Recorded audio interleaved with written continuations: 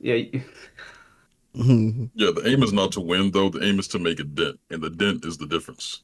Like that's kind of like for me, like if they're like a good example is like when you were talking about um hey Neo, this is a great Man, G, example. Oh you my God, big man, boy. you'll laugh at this one. Pause. Hold on, man. So it's kind of like it's kind of like when you said there and Neo said I don't like Bleach, and then what'd you say, Mike?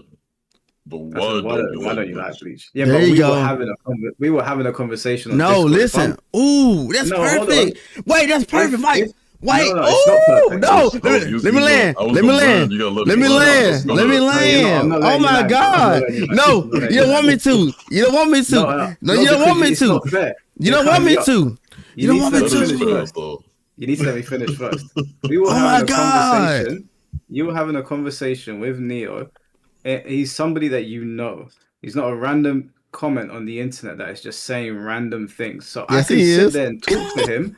He's not a randomer. You know him. But if it he, was he, if he Neo was a saw. random person on the internet, then I would have been like, okay, I'm not gonna bother because this is a waste of time. But Neo was there in the Discord call. I could ask him. This is true, but I think if you are pushing G. content to where people have the opportunity of making a comment, then you making a dent. I'm not saying that you should feel like responsible for doing it because it's definitely not your job to do that. But if you are making content, you know what that comes with because people is what pushes your content. Like each and every individual person pushes that. So like there is Thank you, Machine definitely a Gun sense Wizzy. of liability when it comes to Last stream, what's like up, man? What's up, dog? how people are intaking, your knowledge that you're providing within that content. So when you see someone, make a certain statement, and for you, you do this all the time, right? Your curiosity, hey, why don't you like this? Or can you tell me why this is the way that it is, or why you're thinking like this? And they try to articulate, and they can't, and they go, I just don't like the feel. Okay, well, what is it about it? You're like, hey, what is this? What is that? I've seen you do that plenty of times. So I'm like, I'm not telling you that you're responsible for Machine doing Gun it Wizzy. to everybody. But I do think that with you pushing content, there's a sense of liability with you making a dent for those people who are like a great example, like Billy. Billy. Who's I'm making a Billy? video about Oh, Billy. I'm making a the video about beach Billy. guy. There you go. God, Or man, even like, I forget the about him Neo until you guys instance. bring him up. My bad, Mike. You gonna see Guy's a good tonight, don't nightmare. worry. Guy's a nightmare. I can't stand him. No, I hear what you're saying though. I definitely like if I'm having a conversation with somebody, I want them to, if definitely give me reasons for why they're saying what they're saying. But I still think that there is a contingent of players that don't necessarily know how to articulate themselves, but they know how they're feeling about it. And there's probably somebody that is better equipped to understand what they're feeling and also articulate it, which is where a lot of content creators get their popularity from, because somebody will put into words how they're feeling and they're like, that's how I feel. And so then they press like on the video or they leave you a comment. So I hear what you're saying. For the sake of conversation, it's good to understand why people don't like things, but some people don't really understand how to explain themselves. Yeah, that's okay. But you not being able to explain why you don't like something when you are on the side of like a stand of dooming a game or trying to explain the reason why something isn't good, there's definitely a sense for you to want to be able to explain your stand because you're making a stand on why you don't like something. And since Yeah. you are on that stand, you should definitely be able to explain your stand. What's good, baby? Otherwise, the Shan way that it Marcus looks to the Blake. general public is what? What's up, King Cole? Almighty. Yeah, it looks like you don't know what you're on about, and I agree with you. But no, I completely agree with that.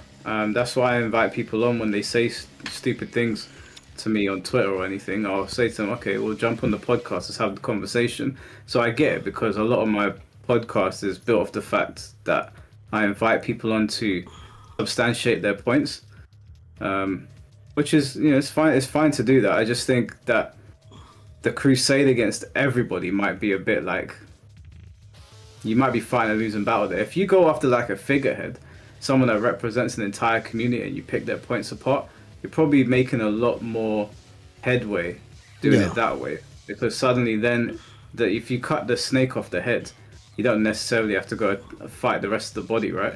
Whereas what you're saying sounds like you're trying to go at everybody, and you're just gonna get a mob on you at that point, and you're not even able to get your point across. Yeah, real quick, Mike. So for me, you and G6 know me. I mean, Mike, you're starting to see how I come at people. It's kind of aggressive if I got beef with them. How do you see someone talking shit about you, invite them on, and be like kind of cool and collected? Me personally. Mm-hmm. Yeah, cause like you start talking mad shit about you, and then you be like, "Yo, come on," and then they'll come in there, and then you just be like, "So what's the problem?" And when you see me, what's up, bitch ass nigga? Fuck going on with you, man? What's up? You're like, it's because I'm it's the culture. I'm not saying this like, no, it's not the culture. It's just I'm, you don't be. bothered by it. Oh no, okay. You're not friends with them. You got some kind of anger in your voice, but it's still what's up? What's the problem? Type shit. Yeah, because we can't, like, there's no point in getting aggressive over the internet. We can't reach through the screen and strangle the person, can we? I feel like I can. I feel like I could. Definitely try to. Maybe you guys in the military have some Stranger Things technology or let you through the screen, but over here in the UK, all we have is tea and biscuits. So the best I can do is tea and biscuits. And is it true? Is it what is it? What he said in the video? Is it wet cheese fish eggs? Is it wet? Oh no. I don't know what that is. I don't know what sewer you remember he said no. You remember the video he posted on Twitter? It wasn't. He said, "Only thing you guys got is beans and toast." No, he said beans and toast. Then he said it was a wet something on something. Yeah, but toast isn't wet and soft though. And then he said, "How dare you?" He said, "How dare you talk about English tropics?" You know what? Hey, I'm gonna play this shit. I'm gonna play this shit. This shit's funny as hell. As Michael said, I don't know what you want about, but what I was saying in relation to being calm is that if you pop off at people, they're not going to talk to you. So the best course of action is to just talk to them with a level of respect. And I think that I try my best to not behave like a Twitter bot. And luckily, because of my personality, that makes it pretty easy. But I don't want to come off acting like an unhinged Twitter bot on my computer. Because you say something so random, like you don't think it's going to upset anyone, and you'll have somebody in your mentions going, "Oh, kill yourself." And you're just like... Like, I understand what you're behind a keyboard and that, but like, chill. So I don't know, man. People act weird. I don't want to act like that. G, you gotta watch this shit real quick. G, let me get your undivided attention. Let me see. Hold on. One second. G, this shit is funny as hell. You haven't even seen the other ones are funnier than this as well. He's done loads. He did. Yeah, this shit is funny as hell. G. Hold on. Oh, get my bubble now. Hold on. Yo, that Nancy on Tekken 6 soundtrack? I forgot how good that soundtrack was. All right. Let me see. You watching? Good man. My body yearns for potassium. Would you have any bananas lingering about in your living room? Oh, yeah, I have plenty in the kitchen. Just go grab one. I'm sorry, did you say to grab one? Like with my bare hand. What you grab it with is none of my business, brother. By God. Do you believe me to be some sort of simian creature? What pronouns come with that so I can address you accordingly? G6isOP Mike Hollow. A primate, you knave? What would you have me do next? Line up 100 men and see if they could defeat me in a bout of fisticuffs like I'm some gorilla? What century is this, nigga? I have imagined many an ignominious fate for myself, none as primal as divesting a banana of its skin with my bare hands. It would appear some of us would be safer in a jungle than with the rest of civilization. I go sorry for laughing. Coming from the people who eat wet beans on bread and cheesy fish potatoes. Cheesy fish potatoes. Mike, what's up? I don't know what that is. That sounds so nasty. Cheesy fish potatoes? That's so damn nasty, man. salt British cuisine. I will not stand for this. I beat myself from the likes of a varlet like you. Right. That's so nasty, man. That man is the goat. I don't know what that is. I've never heard of that before. Cheesy. Apparently it's cheesy, Mike. We have beans on toast, but I don't know what that soggy fish potato is that he's talking about. That sounds so nasty. But to answer Shin's original question, on the internet, I'm just chilling. In real life, if somebody approached me like that and spoke shit to me, then my demeanor would change. But there's no point in me losing my temper on the internet. It's not going to achieve anything. All you're going to achieve is this clip that's going to live online of you forever, of you crashing out and acting like a baby. You know, so it's better to just chill out and just have a conversation. How can I get mad at a man through a screen? Like, really and truly. Yeah, a Goku profile picture. How dare you get mad at the British cuisine? Come on, man. Say it, Mike. Mike, I'll give you 10 right now. How dare you? You will not appropriate my culture, good sir. Good sir. Yo, Mike. Yo, G6, when I was laughing, I felt Mike's fist balled it up. Like you son of a bitch. So, if you come to the UK talking like that, you'll find yourself in some fisticuffs. Fisticuffs.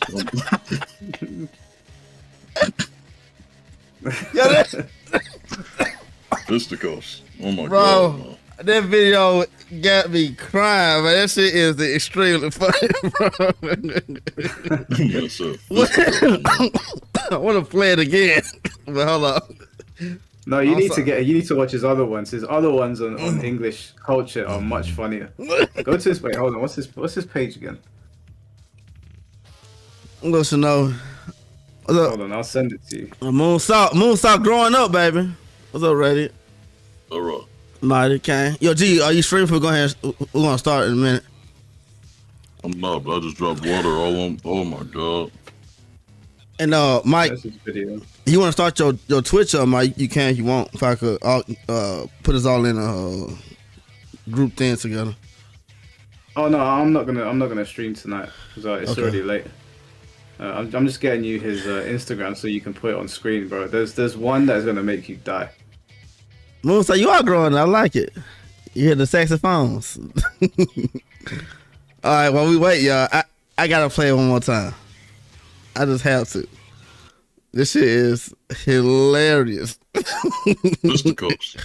Yeah, yo, fisticuffs, baby. No. Yeah, Shinblade, put this one on the screen. I sent it to you in private message. Good man. Good man.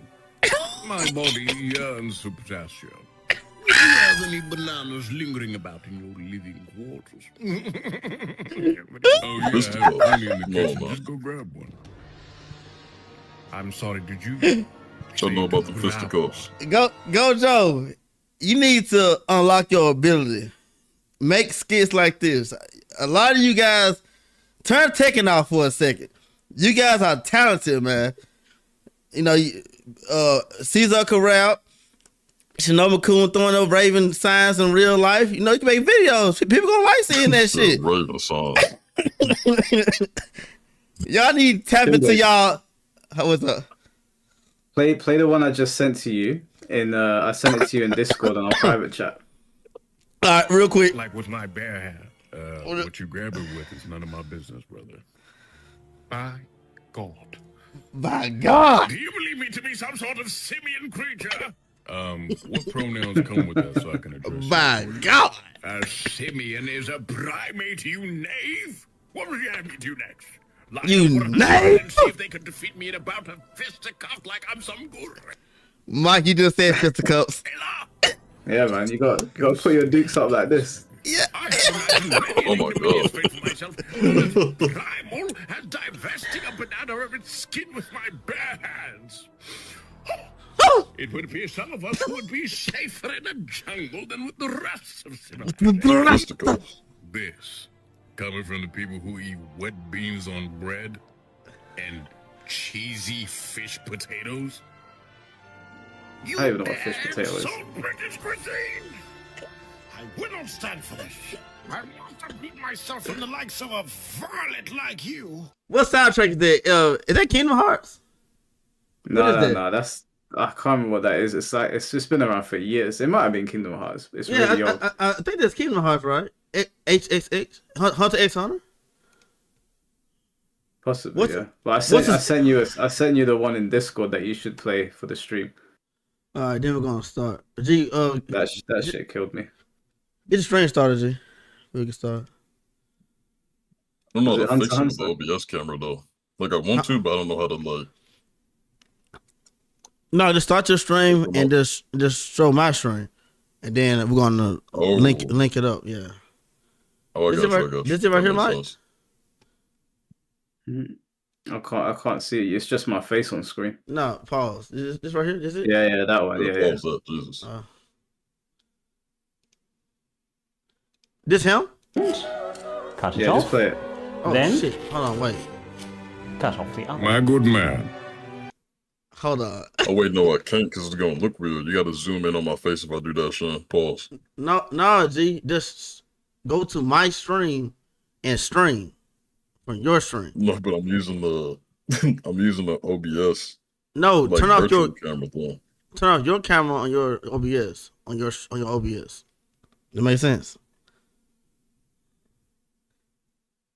Yeah, but G. that's how I get the green screen thing, right? Because you can't use it unless you got the OBS virtual No, camera. G. Don't have no camera on your OBS. We're gonna basically share the same stream you're streaming too, because you're on my stream.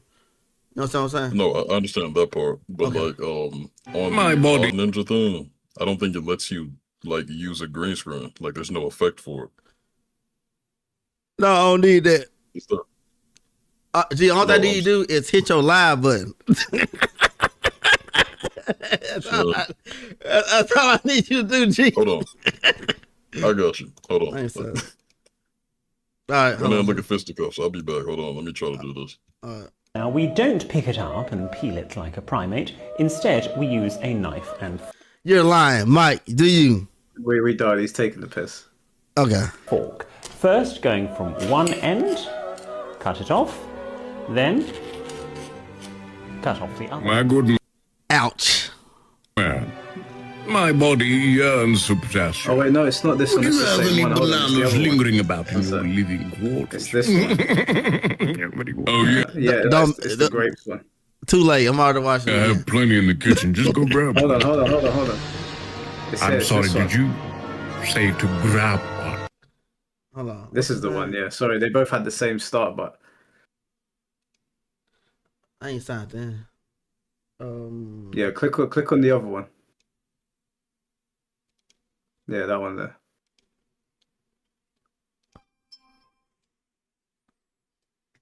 Switch your size. Switch your size. No, you went to his profile. You gotta click on the link. No, I didn't. I clicked on the link. No, you clicked on his name. Yeah, there you go. Yeah, there you go. This is the grape one. Instead, Is this real? we're using grapes. Yeah. No, it's real. Like, My good man, may I trouble you for some grapes? The grapes are downstairs. There's a bunch. Have at it.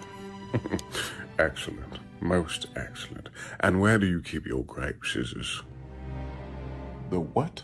The instrument with which you remove the grape from the vine.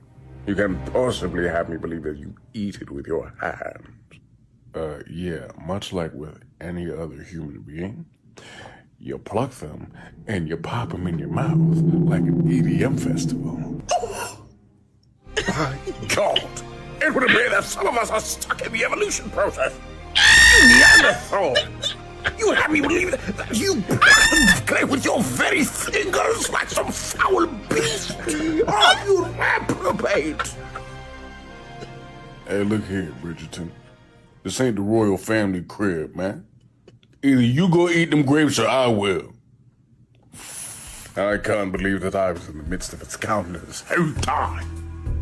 Your very presence sullies my essence. I must remove myself.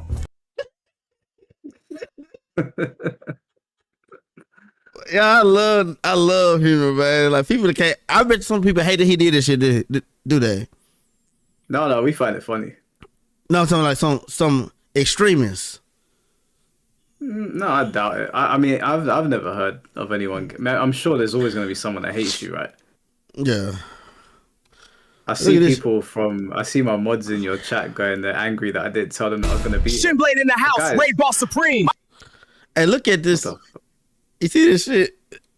Yo, AI is crazy as fuck, bro. Hold on. Other guy sent me this shit. Hold on.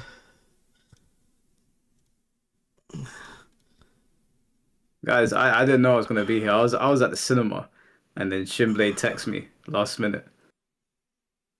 Shinblade in the house, Raid Boss Supreme. Magic strikes back, you won't survive the scheme. My bars hit harder, watch your empire fall. You say, G? I was watching Bone Temple 28 years later. 28 years later. Oh, the new movie. Yeah, it was really good. Really, really good. Bro, AI. Yo, just think about it. This is the beginning of AI. Oh, it's gonna get crazy, dude. I listened to a song today, and I thought it was an actual song that someone put together, and it was AI. I couldn't believe it, and because the song sounded amazing, and I was like, and then my girl was like, "Ah, shit's AI," and I was like, "Nah." Yeah, that's crazy. So this is the original picture. This is the picture, and then you just drop it into Grok, and you get this. That is. It's scary, man. It's scary what's happening. That's scary as fuck. Don't ask me for shit. Oh my god. And he should have stuck to that. That's why we here now. He should have stuck That's to what we here now. No, he should have stuck to that. Just drop the game. Don't answer to nobody. No shop. No nothing. Just look at the right. Look at my face. Look at Mike. Scrim. Getting all upset now. I know you ready, G. AI is going to be lit. Yeah, Moonsaw. Only thing I got put in is how do Moonsaw look like, and then they're gonna show me. Jesus Christ. Lord Everest, you hear me? I'm actually Wait, how do you use your green screen on VOD Ninja? I don't use VOD Ninja. That's for y'all. So we handicapped. No. Oh no, G. You shouldn't want to use your camera on your stream because you're on my stream. No. I know that, but I'm not using the camera on stream. I'm saying on VOD Ninja, you can't change the background. I'm pretty sure you can. I think, yeah, you can because Leapfrog does. Remember? Leapfrog be having my background in his background and shit. This frequency. Ain't that right, Mike? I don't know what you're on about. Bro, when are we getting started? It's 2 a.m. for me. Oh shit! Now, as soon as G6 get ready. No, I'm gonna just use the I ain't gonna start streaming because I'm gonna just have the green screen. Actually, it is what it is. Yeah, I'm gonna just do it that way. Yeah, just do that, John. I'll figure it out later. You hear me? But I just spilled water on myself for like the second time by accident. 2 times in a row. That's what you get for supporting Tekken 8 blindly, bro. Oh my god! Start a Shin. All right. Yo, here we are. We got me. I'm about to start. We're gonna review a video on Mike Hollow, the comprehensive guide to the Tekken 8 hate train. I'm accompanied by Mike Hollow, G6. Please introduce yourself to people who don't need introduction. Can we do this shit almost every week? Yeah, well, I am Mike Hollow, currently 2 a.m. I was not supposed to be here. I was at the cinema with my missus, and then I got a text from Shinblade saying, yo, we're doing a video. I said, okay, cool. I wasn't planning on jumping on, but then I saw a bunch of dudes in the group chat I joined. G6 was talking shit, so I thought, you know what, I'll stick around. Yeah. So yeah, it was supposed to be me and G6, but Mike Hollow wanted to try to defend himself. Tell us why we really here. Tell them why we really here, Mike Hollow. Tell them why we really here. I'm here to listen to how you guys are gonna squirm. You streaming, G? Oh, yeah, I just did it right now. Go ahead, G. G6, for the people who don't know, Mike Hollow is what they call it, a grifter. You learn a new word today. Additionally, we had to clear up a lot of things that was not clarified, I feel, within that video. I feel like there were some things that was a little bit left out, important points that really connect the whole, the symbol. So, glad to be here today. That's cap. I took a video. They did a stream yesterday. It was about 5 hours. In that stream, I spoke for about an hour, and then I spoke intermittently in the second hour, but for like 5 minutes. It was mostly Moonsault and Finn talking. So I clipped intermittently. We ain't getting intimate, Mike. Intermittently. I clipped the first hour that I spoke, and then I left it when Moonsault came in, because obviously that's Moonsault and Finn talking, He said I took it out of context. We got all the context of our conversation in there. Moonsault took it in a different direction, which is a direction I didn't support. Most of it anyway. So that's why I didn't put his part on my channel. Because then also I'd just be taking your whole stream and putting it on my channel. That wouldn't be cool, would it? No, I didn't think so. The silence. No, wait, hold on, wait. I was setting up something. Hold on. I was setting up something. Hold on. Let me line. Yeah, so we are gonna be reviewing this video too, and we'll do the whole thing, Mike. Yeah, I'll stay for as long as I can. If I fall asleep, then just like shout into my AirPods, and I'll wake up and I'll go off stream. You hear me? Okay, so we're gonna pause when you say pause. We're gonna pause when we say pause too now. I ain't gonna say pause. You guys pause what you want. I'm gonna watch you guys try to fight your case, and then we'll go from there. You watching on Discord, G? Yeah. No. Yes. No. Hold on. Do you want to watch on Discord? You want full screen? Oh, could you not get a better screenshot, bro? I look like I'm high off my face. Wait. Hold on, what? Oh, no. This is perfect. This is perfect. Hold on, I didn't get the setup right. I ain't gonna lie. I'm trying to finish doing that as we speak. I'm sorry. No, Yana. Now, who's Yana in your chat? Who is that? Is that a boy or a girl? Because I'm about to get disrespectful. It's a woman. Oh, it's a woman. Okay, Yana, you're lucky. I didn't leave my girl. She's right behind me. You can't see her, but she's asleep. So I got out of bed for my friends here to help them out, guide them in the right direction. I made sure she had the adequate attention today. Took her out in the town, got her some Korean food. Took her TK Maxx. Is she waking up? TK Maxx? What's it like? She's still asleep. That's a clothing store, TK Maxx? No, we're moving in together, so we were buying some stuff for the new place. Oh no, you said TK Maxx. TK Maxx. Yeah, TK Maxx. It's like a big store. They do clothes and like home appliances. TJ Maxx. Yeah, TJ Maxx. No, TK Maxx. TK. Hold on, yo, listen. TJ Maxx and made it TK Maxx. No, we have a TJ Maxx here. It's a clothing store, furniture. Yes. Yeah, but guys, you know the world doesn't revolve around America. There's other things going on. Well, guess what? Right now with the how dare you still U.S. cuisine? Fuck wrong with you? Hold on, cuisine. TK Maxx is a massive store that does like home appliances. They do clothes. They do something else on a different floor. It's very popular here and very good prices.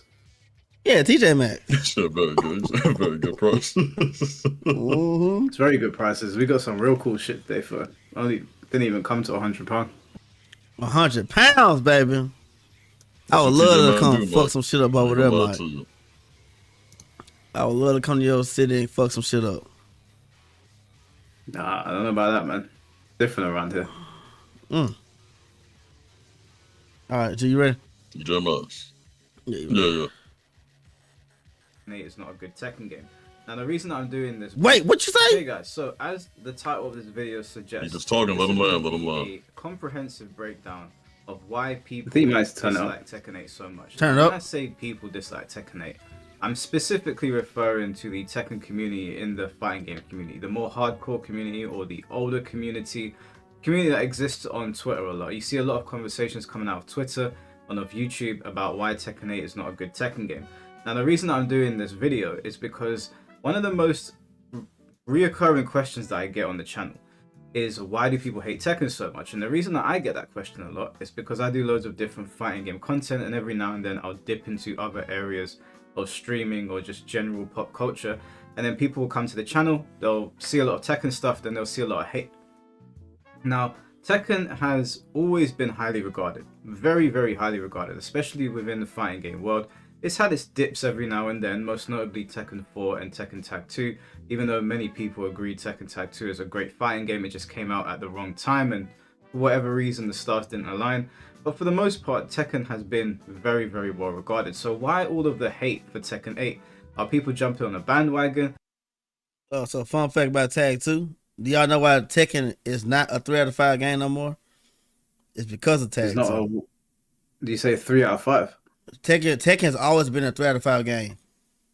Always. Like every game, every iteration, 3 out of 5 tournament. Tag 2 changed the rule. But for some reason, when 7 came out, they did not revert back to 3 out of 5. Because Tekken was 3 out of 5 because you died. Remember, I was saying how fast you die. You died so fucking fast, the game was 3 out of 5. And that shit was still quick as fuck. So, you gotta note that. So, when Neo come on and says the damage is too high, that's why I told him, act like you played Tekken. The game was 3 out of 5 because you died so fucking quick. Tag 2, you didn't die quick, and they remained 3 out of 5. And I remember I played a set at CEO, and everyone was waiting for my set to end. It lasted 45 minutes, literally. But that's not Tag 2's fault. You would only change that rule for Tag 2. Why didn't they change it back? We don't know. Everyone said it's time to go back to 3 out of 5. Everyone thought it was coming back, but they never changed it back. So you get on an airplane and going to play Tekken in the 12 out of 3, it's kind of crazy in my opinion. I think it should be a 3 out of 5. Cause my niche, I used to always go down 0-2 in my tournament matches. When I was growing up, I always get beat the first 2 games. Kind of still like in my ranked matches. I always get beat first, then I'll come back 3 straight. That was my niche back in the day. The reverse sweep. I reverse sweep almost all my opponents. People that was kind of better than me. I get 2 games, I get a read, and I'll be able to beat them. But now it's 2 out of 3. It's way difficult now. Is that the hate and the criticisms legitimate? Well, today I'm not going to sit here and tell you which criticisms are legitimate. I'm going to tell you what people are talking about, so you can get an idea of what is going on. I think today is probably the best time for me to do it because, or at least this time period, because Season 2 has now ended. We're in a bit of a drought. We're waiting for Season 3. There's been no updates. So to catch you up and to bring you up to speed on why Tekken 8 has been heavily criticized and there's been so much controversy, I'm going to go through a bunch of points. Now, I'm probably going to end up missing some things. And if you want to fill me in on those, then you can leave a comment in the comment section and let me know exactly what I missed out on. But for the most part, I think I'll cover most things here. So to start with, and I've got some notes here, Tekken was riding a high. And this was a high off the back of Tekken 7. Tekken 7 is the best-selling Tekken game. It was the most successful Tekken game. It was the one that really brought a lot of people back into the series. As we know, Tekken Tag 2 almost killed the series. And as I said, Tekken Tag 2 is a fantastic game. But for whatever reason, the stars just didn't align. A lot of people said that it was way too difficult. Came out at maybe the wrong time. But that was the facts of the matter. Whether you like it or not, Tekken Tag 2 almost destroyed the franchise, which pains me because it's my favorite Tekken game. But Tekken 7 sort of breathed new life into the series, and it was the highest selling. You also had Mortal Kombat 1 around that time, which was failing miserably, and there was a lot of Mortal Kombat players that were looking for a new home. So the stars were aligning for Tekken 8. So Tekken 8 comes out. You got this whole like Mortal Kombat 1 refugee situation going on where these players don't know where to go. Tekken is now considered the dog's bollocks. This is where you go if you want to get some quality fighting game content or watch some quality fighting game content. So there was a lot of players that migrated over. Now Tekken released, and on day one there were issues, but like most modern games, these things get patched out on day one, and that was no different with Tekken. It was especially good for Tekken's PR because Harada immediately communicated this to us. Harada is the former lead boss of Tekken, or executive producer. I can't remember his exact role, but he headed up Tekken for 30 years most recently. And at the time, MK1 was going through some problems and they weren't addressing them. So this looked really, really good for Tekken. So again, Tekken was riding that high. And Harada had this gimmick, which was don't ask me for shit. And at this point, it was completely fine to run this gimmick because Tekken 7 had mostly done what we wanted it to do. Man, you better stop. Now, this is called chilling. You cut me off. No. No. This is chilling. Let me finish my next sentence, please. There were a couple of hiccups, which we'll talk about in a little bit. And then Tekken 8 had launched in a very favorable state. That wasn't shit. What you talking about? That wasn't nothing. I said that. No, to be clear, there's hiccups that we'll talk about later on. Tekken 8 got hiccups, right? It's kind of vague. It's kind of vague. No. But obviously I've just started the video, so we're gonna work our way down. Yeah. You walk it down. Problems which they then patched out. The first time that I heard people talking negatively about Tekken 8 was when people started drawing attention to how ranked had changed. Now, if you're new to Tekken and Tekken 8 is your first one, ranked wasn't always like this. The ranked mode in Tekken used to have this thing called a deathmatch. What that basically meant was that me and you could go into a match, and in theory, we could just stay there. I could just play you over and over and over again. I think at some point during those matches, the points would start to diminish. I can't remember exactly. The point being is that you could play the same person over and over again. Now, you could leave on the first game. One and done was always a thing. Do you know why Tag 2 is fun for people who want to go back and play it? Because y'all slaw as hell. I gotta say that. When I watch Feedstream, Fenty, whoever want to go back and be like, this game was so fun, y'all's being slaw. Can you agree? You saying I'm being slow? Slow. Oh, sorry. Slaw means sorry. Oh, what does that? I don't even know what that means. In what context? Okay, G, help me out. Sorry. Okay. Sorry, as in you weren't essentially within conversations of like higher levels when it comes to that game. So like, how would you know that? G, footage is from when the game came out. Don't matter. Look at this damn camera. Look at this shit. Now you could leave on the first game. You had that on. Yeah, but Shinblade, this footage is from when this game came out. Look at my arms. They're not even tatted in. This I don't footage care. Is from like 2012. No, this is 2012. When did the game come out? Look at my hair, Shinblade. It's plaited. When have you seen me with plaited hair? Mike, you like something? Your hair like that, Mike. my hair's plaited there. That footage is from 14 years ago. Mike, obviously I didn't know what I was doing. I was cold 14 years ago too. But I'm saying that okay.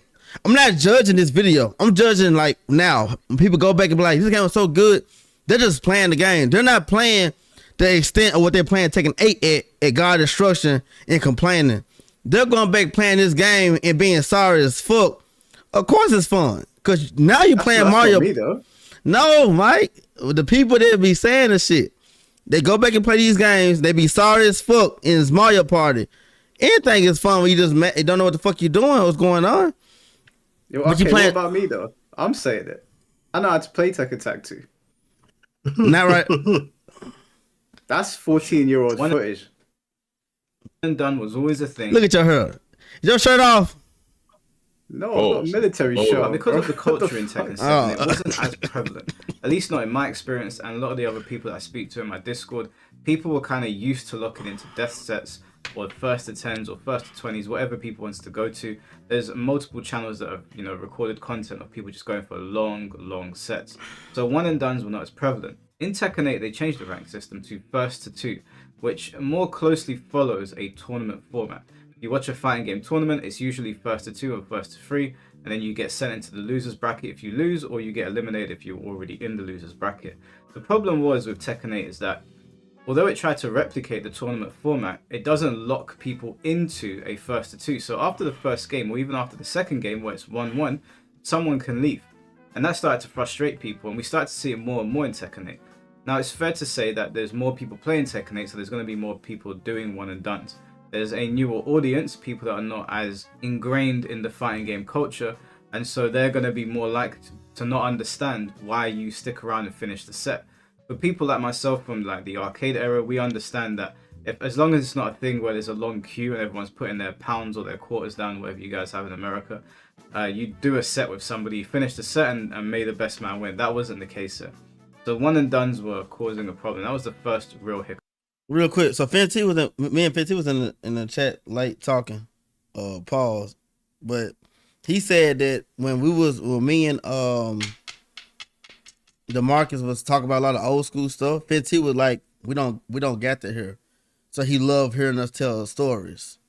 Is that true? Yeah. Well, Finty's in Germany, so I would assume that they didn't have the same resources that we had in the UK, because we had quite a big arcade scene. Okay, yeah. The second time that we saw an issue with Tekken 8 was when the announcement of the in-game shop had come about. Now this came about, I think about a month or so into the game, about a month and a half. And the reason this caused a lot of controversy is that there was no mention of it beforehand. Now it doesn't matter what you think about the shop. What matters is they didn't tell people beforehand, and there is a contingent of the player base that would like to know what they're purchasing. And an in-game shop is a deal breaker for some people. And obviously I didn't know this, because when I heard about the in-game shop, I was like, seems like you didn't tell people that because you wanted to get a higher review, especially off the back of Mortal Kombat 1, which was getting a ton of criticism because it had a rotating store. So the conversation of FOMO came up, and which is fear of missing out. Tekken was looked at as the game that had its own sort of like in-game currency with Tekken coins, where you didn't have to interact with an in-game shop with real currency. And so everybody was sort of happy, but then a month in they announced it, so everyone was like, why didn't you tell us beforehand? This is a bit shady. And this is where the first real chink in the armor came. I mean, the ranked situation was annoying, but I think people were more willing to accept it and just accept that it's a new Tekken game. So them not lying, but also not giving us the full truth was a problem. And it's obvious that the in-game shop was planned well into the game's development. It wasn't something they planned after the game was released. That would be ridiculous to suggest. So it did seem very shady. Around this time, we also had... You got notes, Mike? You got notes? You got notes, bro? No, don't make sure. Whenever we do wrestle, I'll make you work for it. Oh, Jesus. Rage quitting, which is becoming a big issue. Now, rage quitting exists in all games. Every single game that you play online, there'll be rage quitting. But I noticed a significant change in Tekken from Tekken 7 to Tekken 8. In Tekken 7, you would get... This nigga hated Tekken so much, he writing notes. Rage quits. You would. Like, you get people leaving. Oh, wait, hold on. Pause. I like to make sure that I'm prepared when I'm talking about something, okay? Especially if I'm telling people why this game receives so much hate. I gotta make sure that I've got my notes in front of me. Oh, hell yeah, I hear you. That's good. To make sure he's not rambling is definitely the reason why he's doing it. Make sure he's staying on topic, pinpointing everything. It's not even that. It's that this game has been out for 2.5 years now. I wrote everything down because there's so many things that have happened in the 2.5 years.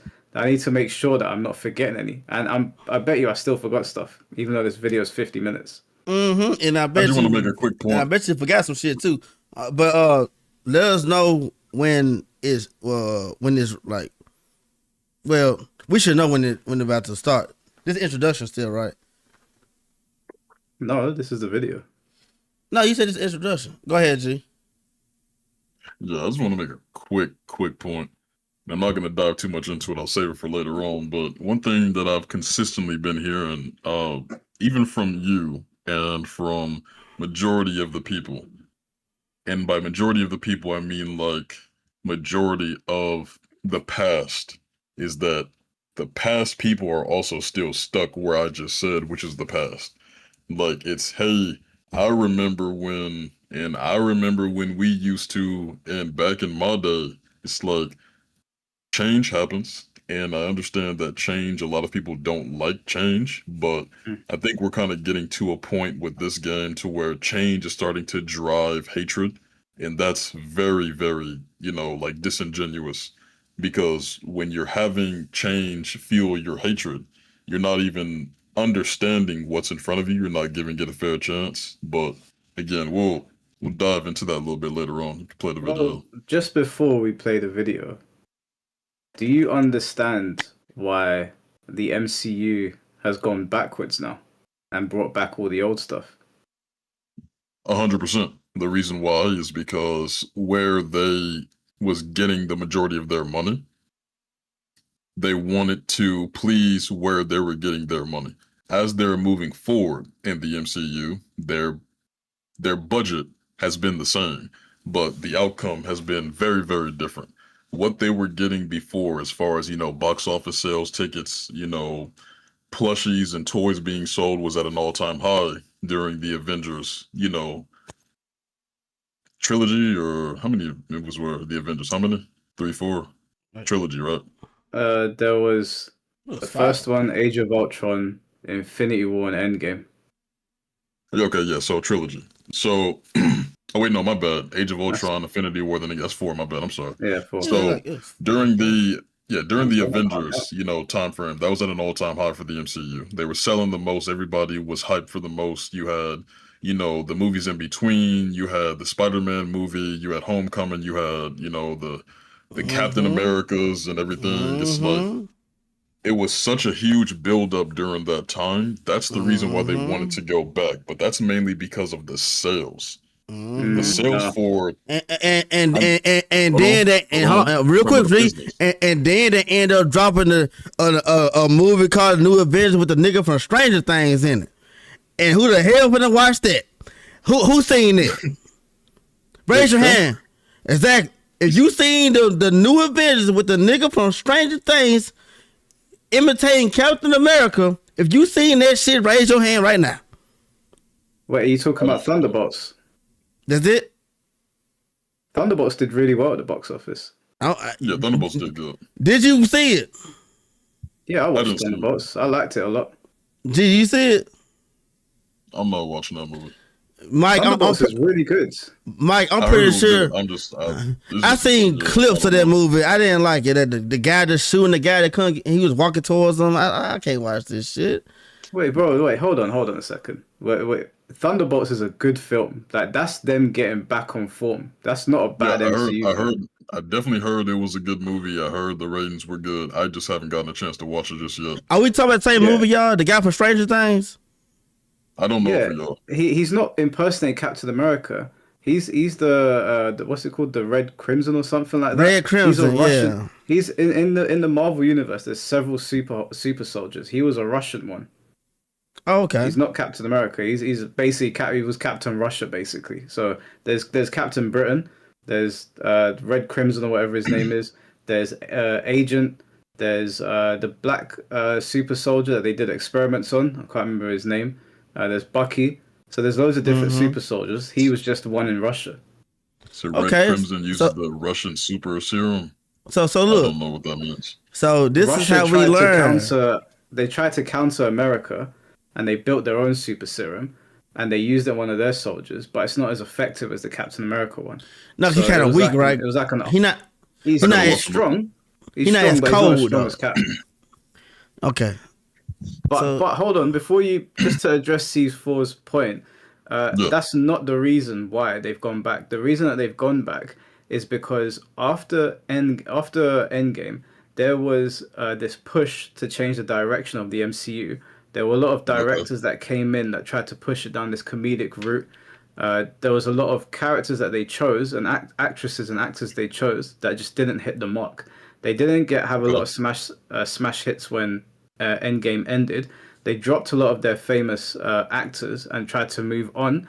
They did try to do some comic accurate stuff like Falcon becoming Captain America, but the problem is that where you have comic books where comic book readers are willing to accept those things, it doesn't necessarily translate to like normal people that don't know anything about comics. They just see Steve Rogers as Captain America and they don't want to hear anything else.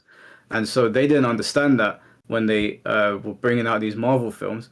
And so they've gone back now because their TV shows weren't doing particularly well. Their movies weren't doing particularly well. Now that they're bringing back the old cast and you look at the views on YouTube of these trailers, they're through the roof. The interest in the MCU has been renewed, so much so that apparently people have gone back to watch the things that they missed to get ready for Doomsday.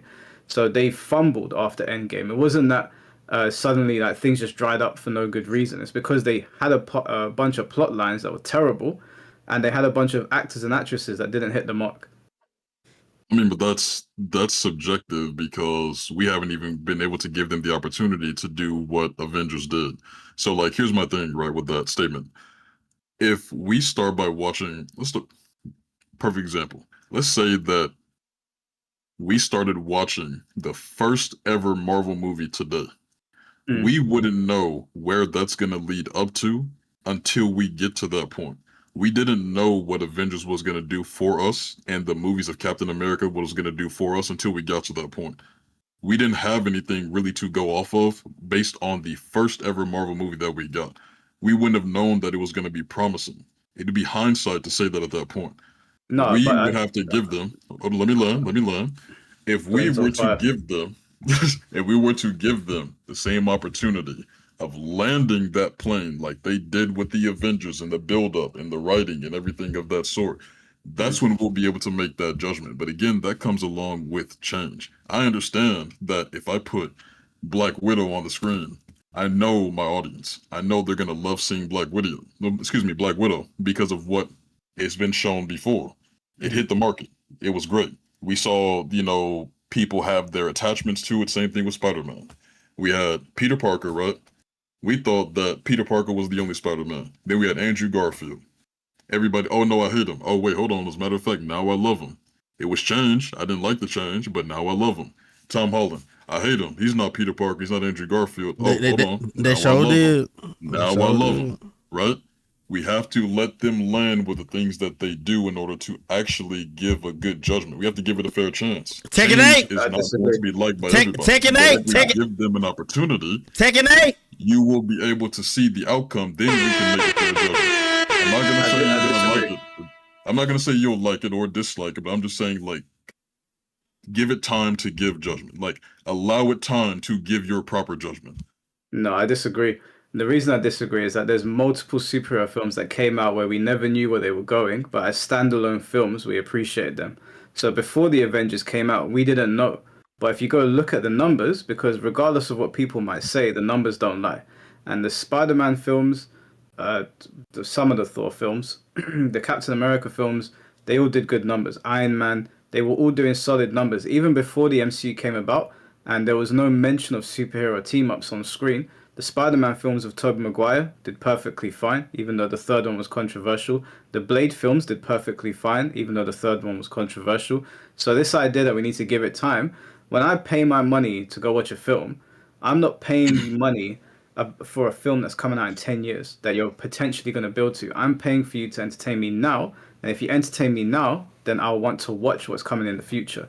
But you can't say to me, the film was mediocre, but just wait until the superhero team up. I don't think it works like that. It works in these standalone films are so good. Now I'm excited for the superhero team up. Now it justifies a superhero team up. So with relation to Tekken 8, it's no good telling me, wait. I paid for this product in its current form. Why are you not giving me what I paid for? You might be good in 3-4 years, and I can accept it, but it might be. But it's not right, at least in my point of view, it's not right now. And it's the same thing with movies. Like the new Marvel lineup is coming up. So far, so good. Like Fantastic Four was hit or miss, but Thunderbolts was solid. The next film we've got coming up is what? Brave New World was all right. That wasn't too bad. I was surprised. If those films didn't hit, then whatever comes next, I'm less interested to watch that. You can't tell somebody, oh, this show's going to get 3 seasons. But the first 2 seasons are going to suck. But when you get to the third season, it's going to bang. And then I turn around to you and say, well, I'm not watching that. That's 2 seasons. That's a lot of time that I have to sit down and watch in your show that's kind of mediocre just for a payoff in the third. You can understand why the audience will be like, why don't you get the first and second season correct to justify the third season? Telling people to wait constantly for good things to happen is not a good way to sell somebody on something.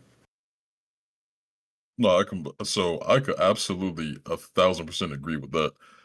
My point though is, as we kind of like, reel it back in, we talk about Tekken. We have to talk about the fact that this isn't the worst Tekken ever that we've ever played in life. So I think that also makes a strong point for this as well. Like, we're not playing with complete garbage right here. Like, we're not playing with the absolute 0%. We're working with something as we're also letting it land to figure out what it's going to be later on. What you're saying is obviously in the point that, if they release a movie, of course, and the movie completely flops and it's absolutely awful, nobody likes it at all. It's not doing absolutely anything. That's where I can definitely, come to terms with you, meet you at the bridge and go, okay, yeah, we messed up there. It wasn't good. Of course, I'm not going to be hyped for the next movie. This statistically is not doing bad at all. If you want to say that it's not exceeding expectations, we're talking about exceeding expectations of what? Because if we start looking at numbers and what's going on, everything is looking, at a very grounded base. You want to talk about reviews? Okay, that's fine. But then we start teetering toward, okay, we're looking at the player base. We compare it to the other Tekkens. We start talking about sales. This isn't horrible. This isn't awful. We have something to work off. We can build off of this because this isn't a dumpster fire right here. You know what I'm saying? Yeah, I agree with you. It's not a dumpster fire, but the problem with Tekken 8 is that it's highly controversial, and they've gone down a road where if they do what I want them to do, I'm sure you guys are gonna have more gripes than I will. But if they do what you guys want them to do, I'm gonna have more gripes. We didn't really have that divide in Tekken before. This divide that we have in the community has never existed before. And yes, the numbers are not bad on Tekken 8, and obviously the game is doing well because they keep on updating the store, which would tell me that people must be interacting with it if they're constantly updating it. But the game is doing well because motherfuckers are still playing the damn game, even the motherfuckers who complaining. Yeah, people are still playing it. But what I'm saying to you is that in order for them to move forward with Tekken 8, they have split the community down the middle, much like what Mortal Kombat did. Mortal Kombat's done it 3 times. This is the first time Tekken's done it. Now, whatever direction they move in, a contingent of the player base is going to get pissed off. For example, if in Season 3, they turned around and they were like, we're going to tone down all of the really gimmicky stuff that you guys hate that we added in. So Victor's teleporting and his plasma blast is not as powerful, or Anna's bazookas are not as powerful, or Nina's guns are basically just weak unless they're in heat, or whatever it might be. Those players that have come in with all of these new changes that think the guns are cool and the rocket launchers are cool are going to get pissed off, and I'm going to be happy. If they go in that direction, I'm going to get more pissed off and they're going to be happy. We never had that split before because we never had the nonsense that is in Tekken 8. We had other things, but it seemed in the past it was a collective agreement on what we liked and disliked. Now it's not. So now Season 3, in my opinion, in my estimation rather, is going to be highly controversial again. And I don't know if this bitching is ever going to stop from either side of the community. Do you know why? It won't. But hold on. Let me land this one, Sean. So here's one thing that he said. His main point there was talking about the controversy and noticing that it's been split. Can I get some confirmation from you both? What is the gap between the years that Tekken games have been released? Can you please confirm that with me? Are you talking like arcade or console? We're talking about when it hits everybody. So we'll just say console, like when the majority of people get it. I think it's like around 6 to 7 years. I know the older Tekken games were much closer. The gap between Tekken 7 and Tekken 8 was bigger than some of the older Tekken games because Tag 2 was 2012. I think Tekken 7 came out on consoles, I think 5 years after that, 4 or 5 years after that. But I know Tekken 4 to Tekken 5, Tekken 1 to Tekken 2 to Tekken 3 was not a big jump. They all came out relatively quickly. And then I think there was to Tag 1, there was a bigger jump. I don't remember the exact year. Tekken 4 was not that long after. And then I think Tekken 5 was relatively soon. Tekken 6, I think, was 3 years later. And then we started to see bigger, there was a bigger gap in time between Tekken releases after 6, I think. Okay. The reason why I'm asking is because with the point that you're making of, hey, the community's never been this split and it's never been this and it's never been that. The only people that you are going to see during that time that you can even vouch for are the people that are showing up at those 20 and 15 people tournaments, right? Who took their time or their money to go and travel to go and play that game. What about the other people that were sitting at home that could have possibly had that game?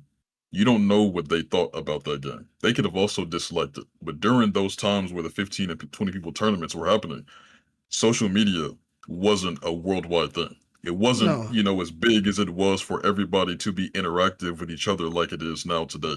How On everybody's forums. so openly providing their opinion. You had forums, and even those forums wasn't providing you everybody that was in that community. Yeah, It's a forums lot more wasn't open and free and important. accessible for people to go out there and just simply type something and then post it on Twitter. It's all free, it's all available, it's not hard to find, it's a popular URL, it's being pushed in front of your face. It's easy for you to see. So that statement would be invalid because you wouldn't know what people thought about those older games. We don't talk about that until now, where we have the capability of letting you know, hey, look, I didn't like Tekken Tag 2, for example. Like, you wouldn't have known Neo telling you, hey, I didn't like Tekken Tag 2, even though you both played at the same time, because there was no platform for you to communicate with each other to know that at that point. That was popular. The only You get what I'm pushback I'll saying? have to that is at the beginning of this video, I said specifically that I'm talking about the FGC. So, with relation to that, we would know because we had the forums, which is where the FGC operated, and we had the arcade scene. So those would be our locals, and the forums, although they're not as big as Twitter, that was our FGC. And then it would also be fair to say the FGC was much smaller back then than what it is now. So we had less voices, so it was easier to pick up the conversation. Especially when you go to the arcades here in the UK, we had a couple of big arcades that had different people in each, and you'd get a general consensus from them. And then in the UK, we had Neo Empire, and I think we shared like loads of people on Shoryuken.com. There was Capcom Unity, where they would talk about like Tekken games as well, and you'd get a general idea of what people were feeling back then in the smaller scenes, right? Because we all agree the FGC was much smaller back in the mid 2000s and 90s, right? For sure. Yeah. Yeah, so you would get an idea. You'd get an idea of what's going on. Like you wouldn't get as good of an idea as you would now on Twitter because everybody's got a voice, but you'd still get an idea. And I remember when Tekken 4 came out, we got the idea that people weren't happy almost immediately. Like I couldn't speak to anybody that thought that Tekken 4 was a good idea. So back then you did hear a lot of backlash, and I remember hearing of players going back to Tag 1. They were like, "We're not playing Tekken 4. We're going back to Tag 1," and that was happening everywhere. So even with the internet in its infancy and us only having access to the arcades, I still knew that Americans weren't playing Tekken 4 like that. There were people going back to Tag 1. Yeah, but the way that you would have, hold on. So the way that you would have started off by knowing that it wouldn't have been available on the internet. And if you're talking about the forum, you're talking about Tekken Zaibatsu, right? Yeah, there was Tekken Zaibatsu as well. Yeah. Okay, if you're talking about Tekken Zaibatsu, I believe Neo had confirmed a number. I know if you guys were a part of it, you can as well. If you can tell me like the base number where how many people were online on that forum at that time, wouldn't you say that's only in the what, maybe 1,000, right? Let, If that, it was if less than that, maybe 1,000. 1,000. Probably Maybe, Less than 400. 1,000. How big was the FGC back then? Though? Like Was like it a couple 400 thousand? people on the Zabatsu. Like, it wasn't 1,000. But- Yeah, it wasn't So 1,000. when you okay, so if we're talking like 400 to 500, you're talking about how big the FGC was. You wouldn't know because you don't have the capability of looking online to find those people, and they don't have the popular forums being pushed in front of their face for them to go online and feel free to publicly speak on that forum. You wouldn't know that. Like I can tell you right now, for example, right? Like my brother was really good in the Mortal Kombat game, back in the day. But at that time, when social media was not, very popular and it was being pushed in front of your face, the only thing that he could do was go offline to go and fight people like Chris G, who also lives in Vegas, right? That's the only time he would be able to go and like really, publicly speak about this game and make his points. There was nothing that was being pushed in front of him for him to be able to confidently go online to go and speak, to provide his public opinion besides going offline.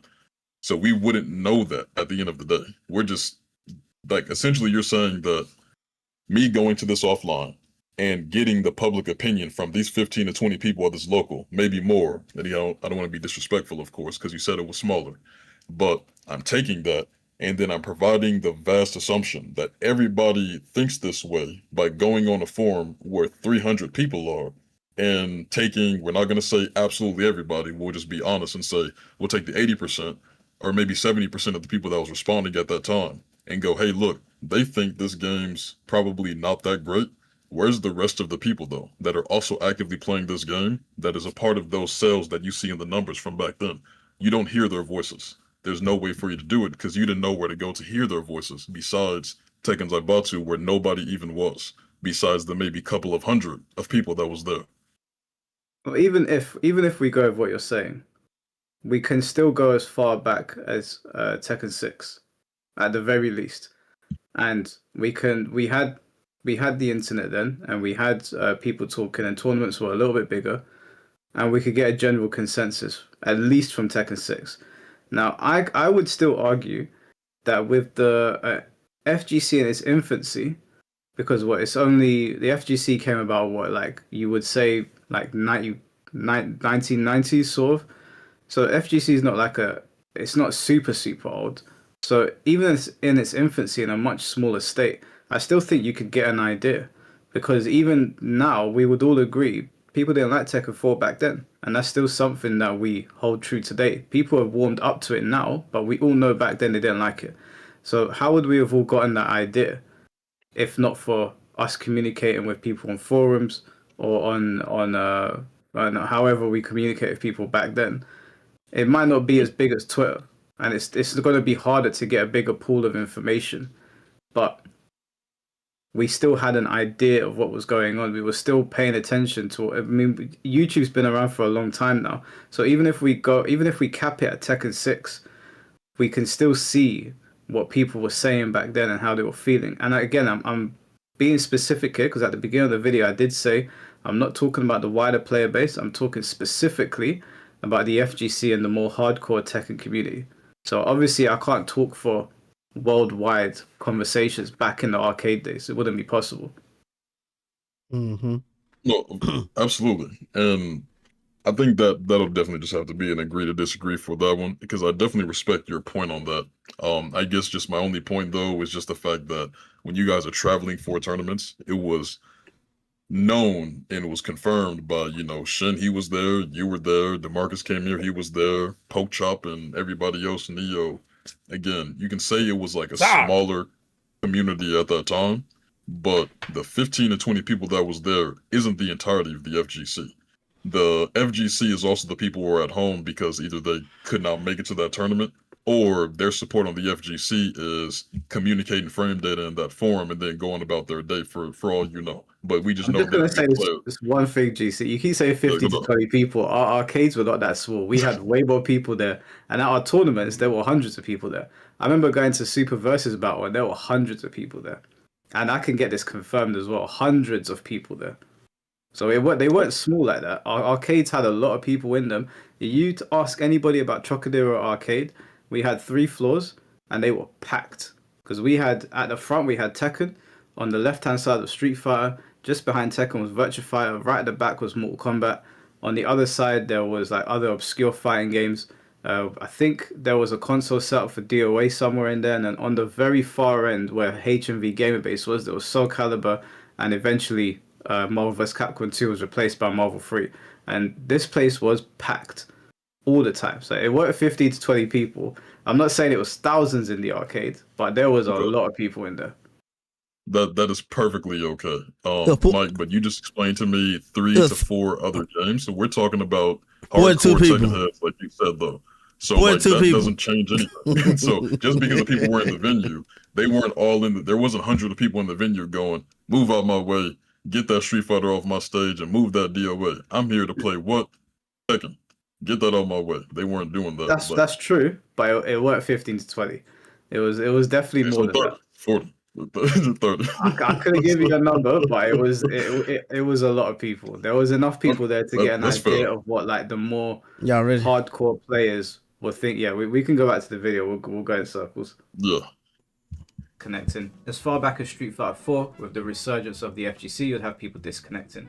I'd never seen anything like the disconnect rates in Tekken 8, and it was so big and so ridiculous that there were articles being written about it, there were Twitter posts going up saying I can't go more than 2 games without somebody rage quitting. Now obviously with the influx of new players, because Tekken 8 sold stupidly well when it originally released, I think it sold like 2 million copies in the first month or something like that. With the influx of new players, there's going to be a lot of people that again don't understand why rage quitting is a problem. You'll get a lot of messages from people saying I just don't want to deal with this stuff, which is not really something that we champion in the fighting game culture. We sort of just say, you know, we have to get on with it until there's a patch. We might not like it, we might even be privy to send hate mail, but at the end of the day, you finish the set and you move on and you figure it out. People weren't doing that, they were rage quitting, so there was a lot of conversation around that. And the biggest problem with this is that we saw other developers from other games, whether it's from other genres or not, that were responding to rage quitting and saying that if you're going to rage quit, then you're going to get banned from playing online, or there'll be some sort of penalty. There was no acknowledgement from the Tekken team at the beginning, and that caused a lot of problems. Around this time, Eddie Gordo was also announced for Tekken 8. Now, Eddie Gordo was a big problem because since Tekken 3, Eddie Gordo has been a staple of every Tekken game, apart from Tekken 4, where he was switched out for Christy, who is, I believe, his cousin. Now, Christy being in the game was not a big deal because she still used Eddie's moveset. So if you were an Eddie fan, then you didn't have the guy there, but you had his moveset. So it was one of those things where you're like, okay, I'm not favorable to this, but it's okay. And then obviously it brought in some new fans because there were people that really liked Christy. So other than that, Eddie has always been a starting member of the Tekken roster since Tekken 3. Tekken 8 was the first one where they said, nope, we're going to charge you for him now, which a lot of people looked sideways and they were like, we get why they're doing it because Eddie is arguably the most popular character in the game, or at one time he was. A lot of people got into Capoeira because of Eddie Gordo. There's loads of videos on the internet to corroborate that. But it seemed kind of sleazy because it was like, you know, we're going to pay for this character. You couldn't have come up with an original character, or you couldn't have put an older. You know why he was DLC, Mike? Why? No, I said, do you know? Yeah, because they know that they can get away with charging for Eddie. He's popular. Oh, wow. No, Mike, he's completely reworked. He is a brand new character. Why you rolling your eyes, Mike? That's why he took a minute. Mike, he's not Eddie from... Hold on, can you agree with this? He's not Eddie from what we remember. Nothing. Yes, they did rework him, but they reworked not just a couple of new moves. He's reworked the whole character. But you understand the optics of charging for a legacy character like Eddie. No, I understand it, but I'm saying if he was Tekken 7 Eddie, or just Eddie, he would have been in the base roster. Can we agree with that? Base Eddie. No, I can't agree with that because they charged for Heihachi as well. He's reworked, and he was dead though. No. He supposed to be dead. There was a good surprise. Hold on, Mike. Hold on, wait. CG, he's not in the field. Everyone was saying he's not coming back. Mike, everyone was saying, Mike, hold on, wait. These are facts. No, they weren't. That's wow. Wow. There was hold on. There was. So hold on, I'm not gonna fully agree with the point that Shin is making, but he did say something that was important though. For one, people were saying that it could have been split 50-50, not too sure, we don't know. But there was definitely a lot of people saying that he probably wouldn't come back, which will probably make sense. There was videos on it even. But what I will say though, is that the point that he makes about these characters having things like installs and reworks, giving, paying for the credit and I guess you could say the hard work and time that they put into the rework of that character. I don't think there's anything wrong with that, but I do completely understand the point of saying hey, look, if this character's been in the game and again the staple base roster forever, it kind of seems a bit weird for you to make me pay for this character again. But what you can also say is that once I purchase this character, I'm like, yeah, this is the same old Eddie. Wait, hold on. New look, new mechanics, I have install. This is a completely new character from what I'm really used to. This is a nice design as well. New rage art. It's not like when they did Leroy, right? Leroy, you could say is like a copy and paste. You have a better argument there when you say Leroy is more of like a copy and paste compared to having like Tekken 7 when he was released. Seeing what he has in this game, there's not really too much of a difference by any means. So he was what? Base roster. There wasn't installed too much. He didn't get anything really splashed on top, no cherries on top. It was really the same old Leroy that you're getting from T7 to TA. So I'm just saying, I don't think that there's a 100% as to like, oh yeah, no, I don't care if this was reworked. I shouldn't have to pay for this. I don't care. He's staple. He's been there forever. I don't fully agree with that. I can see both sides though. I can understand where you're coming from, but my problem here is that I paid you for a full price game, a brand new game, of which I expect brand new things to be in there. So you're taking a legacy character that's been in every Tekken game bar Tekken 4, and he's a costume in Tekken 4 anyway, so he's in every Tekken game since Tekken 3. And you're taking them, and you're telling me I have to pay extra because you decided to rework the character, even though there are characters in the base roster that have brand new movesets. So I'm looking at that, and I'm looking at Eddie, and I'm like, he's always base roster. You couldn't have chosen another character. Like, you understand the optics as well, because a lot of Tekken 8's hate comes down to the optics as well. A lot of the times, these developers make some really backwards decisions, and you're just like, why would you do that? It shouldn't be a big deal, but it's going to be a big deal now. Now, Eddie, when I saw it, I was like, this isn't going to go over well. Charging for Eddie Gordo is not going to go over. You could have chosen a lot of characters, and by the way, the rework of Eddie is not very impressive, if we're being completely honest. The older versions of Eddie are more interesting than what we've got now. I'm sorry. I do not like the rework of Eddie, but that's irrelevant because that's opinion based. Yeah, that's all opinion. Okay. Yeah. That's all opinion. I'm not saying that's fact. I don't like the rework, but you can't, like, if they do this again, let's say Jin's been in since Tekken 3, right? He hasn't missed a Tekken game. If they then decide to rework Jin's moveset and then say in Tekken 9 you're going to pay for Jin's going to be the first DLC character, do you think that's going to go over well? Probably not. So why would it go over well with Eddie? But I wouldn't like to hear like the fact that it's like what's the term they use? Didn't they rework Jin already? Jin's already been reworked, right? When you go from Jin Tekken 3 to Tekken 4, those are two different characters. Yeah, two different characters, karate. Yeah, reworking a moveset for a legacy character is not justification to take them off the roster and make us pay for them. I don't think that's today's acceptable. A little bit different. Today's a little bit different, though. You don't have to agree with it. It's definitely opinionated for sure, but today's like very, very, very different.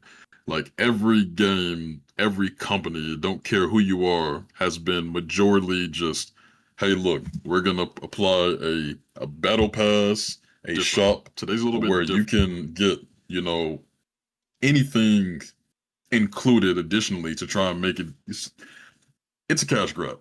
That's kind of the word. So I think that cash grabs are not good though. Hey, look, I'm not gonna say that it is, but I don't think that a cash grab should be deemed as like a bad thing and like something you can use as like malice toward that company though, because that's every game nowadays.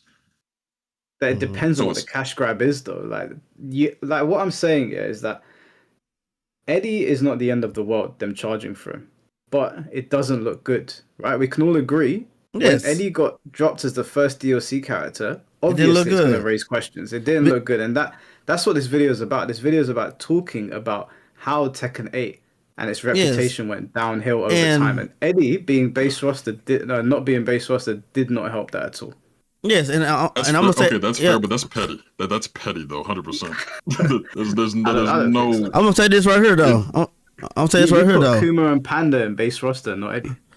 I think first DLC should have been Akuma, right off the bat, Akuma, and it would have been like, look, okay, look, for y'all can stop thinking, people thinking like I'm just I ain't like Eddie for DLC. I think this game should have been like firework after firework after firework. If Akuma was the first DLC, that would have sparked so much shit, and we would have hated it. We would have hated it, like, fuck, he's coming back. But it would have been exciting at the same time, like a guilty pleasure. You know what I'm saying? Because it's Akuma. It's Akuma. Like, wait. You gotta think long term. We hate Akuma, but we would not have been upset because that's Akuma. You know what I'm saying? Like fuck, he's back. But hey, we gotta deal with it. We're taking Tekken 8 into the future, right? They're changing things up. Why are you going to rehash something that has already been proven to piss people off? Akuma was exciting in Tekken 7. It was very exciting, but we've already done that.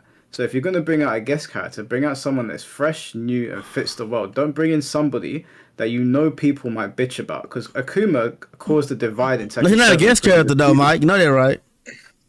Well, he was in Tekken 7. Now, I understand that he's a part of the story now. No.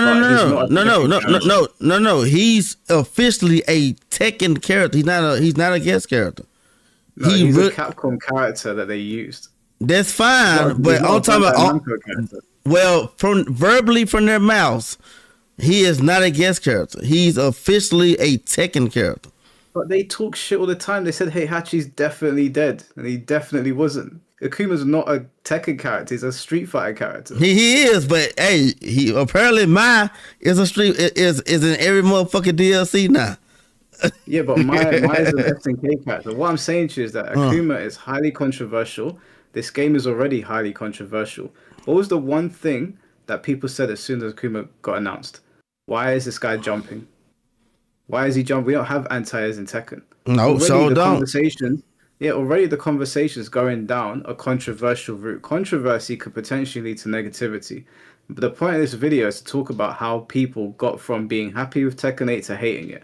And if you add Akuma in, who already terrorized people in the tournament circuit, you're going to have people like Arsene Ash, who you cite all the time as being the reason that people hate Tekken 8, going, you guys put this guy back in Tekken. What do you think is going to happen then? If what you're saying is true, if your theories about Arsene Ash and these influence is true, their hate for Akuma is going to trickle down into the casual players, into the people that you say just parrot what people are saying, and they're going to get more hate.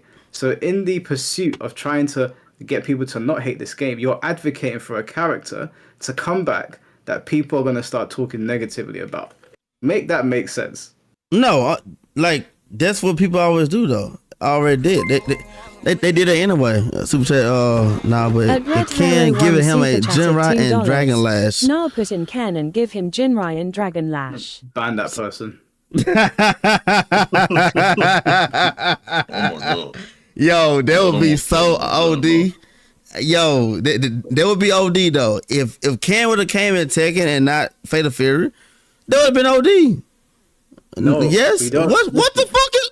No, I don't want Tekken to be Street Fighter. I want Tekken to be Tekken. If you're gonna put a guest character in Tekken, they need to make sense for Tekken. My bad, Mike. So my theory is when they always put a Street Fighter character in Tekken, we thought here in Memphis they was gonna utilize their fighting style more. You know, moves they don't use in Street Fighter, but that failed to be the case. So maybe Ken would have did it. Like he would have used more moves, because Ken does have more moves than any Shoto. You know that, right? He has more moves in history. Like he has history of move changes. Ken is the most changed Shoto there is, and he could have been perfect for Tekken. Yeah, but if we've already seen them put one Shoto in the game and make him just like a Shoto, why would we trust them to do it again? The second time beats the first. Hey, but it doesn't though, because look what they've done with Clive. They put one Final Fantasy character in 7. We said, yo, we don't like this. Oh, no. They said, you know what? Hold my beer. And they put another one in. They did better with this one, though. He's not as cheap as Noctis. He's not. I'm not saying he's as cheap as Noctis. Okay, yeah, okay. Irritating. He causes a lot of screen noise. And I don't think... Clive is not as popular as a lot of other Final Fantasy characters they could have put in the game. He's just not. Like, okay, right there... Everyone been crying for Tifa for damn near 8 years. Forget Tifa, man. Get off this hype train. No, but listen, if you listen to the people, Tifa was the character put in the game. Everyone wants her in Tekken. No matter if you like it or if I don't like it, you don't like it. But that would have been the Final Fantasy move, Tifa, over any other character in Final Fantasy. Tifa number 1. It would have been, but we've already had 2 Final Fantasy characters. The dream is dead. It's over now. Stop putting Final Fantasy characters in Tekken. Enough is enough. It's irritating. There's other games out there that make more sense. They fucked up with Cloud. So like I said, I'm not gonna agree with everything. No damn Tekken. Cloud was a fucking fuck up. People didn't know who the fuck that was. they put Cloud on the game for free. We know that. That's out there. We think they put that man on the game for free to keep making content, but he didn't like the damn character. He actually likes Noctis. They should just put Noctis back in the goddamn game.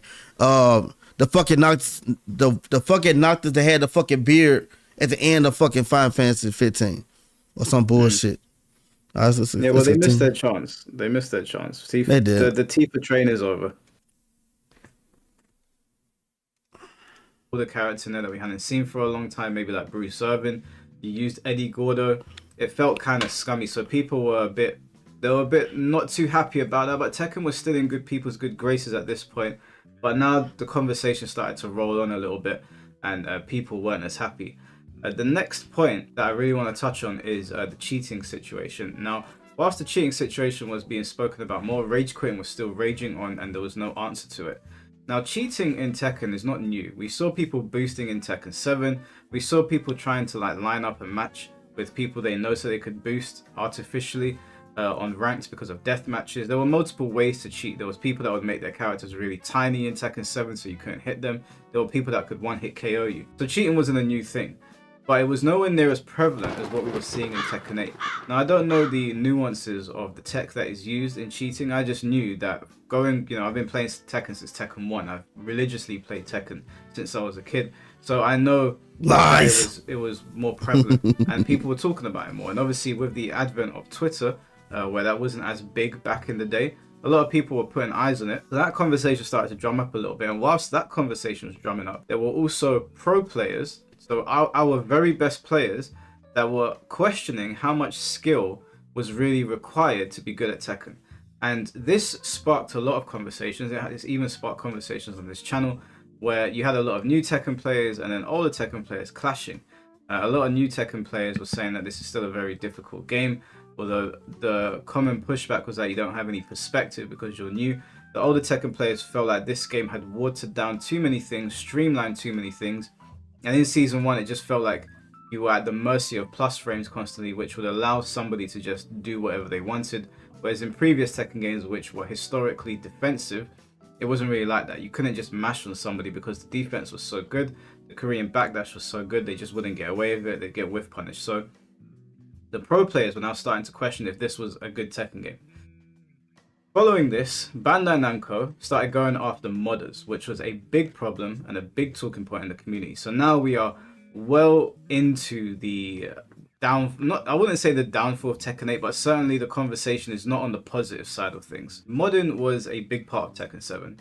There were loads of communities that would use Tekken 7 to showcase different costumes. And as far as I'm aware, and according to a lot of modders that I spoke to at the time, Bandai Namco was not going after their channel. They were able to produce content on YouTube, make some money from it, and provide to the community what they believe to be good content, what I also believe to be good content. And so it was never a problem in Tekken 7. But when Tekken 8 came around, Bandai Namco was not having it. Now, I don't know if it was Bandai Namco or the Tekken team directly, because we see Sparking Zero, which is another Bandai Namco product, where people are literally creating whole other anime characters and putting them into the game, like Ichigo, Jotaro. I believe there's even been mods for other characters as well, where it's starting to look like Jump Force, like a crossover game, a crossover Shonen Jump game, and they haven't nuked these channels at all. And so it was a bit weird to see the Tekken team go. That's a good ass fucking mod. I wish the Tekken team would put as much work into costumes as that. Entire channels will be taken down without warning. So people that had built up these big communities over the years, because Tekken 7 was around for some time, it was just gone overnight. And this really hurt the relationship between Tekken and the community, the Tekken team and the community. And a lot of us covered it. I covered it on this channel. A lot of modders had a lot of things to say about it, and it was kind of relentless. It was no mercy. It was no holds barred. As far as Bandai Namco was concerned, that just continued going. It went on for some time, and a lot of channels that we come to know as like modding channels, where we'd go to see some really cool mods, they were just gone overnight, and we felt like we'd lost a portion of the community.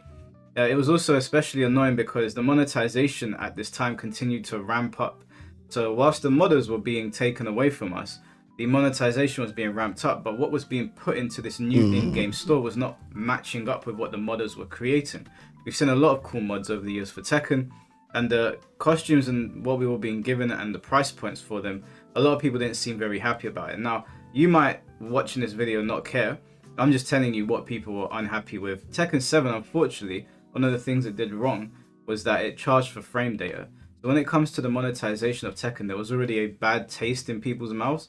So when there was a lot of elements of in-game shops being updated in Tekken 8, following Fakuram and Leroy in Tekken 7, which felt like pay-to-win characters, the assumption was that Eddie was also going to be a pay-to-win, that you were taking away the modders from us, so you're going to make us pay for shit that was free, but you're not going to do it as well, which a lot of people argue they didn't. Eddie then got showed off to us, and I remember the famous moment of them showing one of his strings, which was just you mashing the X button, which is 3333, or I think the A button on Xbox. And although there's ways to beat that, obviously, I think the third hit in the string is a high. You just duck it and launch it. It's not a big deal. People just didn't like the idea that a character could go 33333 and just do loads of kicks and get massive rewards for it. I mean, it would be no different if they gave Kazuya 2222. You could probably... Who was the other character that had 3333 at high level? Hold on. That might be true, G. But we seen this happen on the Evo stage. What other character might have had 33333? Take us over. Yes, high level. That move was highly effective at high level. It took 45% of your fucking life. If she just press 33333, she can stop it if you're blocking. That move is way more. No one complained. I'm telling you, Tekken 7 was now on that level where people could make complaints because people didn't give a fuck about that. I'm telling you, Katarina. I was in a tournament. I remember sitting in the Tekken World Tour and people were bitching and complaining about it. Okay, there's amongst your friends stuff. I'm talking about there's a big community. There's a big thing about this Eddie shit. That's noob level shit. That's like Fang's fucking, what's that? That back one kick and the noob killer move. What's that move with Fang? He hits the ground, kicks up, hits the ground again. What's the shit again? Down 2-3, right? Is it down 2-3? We called back in the day. You could kill any noob with that move. So this is the same thing. It's the same move when it's back to he does the overhead mid. He slaps the ground, kicks up, and then slaps again. Yeah. Like this move, this shit with Eddie. Think about it. People can make an argument out of anything. The fact that this is like I said, it's loud. That's why it's a topic on your stream, because it's very loud. This is very loud. Katarina shit was not loud. That shit was only a problem between a group of friends, man. Let's keep it a buck. That shit was way cheaper than this Eddie shit. Her shit, I lost her in tournaments because of that bullshit. It's so fucking good. I've never said that it's not cheaper. I know Katarina's is cheaper. I'm saying that that's what people are talking about, and they're talking about it because as you acknowledged before, Tekken 8 has a lot more eyes on it, so there's a lot more people talking. And when people saw that, they were like, "Well, this is stupid." In Tekken 7, Katarina is a very unpopular character. So they didn't put this string on a character that was super popular. Eddie is arguably the most popular character in Tekken, or at least historically he was. Yeah. And you put that string on Eddie, obviously more people are going to look at the super popular character and go, we don't like this, rather than the stupid character like Katarina that's in one game and never came back. She wasn't highly played online. She wasn't highly played in tournament. She wasn't highly played amongst casuals. She's a throwaway character. That's why they got away with it. Wrong. She was definitely highly played in tournament for sure. In tournament, she was definitely highly played. The next thing I will. Whoa, where have you been? Mike, don't you guys have a high level Katarina player in the UK, right? Wait, yes. Katarina, you saying Katarina was highly played throughout Tekken 7? In tournament, yes. Tournament, 100%. In tournament, yes. Mike, hell yeah. What? In season 3, she picked up. In season 1 and 2, you want to talk about from the beginning? No. You want to talk about from the beginning? That's no. Of course not. Of course no, not. No. Why it's of course that's not what because. I said, though. But hold on though. There's a lot more flashy players at the beginning of it, but you're not talking about just the tournaments from the beginning of the game though. You're talking about this from the lifespan of that Tekken game. The lifespan of that game, she definitely had a lot of picks. She was consistently picked more than a lot of characters in that game. I'll probably say she's definitely Jolanda is EU. She has to be at least within the top 10. She was not highly played. Our main player that used him. I couldn't name you another player in EU that was using Katarina. Can you give me 5 players that main Katarina in the US? You can't give you 5 Steve players. Hold on, G. Don't answer that question. I know I can though, but Tekken 7 didn't have that player base, Mike. Okay, so wait, you're saying she's highly picked in No. tournament? I'm saying Tekken 7 and no character got that. You can't name 5. You can't name 5 Kunamitsu players. You can't do it. Tekken was not that. Tekken. I'm trying. When G said people didn't play that game, people didn't play that game. I'm telling you, you can't look at your face. Name 5 Kunamitsu players right now. Why you over here trying to get us name people? I don't know. I don't remember. I know okay, Ash played the character. I know Austin Ash played the character. I've seen Artif playing the character. They don't. No, I don't he know just played it. But I could give you other characters' names. I could give you other characters that will play. You don't got Mike. You don't got a name. I'm trying to prove a point. Like people didn't do that in Tekken 7. You guys made the statement though. You guys said the statement. No, if you watched the Tekken tournament, you did see her a lot. You saw Katarina a lot. You did. Season 4. Yeah, but Shinblade, you're a professional Tekken player, and you guys said that she was highly picked in tournament, but you can't name somebody else but other than Golanda. Oh, not for the. We can't name the people that were just some randoms. Gang is done.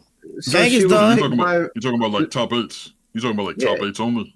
No. If you're talking about she was highly played in tournament, then at least specify to me. Are you saying that the pop monsters and the casuals, who she's clearly made for, were picking her? That wasn't the pop monsters. Don't do that. Don't do that. Talking about tournament players.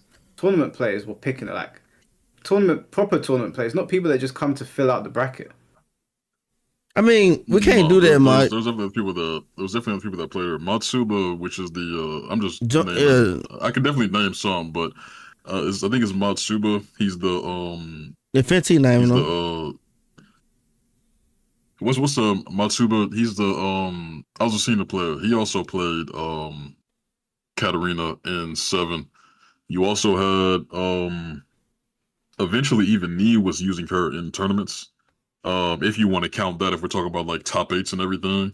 But if you do want to only make like notable players will really only be like Genghis Dawn, Gerlanda, and then that one from Japan. I forgot his name though.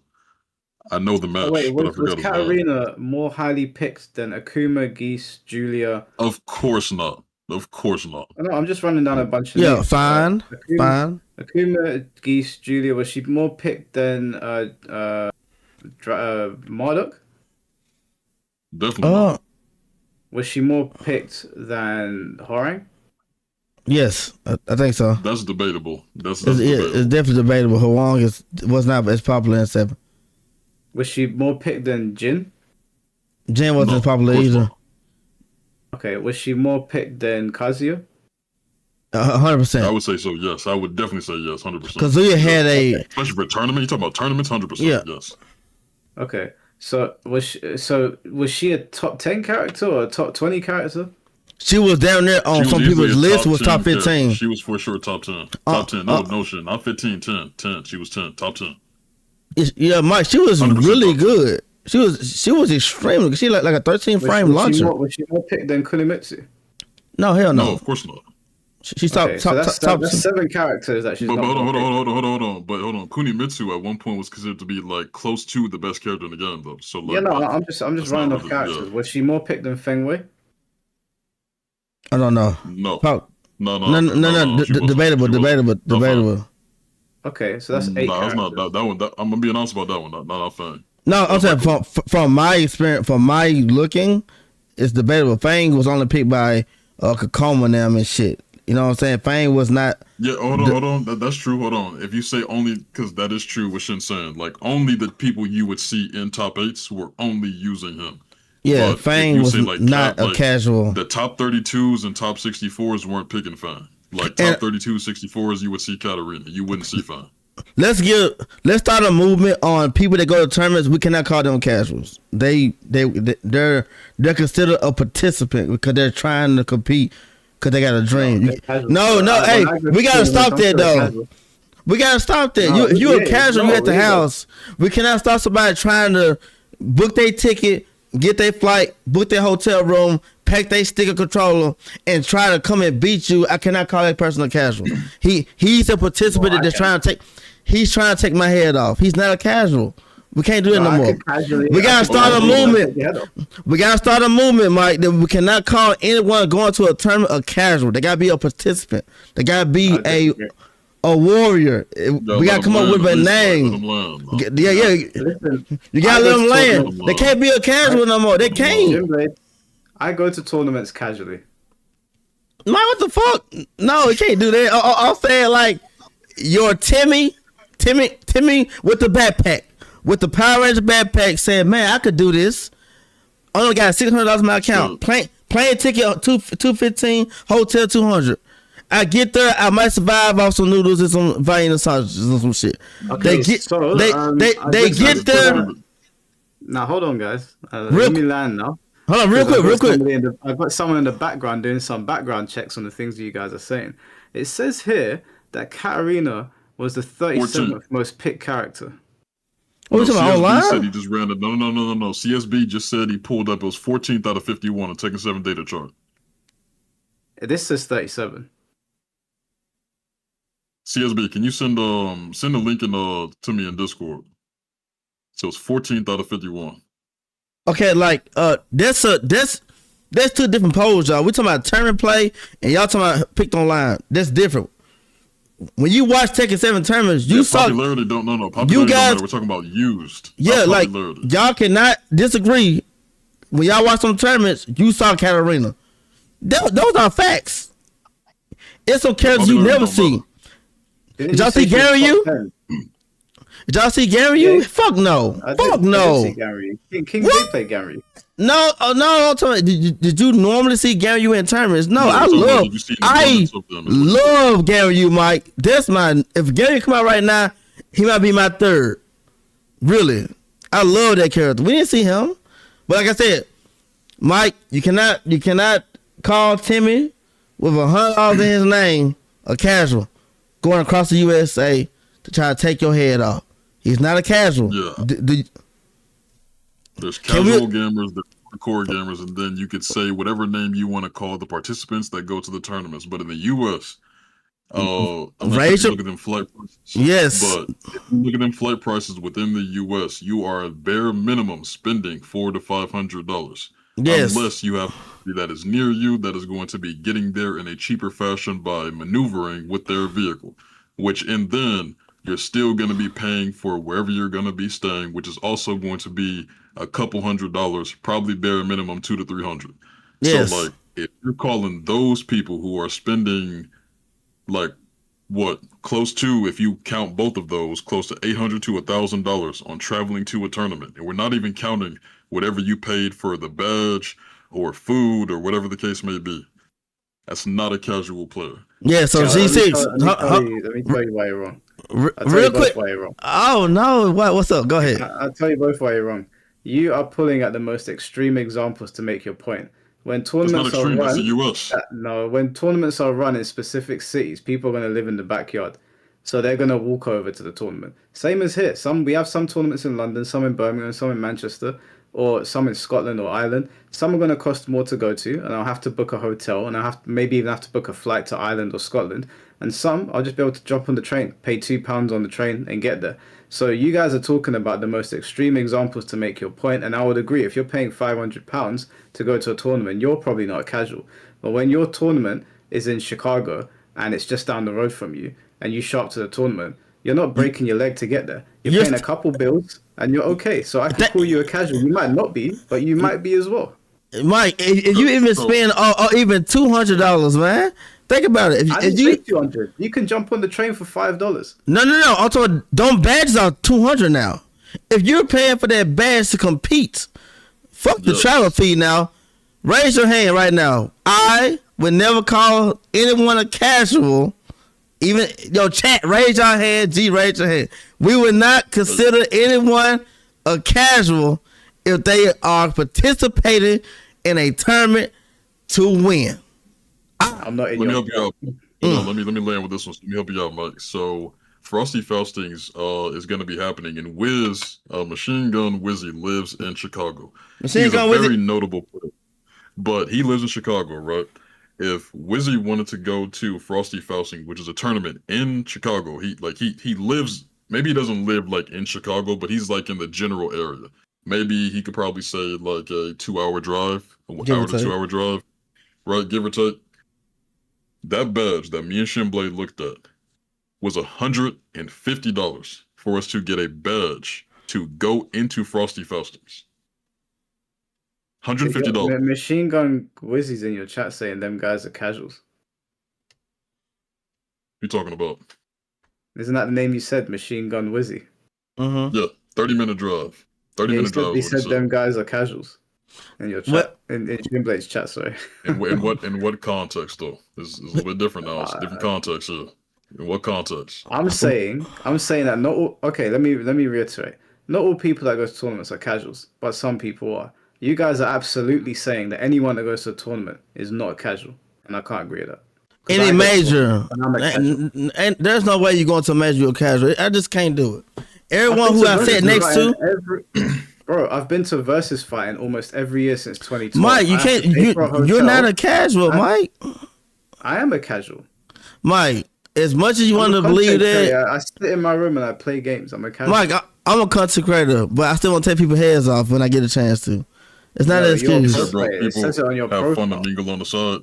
That's different. Hold on. If you're going to have fun and mingle, that's different. I wouldn't even call you like a casual though, because you probably have friends that are there, which is the reason why you're going. Like that's completely different. People G6. He said and no, you're right, but that's not.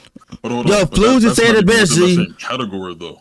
G Floozy said it best. Floozy said it best. Even if you stay in the 4-3 days in your own city, you spend at least $500. Mike, I'm telling you. I just want to land with this real quick. If I'm going, so for example, right?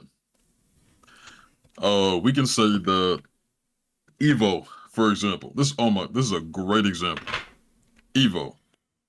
A lot of people want to come to Evo, not just for like if they want to come to compete, obviously they can choose to do so. People have different opportunities and whatever they want to do. Evo is sought after because not only it's in Vegas, high tourist attraction, right? But people are coming there to meet friends and family probably from around the world, and that's their excuse to go. I'm not putting them in the same category of calling them like casuals. They have a different reason for going there, like quite literally all together. We can't say they're just casuals. Like, no, they're going there for actual friends and family. That's a completely different like topic altogether. That's like a vacation at that point. Yeah, I hear what you're saying, but the reason I disagree is that I class myself as a casual. I don't know why you guys don't class me as a casual. And I paid for a flight to Greece with my friends for the sole purpose of going to a Tekken tournament. We paid for a flight to Greece, we paid for the tournament, entry, and we paid for the hotel. And I went there casually, play some Tekken. I thought, you know what, there's a tournament in Greece. I'll try my hands. I probably won't get far, but I'll have fun. And I gotta believe there's people like me out there that are also doing the same thing. Now, I'm not gonna go to Evo, that's too much money. But there are tournaments where you could spend a couple $100 and you go there and have some fun. That's what I did. And I believe there's other people out there. There's people out there with me. Yeah, because I'm casual. No. You're going there to have fun. What part of that is fun, Mike Hollow? Going to the tournament, meeting new players that I've never met before. Meeting people, so friends you're mingling. Participated in playing with new people in the tournament, potentially getting into top 8 in a foreign land. That sounds fun to me. Yeah, potentially. I could have gone to Greece and got top 8. I didn't. But... You tried to wrap that around. No, you said it was fun because what you're talking about is traveling with your friend to a place that is not your own, and you want to have fun within the friends who you're going to meet. No, there, G6, you're trying to change what I'm saying now. I'm going to be more specific. I'm going to be more specific because you're trying. I'll use one in the UK that I went to on my own. Vacation, I went to versus fighting on my own before I did content creation, before people really knew who I was. They only knew me as a Mortal Kombat guy, and I went there to just have some fun. And I wasn't going with friends, and I didn't know if anyone that I knew from the FGC was going to be there. But because I like fighting games, and I thought, okay, hotel's going to cost me maybe £100 for the £100 a night maybe, and petrol and whatnot. It will set me back, but we don't have many majors in the UK. I'll go and I'll try my hand and see how I get on. I did that on my own for 2 years. Now, I've been to versus fighting mostly with friends, but I believe there are people like me who mostly play fighting games in their room. Every now and then, they feel like, do you know what? Let me see if I can go and win something. Casually. Okay. That's your experience, but I think the general aspect of what I'm trying to say is, all people are not doing majority. Land, Mike, then you old school, so I understand these new players, man, just paying this money to travel, no friends, going in the bracket. They might be a fucking red rank. They're not a casual. That's what I'm trying to say. If this person's traveling, red rank, no friends, going to combo breaker, that's not a casual. He's trying to be a participant. He's not casually trying to go lose. You know what I'm saying? He's trying to go win. Like I said, like he's a participant. He's not I'm not calling him a casual no more. You know what I'm saying? Well, okay, well, what about my friends that came with me and they entered the tournament as well? They paid all that because money. They're your friends, Mike. If you know their objective, they're your friends. Loads of people use tournaments as social events as well, and they go with their friends and they. No, that's fine. That's a vacation. That's okay. That's what we said. That's okay. There's casuals at the tournament then. That's closed. Not casual, Mike. You're going on a vacation. Mike, that's a vacation. Let's go, y'all. Let's continue the video. Probably cancelled the third hit, but people just didn't like seeing that.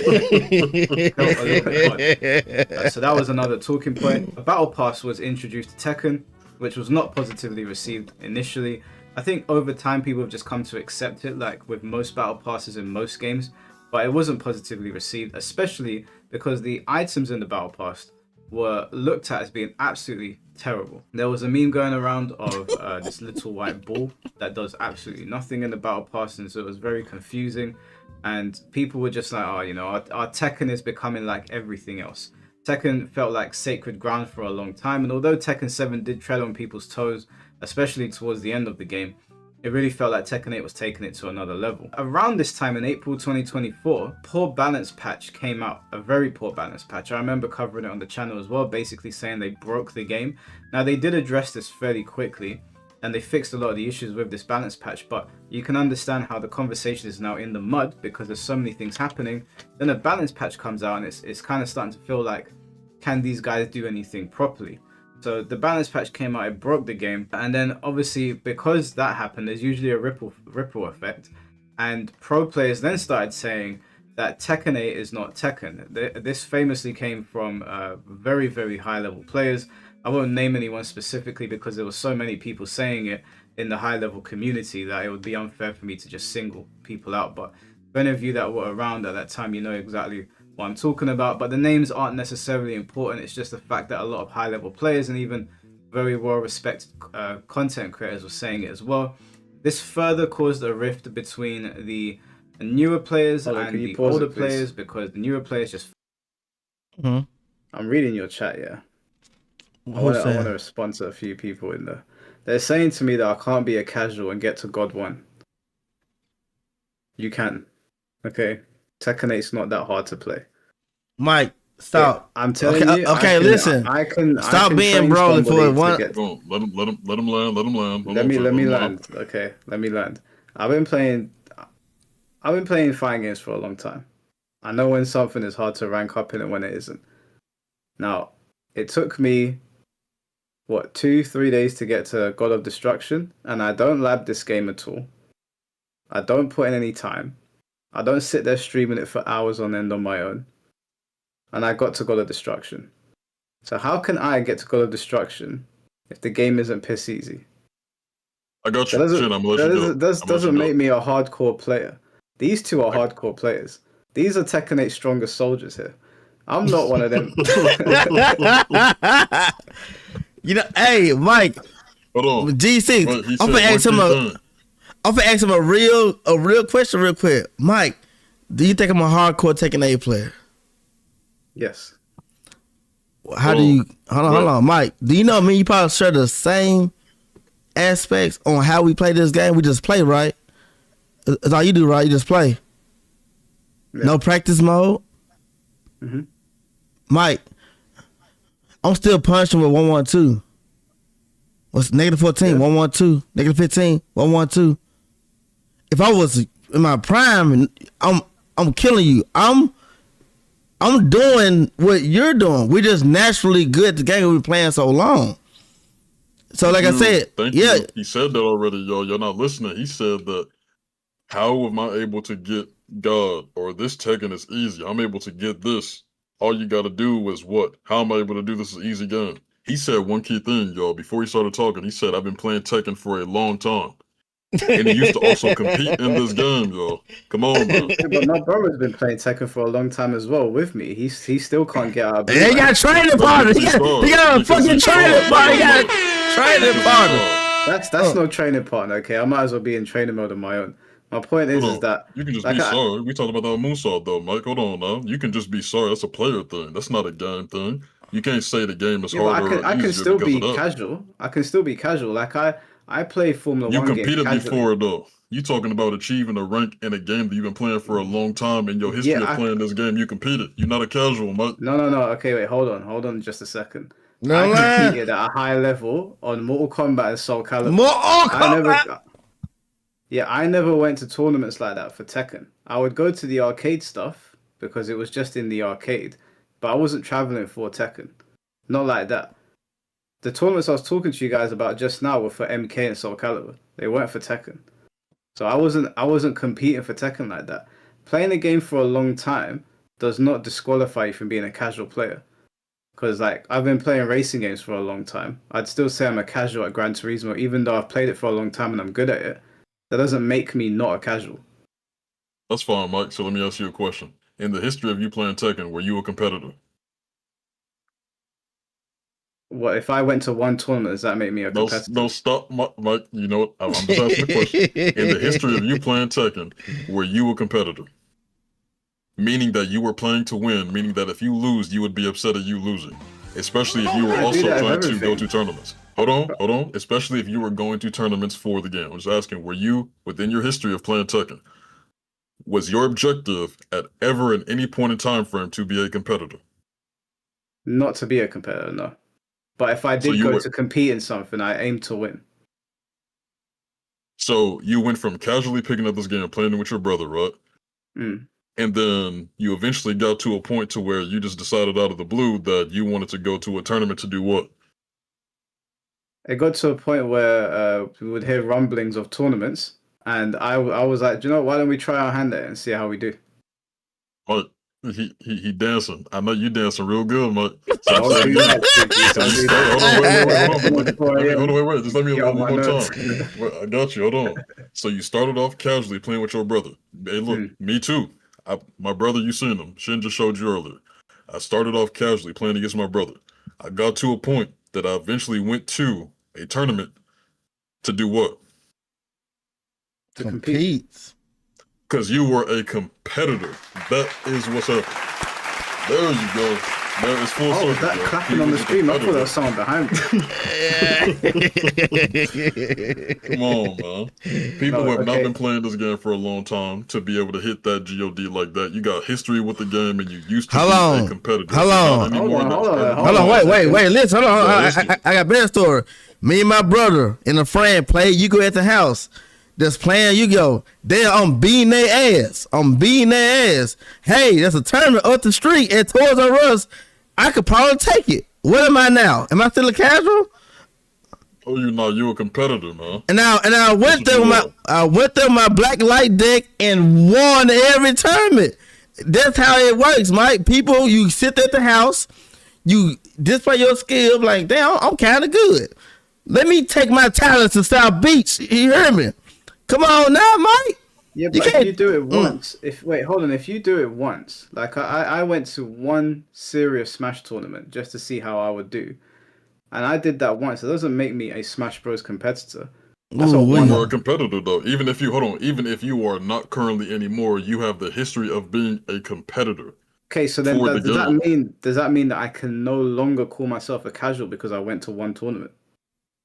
You are hold on. Off the strength, you are already above the masses who are actually casuals at the game. The casuals at the game, hold on 1 second. The casuals of this game are people like RDC World. Have you seen them play this game? Casual. You're saying that because they're rubbish at the game. I'm saying that you can be a I'm not talking about skill casual and still level. be I'm not good. talking about skill level. No. I'm not talking about skill level. What I'm saying is they casually play this game, right? The skill level does not matter. They play this game, they pick it up, they put it down, they laugh, they joke, you know, right? And then they go about their day, they don't even think about the game, they don't talk about the game, it is what it is. You yourself had got to a point of being casual, starting playing with your brother. Over the course of time of talking, complaining, fighting with your brother, wanting to get better, probably looking up things, going to an arcade here and there, eventually going to a tournament, right? And then, if I'm not mistaken, Mike Hollow, have you or have you not interviewed a competitor for this game? Have I interviewed a competitor for this game? Yes. Yeah, plenty. Mike. What? How does interviewing a competitor for the game make me a competitor? Mike, RDC World's not doing that. They are genuine casuals. Mike, you are invested. You are a competitor. You're invested. You're invested, Mike. You're invested. That's the point, Mike. That's where I'm landing with it. With you being invested, that's what makes you a competitor. You even got to the point to where you decided, hey, look, I'm going to take my swing at this because I think I'm going to have a chance. I want to see how I do. You decided to go and compete. Yeah, but what I'm asking you, G6, is in the case of the Smash tournament where I went to one major, I'm not even going to tell you where I placed, otherwise you're going to start. But I went to one major, and that's the only major I ever went to in Smash Bros. Other than that, I just sat home. Somebody find a Star GG right now. You ain't gonna find that shit. I was under a completely different name. I went to one major, and I got the placing that I did, and I never competed again. Would you not refer to me as a casual player after that? Bear in mind, Smash has been around for like 20 years now. I went to one tournament. Am I no longer a casual? You invested to get to the point of competing. You would not be a casual. Okay, cool. Well, we have different definitions of this then. We're just not going to agree. Hold on. Even if you're an old head, look, I think about it like even if you're an old head, so like Word, right? So Word does not no longer play Tekken. But at one point, he was playing the game and truly invested his time and day into the game enough to the point that he invested his own money into maneuvering around to compete for this game. He was a competitor. If you stop at any point in time frame, just because he might be in the Hall of Fame or whatever the case it wants to be there, you are not at the casual level since you've already provided your investment into achieving and getting to a certain point within the game that casuals have not done. There you go. Not done that. Can you read your chat? It says that RDC went to Evo and they got coaching and they entered the tournament, so they're not casuals either. Hold on, no. Plane's burning. The plane's not burning. Hold on, they didn't. Yo, look, man. If they went to, you said they got. Hold on. So you said that they went to the tournament. Hold on. As a matter of fact, hold on. Time out, please. They were flown out to that tournament. I watch RDC. Do your homework. Time out. Hold on. Do your homework now. Yeah. They were flown out to that tournament. And also, if you really knew about this, they had their own section on the left side while the grand, tournaments were happening on the right side. They had their own section on the left side of the actual venue where it was set aside for him to play against Afro Sinju. And there was a crowd in the background, and there was even an Evo admin. His name was Alex, I believe his name is. There's actually a video on it. You go to their channel, you watch him, I watched him. Is that the only Evo they went to? I'm talking about the one he's referring to. The one they competed in. I'm talking about that one. Are you sure? That one right there. Button check out Ernesto is a casual. 112 super chat $2. Button check is a casual. Ernesto is a casual. I'm giving you the facts. Didn't Ernesto and also as well? No, but he's during that moment. Go ahead, G. They go to Evo a lot. Okay, well, if they've been to Evo a lot and they've competed in Evo, then they're not. He said they went to Evo, but they did not compete. Also, Dylan wasn't even in that tournament, and he played that game more than Leland and Mark at that time. So Not only wait, that, you saying they got coaching. Hold on, you saying they got coaching. Yeah. It's actually on actual, like, the video. When he was playing against Afro Sinju, FeeDX walked up, dapped him up. He said, "What's going on, Fee?" And he walked away. But are you sure that's what they're referring to? If they have gone to loads of Evos, then it doesn't matter what you're saying. Because if that's the one they got flown out in, first of all, I don't think getting flown out disqualifies you, because if that's the case, then sponsors go out the window and loads of pro players are sponsored. If that's not the only Evo they've been to, then this is all pointless. Forget Evo. Let's forget Evo. If any of those guys have gone to a tournament and competed, they're not casuals. Anyone that steps foot in a tournament and competes is no longer a casual. By your logic. And guess what, Mike? For the sake of what we're talking about right this moment, right? Unless you want to get back to the generalized, we can. I don't mind. For the sake of what we're talking about, you might want to go and do your homework on what that person was saying, because you're not going to find it. But that's the problem right there. You thought he was landing something, he was doing something. He didn't do nothing right there. I've seen it. I watched them frequently, actually. They did not compete.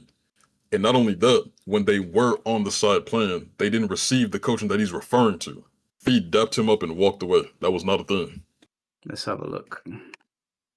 That's RBC. Look-see. We have a look-see, all right. Oh.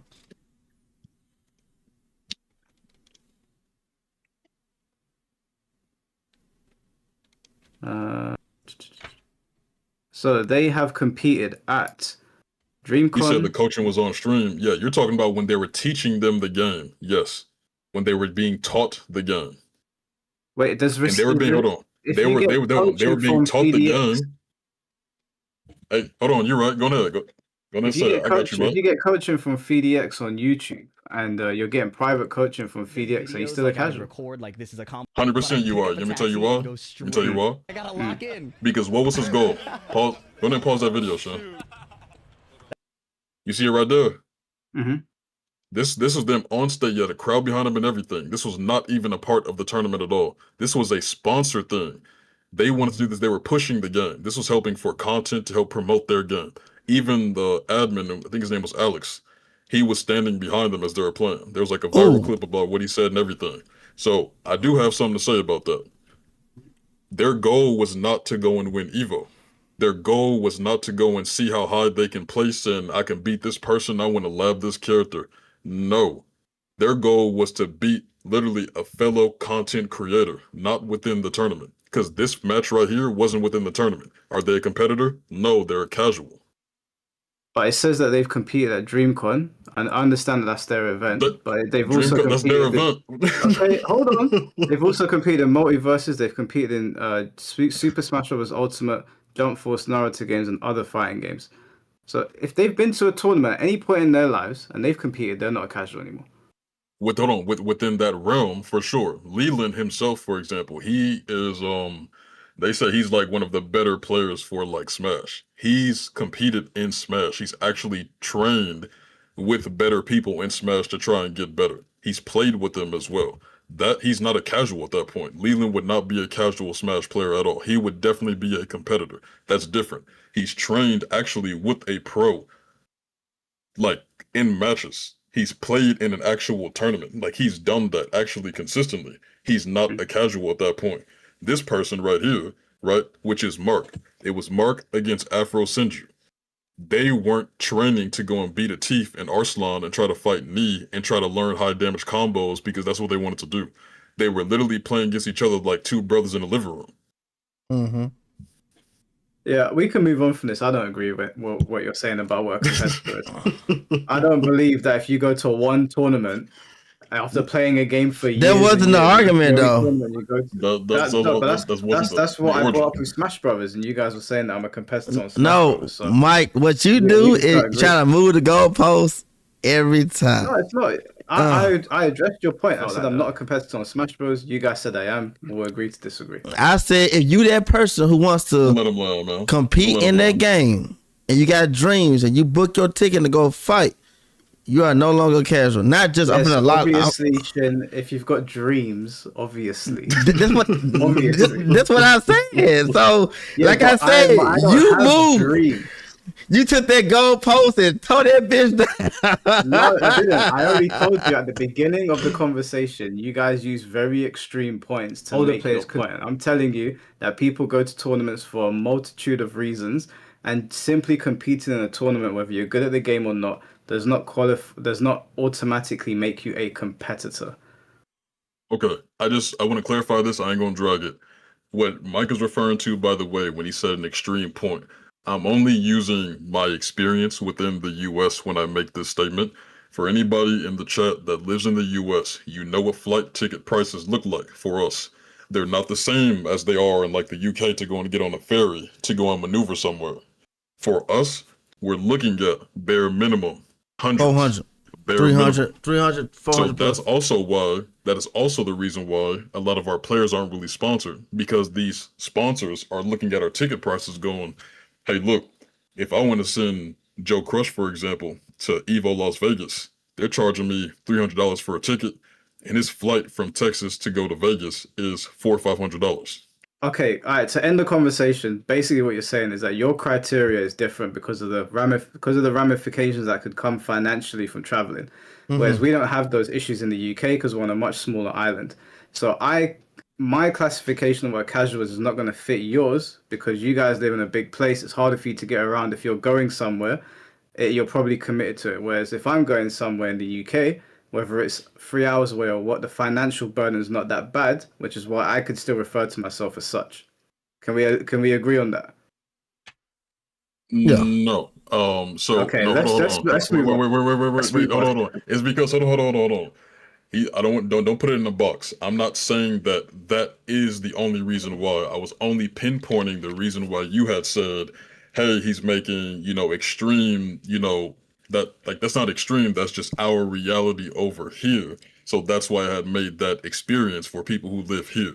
But there was other things that I talked about what makes you a casual when I was using words like investing time and effort into the game, things of that sort for years.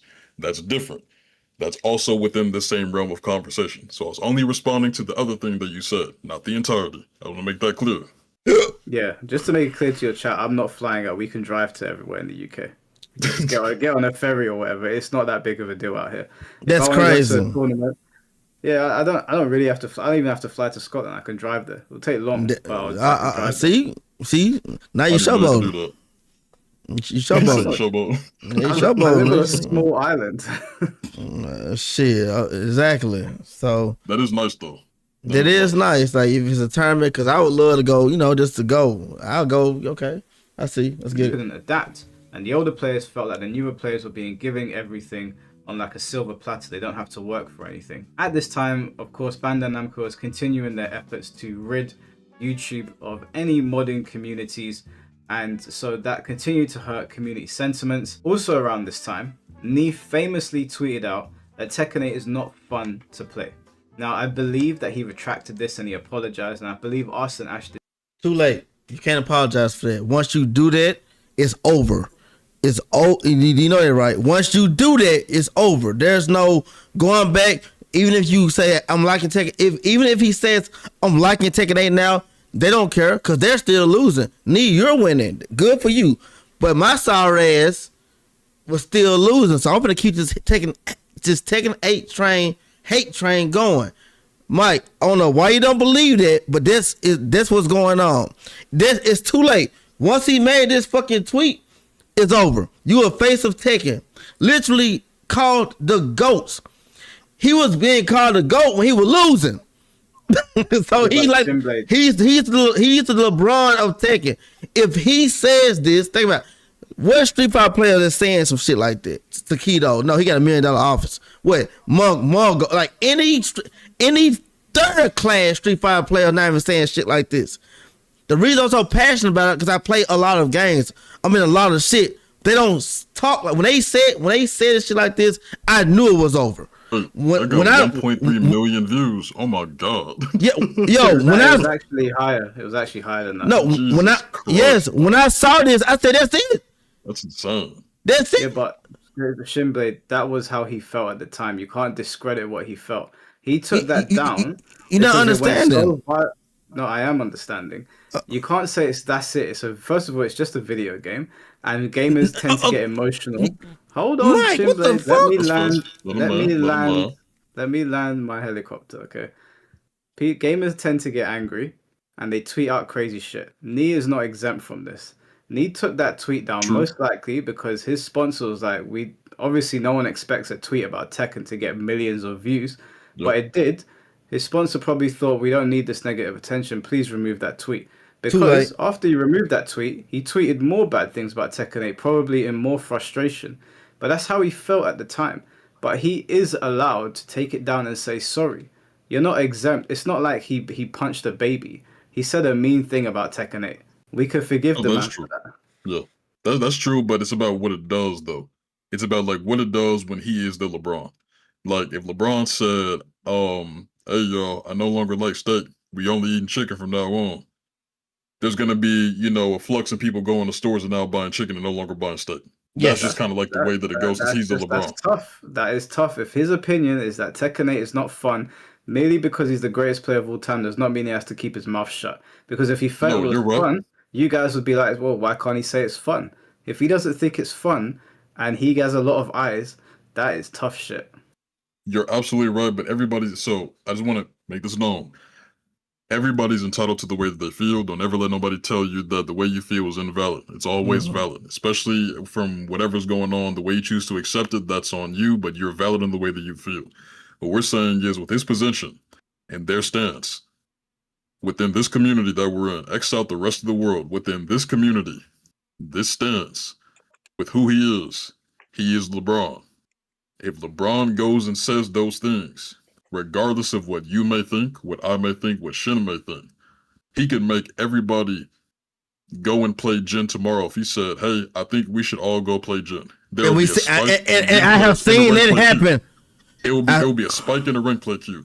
Now, my thing is, this doesn't mean that he needs to keep his mouth closed. The only thing that we're saying is that, hey, look, with who you are within this community, you know your opinion is valued. You already know this. When you choose to go to a very popular platform with who you are, as popular as you are within this community, you should understand what comes with that. Yes, you're providing your public opinion, and yes, you're valid to the way that you feel, but you should 100% understand what this could do to the community because of your popularity within this community that we're talking about, especially if it is negative toward the game. If he said, "I love Tekken 8," no, if he understands that, that's perfectly fine. Again, I'm not telling him what he can and can't do. I'm just telling you. But you're kind of making out like he's stupid, like he doesn't get that his no, word. Hold on. Wait. Whoa. Nee I'm knows. not G6 not saying that. No, but G6, Nee knows that his words have weight.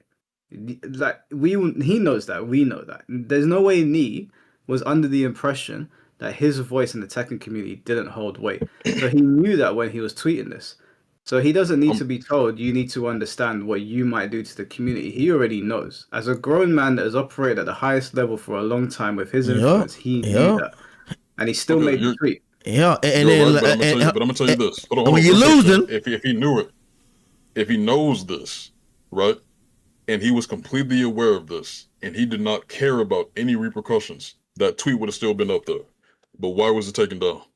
It was probably taken down because of DRX. Okay, hold on. So you just said, as the grown man, and he was aware of the X, Y's, and Z's, and he wanted us to see this, and he did not care about the repercussions. He was aware of all of this stuff. It would still be up today. It's not up right now because of what?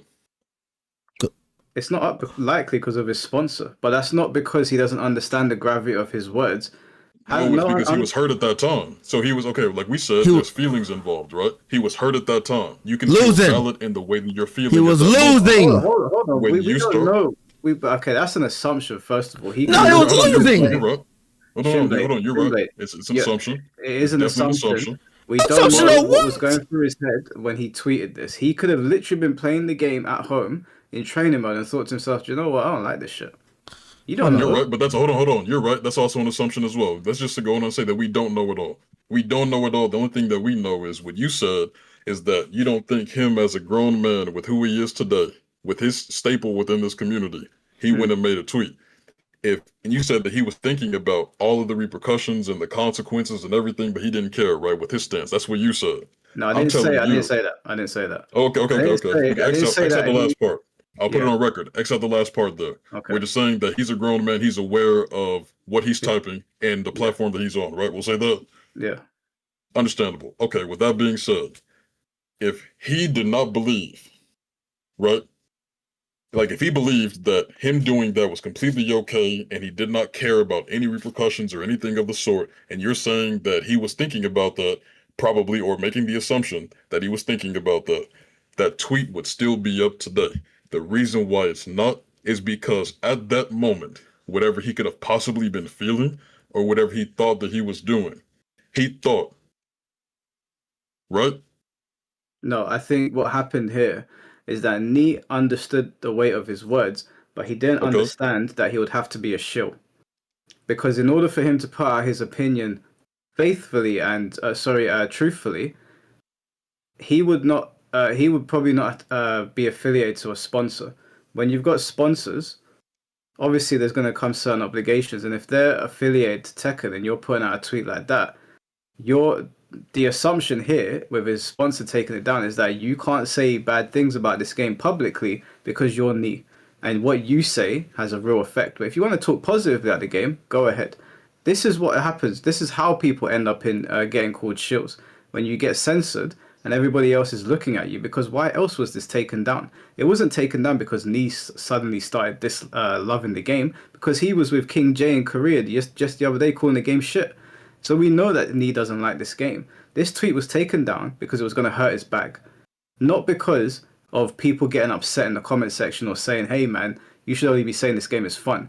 It's because he has a sponsor and he has an obligation to them. And essentially, they said to him, we're probably going to get a lot of negative attention for this. Take it down.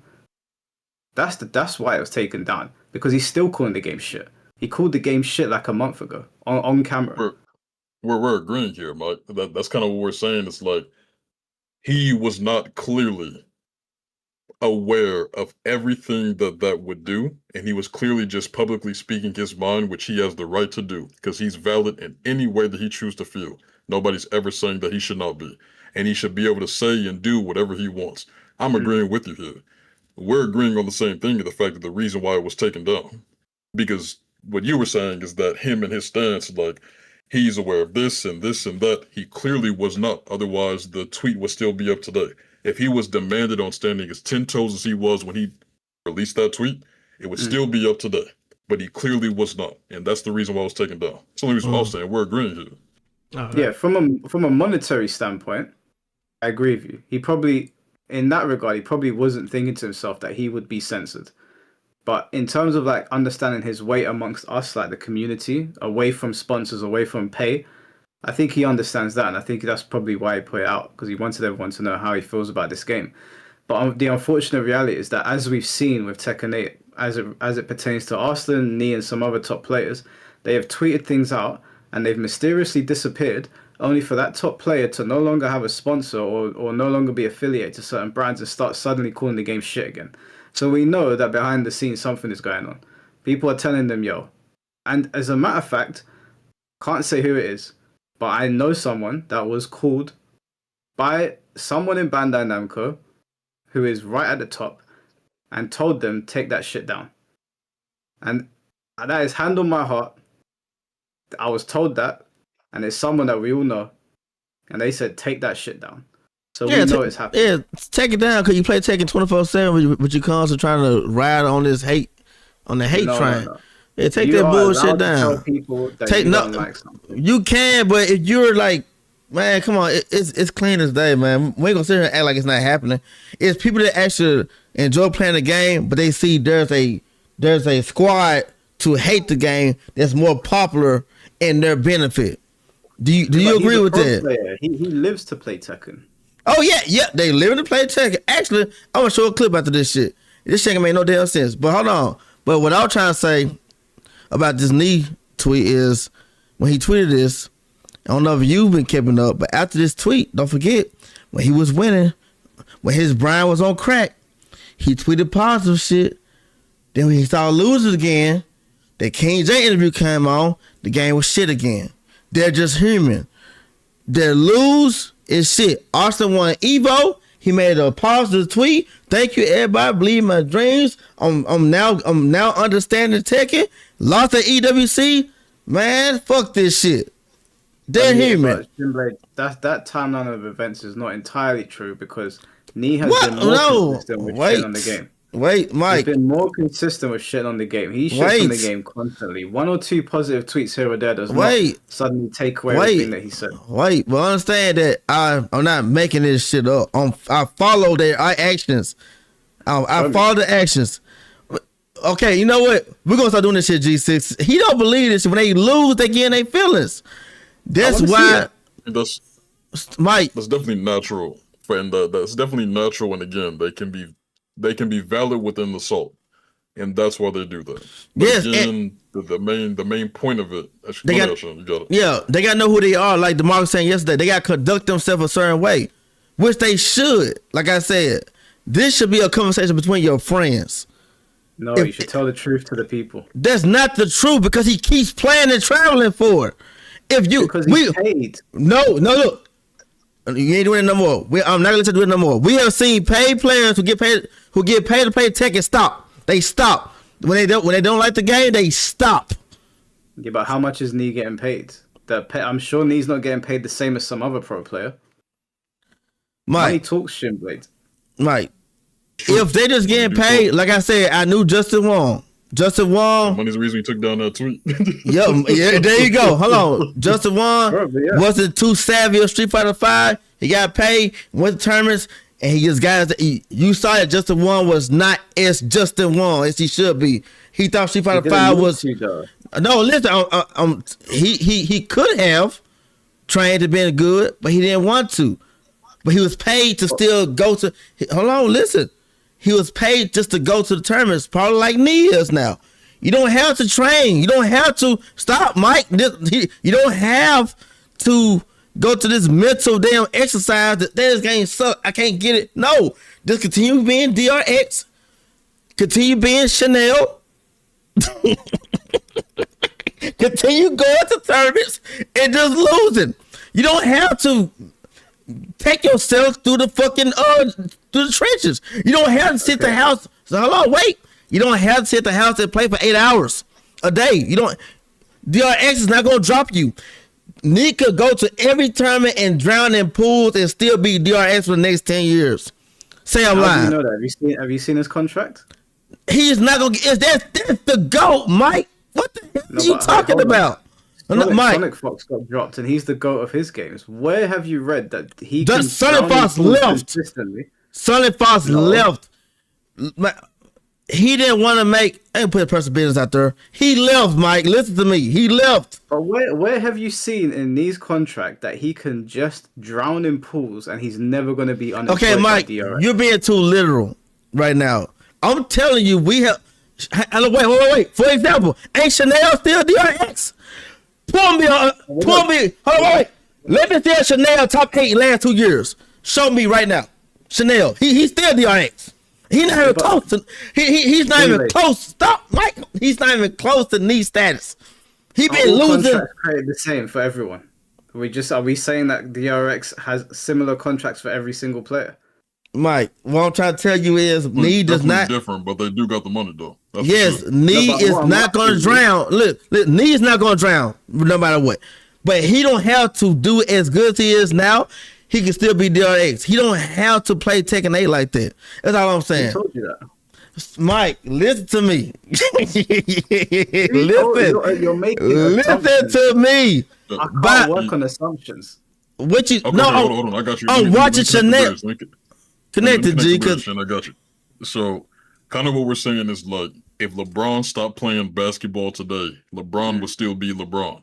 Like, his namesake is what's still going to live, what's still going to be there, without him putting in the effort of the hard workouts and shooting, 300 3-pointers a day, trying to prepare for a game or whatever the case may be, conditioning, whatever you want to call it.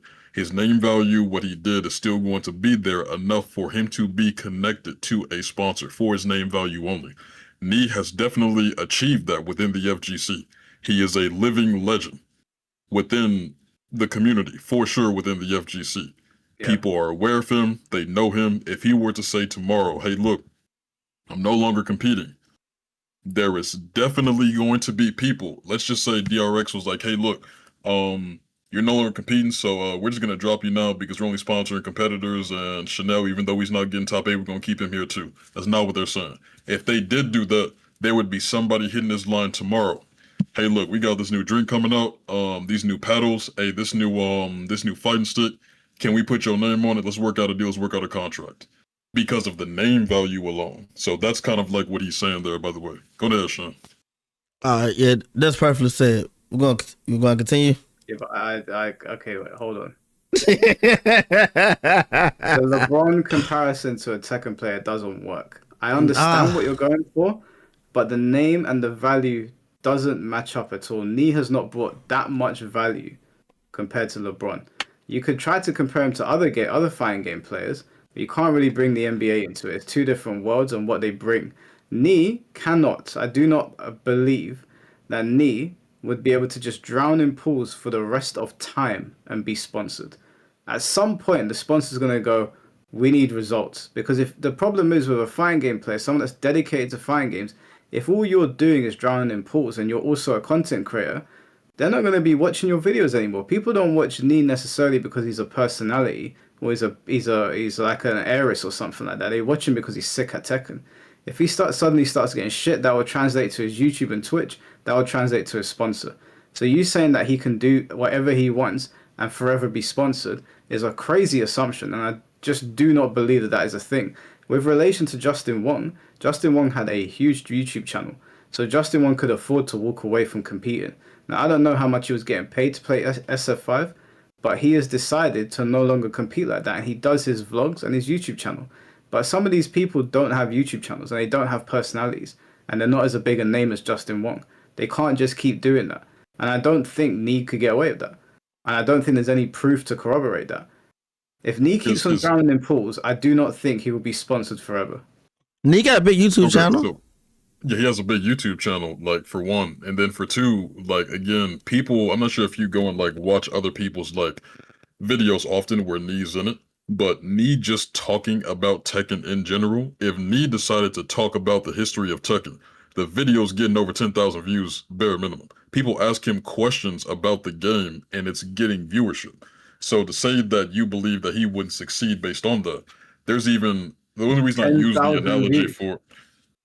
Yeah, look, let me land with this one, I got you. So the reason why... Okay, hey, look, that's fine, but we're talking about he has an established YouTube channel already. It'd be different if he's starting it today, right? But he already has it established already. And he also has a deal with the Africa channel that he's on. The Africa, I think it's correct me if I'm wrong, I think that's a Korean streaming platform as well. He has a deal with that one as well. Because he also streams on that one, fairly often.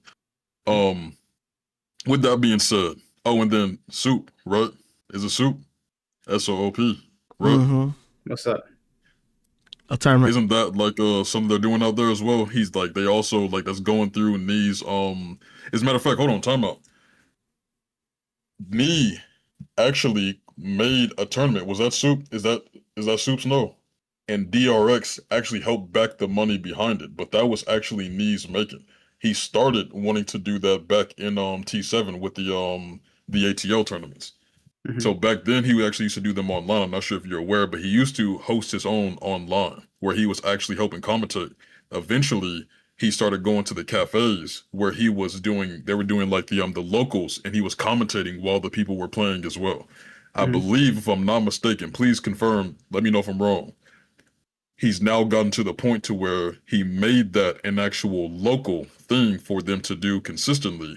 And then DRX backed the money behind it, but he already had a venue set because he commentates. So he's doing a lot. Yeah, he's doing a lot more, and he started like really establishing that a lot back in T7. And when he talks about the game, people sit there and they listen. Like if I were to ask anybody right now, even myself, if Nee stopped competing today, but he chose to release videos talking about this game and the insight about characters or whatever the case may be, or the history of his competing, people would still watch because of what he's established, because he's that respected. And that would be kind of not saying that he's on the same tier as, for example, like LeBron, because the NBA is like worldwide. But what I'm saying is, within this community, which is his target audience anyway, he's a respected legend. So if he's providing content or talking about something important pertaining to the game that he used to play and once loved, we're going to watch. So to assume that him not competing, ending here today, would put like a complete hit into like his income or something like that.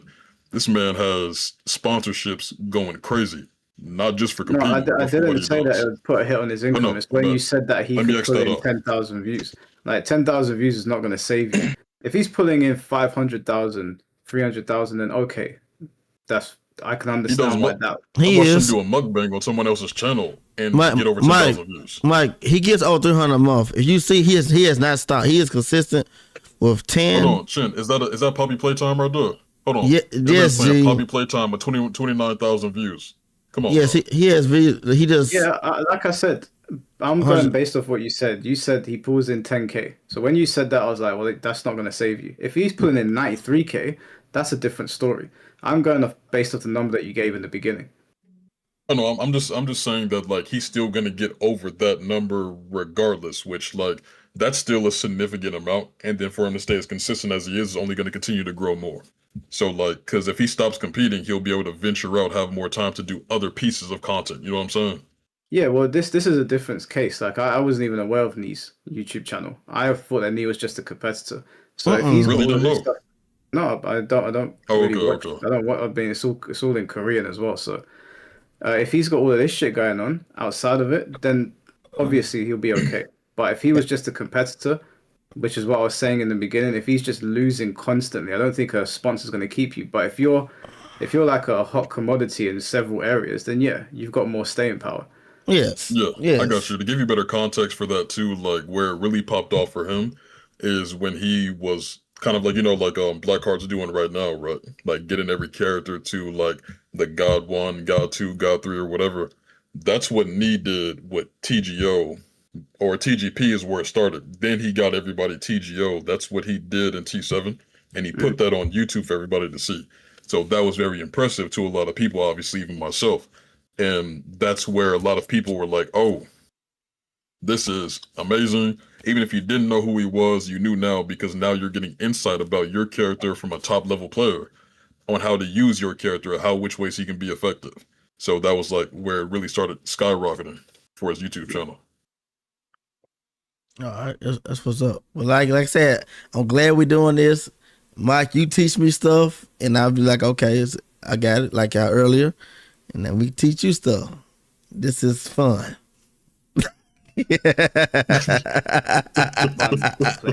Now, I believe that he retracted this and he apologized, and I believe Arsene Ash did something very similar as well. But the fact of the matter is that they tweeted this out. It gained a lot of traction. A lot of people were talking about it. The primary function of a video game is to be fun, and when Nee, who is widely considered to be one of the greatest players of all time, if not the greatest player of all time, at least historically, is saying that the game he's been playing all his life is no longer fun, that is going to have serious ripple effects when it comes to where the conversation is going in the FGC at least. And it was not going down the positive road. Obviously, because Nee said this, the topic of fatigue started to come up. You started to see a lot of videos. Also, there was one on this channel, full disclosure, where people were discussing if Tekken players were starting to feel fatigue. The reason that they were saying this is that Tekken 8 started to feel very homogenized to people. It started to feel like Heat had homogenized the game. Every match played out exactly the same way. Player expression was out of the window. And it just felt like if you weren't doing the same bullshit to your opponent, that you were having to deal with the bullshit from them. So you were either just stuck in minus frames or against their plus frames, or you were doing it to them. And it just felt like everything feels baked in. It almost feels like a turn-based RPG. So the conversation of Tekken fatigue came up. And obviously because of these conversations, content creators started attacking each other. There was multiple content creators that started calling out other content creators based off of what the pro players were saying, and it just sort of was like a top-down conversation where nobody could agree because there was this big rift in the community. It wasn't like Guilty Gear where the old Guilty Gear game and Strive, the community seemed to have separated themselves because Strive is just so different. They don't even consider it a Guilty Gear game. I've spoken to a lot of Guilty Gear players and they feel very strongly about Strive. Whereas Tekken retained enough about Tekken to keep the old players, but it did a lot to make them feel a certain type of way, but it also did enough to bring in a lot of new players. So you can see where the rift was starting to occur. Then we had the controversial announcement and reveal that Heihachi Mishima was coming back. Now, for any of you that have been playing Tekken for any amount of time, Mishimas killing each other is not a new thing. In Tekken 1, Kazuya threw Heihachi. Well, actually, no. Let me back up a little bit. When Heihachi was a younger man, he had Kazuya as a kid, and he threw Kazuya into a cliff. Kazuya, he believed, was dead. He was not. He returned. He threw Heihachi off a cliff. Kazuya believed Heihachi was dead. He was not. In Tekken 2, he returned. Heihachi threw Kazuya off the cliff again. Kazuya goes missing. In Tekken 3, Heihachi shoots Jin in the face. Jin just gets up. In Tekken 4, there's a massive fight. No one really dies in that, but in Tekken 5, Heihachi Mishima is proclaimed dead. In Tekken 6, Jin is assumed to be dead because he's fighting to end the Mishima bloodline. He starts World War 3. It looks like the end of Jin's story and bringing it full circle. Turns out he didn't die. In Tekken 7, it was meant to be the end of the Mishima saga, specifically between Kazuya and Heihachi, although I really don't see how that ending was any different to Tekken 1 or Tekken 2. The only difference really is that you're able to flesh out the story a little bit more because of the technology and the money behind Tekken now. But he threw him into a volcano. I guess the difference there is it's a volcano, but I believe that Heihachi threw Kazuya into a volcano in Tekken 2. I don't think he was off a cliff because they had to restore his body in Tekken 4. So the Mishimas dying is not a new thing. But this caused a lot of controversy because to a lot of people, Tekken 7 being the best-selling Tekken game ever, a lot of people came into this series and they were like, wait, didn't this guy just fall into a volcano? So there was a lot of conversations around that. It was some positive, some negative. Some could see the merits behind Heihachi returning, especially when Tekken was under so much fire. And a lot of people felt that it just hurt the story and the progression of the series. Now, I would be remiss if I didn't bring up the fact that there were a serious lack of meaningful balance patches through Season 1. There were some meaningful ones, and we did feel like the game was going in the right direction, but a lot of people felt like it just wasn't enough. Prime example of this was Dragunov. Dragunov was terrorizing Tekken 8 in Season 1, and although they did release balance patches to address some of his issues, some of those balance patches caused more problems, and some of them just didn't do enough. And so Dragunov terrorized a lot of Season 1, and you saw him everywhere in like pro tournaments, and it became very annoying and tiresome to watch pro tournaments with Dragunov. Now, a top tier character. One thing you gotta praise Season 2 for, you don't see one character, two characters, or three characters. You see down there 10 to 15 or down there 20 characters in Season 2. Dominating a Tekken tournament is not new. We remember Leroy in Tekken 7, Fakuram in Tekken 7, Bob in Tekken 6. The Mishimas were very powerful in Tag 2. You had teams like Tiger and Eddie, or Eddie and Christy, or Christy and Tiger, whatever combination you wanted to do in Tag 2 that were very prevalent and annoying to watch.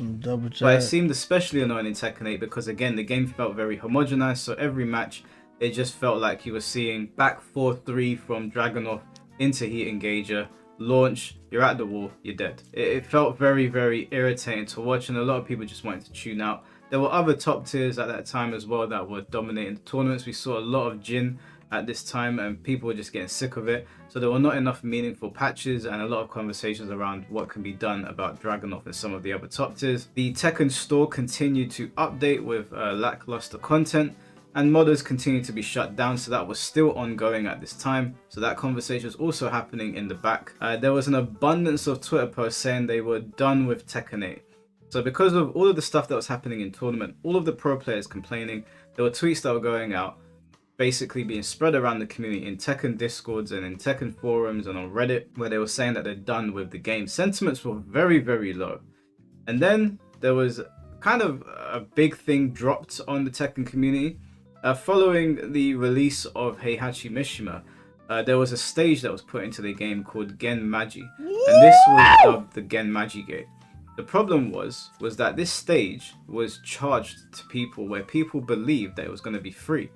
Now, the reason that people believed it was going to be free is that they bought the collector's edition. Hold on, stage. Hold on. This is on the stage. When you play the game, free is that they bought the collector's edition. Showing you how to do the goddamn 442, man. Come on, man. What game got that detail on? For people that purchased the season. Hold on. Well, it never explicitly said that on the only tin, £5. I can't blame the Tekken community for this. Even though I read the box and I was not surprised when they did this, I completely understand the sentiments. They gave us the Lydia stage, or at least the beach stage, for free, but there was no mention. It was no details on that stage made that they were going to give us other stages for free, and you would think they would, given it's a season pass. But the way they basically broke it down was that you pay for characters, not for stages. People were very pissed off about it. It was something along those lines. Anyways, you had to pay for it.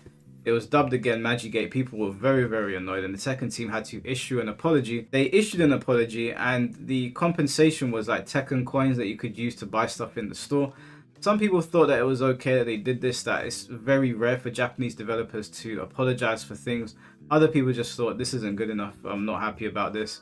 And so again, whether you think it was good or bad, that's not really what I'm trying to get at. What I'm getting at is that this was a conversation going on, and it wasn't a particularly good one. Coupled with this was a free story update, which was centered around Heihachi and how he had survived. Now, I'm not going to get into my personal feelings on this story. I will just tell you that it was not positively received by the community. It was free, so there was much less complaining, but when people were reviewing it, they had to review it fairly. I did a real quick research. It was that quick. Good thing that AI or ChatGPT. Street Fighter 6, Street Fighter 5, Soul Calibur 6, DOA, you all had to pay for stages. And if you're going to fairly review that, then you're not going to hear good things about it. Well, I just heard you say that people don't like paying for stages. Tekken had to get with the program, man. Tekken had to get with the program. Hold on. Here's the only part where I concede on this one. If I'm paying for a season pass and I have to pay for a stage, I would also be upset because that just wouldn't sit well with me if I'm paying for the pass within the season. Like I'm expecting to get everything that's being released within the season if I'm paying for that pass. If you get what I'm saying. So like for anybody who went through that is 100% the reason why they issued an apology, because like there's no if, ands, or buts really about that one. I put in my money for that season. You release anything within that season, I'm paying for the pass for it, unless you're dropping like some abundantly crazy new content. But a new map, that should be within that. I 100% agree. There shouldn't have been a reason why that would have to be anything additional. Okay, so just for that and that only though. Okay, but like I said, some of those ring stages in Street Fighter 5 did not come with the season pass. But like I said, it was too early. It's definitely arguable. I can't say it's fair, but you do to play for season pass, you probably do want everything that's in it. Yeah, like that's what you're getting for. I mean, like if I tell you, Shin, I'm gonna give you the if you pay for the all you can eat, but I tell you can't get the steak. Come on now. Wait, that's kind of the point though. So. Was both of Hachi stages $5 or just one free, one was $5, or both of them just $5? I can't remember. Both of them? But there's only one. No, it's a flip. It's like a nighttime, daytime type shit. Oh no, it comes with it. Oh, yeah, okay. that's all the same. It wasn't a very long one. It wasn't very well thought out, which is what a lot of people believed as well. And so that was not positively received by almost anyone. Most people thought it was really, really silly. So that Heihachi's whole release seemed to have been fumbled. But he was here now. It was also very controversial that he got an install. I'll go to the restaurant real quick. Called Warrior's Instinct, and Tekken 8 has received a lot of fire because you want to pause it. You're gonna miss points. Don't know points. what an install is. Basically, in older Tekken games, we didn't really have moves that would power characters up, other than like the key charge, which was. I was gonna pee real quick at G6. Whatever part you guys want to pause, just catch me up. You want to do that? Universal. Okay. In Tekken 7, we saw Claudio kind of had an install where his hand would light up blue and it would give him access to new abilities. Kind of like what you see in anime games when you go to the next level. Think of it as like Kaioken. Warrior's Instinct was kind of like that. where Heihachi, after using heat for a certain amount of time, by the end of like the fight, he could get a warrior's instinct, which would basically turn him into a Super Saiyan. There was another install character, another stance character, which Heihachi was not previously, and people weren't happy about it. So Heihachi's release, to a lot of people, seemed rushed and fun. Do you agree with that? I'm glad I didn't walk off. I don't like the fact that they turned him into a stance character again. I don't like the fact that he has an install. I think Warrior's Instinct is probably one of the more interesting installs, but I'd rather it not be there, or at least in the fashion that it's in. So I understand why people got annoyed. But I think that stance argument is just, I don't know, man. Let me know. I can refresh. Cause I like cool shit too. You know what I'm saying? I'm not all like, man, like I said, even though my level of player, I never have a problem with his stance, but I like when a boss is being a boss. You know what I'm saying? Cause don't you like All Gold and Soul Calibur? No, yeah, Soul Calibur's not Tekken though. Not to my like Heihachi was never feared, and either we needed a HK Junior or some shit like, just to be very advanced with him for him to be looked at. Now, I like a character being a boss character like he's supposed to be. You know what I'm saying? I don't need a devil form. I've been whooping y'all ass since y'all was in diapers type shit. So I'm okay with him being this boss. It's cheap. No, that Warrior Instinct shit. You said it's interesting. I think it's cheap as fuck. I think he's the best character in the game when he go to that bullshit. But like I said, the stances though. The beauty of the three Mishimas was that they're all basically boss characters. Kazuya, Jin, and Heihachi. They're basically boss characters and the protagonist. But the beauty behind those characters is that you couldn't access their power unless you were a sick player. And it made it more special when you saw somebody able to access them at a high level. When everybody's doing it, it's not cool anymore. Well, everybody's not really doing it. That's subjective. Yeah, that's. I think with the times now of like locking things behind things that are extremely difficult, I think that time is just kind of like being left in the past, to be honest.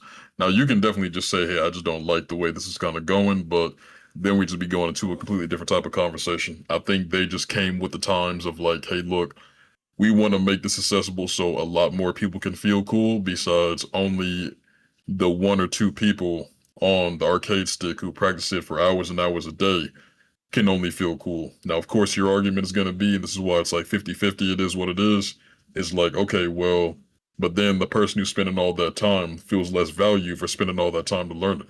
Well, at least we're saving the arthritis. That's all I'm going to say. And everybody has the opportunity. Everybody can feel cool. And with everybody feeling cool, you know, it makes it better to retain people when it comes to playing the game too, especially with making it more accessible rather than them just going away from difficulty. I think that this kind of conversation reminds me of the conversation people are having about Netflix and how TV shows and movies are dumbed down so that because people pay too much attention to their phones, so they have to reiterate the plot to you 4 times. It feels like that. Yep. Like we've entered a stage where there's a lot of lazy gamers that don't want to put in any work to learn characters, so we bastardize our games to make sure that we have enough bums in seats. And although that is going to get more bums in seats, the art is lost in the game. The Mishimas being easy to use is not good for Tekken and as like an art form. It's going to have more people there playing, but variety is the spice of life. And when you've got a 50 roster character, because Tekken rosters are usually quite big, there's nothing wrong with having a subsection of that roster where you need to work hard to access these characters' damage. So the boss characters of the game and the protagonist being the most difficult characters in the game, but if you're able to get past that difficulty, you're able to rush people and they can't do much about it, was the beauty behind these characters. Now it's been given to everyone, and yeah, more people are playing, but we all know that if everyone is doing it, it's no longer special. That is, I can 100% agree with that. So so that's why I was saying there's two sides to the coin on that, right? Because like that's the same thing we talked about with like the older Tekkens being a little bit too difficult to where it's like, yes, you're spending all that time learning to get better at the game, perfecting certain instances, right? But then it doesn't make it appealing to the vast majority of people wanting to come and play the game. So then the game is retaining a lower amount of players and it dies off a lot faster because of that reason. So, like I said, it's putting more, people within seats. And personally for me, I don't think it's a problem because I think that we've been trying to completely satisfy the veteran in the past. We've been seasoning the past with a bunch of different, flavors. And as of right now, we're getting to a point to where those peoples are, their kids. The kids done turned into adults. They got families, their grandfathers probably even. And now we need a new player base. We can't keep releasing the same old game to the new player base when it's so unappealing because of how difficult it is. So as the older players are starting to disperse, the newer players aren't going to retain it because, like you just agreed with me, attention spans are lower. We got Netflix shows that are 7 episodes and you got to tell everybody everything. Because if I tell you it's 4 seasons, you're probably not going to stay. You're going to say it's too long, just give me the main plot and I'll be good. So with everybody nowadays not being able to really, accept all of that information, not really wanting to put in that time and commitment to that, it's just the smart move, in my opinion, to lower the ceiling. So that way we can make people feel like they can touch the ceiling with their hand in the air. So that way we can retain these newer players. Let the olders go away. So that way we can at least have this player base for when the olders are completely gone entirely. Because you're not going to play Tekken forever, Mike. Neither is Shin. Jop is, he's a grandfather. Neo is not probably going to play Tekken the next one. Little Majin getting older. They're probably going to start a family soon. I agree with you, but we need newer people. We agree that in order to keep people in, the art form got bastardized. Yeah, like I said, the ceiling was lowered. The ceiling definitely got lowered. But what I will also say though is that there is definitely still aspects of Tekken that exist only within Tekken that is still difficult for people to learn. So, like, yes, if you want to say that again, the ceiling was lowered, there is definitely still a gap. It doesn't mean that the gap was completely smushed together. There's still space within the gap. Because there's still Tekken to learn. It's a 3D fighting game. There's nothing else like it at that point. All the moves that you have to learn and everything of the sword, the sidestep left, sidestep right, the frame data, all of that still exists within the game. Having powerful moves that helps you lower some interactions, so that way if they just happen not to use it this game, because I used a powerful move to take off a lot of your health, so you don't even think about using the other move to establish neutral, then fine, so be it. But it doesn't change the fact that if once that move is relieved to you and you don't know how to deal with it, this is a part of Tekken. You got to learn the frames. Where did that track? Was it plus? Was it minus? Did it space out? That still exists within the game. Yeah, there's still a lot of Tekken that is difficult and complex, but just with regards to this bubble that we're talking about of the 3 Mishimas, it's I don't think it's good what they did to them. I think that, and we don't even know if it's good. We don't know what this game's going to look like in 3 years. We're still waiting. We're still in the midst of it right now. So a lot of it is like guessing games. We'll see if this all pays off in the end or if they're going to have to backpedal. I really can't tell because Tekken isn't an easy game to play at an intermediate or high level. So you're not really going to... It's not like Street Fighter 6 where it is much easier to play on almost every level. I still think Tekken's difficult, and I'm just wondering if these players that they're trying to capture are actually going to stick around because it's still hard to play.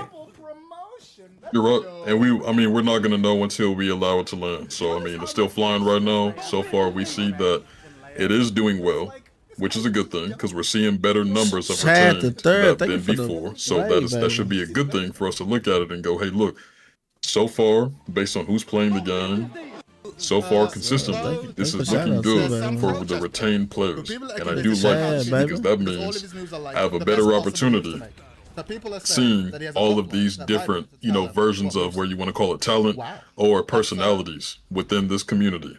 And I feel like that should be a good thing for you. Once you travel to tournaments, you get to see more people instead of the same old people who probably won't be there because they're moved on to bigger and better things. Yeah, but my only concern is that we know that Tekken 8 is retaining its existing player base, but we don't know if it's growing. because we haven't heard anything about sales in a very, very long time. So if the idea is to change up the game and bring in new people, but no new people come in, we only retain the 3 million that we've got. Is the game still being hurt by that, or is the game being kept afloat by the microtransactions? Because we haven't heard anything. Afloat for consistency of the people that are playing the game is kind of like what we're getting at here.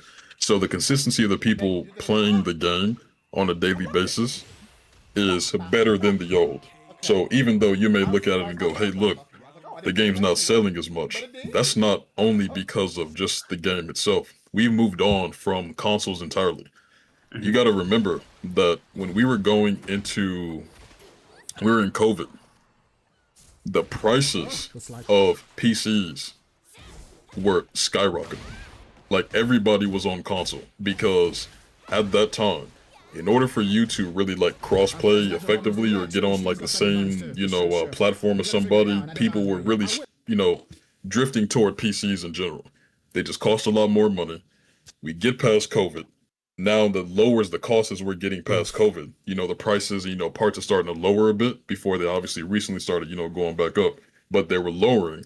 People started acquiring more PCs because that was the main objective. And now majority of, the gaming base is more on Steam and on PC. It's just been the more popular thing to do. So as we've kind of gotten over there, we got to play into the parts of knowing, hey, look, with the times, we understand that the sales is possible, that we're not going to meet this probably as quickly, or maybe even possibly not at all as a previous one. But the circumstances were a lot different. We moved on, but now we're also knowing that we're retaining a lot of players now. So we need to level our expectations and look at what the game is actually doing for us without looking at the wholesale number. I can understand that. But again, I think this is another situation where we're both assuming, because we don't know what's going on in the back end. We know that it's got more players than Tekken 7 on like a day-to-day basis, but we also know this game took a shit ton more to produce, and we don't know what the returns have been.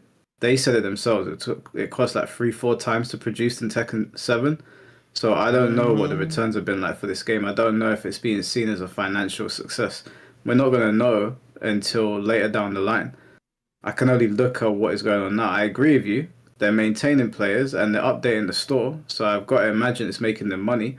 I just don't know what the returns are like. Returns probably aren't as great as of right now, which is probably why we are seeing a flux in, hey, look, this stage, I need $5. I need this, I need this here, I need this there, which is probably going to spark at the surface level of it, like outrage, which I completely understand that.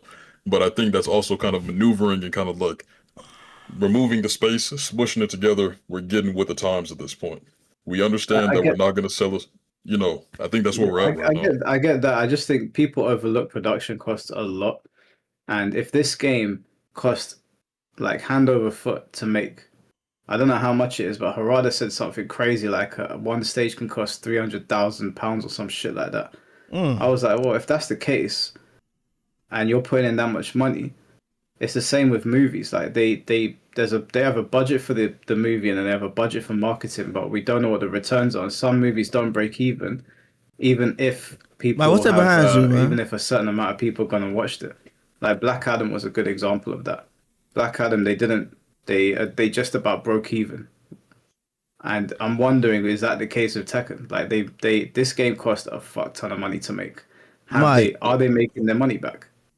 Mike, you had something behind you that was, I thought it was a camera, but something was moving. Like my girl's sleeping behind me. Oh, it's right behind you.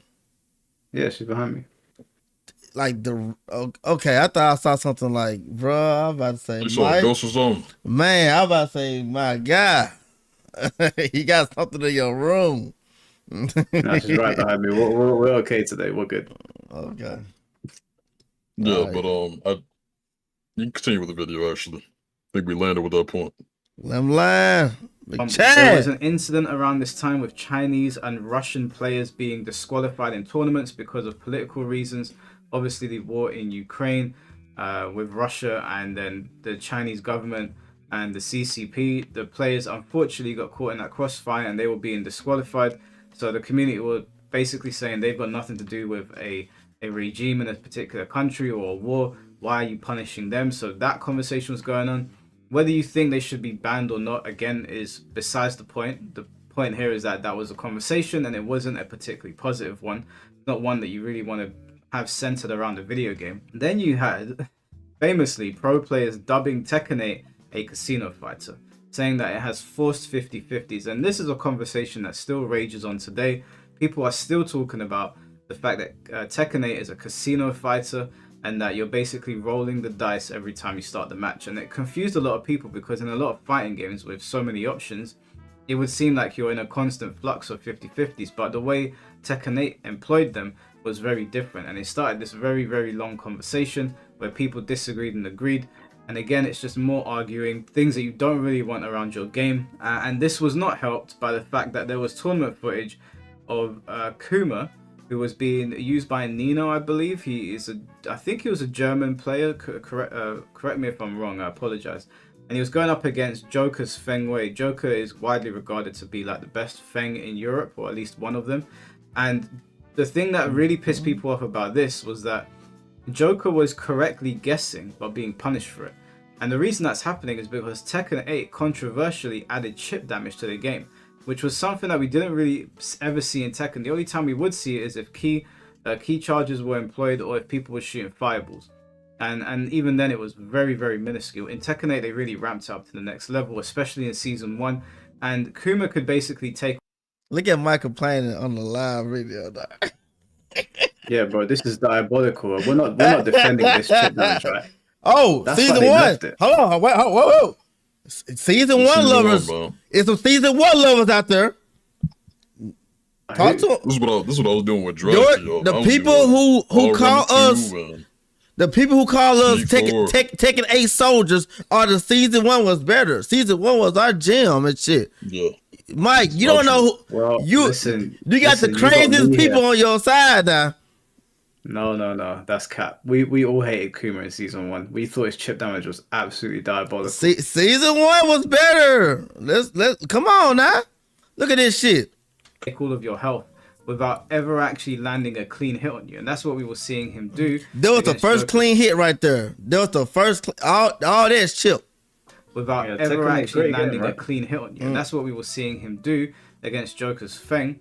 And then what would happen is Feng would have all of this white health and then take like 1 or 2 hits and die. That outraged people. That clip was being spoken about across the board in the Tekken community.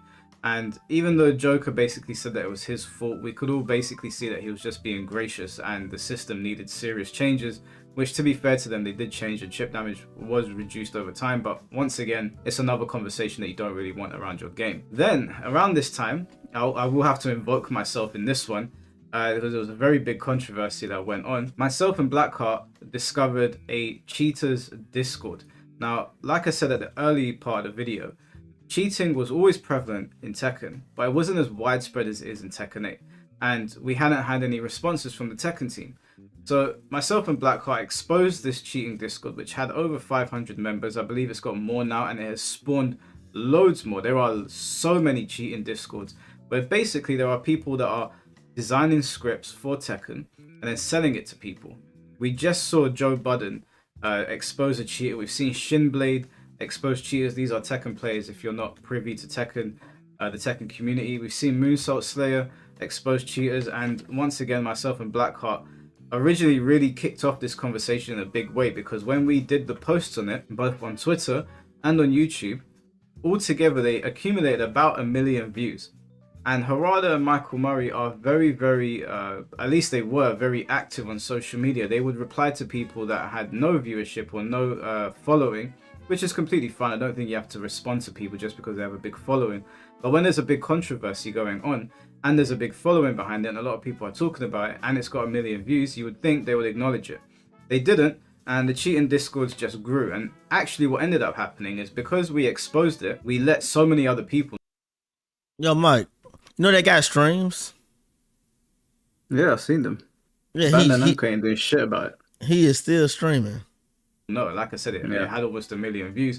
Now, more people probably saw that and thought, oh, I'm just going to cheat as well, because the Tekken team weren't doing anything about it. We presented them evidence. We had Destructoid write articles about it. We had other foreign publications writing articles about it. There was in Europe, in America. They did absolutely nothing. And all this did was open the floodgates to more cheaters. So at that time, I remember me and Blackheart were getting criticized because they were like, the Tekken team weren't going to do anything about this anyway. And now everybody knows about it, thanks to you two, which I was like, fair enough, but well, are we just supposed to stay quiet about it? So that was an ongoing conversation. To this day, we've had no acknowledgement from them whatsoever.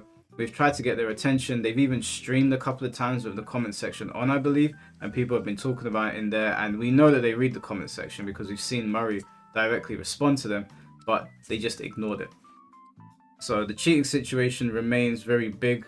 We see cheaters on Twitch all the time. The Tekken team do absolutely nothing about it. Around this time, Michael Murray was putting out one horrendous tweet after another. If you're new to the channel and you don't know who Michael Murray is, he's basically in a very he's in a leadership role in Tekken. He's a very important person to Tekken currently, and he was responding to a lot of tweets that are inconsequential, that don't matter, and he was ignoring people that were levying actual honest criticisms because they want the game to be better.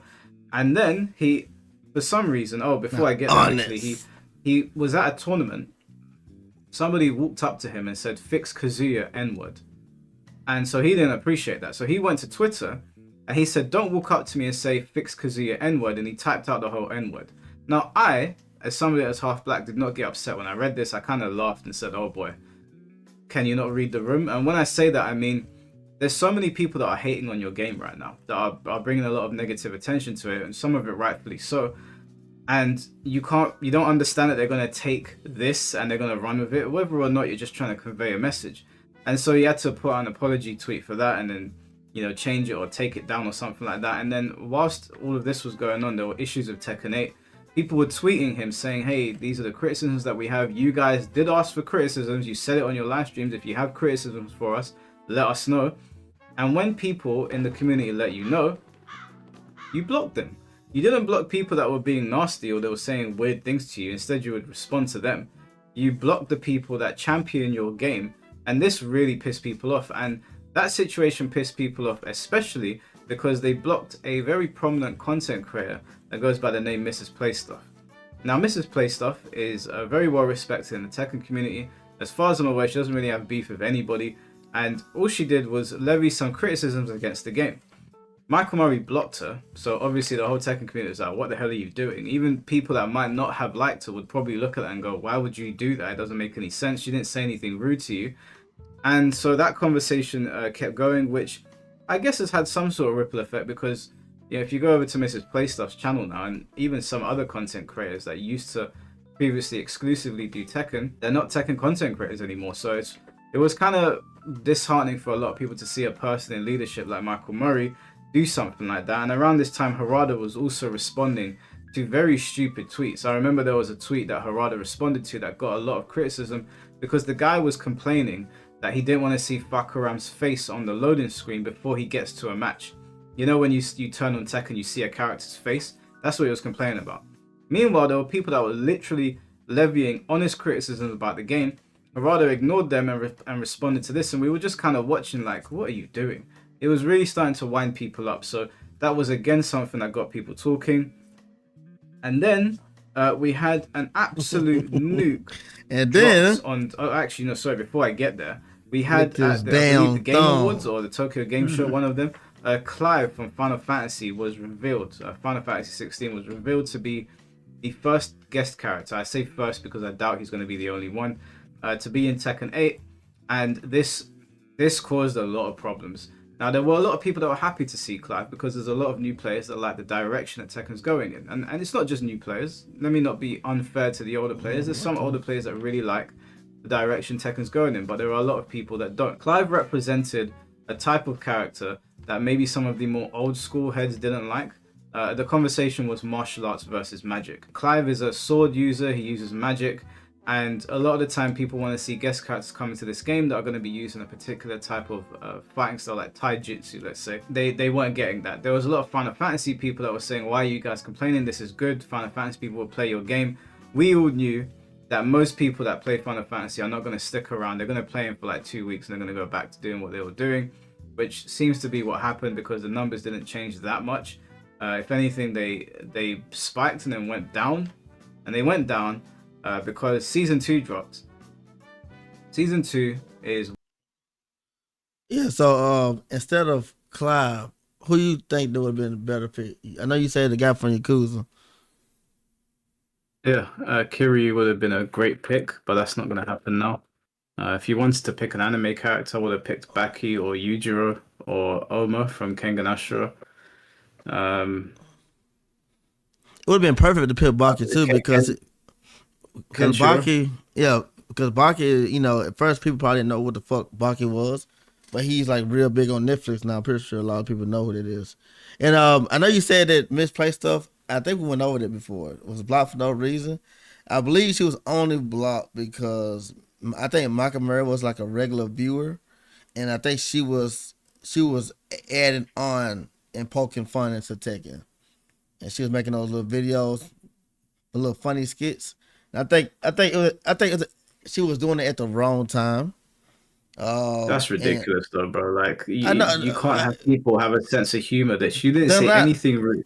But she did not. But you know, they're not built like how we're built. They probably got they probably didn't even ask or didn't even understand the joke. You know what I'm saying? Because the stuff she was making fun of.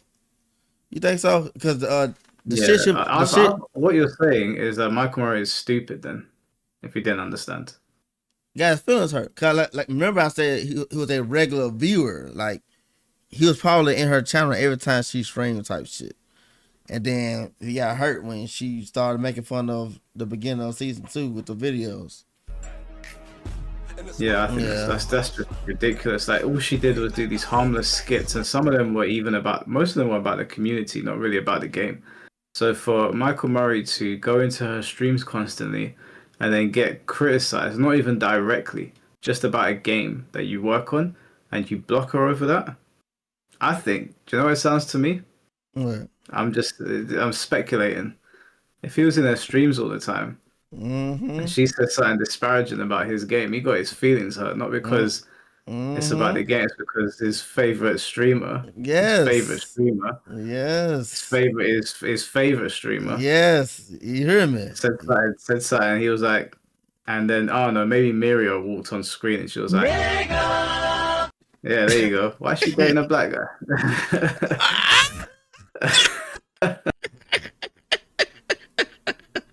I know you were thinking it. Yes. That's good. Hey, that could be true too. But like I said, against character, I would like. That's one thing I can't agree with for JB on this shit, man. Just add Naruto, man.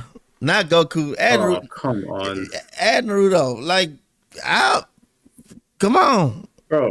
Why would they? So you want them to add a character using martial arts though, like his Rasengan is no. A demon in his stomach.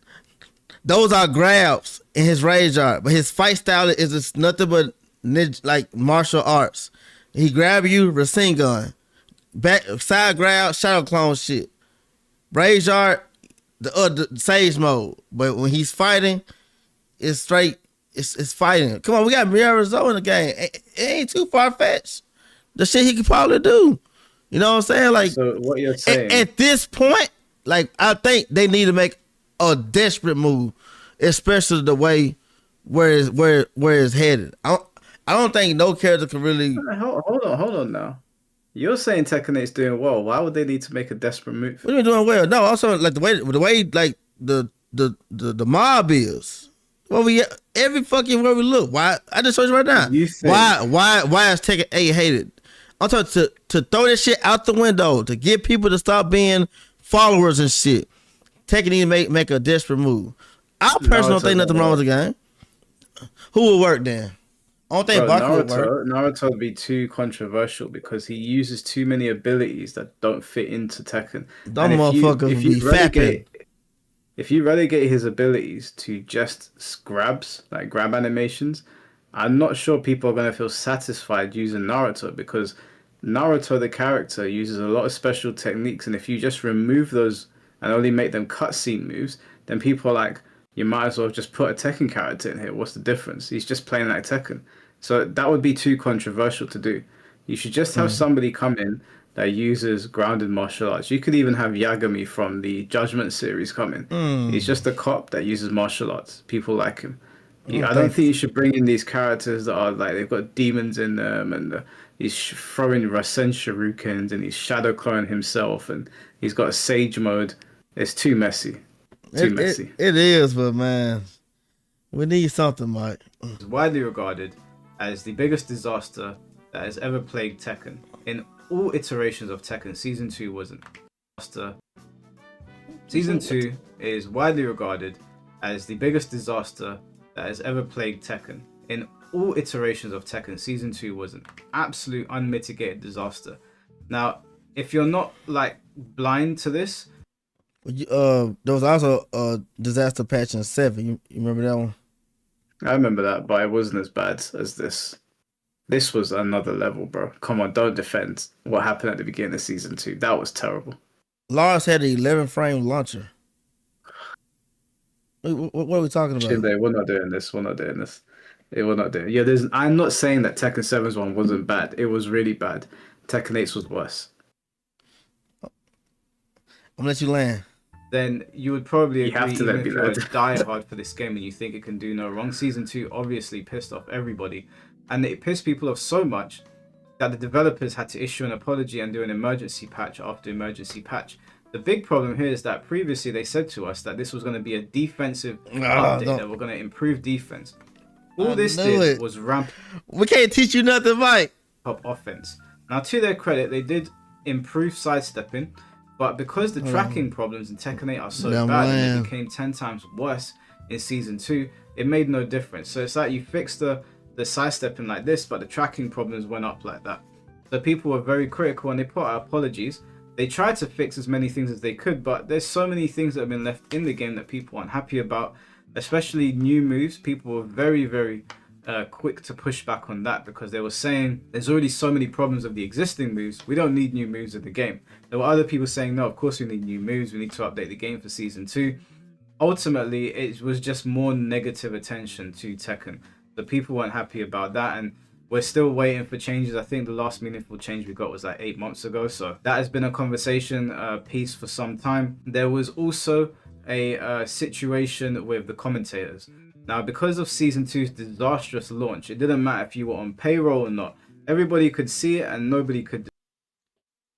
You didn't mention the chip damage reduction. You didn't mention. I did. The sidestepping while crouching. That is major. Y'all got on it. Why? I just mentioned it. I just mentioned it. You're not listening. I said that they buff sidestepping, and I said crouching. No, but I said they buff sidestepping. Like that encompasses everything. Stop. No, it does not. That's a part of sidestepping. I don't think it does. The chip damage. I did mention the chip damage because when I was talking about Kuma, I said to be fair to them, they did fix chip damage later on. So I did address it. And sidestepping some heat smashes. It's not completely successful, but it's more successful than it was.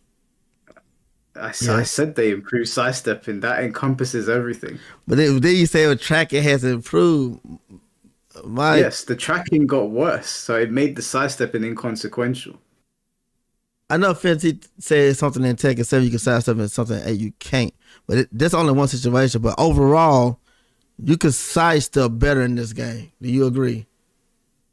Yes, sidestepping in this game is better. The problem is that tracking is worse, so it makes it feel like it's not better. If they fix the tracking, then the sidestepping will feel tracking better. Is better, you mean? You saying tracking is better as in if you're stepping, I can hit you swinging forward.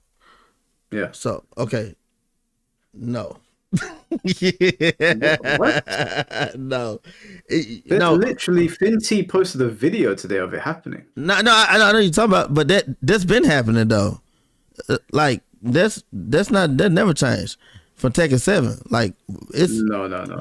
Oh, come on. There's literally moves where I'm clear and I'm being hit. We know that tracking's a problem in this game. We're not going to defend bad design. No, it's Tekken though. I think it's Tekken. I've been playing Tekken 7. Like I said, I've been getting hit with that shit forever. And I played Tekken 7 a lot.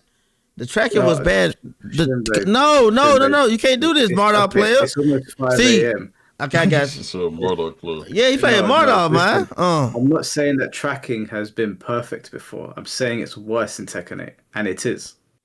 I can't agree with you on that. Worse than 7? You couldn't sidestep shit in 7. Mike? The side steps in 7 are not as good as 8, correct? Correct? The Are you saying sidestepping in 8 is better? Yes. Sidestepping in 8 is better than 7, right? Yes. I agree with that. But tracking is not as bad in 7 as it is in 8, is it? I got tracked a lot in 7, and people made an excuse for it, and they called it realignment. Mike, why is it that you could answer yes straight away when it's good things about 8, but when it's clearly a bad thing about 8, you can't give me the whole hoo-ha? Because I got stories, man. These motherfuckers said, I said, why? I said, watch this. Why am I sidestepping? You doing a straight move, but your character's moving with me. They said it's called realignment. They had an excuse for this shit in 7. I don't go through that a lot. It happens in 8, and I pointed out, like, look at that shit. I got hit sidestepping, but it's rare. Shinbei, are you telling me the tracking is better in Tekken 8 than it is in Tekken 7? I think we're mixing up the wording. The tracking is better. Okay. Tracking is more problematic in Tekken 8 than it is in Tekken 7. Tracking is less problematic. You're trying to say. No.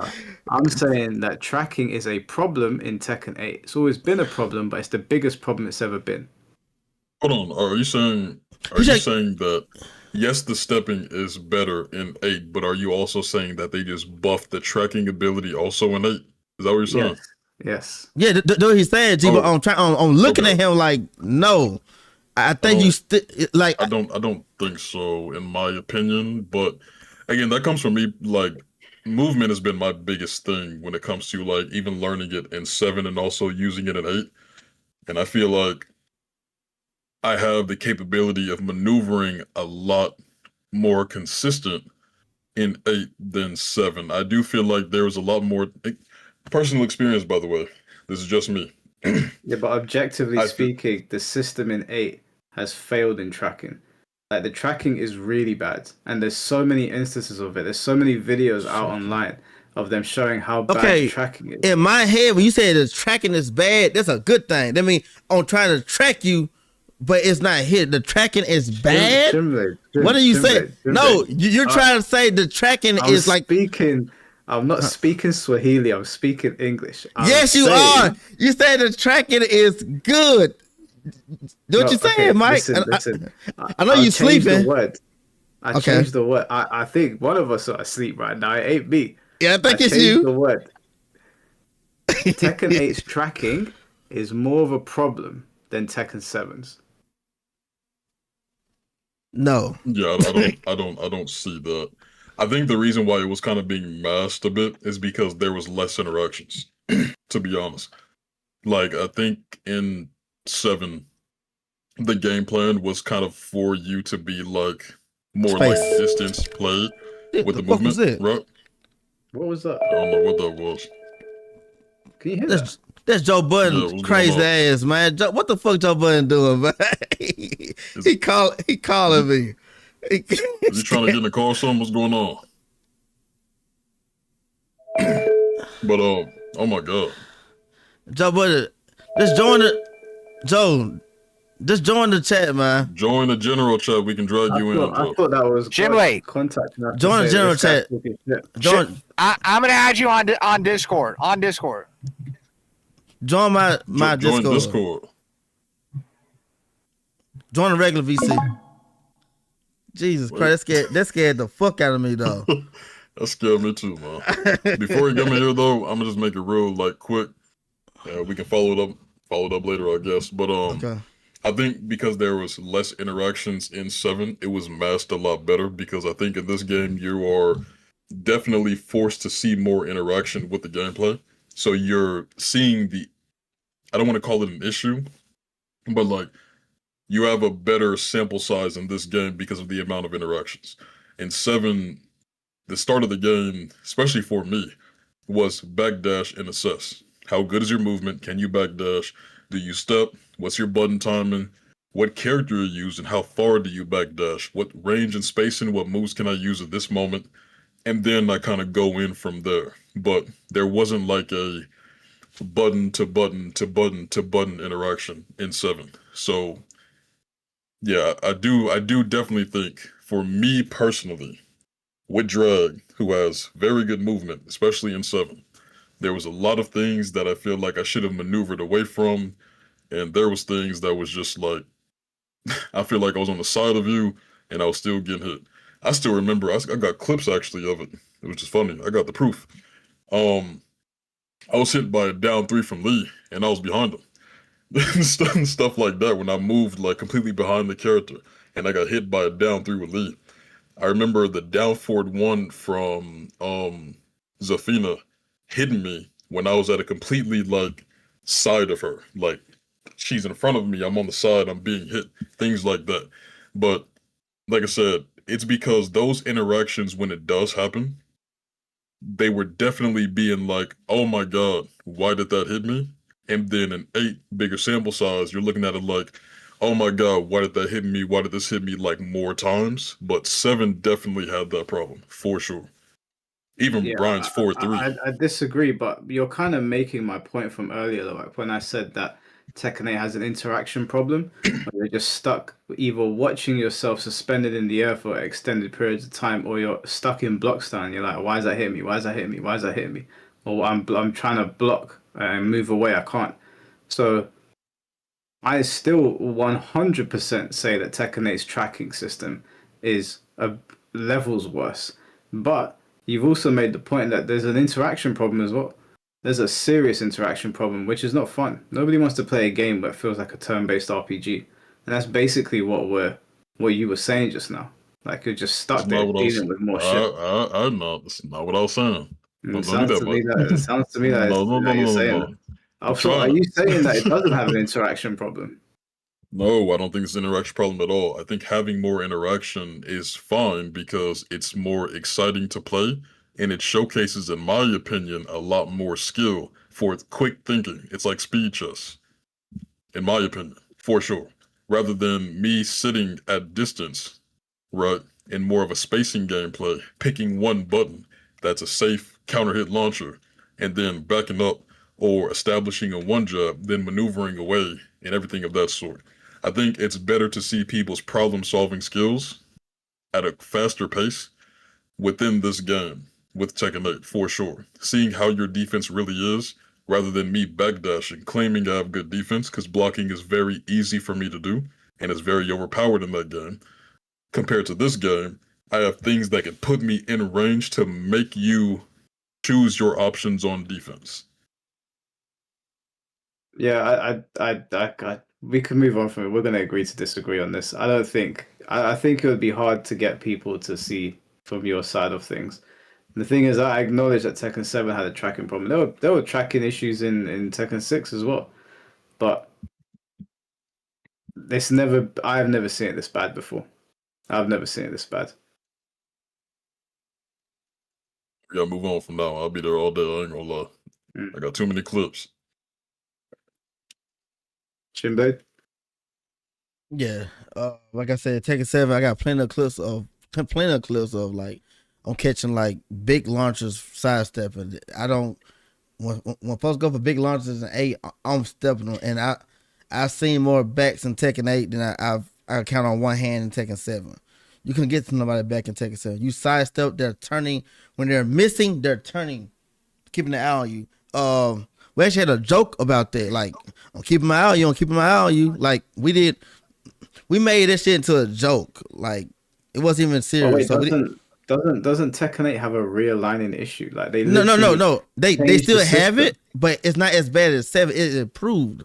So that's why I disagree. Mike, I can't believe you're saying this, but that's why I disagree. Bro, they literally released an update saying that if you're off center, even in combos, we'll put you back in. So don't worry about dropping your combos anymore. No, I'm saying, like, the experience of all this playing, even with Auto Steel, Nina, Mirzo, Falk, whoever I'm playing. Though, yeah. Whoever the realigning change affected the tracking as well. How many times have you seen people playing and the move literally starts following people. It starts homing in. Well, I literally watched a clip of Jin just the other day where he threw out a move and the guy had clearly moved out the way, and Jin turned around to realign with the guy. Yeah, I've definitely seen that in this game, but that is also a thing in 7 as well. So, like, I'm trying to figure out where we're trying to I'm make the saying difference. it's more prevalent now. I'm saying that it happened in 7. It's happening way more now. Based on what? Because, like I said, I got clips of multiple different characters doing so. I got clips of King doing this. I got clips of Lee doing this. But I we all got clips of Eliza doing stuff like this. So it's like, But I feel like you're saying, we all got clips. I think the pool of clips that I could pull from the community in its entirety would outweigh the pool of clips that you could pull from Tekken 7 easily. oh my God, you really think so? Yep, just from there season was 2 a alone. look on Twitter. They were just spamming a bunch of different stuff like this. Like, I don't think you can just the lifespan of Tekken 8 is not going to outlast what was happening in T7. I don't think that'd be fair, to be honest. The bullshit is in copious amounts. So I think most people would take that wager. You know, the back 3-2 from Geese was like literally turning. You tried stepping that move. He was turning with you before that was like heavily nerfed to be more linear. Like, he was literally watching you maneuver away. As a matter of fact, hold on. King J got a video of him hitting Poke Chop with that move, hit confirming it, and Poke Chop was moving with Josie to the right. And this man was watching him maneuver away from him. Hit back 3, and Geese was watching him doing the back 3 and connecting and confirming it right after, even though he was maneuvering to the right. I'm not saying it never happened. I acknowledge it happened. I'm saying it happens more now. I don't think that'd be a fair thing to like try and like compare, only because the lifespan of 7 is longer. So that wouldn't even mean anything, because I know that 7 would have more that I could pull up. Yeah. Like, it'd have to be comparing the lifespan. So we got to move on from that one. We're almost done. I know Mike's tired as fuck. Night. And even the commentators, most notably Spaghetti Rip and Rip, who are two people that we associate with Tekken. We're used to seeing their faces and hearing their voices, regardless of what you think of them. We know that they're staples of Tekken. They were removed from their commentary obligations because, for what it looked like to us, we never got official confirmation, because of course the Tekken team was not going to confirm this, although it was very convenient timing, that they were very critical of Tekken 8. Rip was very critical, especially of what they did to Law.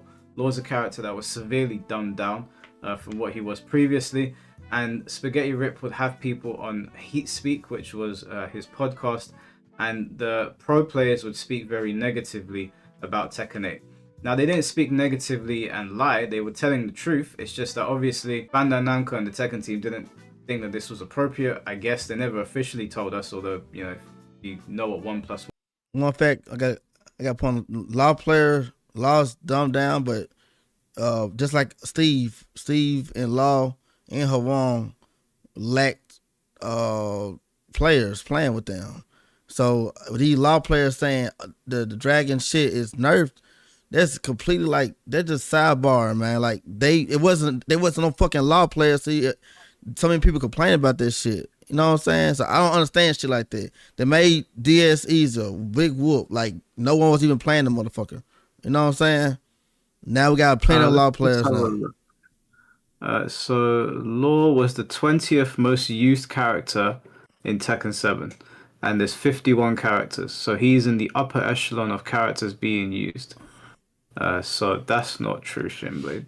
Okay, yes. I think he probably means more in like the higher level aspects. Higher level, yeah.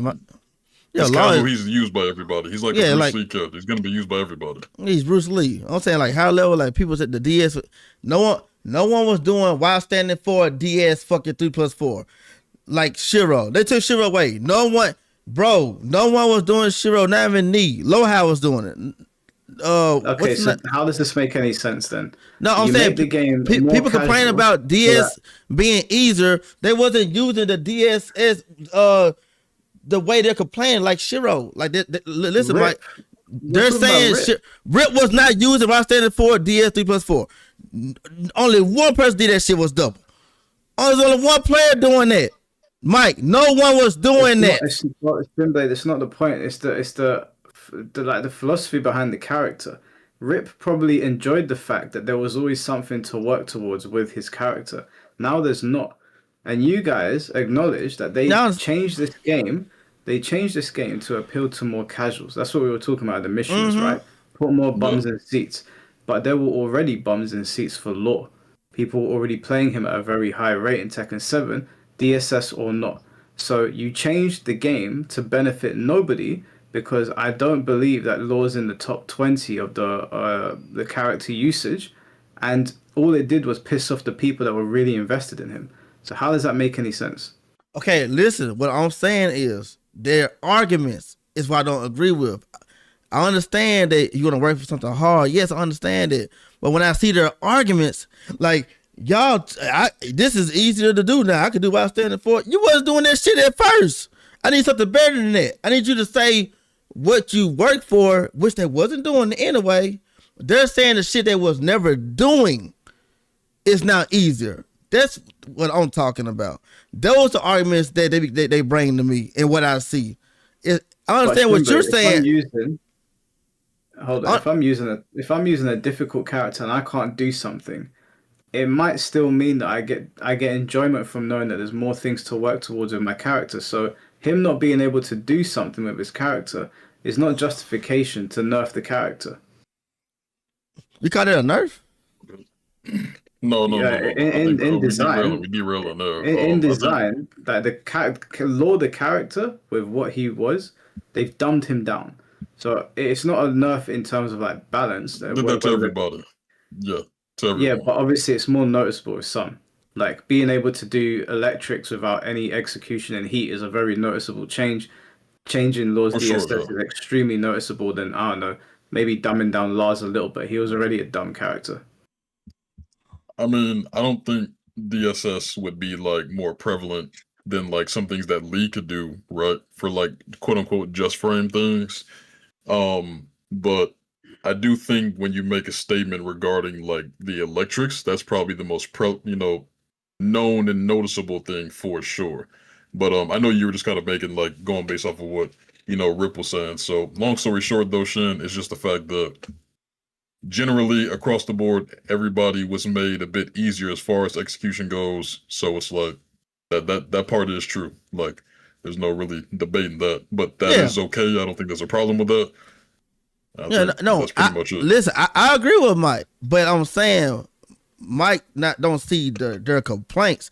That's when I get confused. Like, wait, I agree that okay, but y'all complain about something that don't make sense about DSS. That's all I'm saying. One is, then we can put it together. We know what was going on there, and it just wasn't a good look, because again, whether you like Spaghetti Rip or not, whether you like Rip or not, at the end of the day, they were telling the truth on a lot of those things, and they were removed from their posts. They were allowing people to speak their minds on their podcast, or they were going on podcasts to speak their minds, and they were removed from their posts. Also around this time, Harada infuriated a portion of the community, not everybody, because there's a lot of new players, but a portion of the community, because Tekken 8 has been so controversial. A lot of people are just like, you know what, Tekken 8 is what it is, do whatever you want to it, turn it into a Shonen Jump anime fighter, just give us the old Tekken games. Capcom releases their old games, Mortal Kombat has released their old games, whether they were released well or not is another conversation entirely, but those collections exist for older players to play them. Tekken has no such thing, it never has. I think there was one thing released on the PS3 that had Tekken 6 and Tag 2 and Soul Calibur 5, but outside of that, I don't think there's been anything else. And so people are asking, hey, just bring back our old games, give them basic online features and a lobby system, do what you want at Tekken 8, we don't care. Arada went on to some sort of panel at a show, and he said there's no demand for classic games, and nobody will play them, and people just move on in Tekken. Now, historically, that was true. When a new Tekken game came out, we just moved on. We didn't really stick around with the older Tekken games. The only time this happened was with Tekken 4, because Tekken 4 was the other Tekken game that was highly controversial. People went back to Tekken Tag 1. But that was a very different time, a much smaller player base. This is on a much wider scale. Tekken's obviously grown its community since then off the back of Tekken 7, which was super successful. And so, did you know that people quit Tekken 7 and went back to Tekken 6 and Tag 2 and played those two-player adventure games for a long period of time, Mike? People online going, we're asking for a classic game. We know that classic games don't sell. It's late. We'll get to it. Happen. But there's enough people that want to play this, and there's enough people emulating your games. You might as well just take our money, and we all win here. Harada completely dismissed it. And I think more recently, he said that there's always a possibility that it could 8 happen, more but minutes. there's just been no real conversation about it. And every time we think that they're going to do something that the community has been asking for, they don't. So that's again still an ongoing conversation about re-releasing old Tekken games. The reselling of DLC is also a conversation that is ongoing, which is a negative one. Now, the reason that people are pissed off I agree with DLC that. Season 1 was is that extremely Heihachi and Eddie are staple characters to Tekken, and having to pay for them regardless of story elements or whatever their reasoning was for Tekken, people didn't like it. Lydia, Fakaram, they're both characters that were previously sold to us. I believe Anna was DLC as well in Tekken 7, if I remember correctly. And everyone just felt like, man, you're just rehashing characters. Like Armor King, rehashed. People were very, very annoyed by that. And whether you agree or disagree with that, again, I merely present that to you as something that people are talking about and not positively. So again, conversations around Tekken are not positive. Not a positive outlook that is being portrayed of this game. Then there was the Tekken Summer Showcase. The Tekken Summer Showcase has been memed on and has been memed to death. The reason that people were so pissed about the Tekken Summer Showcase is that all of this stuff has been going on that I've been reading off to you. Whether you agree or disagree with it, these were things going on. And the Tekken Summer Showcase, we really believed that the Tekken team were going to show us something. They were going to show us a balance patch, because we're dying over here. A lot of your characters are infuriating to fight and not fun to use. So maybe you're going to show us something. It was a lot of selling us merchandise like skateboards or arcade sticks or glasses or Nike shoes or putting new advertisements in the game. Like that Times Square stage in Tekken 8 is just used to advertise things. We saw an advertisement for the Karate Kid and multiple other things. They were talking about like watches, I think. And then it got to like the gameplay portion. And we're like, okay, cool. They've done the whole corporate stuff. Let's see what the gameplay stuff is going to be. And it was a crossover with some RPG, I believe something about Yumiya or some character like that. And the character in that game, got a fair deal where they got to dress up as Reina and do Reina's rage art. So I guess people over there that might like Reina were like, oh, that's pretty cool. We'll take that. The Tekken community got a strand of hair. And I mean that in the most literal sense. You could put Yumiya's strand of hair, or whatever the character's name was, on Reina or anybody else that you wanted. And I think that like that plushie thing that follows her around, that little floating ball that looked like it was from Dragon Quest, that was what we got. And that was it. There was nothing else in that summer showcase, and people were absolutely shocked. It also didn't help that Michael Murray looked like he didn't want to be there. He looked like he wanted to be anywhere else other than there. And a lot of people were like, well, that's because the community is getting onto him. And I'm like, well, yeah, the community was getting onto him because they weren't doing what the community wanted. It's simple maths there as well. Whether you agree or disagree, that was just how it looked. Tekken went through a bit of a drought. There was nothing really happening because there was no balance patches. People were talking about, I'm done with this game. People were talking about numbers, it's very popular, this, that, and the other. There's a lot of debates back and forth, debates that have happened on this channel. And then we had Miorizo. Now, Miorizo was controversial for two reasons when she was announced. She was controversial to some Tekken players because we believed that she looked like a Soul Calibur character or some sort of anime shit or a Final Fantasy character, especially in her rage art. And just what she was doing was ugly. Also that they used Ancient Ogre and True Ogre to push the character, when that was a character people were asking for. Ancient Ogre, at the very least, was somebody that people are requesting to be in this game, especially because there is a full render of Ancient Ogre in the game. And so people were kind of like, well, if there's a full render of him in the game in a flashback scene, when in other flashback scenes you don't use Tekken 8 renders, you use old renders, you just actually have a flashback, it would seem like Ancient Ogre's on his way. Well, this character was the reincarnation of Ancient Ogre, and they had animated up his moveset and given him a pole. People weren't happy about that. The other thing people weren't happy about is that this character was from Madagascar, and people were saying that she wasn't black enough. Right at this moment, Mike not talking about nothing. You might be able to wrap this up. I've been solely listening for the past 5 minutes of this right here. To wrap this up and conclude this, let me help y'all out because Mike want to go to bed. Hold on, I ain't been talking about nothing. No. I said for the past like 3 to 4 minutes in the video, he's emphasizing what people are saying on Twitter mainly, which majority of the video has been about, but like right here, this has been kind of like I don't want to say like irrelevant to say like to what you're saying per se, but you're kind of just giving like the overview of what the outrage, quote unquote, was. There's still two things to go over. So you gotta let me land because I sat here for 5 hours with you guys now. We're not cutting the last 4 minutes up. Mike, your hair got fuzzy. Your hair got fuzzy, man. Your hair fuzzy. I never seen your hair fuzzy. It happens. Hey, but check this out. Mia Rizzo was controversial till they actually put their hands on it. And it kind of shut everybody up. Those are facts, Mike. Yeah. Well, there's a guy in the chat saying my whole argument's wrong, but there's nothing that I've said in the chat in the video that's refutable. These were things that people were arguing about. Were they not? Whether people you agree with them or not. Think about it. Arguing about these some of your people are neo X's though, and you're afraid of it. And Billy's. I'm afraid of who? I said you're afraid of that to know that some of these people are neo X's and Billy's. Neo's your guy, and Billy's an idiot in another Discord.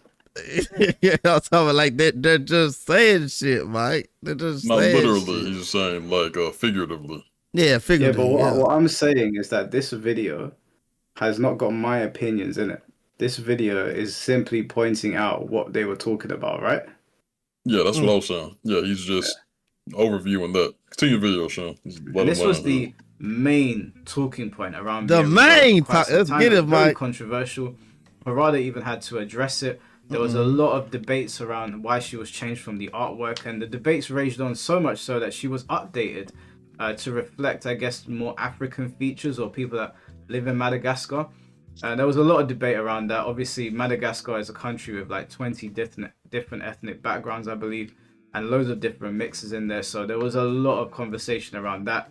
And it was all taken away from the fact that there was a new character coming into the game. Like, people were more concerned about that. So again, you can understand why this is not good for Tekken. It's certainly not something the Tekken team want to see. Harada had been doing tweets here and there. There was a conversation they had on a live stream where they brought up the possibility of monetization for streams. And Harada had said that he finds that interesting, and then went onto his Twitter page and said that it's unlikely to ever happen. Now, in that stream, it didn't sound like they said that it was going to happen, but when someone says it's unlikely to happen, that means that it's probably been discussed. They probably looked at Street Fighter's situation, who are the ones that are monetizing the streams right now and doing a pay-per-view model, and they're probably looking at it and saying, oh, we're not up to Street Fighter's level right now, but if we ever do get to that level of popularity and we have the ear of the people, maybe we can monetize our streams. I mean, what else is interesting about it? So people were talking about that again. You said pause it? Yeah, I want to address a comment in here just before we wrap up. His name is Gellis C. He said a large part of Mike's video is subjective. No, it's not. What part of this video is subjective? Exactly what part of this video? So can you guys tell me what is subjective here? Did these conversations happen? Yes or no? Yo, Gillis, if you could join the regular chat, drag you in, just keep us from waiting for you to chat on the YouTube stream. Yeah. As a matter of fact, yeah, come. Let's have this conversation. I'd like to know what was. I know where you got the energy right now, mate. I'm woken up now. You woken up? Gillis, your hair's still frizzy, mate. Your hair's still frizzy. Join the regular chat, Gillis, the general chat, and then I'll drag you down. Get him in here. I think my food here. Hold on, let me check. I'm at the door. And I actually didn't think we were gonna stop that many times because I did want to get some of the people who wanted to talk. Like, of course, some of our friends and shit want to get their inputs in, but I know you're gonna be way too tired for that.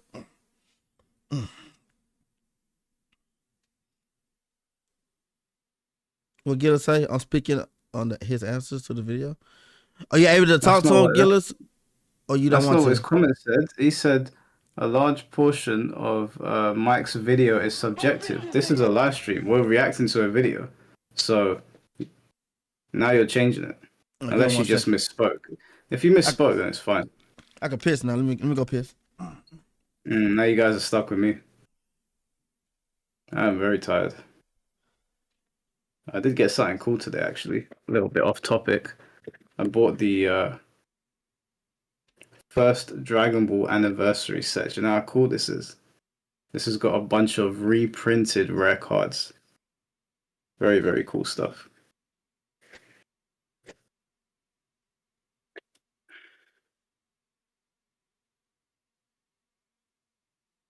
Hope you guys have the same debate for the next 2 months. You know how it is. What's going on, Miss Sats? How you doing? Finn, good to see you. Anonymy, Nicodamus. Damn, my whole mod team here, son.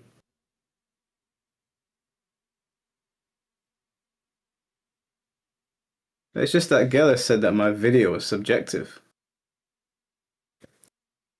What was the Yakuza box? Oh, this is a limited edition Yakuza 4 from Limited Run. So it's got a bunch. It's got the physical copy, original soundtrack, collectible, acrylic standee, character cards. So I've got trading cards in here, and we've got a Smile Burger and New York hot dog pins. So yeah, I'm a big Yakuza fan, so I love collecting Yakuza stuff. I've got a bunch of Yakuza stuff in my room.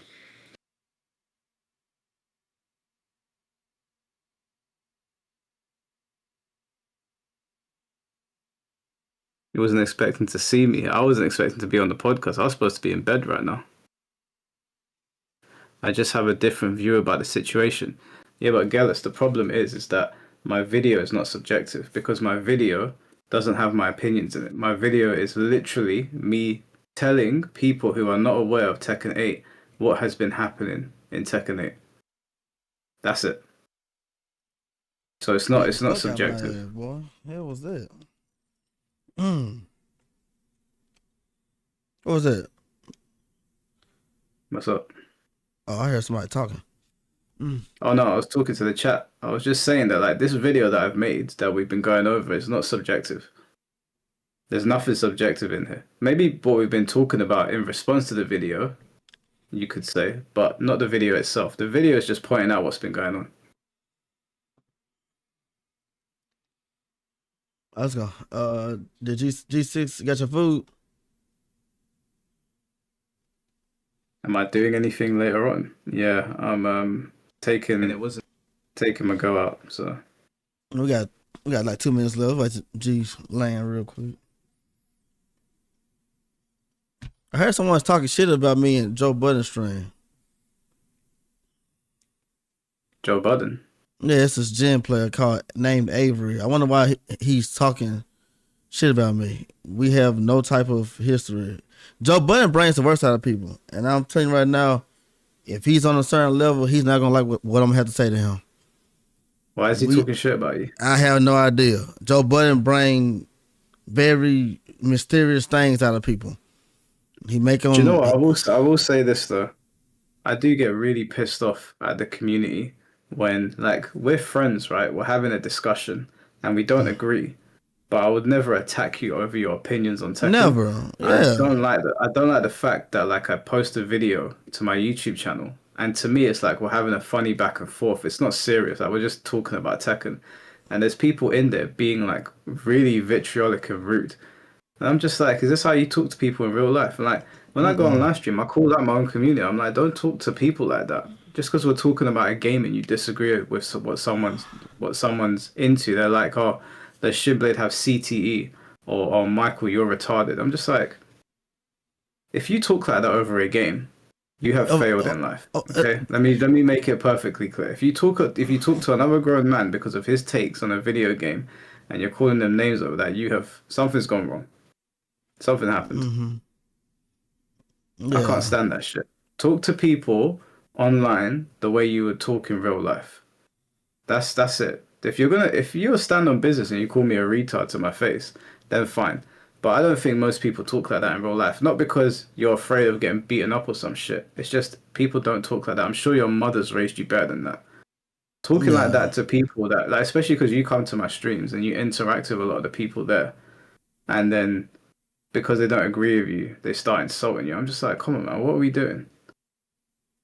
Yeah, it's just fucking crazy. It does be kind of distasteful. Like, man, like, can y'all, like, you could argue you can see us debating. You guys can actually be like logical and use your IQ level to respond. It's like their only response is ugly, and they're attacking. Like, bro, like you can't do nothing else. Like that's not even the point of the video or the point of our debate. You guys are making no point. You just said, why does he believe it sucks? He's retarded. He just like what?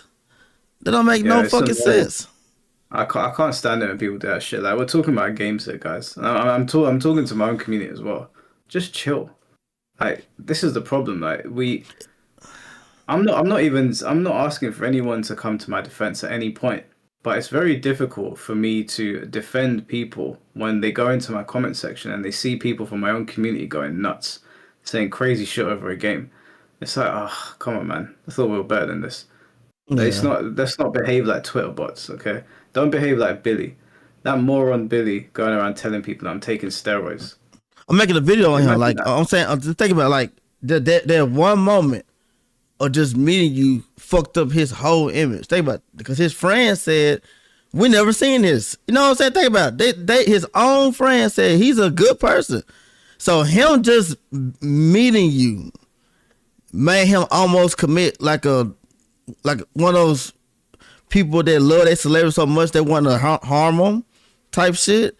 Like that didn't make no sense, man. That shit kind of bad. It's just one guy that comes to my streams faithfully. He only says two things. Why do you hang around Mike? I'm disappointed in you, ShinFolk. He says it almost every time. And next time I'm gonna get his name. If you in here right now, please say something. I'm pretty sure you are in here. Get his name and tell him to come in here. Because if you are in here, just come in the chat and talk to Mike. Mike ain't gonna harm nobody. And yo, Wizzy, he's saying some shit like ShinFolk never beat me. Avery, we only played one time at Tag 2. We only played Tag 2 and you barely won. I literally dropped a combo and that's why you made top 8. But we have no beef. For you to go to somebody else's stream and people are they are messaging me like crazy that you talking shit about me over there. Like, bro, it's levels to this shit. You are not more successful than me in tech and overall. You know what I'm saying? Like, bro, especially in tech and that, you have not made more money than me. You can't even talk to me about shit. If you want a money match, cool. I money match anybody. But if you want to talking shit, bro, you don't want to. Hey, I'm gonna tell you right now, the shit from come out my mouth and be disrespectful as fuck. Cause I don't like that shit. And he's saying he don't want to join here cause you over here, Mike.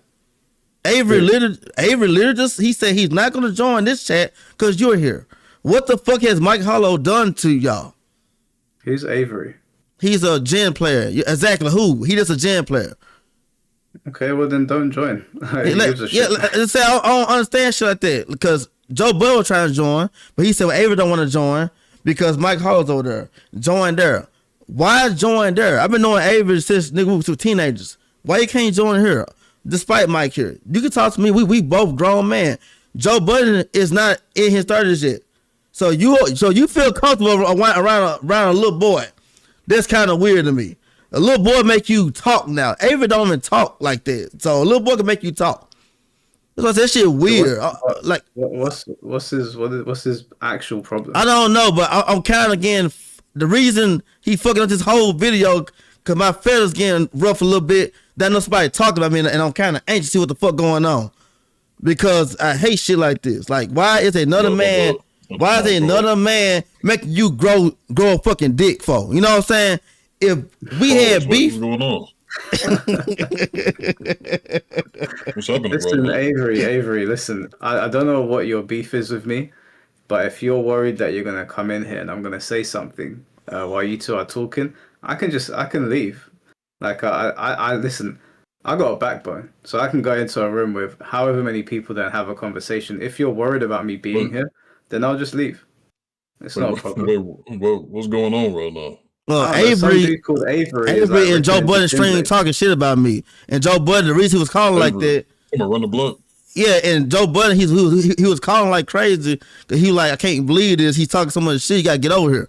So I'm over here like, why did Joe Budden make motherfuckers feel like they got a fucking dick now? You know what I'm saying? Me, I've been knowing Avery forever. We never had beef. He instigated, man. No, I don't. Nah, come on, stop that. Hold on, time out 1 second. We know Joe Budden. Joe Budden. No. G. Wait. No, I got other people messaging me and saying these are facts. Joe Budden not instigated. Well, hold on. What does that have to do with that man talking? It has nothing to do with that man saying his own thing. They could come to you and tell you, hey, look, he said this, and he can come and be like, look, hey, hold on, G. You came too late, G. So Avery said he's not finna come over here because Mike Hollow's right here. What happened to Mike Hollow? What Mike Hollow do? See, G, you came too late. So listen, Joe's trying to get him over here to talk. He like, no, I'm not finna join Shin Stream because Mike Hollow's over there. And like I said, what the fuck is that? Like, bro, are you a man or a boy? Like, what the fuck going on? You know what I'm saying? Like, listen, if he's scared of me, just let him leave him be. Wait, hold on. Why run a black scared of Mike Hollow? I don't know. That's what Joe Budden bring the craziest shit out of people.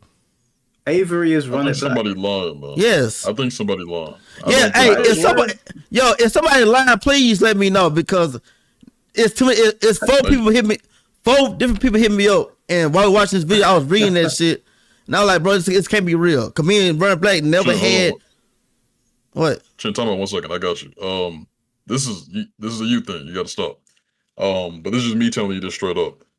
If he wanted to say something, he's not banned in here. He'll come in here and say something. If he's saying something over there, and there's other people saying that he said that, look, there's G, no visible hold on, G, look, let me land. Hold on, let me land, Sean. If those people aren't providing you with the proof, you know the 4K chat I got in my Discord, where they showing what they saying in the chat. If they not doing that, I don't care about what they said because people can easily lie. And who's your source, Sean? Your source is who? Joe Budden stream. What happens in Joe Budden stream, Sean? Thank you very much. Until they show you that, it is what it is. No reason to get riled up unless he come over here where he's not banned and he can say those things. There's no reason to entertain it. I wouldn't do it. I don't know why we're doing it right now. All right, you know, shit. That's why everybody needs a G6, man. He know how to calm a nigga down. Are y'all ready? Can we get back to the video? Thank you. It's all love, though. Wasn't a positive thing. It was a bit like, oh, you know, what's going to happen? Because the word unlikely does not mean never. And even though Harada doesn't actually tweet himself, I believe somebody else tweets for him and they probably translate it or something like that. Or maybe he does. I don't know. It was another conversation point. Then, most recently, Harada left Tekken after 30 years. So no matter what you might think about the decisions made in Tekken 8, Harada has been steering the ship for 30 years. And him not being there leaves a lot of doubt and a lot of questions. And that's where we are right now with Tekken. And I've left out things obviously that pertains to the community because there was a whole bunch of shit that had been happening with the community. I mentioned things very briefly in here, but if you didn't know why there was so much negative attention around Tekken 8, now you know. So this video is not about me co-signing or disagreeing with certain parts of it. It's me simply letting you know there's been loads of people that keep on asking me why all of the negative attention over the last 2 and a bit years around Tekken 8. That's covering just some of them. So you can see how the ongoing conversations around a lot of the things that have been happening have just not been good for the people that are looking inwards at Tekken 8.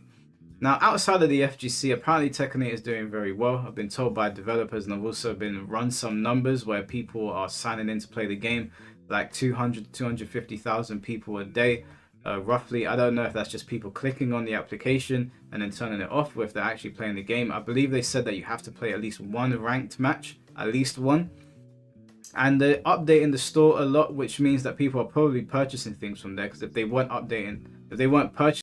I got a question. Why do you and Kinfo Moon be saying y'all don't believe it? Where is that number at? Over 200 people, 200,000 people be. It's on Electrowing Godfist.gg, EWF.gg. Let's see.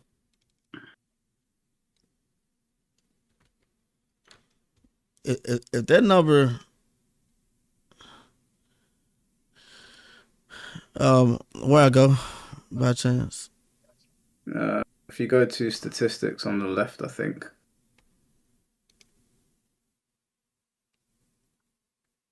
And there should be an option to find the daily like. No, I see a number at the top that says, I know you don't see it on the stream, but it says 456K.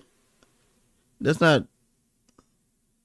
Yeah, I don't know where it is on the website, but I think you'll be able to find it on this page somewhere. It shows you how many people are logging in per day. The owner of the website said you have to play at least one ranked match to be counted. So just opening the application, I don't think it counts towards. Oh, there we go. So yeah, you can have a look to see. I think the yellow is yellow's quick battle.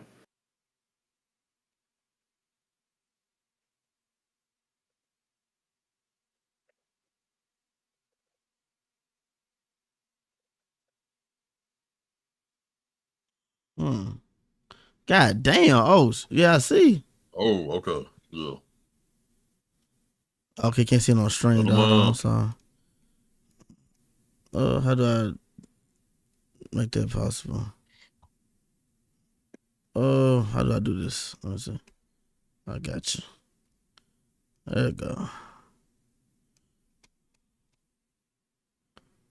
It said 266,000.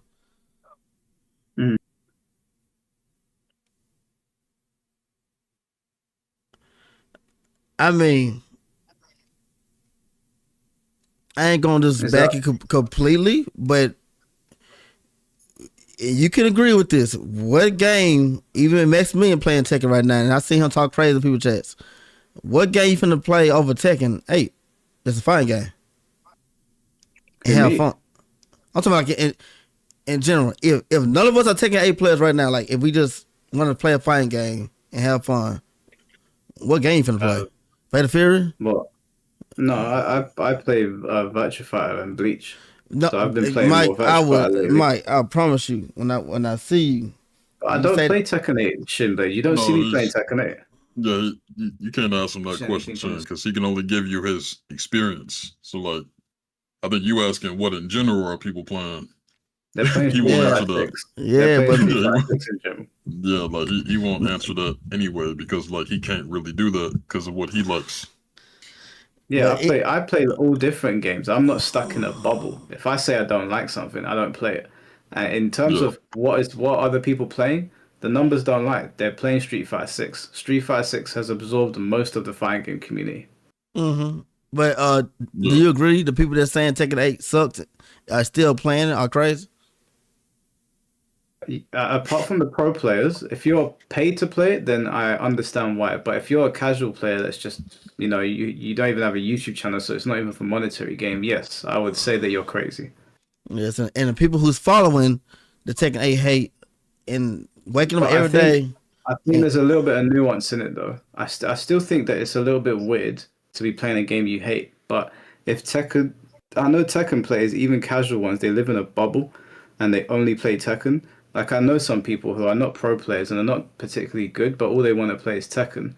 And I think because it's a legacy franchise, people are really attached to it. Kind of like a bad TV show you can't look away from. And some people have a hard time disconnecting. I don't think it's a justifiable reason, but I acknowledge that it happens. Definitely a better analogy. Let me land on this one. But that's just a toxic ex-girlfriend or a girlfriend that you're with, that you're just refusing to leave. And you've been with her for years, even though she annoys you and does the X, Y's, and the Z's that you don't like. And that's a personal thing rather than it's like a game thing. Because if you just, to everybody else who's outside looking in, they're like, hey, I see you talking about this game you don't like. Why are you still playing it?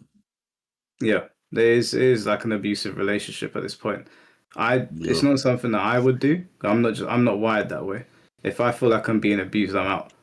So pretty much when Tekken 8 was not fulfilling what I was looking for, I just left. I was like, I'll do like community streams like once a month because that's where I built a lot of my community, and it's where it's kind of like the thing that we huddle around. And obviously, season 3 is coming out soon, so we're all gonna try season 3 to see what's going on. with the hopes that it's going in the direction that we each individually want.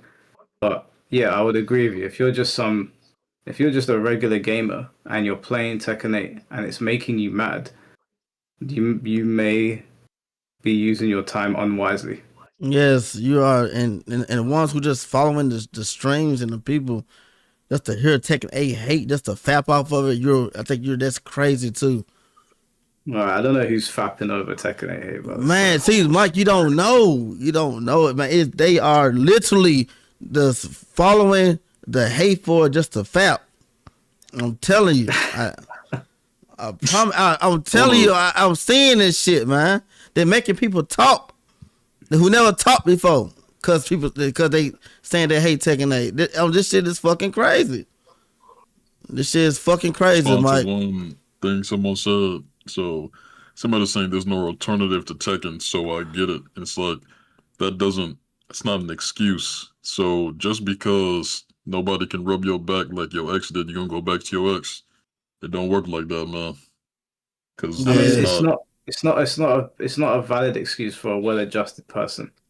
I think that I think if you're doing something that makes you upset and you have a way out and you keep doing it, there's something wrong there, because it is much less severe than an abusive ex, right? There's loads of implications of being with someone abusive. This is just a video game, and video games are meant to be an escape.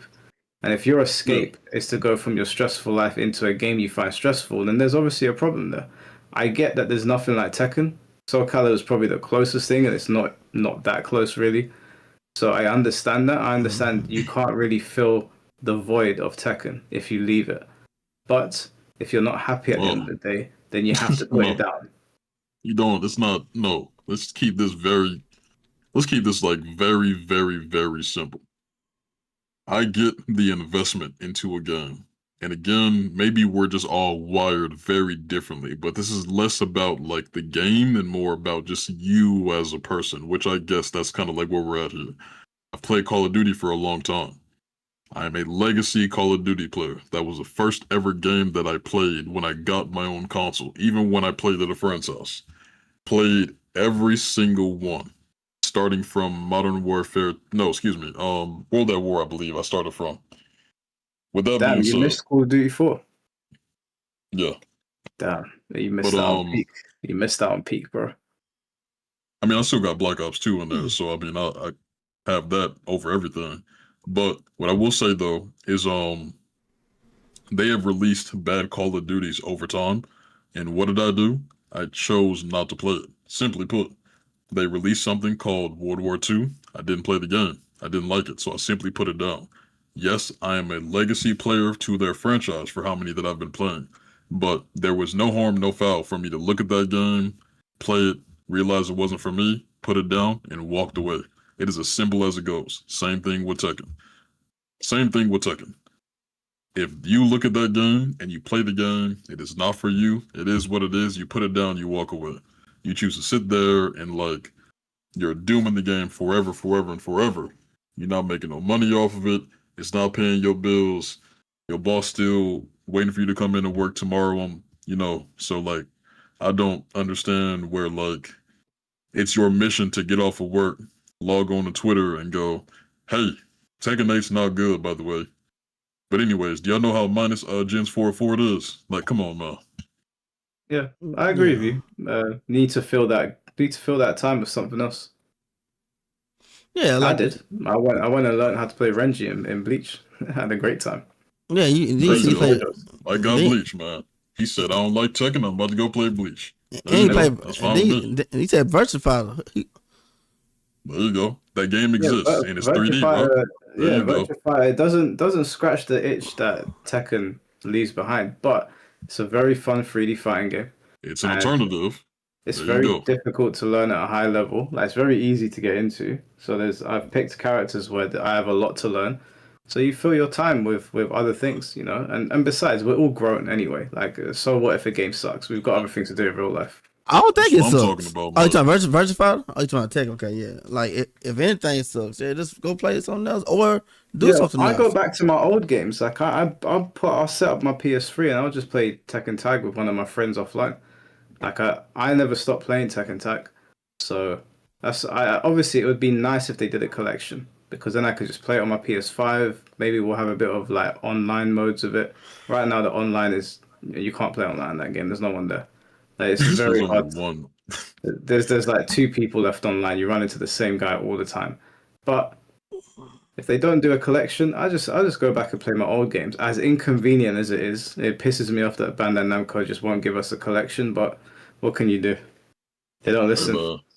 Hope for the I best. gotta address this, please. I'm so sorry, but Fenty said there's only one 3D fighting game that is active right now. What does that mean to me? Hold on, no. Fenty said that. Somebody said that's a good point, Fenty. So that means that no matter what, because there is no other Tekken, or you believe another game like Tekken, right, to you, that you're still gonna go back to the toxic ex-girlfriend and let her rub your back because she doing good, even though that you hate everything about it. No, just walk away. That's a personal problem. That's a you thing. If you're doing that, that is a you problem and a you problem only. And there is no excuse for you doing that, knowing that it is a bad thing. To you, you're saying it's bad, yet you keep playing it, yet you keep complaining about it. Go to something else. There's hundreds and millions of other games. Tekken doesn't have to be your only game. You're choosing for it to be your only game. That's a you problem. Yeah, but you also have to remember Finty is a Tekken content creator, with a fairly loud voice. I think it's important for Finn to stick around and like continue to commentate on the game and suggest changes or call out problems. So for Finn T, even if he's not completely happy with the game, I think there's value there in him staying. He's not a normal player that's just sitting in his room playing the game. So it's a different situation for him. If he's into 3D fighting games and this is the only active one, I get why he would stick around. If he was not Finn T on YouTube and he was just Finn T in his house playing the game, then it would be a different story. Yeah, but like, and this is no disrespect to Finn T, so I really hope you do not take this the wrong way entirely, right? But so just like let me land when I say this, Finn T. It's all love, by the way. I just want to leave that disclosure.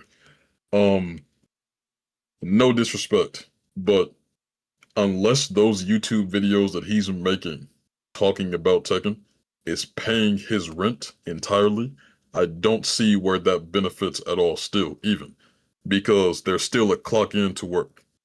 It's not paying my bills, so if that's not the case, then I don't see where that becomes a thing where you're like, hey, you know what? Hold on. I feel I have an obligation to do. No, go ahead. I think he adds value to the community. No, you good. Go on. No, I was reading. Hey, hold on, yo, Joe Budden, chill out real quick, man. I respect you a lot, Joe Budden, but I don't know what the hell you slipped into Avery's drink to make him be so. I don't know what the fuck going on, but I think he's not gonna like what I have to say, because the fact that he's talking shit over there that we never talk shit in our life in Tekken is pissing me off in another type of way. And I'm gonna say some shit. I'm gonna say some shit. Friends.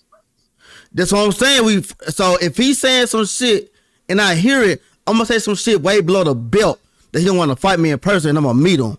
So I need you to like stop bringing it over here, because I'm getting kind of pissed. Because how you getting the balls to talk shit over there, but we never talk shit to each other in person. So I don't know what kind of mojo these guys. Joe, boy, you said yourself, these guys are gay for you, bro. I'm gonna say it right now. They are literally like, that's crazy. Like, if this is true, hold on 1 second. Hold on, G. Hold on, I got it. If this shit is true, I am not finna indulge in it, because I'm gonna say some shit that don't need to come out my mouth, because I'm gonna be so pissed in all types of ways, bro. But Run It Black, he might just be messing around. I don't know. I think that's what I'm saying. That's what I'm saying, Mike Hollow, and that's really the biggest thing. Shin, like, here's the thing: the source is Joe Budden, and this is not to Joe Budden. We understand what they do over there, and that is okay. That is perfectly fine. If that is what he means and that is what he's saying, by all means, he can come in here and let you know himself. He is not doing that, which means that there is no value and no weight on that by any means at all. I don't know why it's getting any type of attention, because the value and the weight comes from him. The value and the weight doesn't come from Joe Budden. Doesn't make sense. Why doesn't he just Yeah, come in here and kind of Joe dive into Budden. the court? Why isn't he chatting in the chat or talking? I don't get it. Like this is weird to me. You know what I'm saying? This not even manly. This not manly at all. I'm a manly type of player. You want to talk shit to me like today with Epic? We talk shit to each other and somebody in chat. I enjoyed that. If he's talking shit through you to pass to me, bro, I'm not entertaining that shit because I'm gonna be mad as fuck. If he wants someone to talk, tell him to come over here. Is he not a man? You know what I'm saying? Hold on. Hold on. 1 second, please. This is not to him, Shin. So let's not make any accusations to what we're assuming that he's saying, because right now it's nothing but assumptions because it's not coming from him. So there's no reason to assume what he's saying. He's not, as far as we know, he's not doing anything. You know why? Because he didn't say anything. You know why? Because he didn't say it to us himself. No reason for us to assume anything. It's fine. SM Masasu. Okay. Hold on, G. You say that shit again, motherfucker, I'll ban your ass. Nobody made me pick up the goddamn controller. I'm gonna fucking nigga. I choose to pick up my goddamn controller. I don't give a fuck about who the fuck say play. Nigga, ain't no bitch in this motherfucker got a better resume than me. So you can shut the fuck up. You pick up your own goddamn controller. Say that shit again, get your motherfucking ass banned, motherfucker. Say that shit again. Tell me to play. This ain't. We love Joe Budden. We'll say it again, but he can't make me play. He can make y'all motherfuckers play. Hold on. You said run the set or shut up or some shit like that, right? Were you talking to me? You said run the set or shut up. You said it in my stream, though, so that's towards me. No, my bad. Context. Okay. They talking to someone. Oh, Masasu is talking to somebody else in the stream. I'm so sorry. Sure. Let me stop. This how pissed I am. Hold on. You got water, Sean? Take a sip of water, man. Just take a sip of water. Not Henny. It's lashing to the wrong person. That man just sitting there probably eating some food. Like, what I'll do? Look, Shin, I don't know why he won't join because I'm here. Do you want me to go so that Run It Black joins? Because he seems to have a problem with me being here. Masasu, I'm so sorry. No, first, let me issue my apologies to Masasu. I might need to make him up. Good, Masasu. Hopefully you eating some good food, man. I'm going ahead and do this for you, man. Hey. Hopefully you got some good food, man. I respect. I got to do that for you. I got to do it. Hopefully the food good. I just modded him. I just modded him. I'm sorry. Deepest apologies. Deepest apologies. Wait, you were talking to Masats? No, there was a mistake though. He okay. The one that he did. That's my boy. It's all no. Listen, there was a mistake though because what they were saying that I read his comment out of context. And my deepest apologies. Deepest. You messed up his meal, man. I messed up his fish and fries, man. I'm so sorry. Yeah, hey, some good food. Hey, next fish and fries on me. Whatever it costs. Request it for my cash app, Miss Asu. Next dinner on me. That was a big mistake. But that's how I'm about to get a request from everybody in the chat. Hey, make sure it's you, Miss Asu. I'm a Sasu. Huh? Do you want me to leave so that Run It Black can join? Because for some reason he won't join if I'm here. Okay, hold on. There you go, right there. I got you. Hold on, no, you ain't got to go nowhere, Mike Hollow. We're gonna end it. We're gonna dead it right now.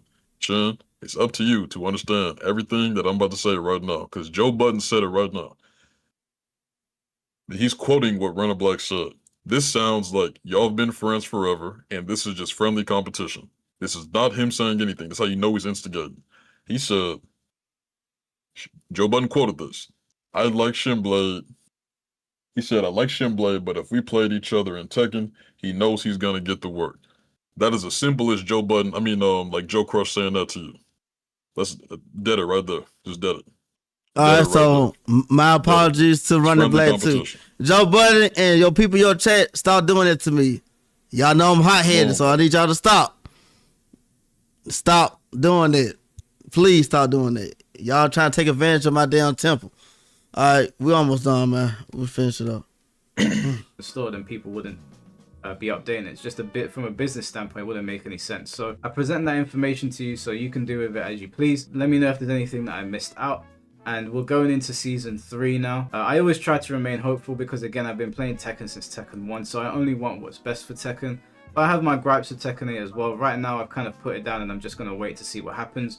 We've probably got 2 to 3 months before we see season 3. So we'll see if there's any meaningful changes made. But I'm sure the Tekken content will probably ramp up again around that time as new characters, new stages, and new balance updates come out. I'll catch you guys very soon. Take care of yourselves and peace. Along in the storm, and in the rain. You about to try to come in here and stir something up. You know we good for it. Shin. What? You gotta land. I understand. You gotta land. Relax.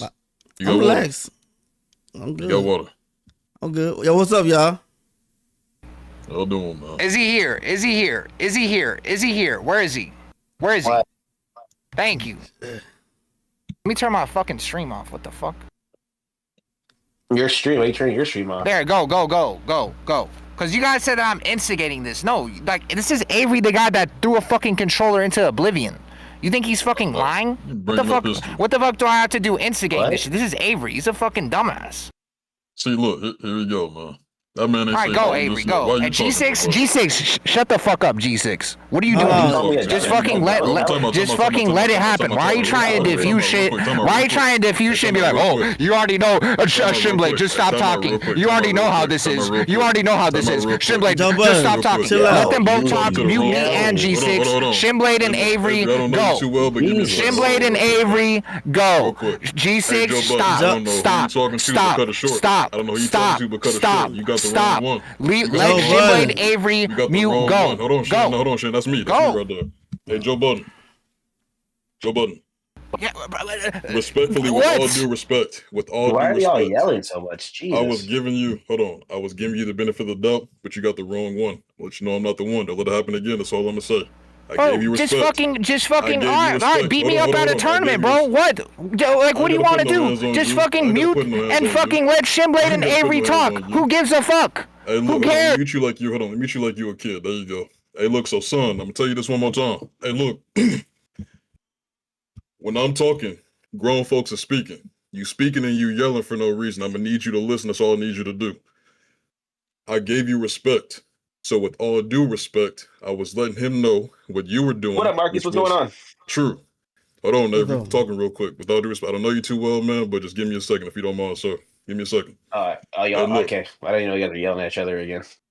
Oh, no, I'm not yelling, man. You all good. So, long story short, I was letting him know there was instigating happening in the chat, which that's what was happening. You said what supposedly Avery had said.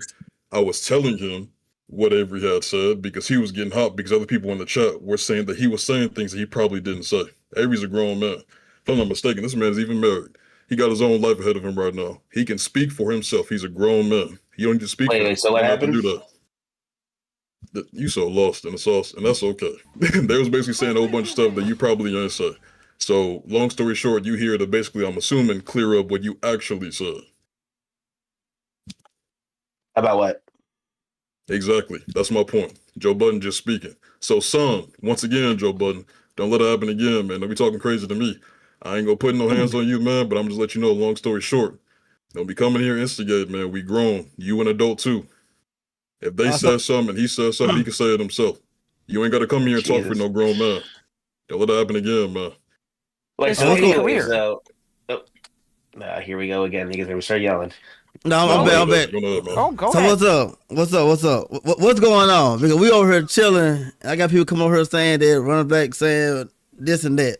So just clear that up real quick. Okay, so what happened, or not even what happened, what I said was these. All right, let's do the whole workaround. So Joe and I forget some dude he had in his fucking Discord. What was that dude's name? Noah Black. Noah. Noel. Whatever. Him and Noah Joe Black, were whatever. like, why do I hear double? We're like, I'm trying to remember the story. Marcus, slow down, all right? I was literally asleep until this nigga called me, and then they were like talking about how like I beat Megan Clinton last night or some shit, and then he was asking me if I played again, if I would play anybody again, and I was like, I'm only going to play if he pays me the rest of the $100 he owes me, and then he was like, you should fight Shinblade. And I was like, well, why would I fight Shinblade? Shinblade don't want to have to smoke with me because, like, you know, Shinblade's my boy, not my, he's a friend of mine, but like, if we play each other in Tekken, I'm beating your ass, friendly, you know what I'm saying, kinfolk, but you don't want that fade with me in Tekken. That was it. G6. What's wrong? That was it. I don't know about all the other shit they was talking about. Yeah, they say you. Is that instigating? Crazy. That was just word for word out of his fucking mouth. Yeah. Okay. So I don't mind playing you, Avery, but you know damn well it's a back and forth with me and you. But me and you, I was confused why you wasn't saying that to me. You know what I'm saying? But you said it was a subject that got brought up over there. But it took a minute. Because you said you didn't want to join because Mike was over here. Can you explain why you didn't want to join because Mike is here? Oh, I don't know Mike, but that whole tie thing and that nigga's weird. I don't know. That's about it. Hold on, what? I don't interact with him or King J. That shit's weird. Weird behavior. But they cleared that up. Something else. That's it was No. That shit. Whatever they got to clear up, that ain't my business. But you made it. That's fine. Yeah, you're grown man. That's fine. No, so anyway, back to the man. Are we playing? Because I want some money from Joe. If Joe's going to pay me. Otherwise, I'm going to go back to bed. Well, so we just money matching. I guess. I don't know. How much? Well, Joe owes me $100, so you and him can put money online. I know you no. This is crowdfunding. I've been up since 3 a.m. and it's fucking almost. It's crowd. So Shinblade, you wouldn't put your own money up fighting Avery. Joe, you never made me pick up shit right now. I've been up since 3 a.m. Well, obviously so not today. You want me to go? Whenever you want. Whenever you want. Whenever I want. Okay, tomorrow. We do it. No, later today. Later today is already next day. Avery. Man, tomorrow's the playoffs, man. I'm busy. Fuck that. I don't know why the fuck other people. Hey, Avery, fuck that. Listen to me real quick. I don't know why other people make you get your balls up high, but I'm gonna beat your ass today. Oh, come on, bro. You know this is Avery. This is Avery. He's always like this. He's not. No, he's not. No, he's not. Not to me. Wait, can you guys pull up the video of him fighting Poke Chop? I want the whole entire world to know. Like Mike Hollow, I don't think you've seen this video. Pull up Avery RIB versus Poke Chop. Pull up Avery. Like, do you guys have YouTube on your? Joe be living in the past YouTube thing. 15 years he literally played Poke Chop and then he banged Westside and he said on Westside blah blah blah and it was in Poke Chop's face and Poke Chop didn't say shit. Hold on, y'all. That was like 14 years ago. Isn't that in tag 2? Yeah. Look it up. Look it up. 14 years ago. I've seen this. Bro, well, yeah, Avery, you're not as toxic as you used to be. You're not as toxic as you used to be. But they're trying to act like you. They're trying to act like I like put the battery in your fucking back. No, this is just Avery on a random Saturday fucking night, fucking acting like Avery. Throwing controllers and shit. What's the video? Hey, TMZ, man. He real good. I ain't gonna lie. We didn't even do our outro, man. Look up Run It Black versus Poke Chop. Run It Black versus Poke Chop. Hey, real quick, y'all. I ain't gonna hold y'all. Give me real quick, man. That concludes the Mike Hollow video, man. Hope you guys enjoyed it. Mike Hollow, G6. You don't want to put this shit in the video?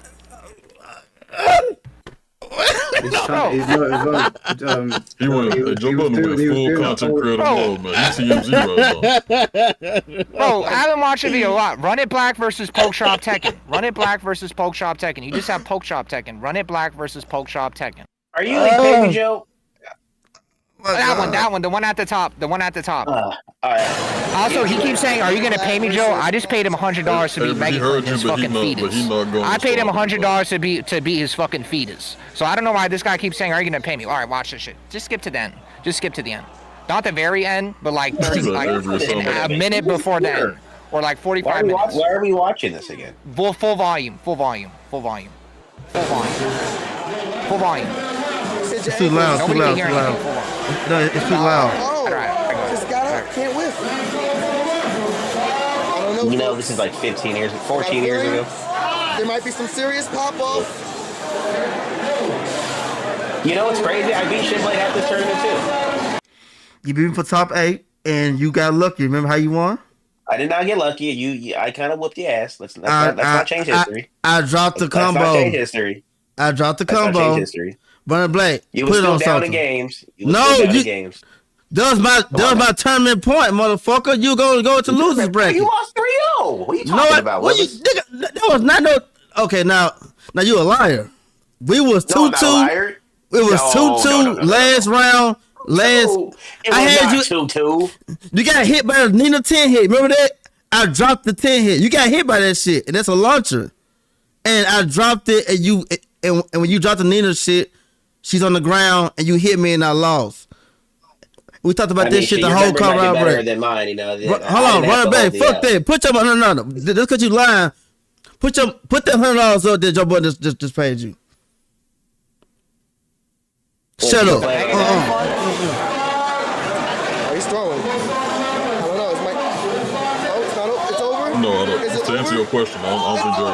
No, you're not playing real now. What the fuck did I say? I knew it. Am I a vibrator, nigga? I know. West Coast. That's what the fuck I'm talking about. White and black. White and black, nigga. No, it's an old video. Damn, I'm really young back then. X-Factor. He used X-Factor the whole fuck. I was 17 at this tournament. Hey, sweet. 17. Oh my god. He's really skinny back then too. They said that this Avery now ate this Avery. That was a word on the street. Probably. What? That's Kid Boo right there. Why is Speed Kicks like Joe good, man? Speed Kicks looks like literally like he's 12. That no, shit like is funny too. I'm confused that he's ATL. Why is he smiling and giving credit to Running Black? No, he would have been kicked at the scene right there. I ain't gonna hold. I didn't even think Shinblade. I didn't even think about that. I actually didn't even think about that at all. Yeah, what the fuck is he doing? Let me know what's going on. I'm out of here. You let me know what's going on. No, wait, hold on, don't go nowhere. Is that some crazy shit, Avery? Why'd you leave so quickly? What happened? What happened? All right, go. Never mind. You're still here. All right, good. So we playing later today, right? Get the terms of the match before you leave. We can play right now. I was already asleep. No, we playing later today. What we doing? I know, but you can't run away now though after 2 games. You know what I'm saying? Running Black, shut the fuck up. What we doing? Hey, what happens when you find me in rank? What happens? Nigga, I'm usually drinking. The score is 30-42, and I'm usually talking to chat, listening to music, and drinking. Here goes hold on, wait. Hold on. Wait, listen. And like 8 or 9 or maybe 10 of those games is when season 2 first dropped. You using that busted that gym. No. It was like it was. No, it was. And we kept matching against each other. But that's fine. But when we played today, I don't want to hear none of that shit. I gotta tone down the skill level because you be saying this nigga's cheating and shit, you know, then you find out that it's me and then you be like, oh shit, it's Avery. Okay. Adrian, and I still bust your ass though. No. A lot of those games that you do win, I kind of ease up and let you. No, I'll bust your ass. No, wait. You gotta help. I mean, sober. You know. Come on now. Avery. Come on, sir. I'll help you. Avery, how much you playing for? They're the same age. It don't matter. Hey, Avery, how much we doing this for? Joe Budden, put the money up. Put the money up. I don't give a damn how much you said 200. All right. I'll put 100 up too. The money I'm supposed to give to Avery, I'm putting that to the pot. So that's. So you are supposed to give me money. I forgot. Someone in the YouTube chat said they put 200. We're already at 500. All right, just leave it there. Let's get it. We're already at 500. That money in liquid. You know what I'm saying? In liquid? You want me to come to your fucking house with $500 cash? I don't do. Want me to go to your house? $500 cash. And he talking about. And he talking about. To me. This motherfucker talking about holding hand, nigga. Joe, but how old are you? How old are you, Joe? Oh, 25, yeah. 25. You need a 25-year-old to hold your fucking dick to talk, nigga. How the fuck we never had a beef set? All these years been knowing each other. You need a Joe Budden to help you to get some fucking balls. You need a Joe Budden to help you get some fucking balls. Just for that, I'm gonna beat the. I'm gonna beat. That was one bracket, motherfucker. You think I would lost you in multiple brackets, nigga? No, especially after this shit. You can't get to the dance no more. That's the problem, bro. You are sorry. You sorry as hell, Running Black. Okay. I still win tournaments. Last time you won one. We'll see. Hold on, wait. How much money he won taking that? Not more than me? How's that? And I was blacklisted. How the fuck I win more money than you? You stay in Cali. How the fuck? Don't get quiet now, nigga. How the fuck I win more money than you? You stay in Cali. You're not blacklisted. Sorry, motherfucker. Yeah, shut the fuck up. Let me let go of his balls, Blaze. Let me let go of his balls right now. I was holding him. Let me let go. You need Joe Budden to hold your balls to talk shit to me. Avery. We've been knowing each other since we was teenagers. It takes a Joe Budden to hold your balls. He ain't free balling. You still holding them motherfuckers. We've been knowing you since teenagers. My left hand was holding him. My left hand was holding him. You still hold the fact that you never talk shit to me in your life, nigga. Even in your prime. You never came this shit to my way. Genuinely I mean, I don't talk shit to niggas that, can't. G6, see what happens? Don't matter. See what happens? Just look at him. Joe Budden. No. I'm impressed too. Because he make niggas talk that we never heard before. He make niggas get balls that never had fucking balls. Joe Budden, you are the fucking Messiah, motherfucker. You are. I told you, Joe. I said you the future. Joe Budden, I said you the future. You are the future. You make niggas do shit they never done before. What's going on? I gotta go. All right, get your sorry ass up out here. You make niggas do shit they never done before. This nigga been knowing me since I was 140 pounds. You good, Joe. Don't talking to me crazy though. You good though. You good, my This nigga been knowing me since I was 140 pounds, nigga. He get balls now. What the fuck going on?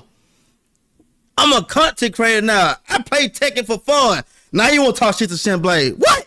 How much money you made when all thing you do is play Tekken, nigga, and you haven't made more money than me? Joe Budden let go of his balls for he embarrassed himself by me talking to this nigga. You sorry motherfucker? How the fuck you coming here talking shit? What the fuck? Help my old there across the street? Yeah, cause I got more money than your sorry ass. What? Joe Budden. The fact that you was awake this whole time, you love this right here. I swear to God, I wasn't even instigating. Like he just said that shit. I was just curious to see. This nigga make grown. This motherfucker only 25. Joe Budden, you cannot hold my balls in your life, nigga. And I love you. You would never make me get. You would never make me get beside myself. I don't give a fuck, nigga. These motherfuckers are not real. These are actual bots we are looking at. Joe Budden, you TMZ, man. You TMZ. Let me not tell you. The guy in the chat was right. See what happens when G6 goes like this? Shh. Oh my God! Look what happened. It's magic, G6. Hold on. It was a disrespect though, Joe. You all good in my book. It's all love. Because I knew this would happen. G6, I just knew as soon as you went like this. I'm gonna let you land. As soon as you went like this, G6, I knew this shit would happen. I could see it with my fucking fourth eye. Look, I got you, man. I'm just saying, disrespect, not my way. I'm not them other people. All right, G6. You could beat me up at next tournament. I see you. I'll let you get the first shot. You can get the first shot. This is gonna be a comprehensive breakdown of why people dislike Tekken. What the fuck is that? When I say people dislike Tekken, why can I hear myself? I'm specifically I don't know. To the See, I told you to put this shit in the video or the podcast. I knew this would be good.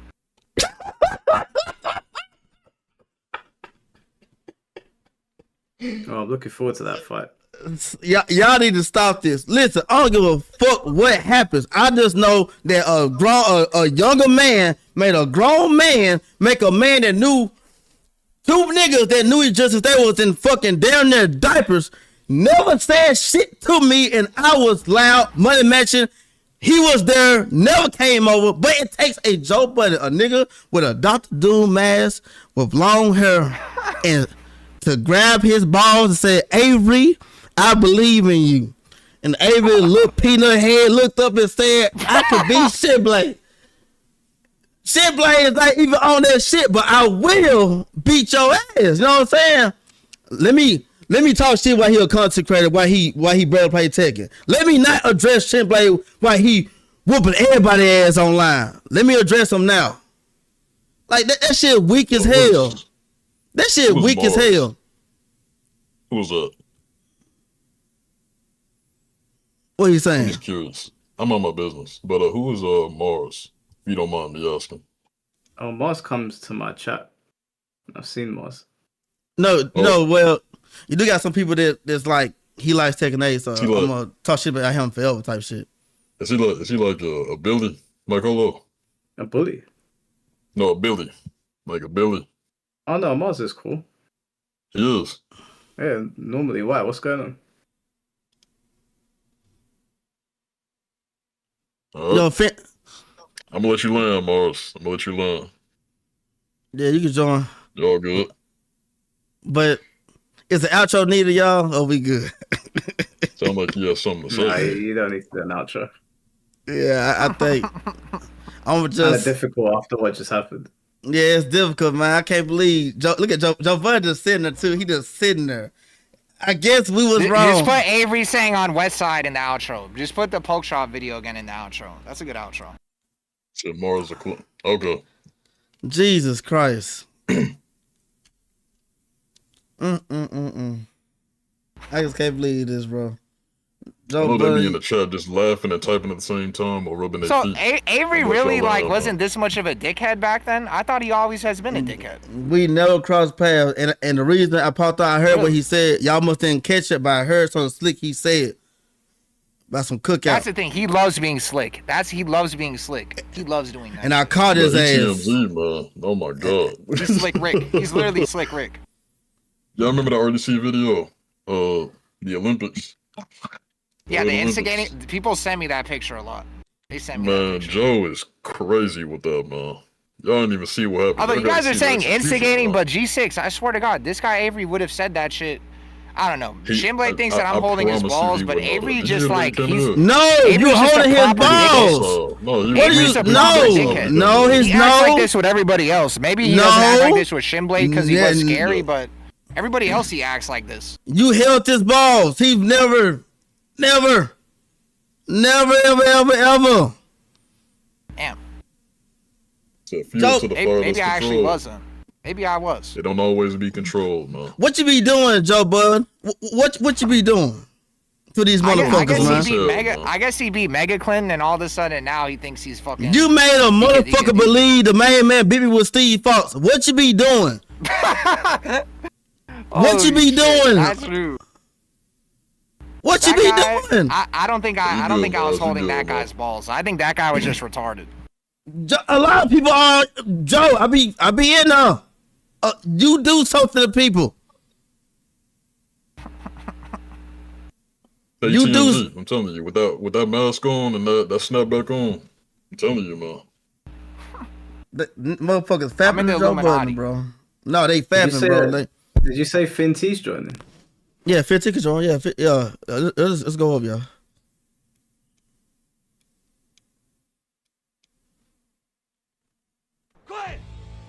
What the hell just happened? Are you kidding me?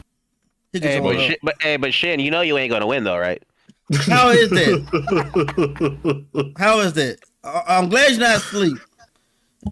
How is that? Hold on, give or take. I see what you said, Morris. You good, man. Avery, give or take. Take a what? Who gives a fuck? We're gonna play. We're gonna play. I'm gonna get paid. Whatever. You can think so. We'll see. We'll see. Hold on. Shin. We'll see. We know we're gonna see. Nice, man. Shin, you can't even. He sound nice, man. You can't yeah. He sound too nice. But Joe Budden grabbing balls again. Grab him. All right, let me look for him. Let me look for him. They're hanging really low now. They're hanging really low now. Let me look for him. What are y'all talking about? Pause. Those shits are on the ground right now. Let me move a book or something. What? Oh, there they are. All right, there we go. Go what? Go. Nigga, I'm the puppet master. You fucking walk and talk. What the fuck? All right, fine. I'm gonna release him. Go then. Go ahead. Oh goodness. Release. Man. Oh, Bro. TMZ, man. I respect it, Joe. I promise you, I do, man. I see the vision. I got you. Oh. Avery, you're not even built for this shit, man. Hey, when do I get paid? Bro, I just fucking told you. I'm adding 100 to the Bro, we have 500 for you to beat Shinblade. You're gonna get paid. Oh, he got you on Wait, how much do I win? 500. Currently, this is what we could do until you guys actually fight. If you guys want to donate to the fucking the Shinblade or the Avery Foundation to the set, then yeah. Avery Foundation. Then hit me up. Bro, this is gonna be a very fast set. You know I'm gonna beat his ass. That's crazy. All right, well, if you want to donate to the Avery Run It Black Foundation to feed his fucking crazy. his stomach, add to the fucking pot and message me. I don't Yeah, know. G, I don't know how. Listen to this dude, man. I don't like beating up people, you know, that don't have it wrong me. You know what I'm saying? It's just like That you might know, sound like it's you from the a- fucking like the 1960s. Like, dude, can you? Where's that West Side shit right now? Are you looking at me like you can't? What the bass He said? said he grown, man. He What said the bass grown, said? I You a already big told you, dude. I don't punch down. You a big dude. I will heard you. collect a paycheck. Oh, you so nice ass about it, here. Hey. He is still No, I'm gonna just walk. I'm gonna walk you to the grave. You know what I'm saying? Wait. This guy said that I don't have $100. And I'm all gonna right, walk out of this is there what we're gonna do. with I'm adding $200 to the pot. So you said I'm broke and I don't have $100. Yeah, fuck you. I'm getting puppeted now. So now it's 600. I think we can get to. I think we can get to 1,000. I think we can get to 1,000. Avery, so I'm not paying you. I'm not paying you for greasing fucking Mega Clean's asshole and him just burping into the mic and me getting fucking robbed because I was drunk. I'll pay you for this one though. So I'm adding 200 to the pot. So you should be thanking me, Avery. You should be getting on your hands and fucking knees thanking me because you have never gotten paid this much to play Tekken. He's already in there. probably 1,000 fucking years. He's already on his So hands and knees right now. He's already on his hands and knees right now. You're welcome. He's 600 already to there. the pot. Oh, can we just play right now? Then I got you to pay for in the morning. Well, I got time to play, man. I mean, yeah, all the time. Well, I we got love to play. shut your ass up. You don't It's sound gonna be right. nice and quick and easy. Come on, let's just get it over with, shit. You don't sound right now. He too nice. Yeah. Hey, look, right now today he's still shake your hand, give you a hug, and y'all still grab a bite to eat together, man. I respect it, man. I respect it. Hey, you got that guy, man. yo, Joe. The guy that said he's donating. Is he talking to you? Let me find him. What time are we playing so I can collect my check? Whenever I get off, I got Off what? I'm on duty. I got a job. You know something about that, Avon? You know I work. Mm-hmm. Let's play right now. Let's just get it over with, and then we can go our separate ways. Avery, It's I'm gonna like, make you it's go like your about to be separate 1 a.m. over there. It's like only 10 for us. yes. So I'm almost up for a full day, and in the next hour. But you in Cali, right? That's Or fine. You might play your best Tekken right now if you play it now. Avery, shut your ass up, because I don't know where you getting this. Joe Budden, I don't know what the fuck you got, man, to make people get balls. But Balls, this is amazing. They you got balls. They told me I This can get is paid not for new. playing you. So This I'm is here not to collect new. a check. You wouldn't. I'm only here Joe, so hold I on. can get paid. If it wasn't for Joe Budden, I could offer $1,000 money match. You would never accepted it. Just me and you. Just me and you talking. No. You need Joe Budden's holding your balls right now. You don't feel those fucking hands. If you pay me, You don't feel his hands. You would never showed up. You would never say nothing to me. Money talk. No, Joe, money you talk. have You know what he said? never said nothing to me about no. I want to play for some money. He said Knowing money talks, that No, we've been money matches since Tekken 7. they brought We've it up been to money me. matches since Tekken 7. You've been in the streams. Where were you? Why you think shit? I had a tower. I play you was in the streams. We had towers. We was money matching all day. You was in the stream. Why you never came at me? Talk. Joe Budden, grab his balls. Talk, nigga. I'm talking to you. I'm talking to you. Why didn't you money match me when all thing we was doing was money matching? You was in the streams. If you could fuck on Shinblade, that was free money, right? Why he didn't say nothing? You would never want to play me for money for real. Come on now, Shin. You've lost money to me already. Stop that. G6, have I ever turned down? That's why his voice sounds like that, Shinblade, because I'm squeezing too hard. Let me release a little bit. Yeah, just squeezing. Yo, G6, have I ever turned down a money match? Jesus. No, you would turn down a money match, but you would never have I ever obliged to play me for money. Stop. And you have lost. Stop. What are you talking about? I'm gonna miss the best players in Texas. This is some revisionist history. Avery, you don't know what the hell you talking about. You never played me for no fucking money.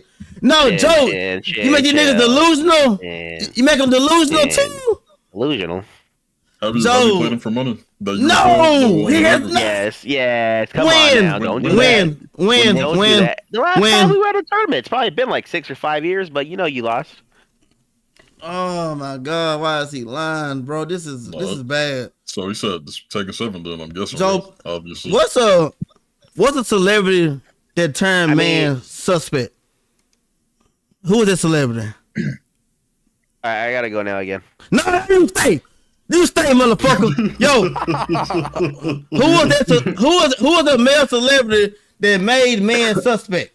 Who was it? Did he? No. Oh, you know what? You're right, but we're not gonna use him. Somebody else. Somebody that just sung a song. They just sung along and they made man become man or some shit, man. Like this motherfucker is lying about money matches. We only played one time. There was a tag 2 tournament match and we was teenagers, nigga. So many people in the chat wasn't even born. Do you understand what I'm saying right now? Jimbo, just get the job done. Just beat him and take his money, and then it'll be over. No, Mike. I'm at a place where I don't understand what kind of powers Joe Budden got right now. TMZ, man. Running Blank is known for shit talking but he was in my streams while I'm shit talking, money matching everybody. He never said anything to me. He be in there. That's why he not saying he wasn't. Because if I was where I was, they said that Avery was just money matching people at Evo, acting like he was new to the game. But he money matched them. I heard. That's what these people are telling me. No, me and Avery never money matched ever. No, I said he money matched people at Evo and said he was new, and then took their money. No, what I'm saying is, because nobody really know old players like that. What I'm saying is that makes sense. That's all we do over here is money match. Why he not say, hey, let me get on that? No, I'm saying, like, why? Why you never got in on it? I want an answer before you go. Is he gone? Yeah, he left a long time ago. Joe Budden, call him back. Joe Budden, use that symbol, whatever the fuck you got. Just use it. Bring him back. Bring him back. Whatever the symbol you got, like the bat symbol. No, Joe, I got it's for you. There you go. See, I did it. Yup. Joe, who do you think wins between the two of us? Bat symbol. Joe. Hey. What? Who do you think will win between the two of us? It don't matter, nigga. Answer my question. Why you know? Let me go down the list. G6, who's gonna win between Shinblade and myself? Look, Shinblade, Steve too good, and he's also really good. You are a bad shit talker, bro. I need you to stop. I need you to stop. Stop while you're ahead. Hey, Shin, do you really think you can beat me? Your shit talking is horrible. You don't like fighting me. Why are you growing balls right now? Whoa. You have told people. Hold on. Wait. Like I'm not lying. Wait, stop. You be I'm not lying. You have told people you don't like fighting me. You told me you don't like fighting me. What are we talking about? We have it on clips that you be running away from me. You are sitting here getting Joe Budden holding your balls and you're talking. So answer me this real quick. Oh my God. Jesus Christ. I know. Listen. Stop right there. Let's stop. No, G. No, I'm not surprised. G, he has to be the dad. Somebody gotta be back. Somebody in the bedroom. Anyway, I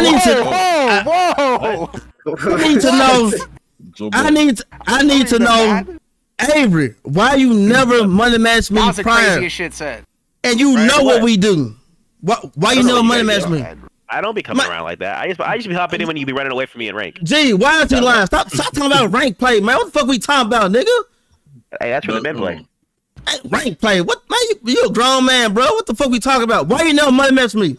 Why? You know what we do. Don't say you don't. We playing right now. Stop. Joe Budden holding your balls. You about to lose. Oh my God, he's not denying it. You accepted, right? Oh my God, this money man, match? Yeah, Joe Budden. This G6, he don't even sound like he a shit talker. He sound like he being like he genuinely don't, and that's what I was saying before. But I promise you that Joe Budden good, man. Joe Budden good. That man good. That boy good. What that boy found coming to America? That boy good. He genuinely sound like he really just hop on tech and beat people with Jim, do some electrics, and go on about his day. That's what we do. I respect it too, man. I ain't gonna lie to you. That boy is good. All right, let me know when I get paid, y'all. Peace out. That boy is good. That boy is good. Yeah, Joe Budden. Some cameraman. That boy is good. That boy is good. Good and terrible. Jim Blade your ass, hello. Hey, man, get him about her, man. Get him about her. What the fuck is that? I'm tired of bitch ass niggas coming in here as part of the crew that's jumping on the person they're around. Jump on the other motherfucker. That shit pissed me off.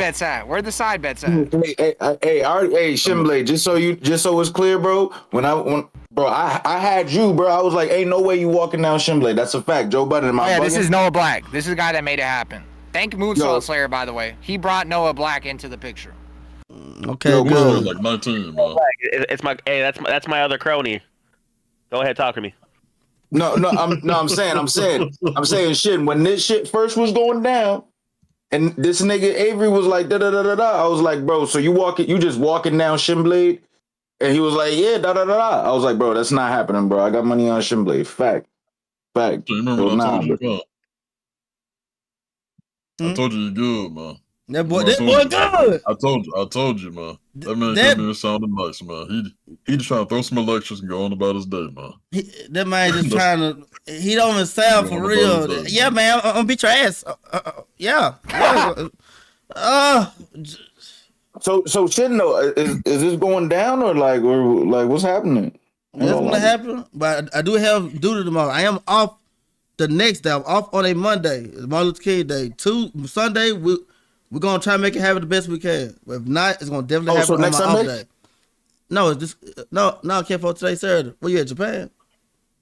No. It's Sunday over here. Wait. Okay, yeah. Today is Sunday, so I have duty in like 3 hours. So we're gonna see. If not today, 100% Monday on my off day. Martin Luther King Day. I'm gonna beat his ass on Martin Luther King. I have a dream day, baby. I have a dream. Shit. I have a dream. I can't believe this shit, bro. Like 6, 7. Shit. Your time, 6, 7. Yeah, 6, 7. Your time, because I got an event that I'm running on. Damn, I'm not even gonna be. What time? Wait. What time your event starts? Bro, Noah Black, if this is a Fighter Z event, I'm just gonna let you know you should do this event's more important. Shinblade and Avery, the entirety of like high level NA Tekken will be watching this shit. Easily. No. So look, right? I got invited to host. I got invited to host. Bro, this is like the perfect match of like high level and people that actually talk. That's why it's good. It's really good. Watch this shit. It's gonna be a real quick and easy thing, and we're gonna get it over with. Also, I work 5:00 PST on Monday, so it's gonna have to be after that. Peace. Oh, PST. Yo, what the fuck is that? Holy shit! I can't mute the soundboard. Wiz. All right, my fault. That's what happens when you join the call. That noise. No, he just did that by himself. That's not what happened when you joined the call. That's his Come cue. on, man. Jesus. Hey, man, I apologize, all right? I said sorry, all right? All right, who's gonna win? Who's gonna win? To make it more interesting, hold on. Yo, bro, man, Shinblade to the moon, man. Fuck this niggas talking. I've been saying that, though. Hey, I'm gonna do side bet parlays. We gonna make a whole channel for it, man. Bro, you should make, Poly Market? You should make a Poly Market, whatever that shit is. We gonna do parlays. Are you gonna be set it up, Joe? Yeah, I'll post that shit everywhere. I actually think this would be really fun to bet on. What is it? What is it? A first to 5 or a first to 10? First. Hey, hold on. Obviously, you gonna be first to 10. Hold on, Avery, where you at? Avery, get somebody that you know to beef set Wiz. I'll put the money up. Throw him in there, bro. What's it gonna be though? What's it gonna be? First of all, first of 10. First to 10 got to be a first to 10. Oh, that'll be First to oh, 10. that'll be Do perfect. an undercard. Like a pay-per-view? Yeah, an undercard. Oh yeah. Hey, that'd be perfect. That'd be perfect. Avery, you ain't sleep yet, man. Come on, come back. Avery not sleep. I'm not gonna lie, I always wanted fighting GM. I wanted fighting GM to play Machine Gun Wizzy, but that is not an undercard. We're not getting that, man. That is a head. Yeah, no, yeah. We got to TMZ something else. Come on. Hold on, didn't the cameraman come back, Joe? They ain't give you none yet. To fight Machine Gun Wizzy. Where the cameraman at? I know you be sending them out there. I know. I'm thinking. Joe Budden. Go ahead. Hold on, Avery. Grab his balls Avery. again and call Avery back. Yeah, join back in. Get his ass, yo. Yeah, I need to see this, bro. I just want to see if he got somebody from y'all scene maybe out there that he know that'll run it with Wiz. Wait, Wiz, what's your rank? Well, you don't know that. I don't know who he is. GOD what though? GOD. Oh, like he at the floor of GOD? Yeah, he at the floor of GOD. Yeah. Oh, I got somebody for him. Facto. I'll figure that out. No black. You're gonna bring a guy that's supposed to be a fighter Z player, and then he's actually no. See, yo, he's telling jokes. He's telling jokes, bro. Machine Gun Wizzy, those fighter Z players you brought, Machine Gun Wizzy would have 5-0'd all of them in a row. 5-0 is nutty, bro. If I was able to almost squad wipe them, Machine Gun Wizzy is squad wiping them easily. He just don't get unranked, is what you're saying? No, he did. Machine Gun Wizzy used to take the game somewhat seriously, but now like he doesn't give a fuck. But even now, when he doesn't give a fuck, like good luck finding someone to beat him. I'm gonna make some calls, bro. Facts. I'll make some calls when we get. Tom versus Wizzy. Unless y'all got somebody, unless y'all got better comp in mind, I'm about to go make those calls and we gonna make it happen.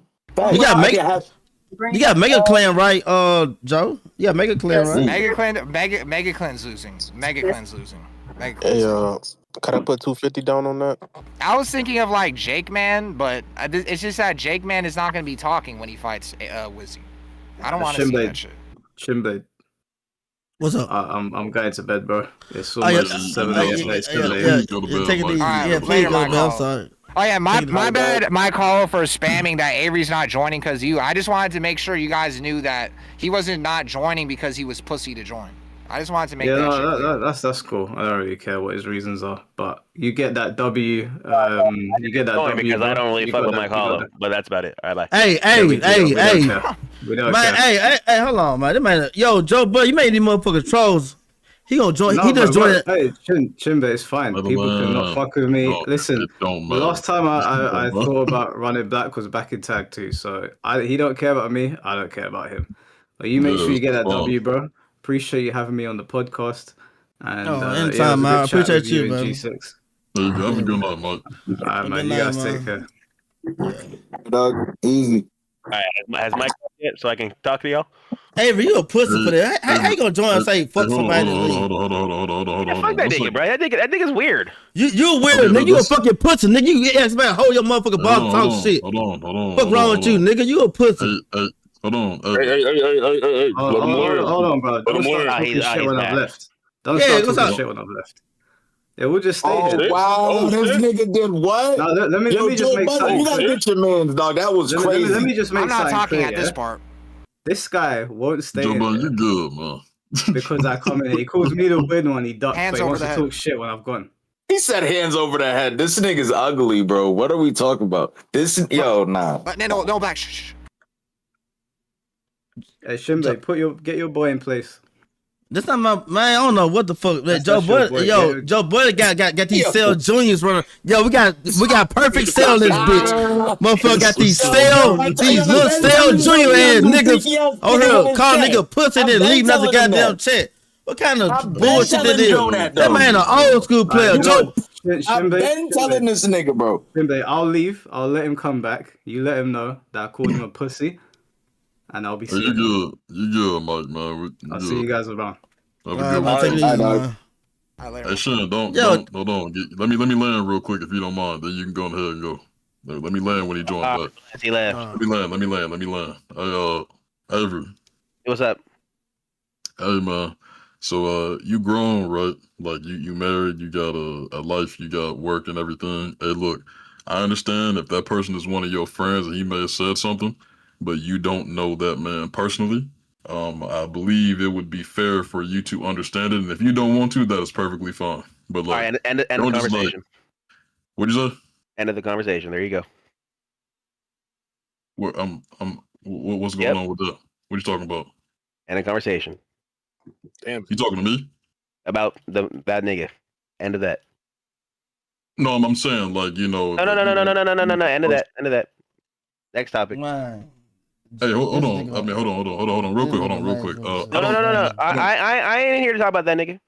What's up? Oh no, that's fine Man, though. But you not here. You not talking at all, nigga. Real quick. Hold on. I don't talk. I play with the hands. You know, you catch me. Nigga, get the fuck out, man. That is. You disappoint me, bro. Like, don't disrespect nobody coming in here though, man. That's all I'm saying though. You ain't disrespect nobody. No, I'm saying if I'm. You talking about the who? What are you talking about? G6? Yeah, what are you talking about?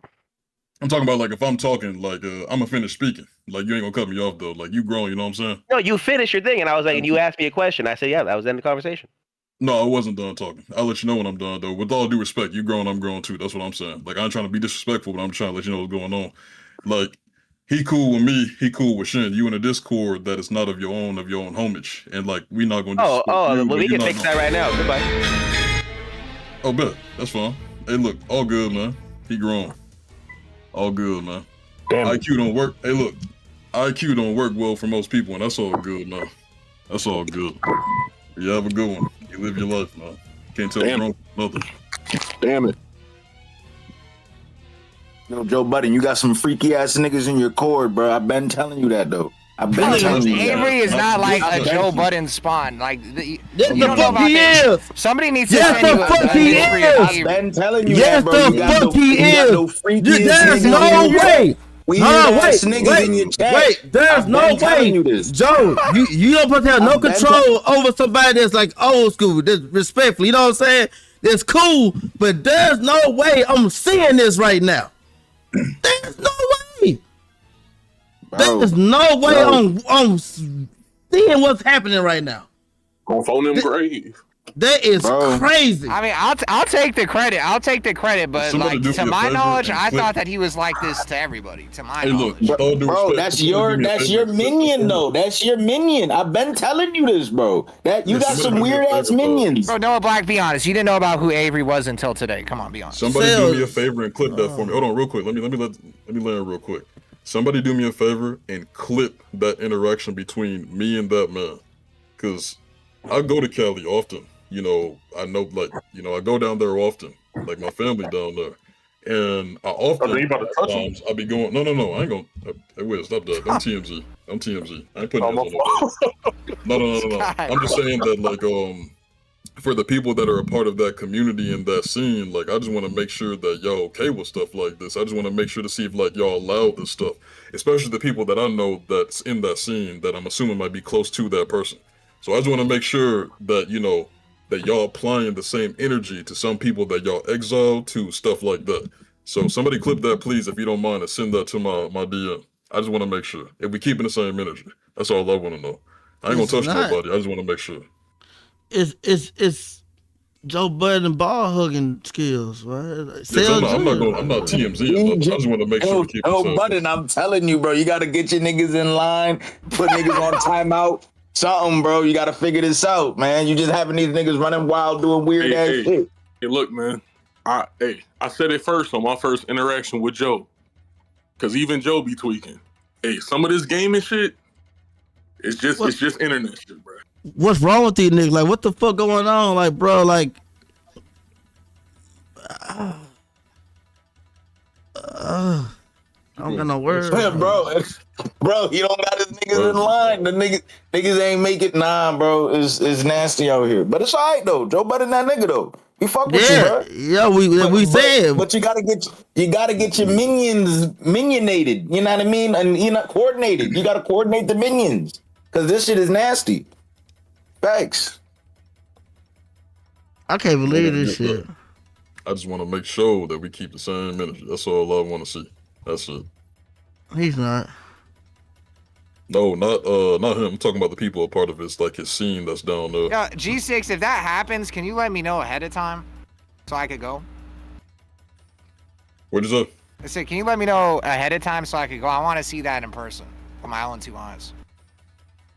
No, I I'm want to just have like, the binoculars and shit too. I want to see. No. What I'm saying is like I just want to make sure that the people that's a part of that scene, if they're okay with like interactions from people within that scene acting like that, like if that's deemed as okay, or like do y'all do something about that? You know what I'm saying? Because like I don't call it soft. I just want to make sure that we just are making sure the same energy is being applied for other situations to like stuff like that. You know what I'm saying? That's it. That's all I want. And also Avery said I don't know why Avery you left. Like honestly, I'm gonna send you an invite again because I'm not gonna just be reading shit from my chat that you're saying. But he said I feel like Shin's dodging me. Should play right now. He's talking in the chat right now. Yeah, he's talking in my chat. Yeah. Okay. So like, is he grown enough to speak? He can talk on his own. I'm sending him the invite again. No, hold on. So here's my thing, man. He a troll, man. Let me get this one. I gotta get this one. Please let me get this one. We're not gonna do disrespect. I mean, we keep it like about the game is what I'm saying. Like, you wasn't necessarily like keeping it about the game. We was talking about disrespect, and we gave you respect. We just want to make sure the same thing is reciprocated. You know what I'm saying? Because we even gave you the benefit of the doubt when you came in here. Nobody was yelling at you. We let you speak your piece. There was nothing until you started speaking and, you know, Joe was speaking and, like, we kind of went about it that way. But, like, let's make sure there's no disrespect outside of the game. Like, I just want to make sure there's nothing like that. Because if there is, then let me know that so that way I know how to act accordingly. Let me know. I ain't trying to dick ride, but I thought Avery was a good guy, bro. What happened? How did that happen? I don't know. I personally don't know that man, but I mean, like, you ain't gonna talk to me crazy though. That's what I'm saying. I can't spell Avery's name either. I literally spell that shit wrong every time. I don't know who spells Avery with an E after the I. That's the craziest shit ever. I don't know make what sure this like mother I was wasn't thinking. tripping. Like I ain't disrespect you. Don't respect me though. Come on now. I don't even know you, man. Blade, just pack this man up, man. You know what I'm saying? Well, whenever you can, I need to see this, bro. This is about to be a movie. I mean, it's a nice guy talking like that. Let's just be respectful. That's all I'm asking. He too nice. Yeah, we're gonna definitely play though. But what he don't understand that, hey, military comes first. When I'm free, we're gonna make it happen. Yeah, nah, facts. I'm here. And the military just got me a house. Moving in March 1st. So that comes first more than Joe Budden's Cell Jr. I'm finna make this damn I'm finna get Groff to make me this shit. Spawn the other guy out of his crazy. Him behind. Let me see, can Grock work his magic? Yo, Cell Jr.'s crazy. I've been telling this nigga too, bro. That's hilarious. Cell Jr.'s, man. That's hilarious, bro. Except for oh my god. That niggas go from being cool for like over a decade to being enemies. What happened? Think about it. I don't know. I asked him that, he couldn't answer. I said, bro, we used to money match all the time. You be in the stream. You got to understand too, like, even though it seems like I've been here like somewhat of a long time, I'm not hip to a lot of shit. I still like started paying attention 2023. That's like barely. That's horrible. That is horrible, so Joe. I'm like, I don't know a lot of the shit. So when I came on and paid attention to everything, I just figured Avery's been like this with everybody. Like no, he's a complete proper dickhead to everyone. No. Because to be honest, he acts like this offline too. Avery's the only person offline that actually like acts, at least to me, how he acts online, which to be honest, I respect. It was kind of fun being a dickhead to him offline. He's the only one that actually made me act like a dickhead offline. Yeah. Well, so I just figured he was always like this. No, he wanted you to hold his balls. That's why he acted like that towards you. That picture when he held his hands out, he wanted to grab your hand and bring it to his balls, and he gonna be complete. Complete Cell Jr. I can't believe this shit, bro. I am actually highly disappointed right now. Like I can't be mad. I'm disappointed. This is some slaw ass shit. Hey, look, Joe I ain't trying Budden, to assume nothing, but you are the Messiah. But, hey, bro, usually when shit like this happens, that means there was always kind of something there, or it was like some private conversations being had. You know, that's cool and all. But why Joe Budden had to hold them balls first? That's my problem. G6 kind of odd. Oh, bet. Hey, hold on. Tough. That's you talking.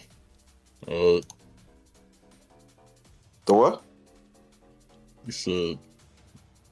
No, I just want to make sure. I don't like to jump to conclusions. I just want to make sure. Wait, what? I'm talking about Run It Black. Run It Black? You mean Noah Black? Run It Black. He said that dude G6 kind of odd. Give me real quick and make sure I got my information correct. I don't like being that person. So you saying I'm kind of odd, but when you go to offlines, you got videos of you doing what to people, man? Wait, what now? Raging out. What? No, I'm saying he called me odd. Hold on, wait. Who was confused in the chat? Hold on, G. Somebody in the chat confused. Who was it? Noah, this you? He ain't talking to you, Noah. No, bro. He called somebody odd. So like, I'm just. He ain't talking to you, Noah. I'm odd when he go. He's talking to somebody Avery's in name the is chat. Run It Black. Yo, Noah Black. Avery's name is Run It Black. That's his name. He ain't talking. I'm okay. All right, cool. My fault. Yeah. Noah like what? He like what? He like wait, what? You know what I'm saying? So I got a question, Avery. Again, I mind my business, man, but like I just don't like the disrespect because I'm on live, so if I say anything disrespectful, I wouldn't mind nobody bringing it to me. But like you're over here being disrespectful, calling people odd, so I just want to bring up some things if you don't mind. Damn it. When you head offline and you in person as a grown man, you breaking people controllers, man. Don't you think that's a little bit odd? You throwing up West Coast and West Side with them glasses on with that high voice. You think that's a little bit odd? Nigga, poke chalk spared your ass, nigga. You didn't know that? Like what do we think is odd? Like really though, like I just want to make sure that we keep the same energy. Like I got, you know what I'm saying? But I'm not a mean person. I'm not disrespectful. I just want to make sure that we keeping the same energy with the stuff that we talking about because this came a little bit beyond Tekken. Like, you call what was odd from what Mike Hollow did to that person, but you're not going offline. Your camera. Hey, look. You going offline to break people controls is not odd to you, man. Like, raging in people's face, throwing and breaking people controllers, and they let you back in the FGC. That's not odd, man. Weak ass. You know what I'm saying? You don't think that's odd? You coming in here and you know what I'm saying, like disrespecting people that you don't even know personally. That's not odd to you because you don't know them. Control your pets. That's what you do in like your normal life. That's not odd to you, man. Like being disrespectful to people that you do not know. You making somebody else's problems that aren't yours. That's not odd to you, man. You talking about Todd. Todd's a grown man. I can respect him. That's perfectly fine. I can show respect to Todd and whoever else in the FGC, but he can speak on his own. You can be a friend and that's fine, but don't be disrespectful to somebody that you don't know. That's not odd to you, man. He love grabbing balls. Disrespectful to you? Hold on. Did he say anything disrespectful to you when you came in here? That man was calm. That's not odd to you, man. Oh, I'm not joining because of Mike Hollow. You online right now. He not in person. You ain't got to worry about him touching you. That's not odd to you, man. That's not odd to you. I don't want you to get quiet. You can join the Discord. I'm not gonna mute you. I just want you to speak. You grown, right? You an adult. Ain't nobody gonna touch you either, man. Like, come on, don't feel like you being pressed or nothing. Like, you grown. You can speak on your own behalf. Oh shit. He needs your butt and balls magic again. Like, that's not, again, like, this is completely open. You're not gonna get muted. Nobody gonna dogpile you. Nobody gonna be talking over you. We can go into a separate chat if you want to. Like, this over the internet. You ain't gotta be pressed about nothing. And then if you were to try to make the statement, be like, nah, I don't do internet stuff. You came here and pulled some internet stuff talking about, hey, you were disrespectful. to somebody that I deem as my friend online, even though that I don't know you. So I'm gonna come in here and be disrespectful to you, even though I don't know you over the internet. That's not odd to you, man. Damn it. Again, I'm more than okay with you pulling clips of me being disrespectful to you, but I showed you all due respect. Calm Shin down because he was yelling a little bit too much at you. I'm like, come on, man. Give him the benefit of the doubt. But apparently I'm odd. The person who gave you respect and told Shin to calm down when he was screaming and yelling, you called him odd. That's not odd to you, man. He quiet. I mean, it's 11:12 p.m. on the West Coast when you live in California. Why he quiet though? You're not at work right now because you cleared out enough time to come in here and talk about collecting $100, talking about a check ready to play Tekken. So that's not odd to you, man. Joe Budden creating bitches out here. Man, freaky ass nigga. I've been telling this nigga, bro. Come on, Joe. Get them minionated, man. Get your minions coordinated, man. What we doing? Freaky ass niggas. Yo, just like Moolah Drip brother. That nigga was switching out from the Wi-Fi to the Ethernet shit, nasty shit. Weird shit. Niggas just you want me to be honest with you? Now, Shin, you didn't just call me a bitch now, Shin, did you? That's fucked up. Yeah, creative. No, you doing bitch made shit. Hold on. Now, Shin, why would you do that? No, I said you're doing bitch made shit. What you say? What I do to you, Jim? I'm letting you clear up the floor. What you being disrespectful. You're being what disrespectful. you do? You're being disrespectful. Talk to me, Shin. Avery, you being disrespectful. Dude. You're being disrespectful like a motherfucker, especially to my motherfucking friends too. Then you doing some unexpected shit. Which one? The shit. G and Mike. What are you talking about? What I do to G6? I can talk for myself. I'm a grown man. When you're disrespectful to me, sir, is I have that nigga muted, by the way. But what I do to him? You have to explain it. I'm in G6, man. You gonna talk to me? No. That nigga just keep yapping and talking. You say he's what? Oh my god. Tell me my head hurt now, bro. Why does your head hurt? I'm only here because that nigga Joe Budden told me to play you for some money. I was all right. Man, muted me and called me when he over here breaking. Other than that, I would not be in here unless you ran to me in rank and you ran away. This online stuff got y'all messed up. This online stuff got you messed up, man. Come on. Don't be disrespectful. I ain't being disrespectful to you, man. I ain't say nothing wrong to you at the time that you came in here. It's real odd. Where'd he go? He got quiet. This is the Avery Runner Black from the California scene of Tekken. This is real life, by the way. This is the way he interacts in real life. This is real life. Oh, I think G6 is talking probably. Damn. Hey, I didn't disrespect you, man. I ain't mute you at all. I got no reason to. I'm just saying, this is the person that y'all know, by the way. He been in the scene way longer than me. This is the way that he interacts with the community, by the way. This is Avery, Runner Black, the gym player. This is what he does. He probably has Joe Budden stream up in the Shin, you gotta get some better cronies, because, Joe got some funny cronies. You know that nigga Noah Black? Funny guy. Hey, bro, I'm Dana Black in real life, but continue. Go ahead. Joe Budden being a hater right now, but it's all good. Man, being weird. No, Black, you didn't even know who Avery was until today, but go ahead. Bro, it don't matter, bro. It don't matter. But whatever. Look at where. No, Black. No, Black. Yeah, I bet. Why do you keep shushing Noah Black? Go ahead. If you want me to talk. This you. I saw on you in G6. No, I'm not talking about your G6. Fuck whatever that nigga's talking about. Oh, but hey, no problem, man. I'm just making sure that y'all make sure that y'all aware. That nigga's talking about some weird shit.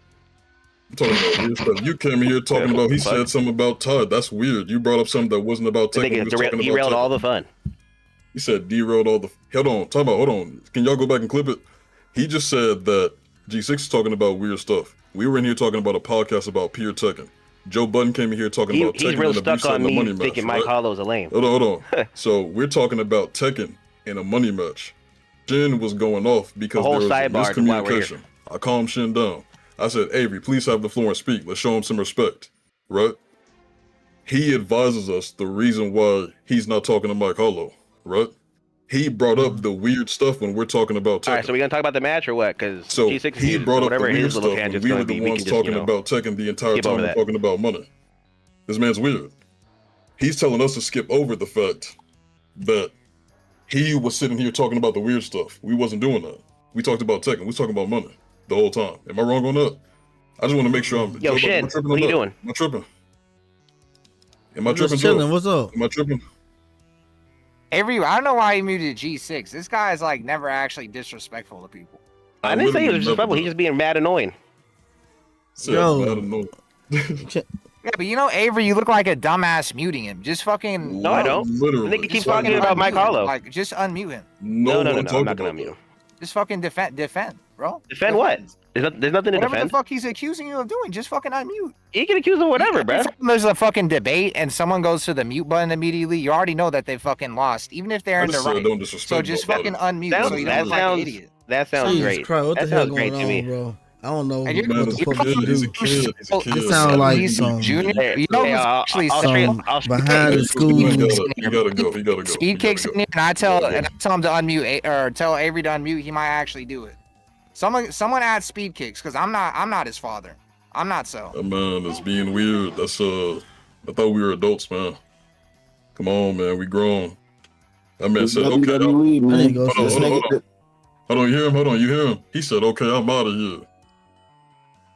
Wait, he said that? Okay, I'm out of here. He said, oh, he kicked me out. What? Okay, I'm out of here. Avery said he got kicked out. You guys didn't kick him out, right? I didn't kick that man out. All right, well, here's the fucking. Out, man. That man said, okay, I'm out of here. I heard enough. That's fine, man. You grown, you live your life. Well, anyways, it's going down. If y'all want to watch it. You know what I'm saying? Money will be put up. Shinblade gonna pack him up, get him out of here. And then we gonna find somebody for Wizzy. And then it's a movie. We just Wizzy, move who do on. you want to fight? Is there anybody you want me to, like, who do you want to fight? I mean, shit, it don't really matter, bro. You said you wanted to fight GM, but other than GM, who do you want to fight? It don't really matter, bro. I ain't gonna lie. Whoever want to play. Really? That's what I'm saying, Joe. Either you find somebody or I'm gonna find somebody. If we want to go in like the Avery pipeline, I was thinking of like Tone maybe, but I don't even know if Tone would even want to do that. So I don't know. I don't really know who. Actually, I would not play Tone. Every time I play him, the connection is just too bad. We'd be on like 130 ping. So nobody from West Coast. You would find. Yeah, not West Coast. It can't just be horrible. Yeah, but do you lose to him though? We go back and forth, but Back I and mean, forth? a lot of the losses just be internet shit. Probably on both sides. Really. I'll think of something. Or somebody has any good ideas, let us know. Because I'm thinking. I'm still thinking about that. Appreciate that, babe.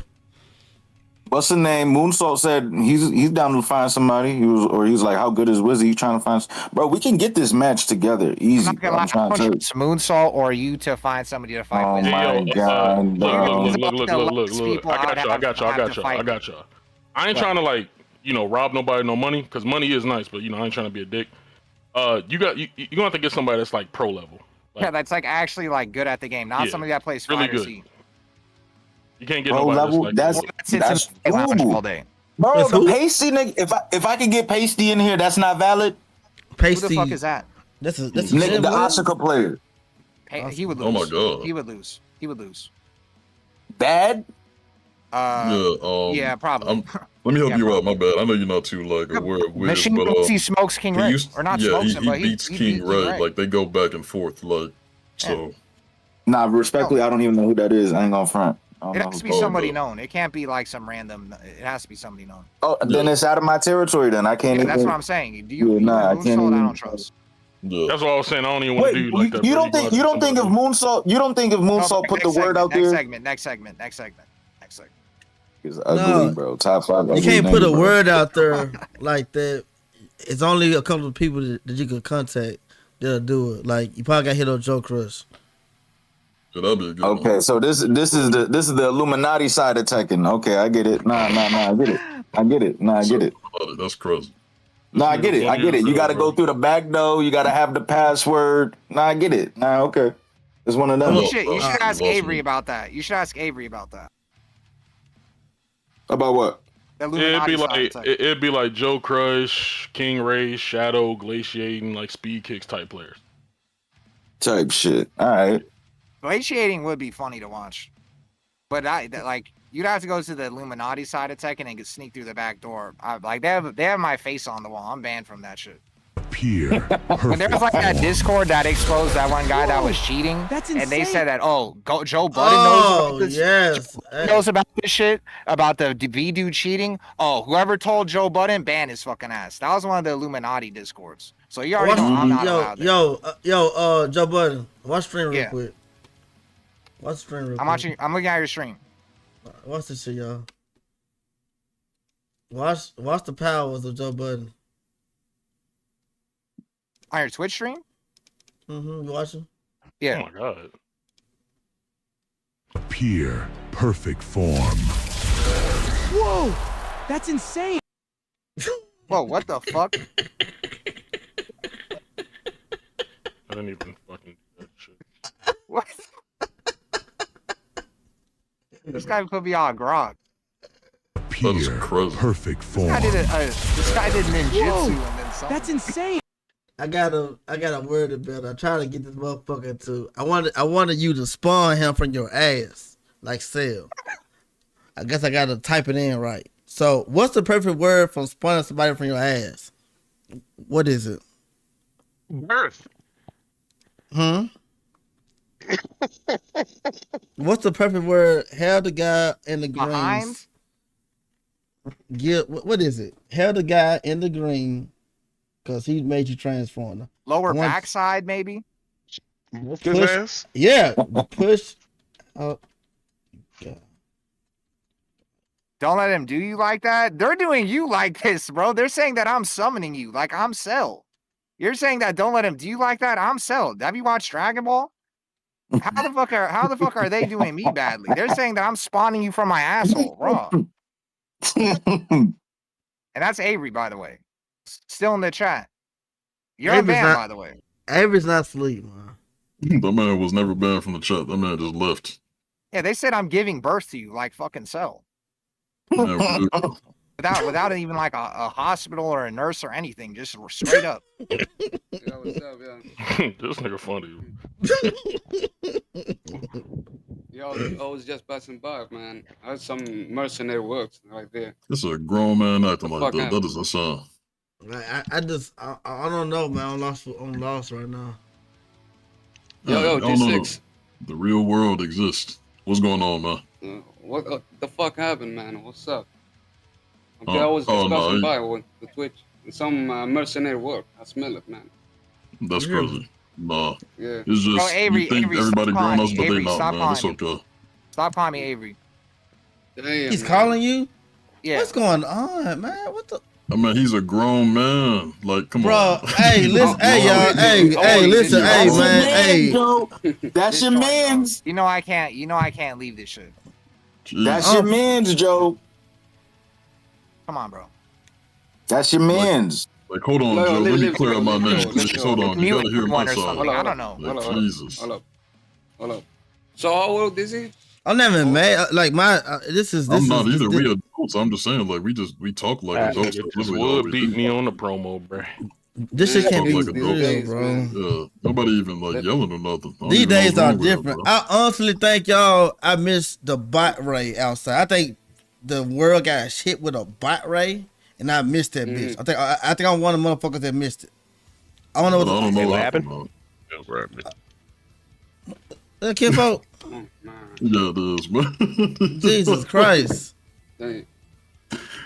He funny, man. I respect. I don't know what's going on. I understand in Cali. I understand like y'all be doing like what shit like mushrooms and shit. Ain't no way this is real. What are you talking about? There's no way this is real. No. Wait, Shin. So when are we playing? This man asked that question 5 times. He answered the question 5 times. I'm not gonna answer no more. I'm not answer no more. We're gonna play. I can't play Monday. Okay. Is this nigga cheating, bruh? Okay. You better lock in, Wiz. God damn. Oh. This nigga Oh shit, it's Gojo. What up, Gojo? What up, man? What's up? What happened? You alright? Yeah, what happened? I don't know the full context, but you bouncing on some Mhm. shit right now. Bouncing on what? Explain. You doing 360 backflips? You fucking doing some hentai shit on that dick right now. I ain't gonna even lie. Well, yo, that's kind of sus. Wait, you Hold on, wait. Wait. All I have heard from a couple of y'all have been talking about dicks and asses and bouncing. Oh, none of those words have come out of my mouth. Damn, that's some Def Jam combo you got there. It's a little wild. It's a little wild. He How don't y'all touch doing? his balls. That man gave look. this is Joe Budden. Shin has been talking Joe about Budden. touching balls and shit. Joe Budden ball checking you right now. Like he is literally seeing if them balls are there. I actually don't understand the terminology, Shin. I'm sorry. Christ. Oh my I'm showing God. something. I'm showing something on my screen right now. I need you to take a look. Nigga, at I don't this. watch your stream. I know. I know you. Right You now, know- you know I don't. I know you, You know don't I now. don't. I know you don't now. But Oh, you I was never in there in the have. moment. That's I was fine, in- Avery. I'm in it. It's I was fine. in your chat when they told me to come pull up. I'm glad Just that look at my Avery stream, then. Look at my spawned you. Avery spawned me? Yeah, no. Go to Nigga, Avery's get your- stream. get your story straight, Hey, be a good boy and go on Avery's Joe Budden's stream. Chin, calm No, down. hey, no, fuck it, because you are a disappointment. No. You are a disappointment to any old school Chin. player. You are a Chin. disappointment. Chin. Yo, Chin. bro, you are Marcus, don't- forever not. you gotta Hey, stop it. you ain't I'll that say no something, more. Marcus, You I'll say are a something mean to you, disappointment. and Hey, you say, I gonna don't get give a upset. fuck, nigga. Say something Don't do mean, it. nigga. Yeah, like, who you talking Don't do to? it. Don't do what, nigga? Hey, Joe Budden, you hey, motherfucker. Hey, nigga, who's scared of you, bitch ass nigga? Fuck you talking about? Don't do what? Oh, bitch ass nigga. Fuck you talking to? Don't do what? Huh? Don't do what, nigga? Hey, I can call the calendar, nigga. What you don't do what? Oh, bitch ass nigga. Oh, disappointment ass nigga. Now little boy control you, bitch ass nigga. You a bitch ass nigga, Avery. Don't you ever tell me that to do something, nigga? Don't you ever tell me that to do something? I'm a grown ass man. You're yelling too loud. Hey, I'm actually a grown man, nigga. You a bitch ass nigga. Shin, I understand he rage baiting, man. He getting you out of character. You straight. He's yelling so loud the mic don't even pick it up no more. Man, I'm gonna smack your ass when I see you. I'm gonna smack your ass when I see you. Hey, look, see this. Now Shin, hold on, Shin. The fuck you talking to, nigga? Shin, I got you. Shin, I got you. Yo, Avery, why your mic on your stomach? Back ass nigga. Hungry ass nigga. I know you eating right now. Hungry ass nigga. No, we good, man. We good. Yo, what up? Why your mic on your stomach, Avery? We good. I ain't gonna hold y'all, man. Hey, hold on. He's rage. Shit, please, y'all gotta understand. Gee, I ain't people gonna rage hold bait. you, man. He's rage bait. Hey, It's bro. okay. It's Bro, fine. hey, I ain't gonna promise hold you, you, bro. Shin, I promise you, I know, but I swear Avery to turned you, his he camera on. rage bait. Avery I turned swear his to camera you, it's fine. It's okay. He grown, man. He a grown man. They rage No, bait. that It is man what it not is, grown, bro. That man not grown. It's okay. I don't know what the fuck going on, Joe Budden. I don't know bro. what kind of powers you got, nigga.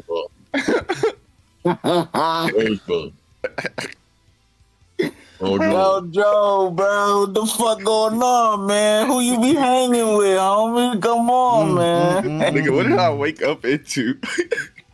Yo, Joe Budden, bro, this your peoples, man. We found them in your cord, bro. What are we talking about?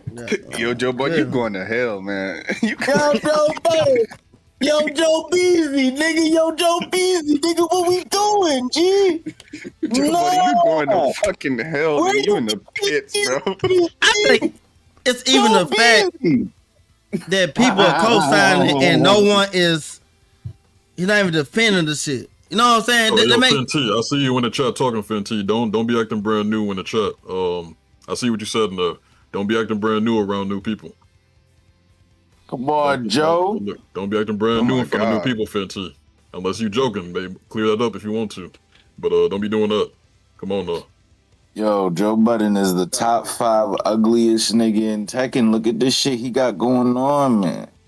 And he don't even say nothing. Now he just in the cut on mute. It's your fault. You were walking in a fucking mine. You were walking in the mines, and then you tripped and hit your fucking head, and then you looked at the ground, and you're like, "Holy shit, is that fucking gold? What the fuck?"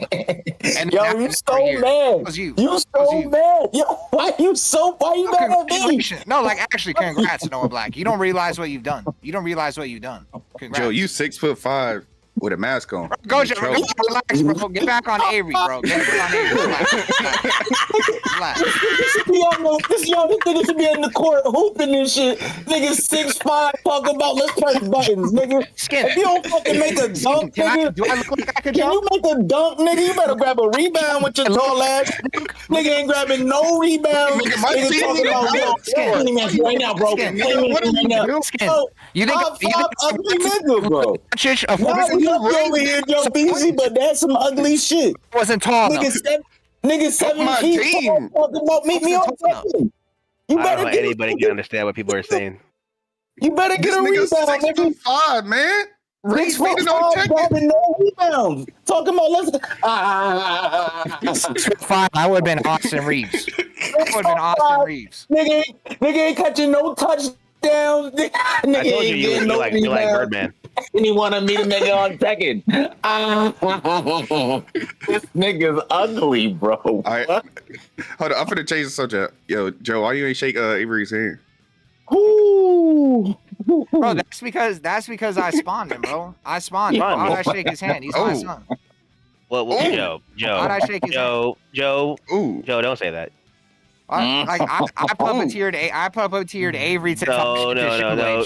Joe, call me daddy again. Shinblade for 20 years. Joe, call me daddy again. Shinblade, and all of a sudden, Joe, why don't you run that fade with Avery right now, though? Shinblade, I would smoke the fuck out of him. He knows how that. 400. Don't do that. 500. Step in the ring, Joe Beasy. This is your minion. Get him minionated, nigga. He calling you. He said, "Call me daddy." Whoa! Slow it down. I'm not his man. That's not your man's. Then where you come from? I just find him very funny. Wait, where he told you Speed Kicks birthed him? I didn't actually birth Avery. It was actually Speed Kicks. He actually did the Cell Junior on his. What's with y'all in the birthing and all this shit? They started it. That man just told you to call him daddy. Now he talking about Paul. Damn, it's much funnier in your record, Joe. Bro, my God. Joe Budden, why don't you go over there and stand in for your mans? Like what? And then he told you to call him daddy. If a nigga, I don't give a fuck who you are. If you tell me to call you daddy, nigga, I need that. Talk to him, Noah. Talk to him. Yo, Joe Beasy. Noah Black. Joe Beasy. Talk to him, Noah. Cell Junior for not Joe Beasy. I'm good. Let him know, Noah. Let him know. That's crazy. Nah, Joe Budden. That's what you doing it, bro. That's how you giving it up. Did for the that's how you giving it up. Confidence. Stand up to Shinblade. I'll credit. Sure. Damn, Joe, that's how you moving. Look, Joe Beasy. Win, lose, or draw, I'm in the pocket. You know that. So you know that's not gonna work with me, bro. You didn't know. You're not in the pocket. You're not in the pocket. Pocket, bro. You're not in the pocket. You were in the mines. Yo, next segment, nigga. If you ain't getting in the pocket, nigga, next segment, nigga. Next segment. This nigga talking about. Thought of it. All of a sudden we're here. You slipped on a fucking banana peel. Yo, this nigga's mad. Yo, chat, why he so frustrated, nigga? This nigga's frustrated. You slipped on a banana peel and bounced on Avery's dick, nigga. Hell no. He made you his bitch. Damn. He frustrated, nigga. Joe, this is the most quiet I ever heard you. Why you blushing red right now? I'm glad the story is straight now. Shinblade and them trying to change up the whole narrative. That shit was crazy. Since I'm bouncing on Avery, then how much money do you want to put Shinblade's gonna win? What you mean? You know I got Shinblade. Stop that. Don't do that. On Shinblade. Don't do that. Let's go. That's a bad bet, unfortunately. Avery, sorry. I'm gonna beat the fuck out of Shinblade, but how much money do you want to put on it? How much money? I think Shinblade Avery, sorry. All right, I'll take that side bet. Avery, sorry. No more breath on this dude, bro. I'll take that side bet. I think he's been sorry at Tekken for a long time.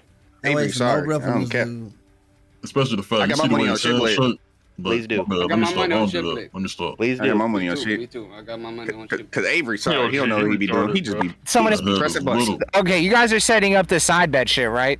Oh yeah, my parlay hit, lose money. My parlay hit. People are gonna lose money. Set that shit up. Some niggas are gonna lose some big money, unfortunately. My Not really big money. These niggas are broke, but shit up. They are gonna lose money. Man. Shin got this in the back. Oh my! I wouldn't take nigga Shin broke. unfortunately. You broke your back bouncing on speed kicks, nigga. You a dick rider. You love bouncing on shit, Avery. You love bouncing on Joe Budden. I think he's pretty funny. Parlays, Suck on his dick. Whoa! Give me my parlay, buddy. Give me my parlay. Go, Joe. You're gonna have to join G6 on the music. Just send me my money. Yeah, you gonna mute me? You gonna mute me? Cause you a bitch. You a bitch. Yes, you can't handle a grown man speaking in your ear. You can't handle a grown man speaking in your ear because you're weak. You're soft. You're a bitch. Niggas muting? You are scared. You can't handle grown man man talking to you. Grown man talking to you, and now you're upset. Oh my god, man! I You're got it. 35. Bro, with it's 5 crazy how much kids. quieter the Discord gets. You're 35 with 5 kids, and you can't handle grown man 35? talking to you. Yes, You sir. are a bitch. I'm saving this You shit. are a bitch. I'm You are saving grown this as shit. shit. He's muted. He's muted. You know what? When people talk to me, I'm gonna mute him because I'm white. I'm weak. I'm not a man. I'm a bitch. I'm not a man. I have no emotions. I'm a fucking pussy ass nigga. I can't talk to people when they talk to me. I expect people. I expect to talk, but I don't want nobody to listen to me. I don't want to listen to anybody else either. I just want to yap. I love hearing myself talk. No disrespect, but You why are are a you in the fucking bitch. Discord if you're just muting people? I don't get it. Like, no disrespect. You're a I'm fucking just bitch saying, when niggas talk to you. Don't you. have to be here if like You feel this is, offended. You get too me, aggressive G6. You to- get me, man. But you can say That's whatever what I'm you saying. want. Like, I'm not trying to be rude or nothing, but like, you don't have to respectfully be here if you feel like we attacking you. Like, you all good. You can say man, whatever you want, You all- but when niggas talking to you, now it's a fine, problem. man. Don't ring the bell when you can't answer. I'm the man. Yes, he is. Masasu. When Yes. people are talking to you, it's a What- problem. And why are you what I- joining Discord just to mute? That's what they're saying. Yeah, Wait, Joe, that's say what that I'm again? talking about, man. Oh, are you gonna mute me after? No. I was listening to your stream. They Act said, like a they new said generation. that when you're joining Discord if you're just gonna mute them, and that when people start You- saying shit to you, you hit the mute button. You guys asked me to join. Get that little Yeah, odd. so then why are you muting them if you're If you joining? said Joe Peace, Oh, I you can ain't leave gotta it. be Fuck here. it. I won't hang Yeah, out you- with these niggas. Okay, that's fine. Ain't that little odd? Ain't that little odd? Look, Why you in here, man? Like, yo, you okay. Tekken niggas are weird, bro. Why do it? Damn. Tekken niggas are weird, I man. ain't gonna front. I ain't gonna front. In the fighters community, we ain't getting down like this. This is some new shit. I ain't gonna front. Bro, you This Tekken is some new niggas shit. are insane, bro. Yeah, You that's a niggas fact. are. This is some new shit. I don't know what happened, man. I don't know what This is some happened. new shit. This is definitely weird. Niggas are some, G6, some man. bullshit, bro. Listen. Joe Budden, this your fault. You spawned all these retards, bro. Who's that, Thanks, 15? thanks, bro. I'm 23 and my man is 40, man. What I'm 15 doing is, this, man? man. You spawn these fucking retards, man. I respawned him. Man. Yeah. It is what it is. He can live his life at the end of the day. He alright, man. He'll be alright. This nigga favorite game, not what he likes. That's Now childish. he acting like You know, this. we're God gonna damn. see 1,000. If you could look at Avery's like player match history, there's gonna be 1 million speed kicks playing Steve versus him in like the next day. They're gonna speed kick. lock Avery in a room for 24 hours looking at Steve for fucking every move in his fucking list. Damn. Nigga finna get beat by speed kicks for like 3 hours and not Yeah. get better. No, I think 3 the best hours, bro. part- Like 12 hours max. That's Hey, some yo. new kinky shit, man. Hey, let me let y'all know something. You know the best part is, right? That he came in here and like he muted me, right? And then he muted Gojo. But then he pulled up Joe's stream so he can hear us through his stream. Because Joe don't got us muted.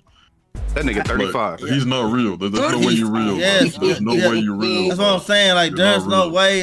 Yo, like the Avery y'all knew back in the day. fucking way, man. It's not the one you see right now. I don't know what the fuck this is or what Joe Like, Budden my has spawned. Bunch Joe of Bud fucking spawned. Tell him, Joe, you a man. piece of shit. just like this. Look, Yo, look, Gojo. Gojo, you watch. He spawned out his bow, man. Sound pretty odd, man. Whoa! It's pretty odd. 30 fucking 5, man. Avery, unmute me, man. Stop being soft. Damn. I'm saying, That's what people face. Some protocol, man. Old people love AI. This shit is crack.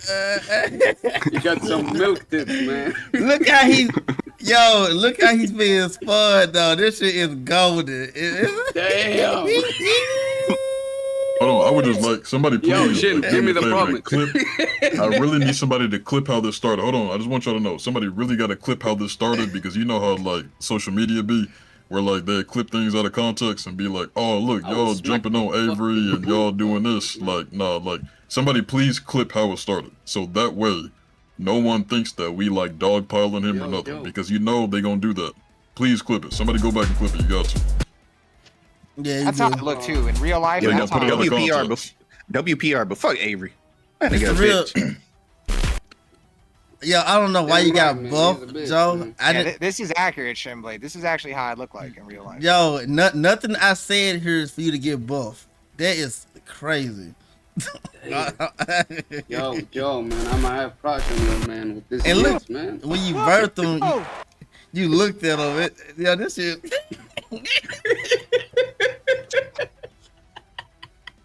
Joe, you not buff, nigga. Damn. Joe, you was that's fucked up. Joe, you scrawny and 6'5". They made him a little bit too tall though. When I look at Avery, I'm definitely not eye length with him. I definitely have to look down when I look at Avery. Ain't gonna lie, shit. You see some AI news, you think that shit real, don't you? Some AI what? Slap that motherfucker. You see some AI news, you think that shit real. You old. I'm not gonna lie.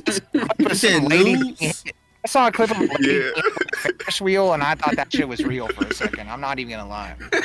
Getting hit in the fucking head, and she stood right back up immediately and was like, "Ow, what the fuck?"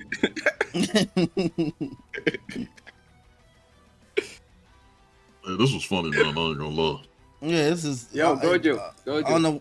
I don't know what the fuck. 35, by the way. Joe Budden got, man. 35, by the way, man. You 35? Act like fucking yes, he's 35. teenager, man. You know what I'm saying? You 35, man? Ain't no way. Y'all lying. No, that's what I'm hearing from Gojo. 35, man. No offense, I apologize. I'm not trying to say nothing crazy. My fault. I was just surprised. I didn't know that he was 35. I don't know. Avery's been 30. Avery's been 30 for like 4 years. Fenty, join chat real quick, man. He said he's 30. Yo, G6, you got some calm with the gift. You know what I'm saying? They're not odd, man. Gift spirit. You calm as fuck, man. I don't know how. Man. If I was you, man, I would say some weird shit, man. You know what I'm saying? I'm chilling, man. He can't let people on the internet rage bait you, man. I saw the way his head was that little on that camera. Ain't no way, man. He got some. He turned his camera on? You know what I'm saying? I just can't believe he turned his camera on. Nigga, there was no light in his eyes. I apologize. I was not trying to disrespect, but like, you know, he was disrespecting me, so you know what I'm saying? I'm just. Yeah, you gotta pull up, man. You gotta pull up. You said he had a Jeeves from Men in Black head when Will Smith blew his head His off. head was little. Nigga, there was no light in his eyes, man. He said, "Jeez, man, I hate when you guys do that, head ass." He got that one of them heads. God damn. Keep the same minute, you know what I'm saying? Why is there music playing though? This shit is funny as hell. Joe Budden, you a piece of shit, man. You turn Avery into a bitch. He said head like a marble. God damn. He's no random, man. Yo, who joined, man? That's Fenty. What's going on, Fenty? What's up, man? I don't know. Shimblade wanted me to join, but I don't know. Bald head ass. This shit is crazy. Dang it. Oh no, I just wanted to make sure it wasn't nothing going on in the chat. Mainly because I read something. No, Maybe it was out of context. No. G, Finn chilling. Oh, my fault. It was probably out of context. Yeah. No, Finn said that Avery was going to win. That's what he said. I remember reading that shit. Funny, man. Look, here go this white man. That's Avery's going to win. Here go Joe Budden. What did I say? That's what Finn said. Oh. Why do you remember Why do you remember that? Oh my god. Here go Joe Budden, man. They force you. I'm just honest. I watched both players play, and I think if they're gonna play, I said first to 5, but I'm just honest. I thought Avery is probably gonna win 5-3. I'm just honest. I see. But I watched both people are great. Like I love the guys in the chat. if you want to see a cool video, watch Rip versus Avery in Tekken 6. That's mad funny, for example. Or Shinblade played against him as well. Like, I don't know. I don't like beef, all right? I think both players are great. I just want to see a nice set because, let's all be real, Steve versus Jin, kind of fire, right? I don't want to see Anna versus Asuka. I don't know how about you. Just say you like the kids licking your mouth. That's fine. You know what I'm saying? That's fine. Yeah. Are you confident enough Avery's gonna win? You'd put money on it though. That's a different level. If I would put money on it. Oh my god. So you like Shin for 100? Fenty, listen. You don't want to see Shin on Money Match, man. That nigga turned into a fucking beast. Oh yeah, they have to be in the VC too while they play. There's no way they can't be in the VC. Avery's gonna mute him. Yeah. So I think he'll mute me and I'll not mute him. So he Avery, has to not mute me. Don't be a bitch and fucking mute him mid-set, please. Come on, bro.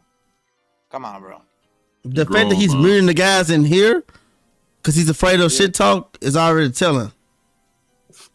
Now, why would I mute Shinblade? Okay, Avery, now why would I mute Shinblade? When you guys are playing, I'm going to remember those words.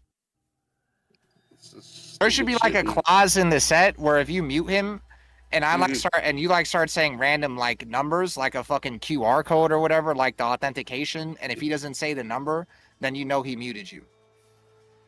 Yo, what? This nigga's crazy. All right, good. So you better not mute him. You better not mute him. All right, good. What the hell that sound is?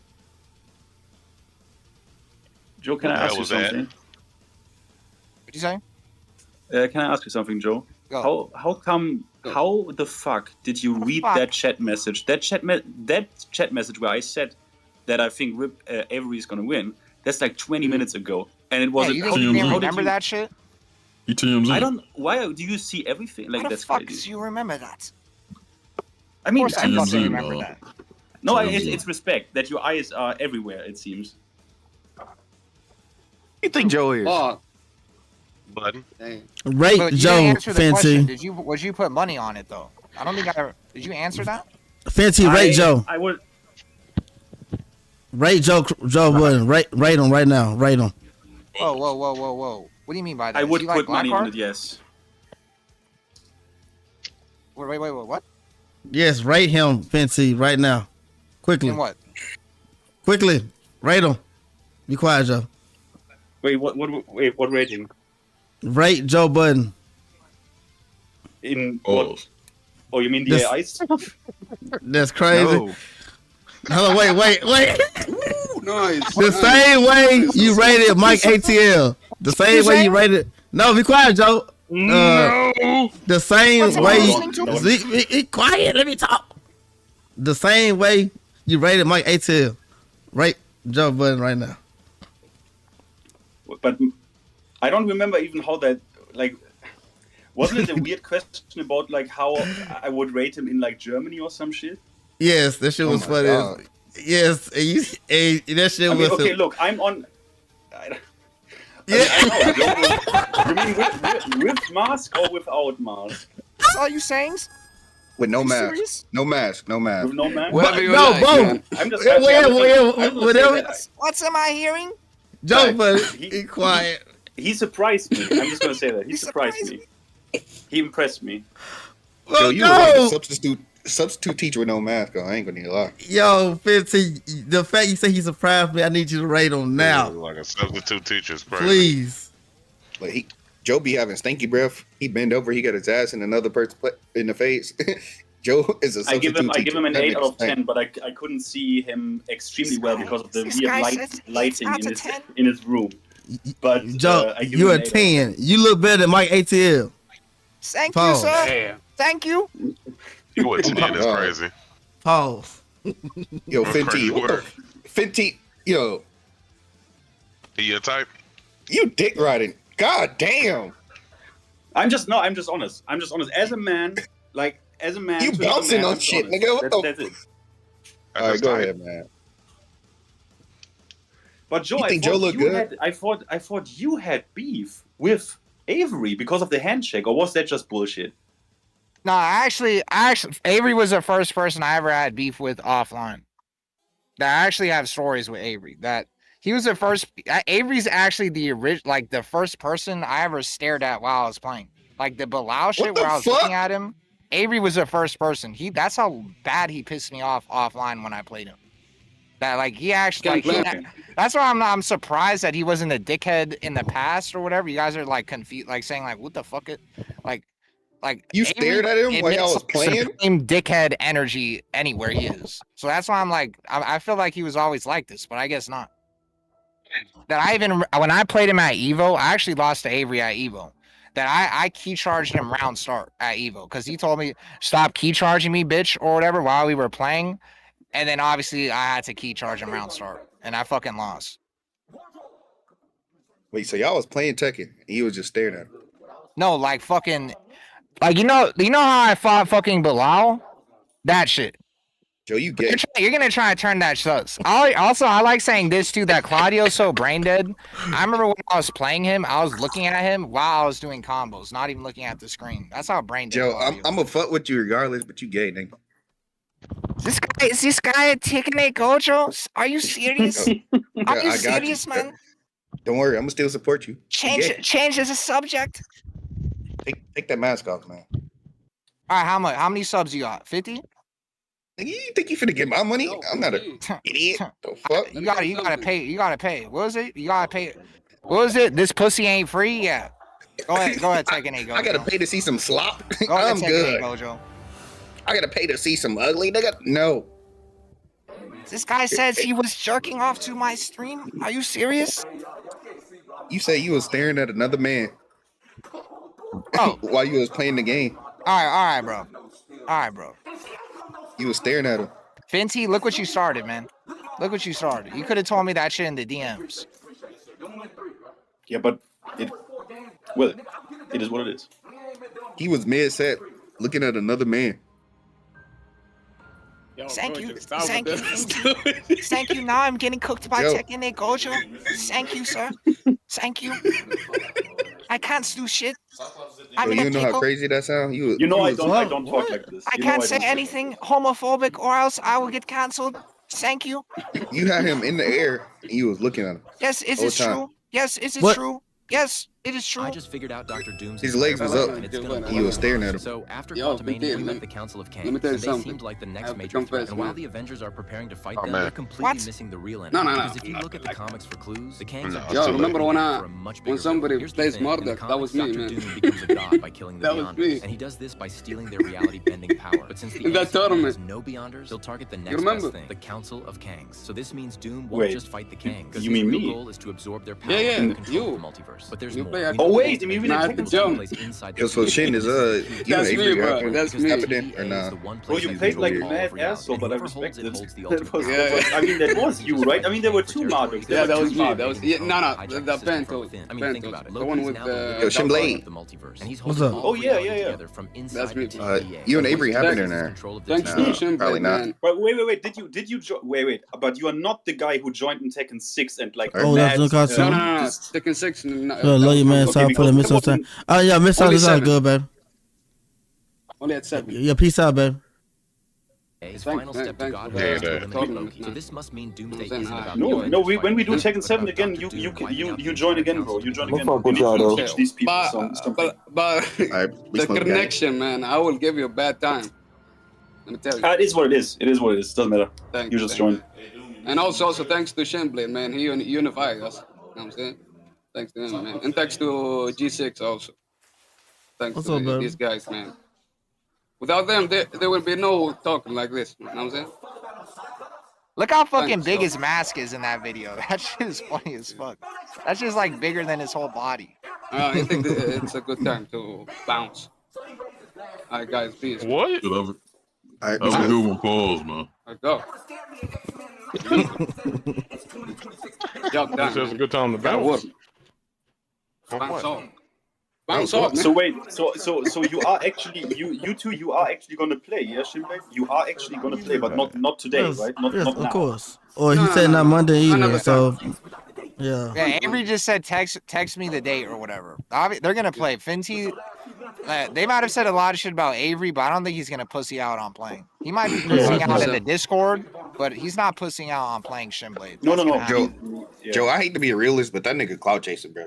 He just want to bounce on some shit. He's Avery's too old for cloud chase. I think 100%. No, 100%. How's he capitalizing on saying this shit? What is he capitalizing with? Nothing. He a dick rider, nigga. What the fuck? He's capitalizing on nothing. You think he's just getting like speed kicks tokens? That's why he's doing this, so he can get speed kicks tokens? Bro, Jesus Christ. You know what? You got it. So he could get put in a room with speed kicks and finally get to play him for more than like 2 hours. That's why he's doing speed this? kick gonna bend his ass over and he gonna take it. We'll see. And it's funny how you could check what people have been playing against. So you actually could like fact check that shit. You could see like at his game history and like on the replays and actually. They're probably playing right now. Yo, Sammy, I almost looked away from Joe Budden chat. Hey, don't you gotta work at AT&T? Shut the fuck up, bitch. Oh, all right, go, Joe. You're gonna cook the VOD. All right. You talking money? Okay. This guy is going to sound like an AT&T guy. He did say like, why can you make fun of Fenty's accent, but you can't make fun of mine? That's my we gotta. Our people for the afterlife. All right, we gotta set up the parlays. We gotta set them up, man. Go ahead, bro. Thank you for calling AT&T. I am Sammy2423. How can I help you today? I ain't gonna lie, man. The internet should be creeping me out, bro. Dude, I promise. These internet people so damn weird. I am calling about your extended warranty. Hey, Gojo, stop. All right. This nigga crashing out, tweaking. Hey, bro, he dangerous to have on stream. No long. Yeah, you know Gojo said the hard R on my stream because he got pissed off. I kept asking him to do beef sets. Wait, this is Gojo. Bro. He said shit happens, man. Was that Rambo? No, he's playing. That's Vince. Wait, Vince not here. What, this real? When this is over, You talking about? there will be no Avengers. Only those who. I gotta mute Wizzy soundboard, man. I gotta mute Wizzy soundboard. Someone played the zombie one. Yeah, I muted that. I had to. So. Ben, Yancey Street between Broome and Grand. Ever since they arrived, What was he? Hey, Gojo. Yep. What's wrong with working at AT&T? I cannot beat this nigga at all, man. I'm getting cooked. Hey, Wiz. Stop that, man. Are you prepared to die? The words he's saying give power, man. Who will you be when you close your eyes? Oh yeah, because I'm on a stream. I've lost everyone that matters to me. What? Yo, they got Gavin in this bitch. Yeah, my rivals, yeah. Bro, you ain't playing my rivals in that long? We was just playing the other day. It was actually, I say it was fun. I've been saying we should have been back on that game. Wait. They got Deadpool, everybody now. They about to get Deadpool too. What you mean they Hold about on. to? Nigga, they got Deadpool. Hold on, y'all. Hold on. Is this trailer fake I'm watching? No. I'm watching Doomsday trailer, y'all. What the hell y'all talking about? Oh, wait. Hold on. Some of these are like 4 of them. There's like 4 of them, though, ain't it? Yeah, trailer. Is this fake? It might be fake, y'all. Yeah, that's not the real one. God damn it. That's a mashup of all different clips. Damn, nigga. Damn. Bless me, motherfucker. This nigga just joined up and give niggas COVID. That's coming. You ain't even got You still ain't blessing me, piece of shit. You blessed, you blessed. Thank you. You'll be alright. No, I won't. Not without shit blessing. Yo, Caesar, leave me alone. I know what you out here. Caesar, leave me alone. Nigga. Joe, can I ask a quick question? Yeah, go ahead. Did you have any more problems? Did you have any more problems with copyright strikes from Coach Kazama or anything? No, I didn't. You know what's crazy? Coach Kazama said he'd fight Seijiba. Yeah, you know how. I mean, I don't know how I'm like insanely surprised he said yes to fighting him. Jeez. so they are gonna. Yeah, but because he didn't want to fight Mike, he didn't want to fight Nova, he didn't want to fight. It doesn't matter. But That's the first time I got chills in a long time, bro. You got chills hearing that? Oh, I got chills seeing Cyclops. Oh my god, bro! I have. Oh my god. It's my favorite X-Men. Oh my god. Wait, Joe, are they actually gonna fight? Yeah, on Wednesday. Him and On Nightcrawler. Wednesday. Yeah, okay, then I'm okay. Thanks for probably like your time somewhere in the Yeah, night. like 6 p.m. probably Pacific. Oh, They alright. randomly throw in Nightcrawler. That'd be so dope, man. Yo, Wizzy. What you want? Damn, that's a signal behind him walking. You wanna play some games? No, I'm good. Damn, you sound like a crack fiend next to them games. Say that so didn't even think about it. You wanna play some games? That's crazy. You said that shit like a crack fiend, bro. I don't know what's going on. Come on, That's Wizzy. CZR. Then go CZR, look. your fucking No. voice like always throws me off. For some reason, I expect you to not sound like that. What do you mean? You want to play some You games? talk so softly. Joe, if you want to I'm not fuck gonna Caesar, fuck just you, say nigga, it. Damn. That man Not just Avery. said. Is that not odd to you, man? Then not odd to you, man. You trying to fuck Caesar? I said my favorite That's not X-Men odd was to you. Cyclops. Somebody said, "Ew, that is crazy, man." That's crazy. Yo, the Cyclops. Damn it. That ain't funny, man. Then not odd to you? I just want to know. Is that not odd? Man, came in here, put the camera on. His head was little, man. All right, my bad. Right, that's enough. No. No light in his eyes. That nigga. All right. This guy was gonna get canceled. I appreciate to the dude who sent that to me, by the way. But yeah, you gotta make He said sure, he man. came in These here are, with a knucklehead. these the people that be going online and like, oh yeah, he did this to me and he did that, and then I'm like, all right, but yeah, make Professional sure you get victim. the context, man. Professional victim, man. Professional victim, man. It's just I just can't believe. Gotta make sure. I'm disgusted, bro. I'm just disgusted. Yo, Joe, who's your viewer of Veracity? Can I talk to him? Who was that? Yeah. That guy is I'm gonna make interesting. him I'll say. He's interesting. I'm gonna make him TOS. He keep talking to me. Man said, he said, hey, don't be disrespectful. He said, now you're beautiful. Man, funny.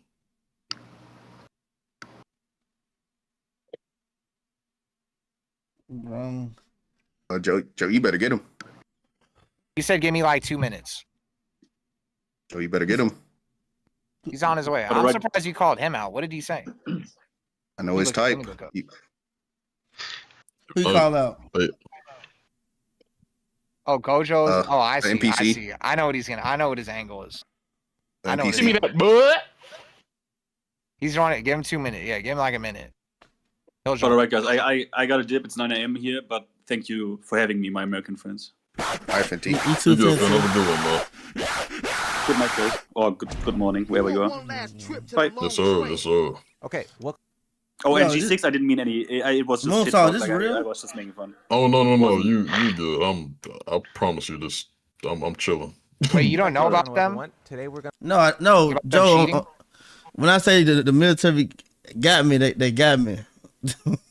So when I'm doing this shit, Yeah, that Alidar guy, like they like literally exposed him for having fake TWT locals and shit. And he's still qualified for Oceania and TWT. And he literally took, not only did he qualify for TWT, he took fucking Yagami and some other dude in Australia or New Zealand spot. That could have been Yagami. Wait, But instead Yagami we not put this there? guy. We're gonna be What'd talking you say? about a cheater What? situation. What are you that saying? is, That's where Yagami's at. Yeah, Oceania. That's his region. And instead of getting Yagami and TWT, we got this fucking guy. That no one's Oh, ever heard hold of. on. I'll be mad off that. Hold on now. I know that's what made me like. I Yagami literally should looked at definitely the be there. tweet that Namco did, and I literally said, "You guys are fucking retarded." I ain't gonna lie. He guaranteed top 8 with that Renner. I ain't gonna lie to you.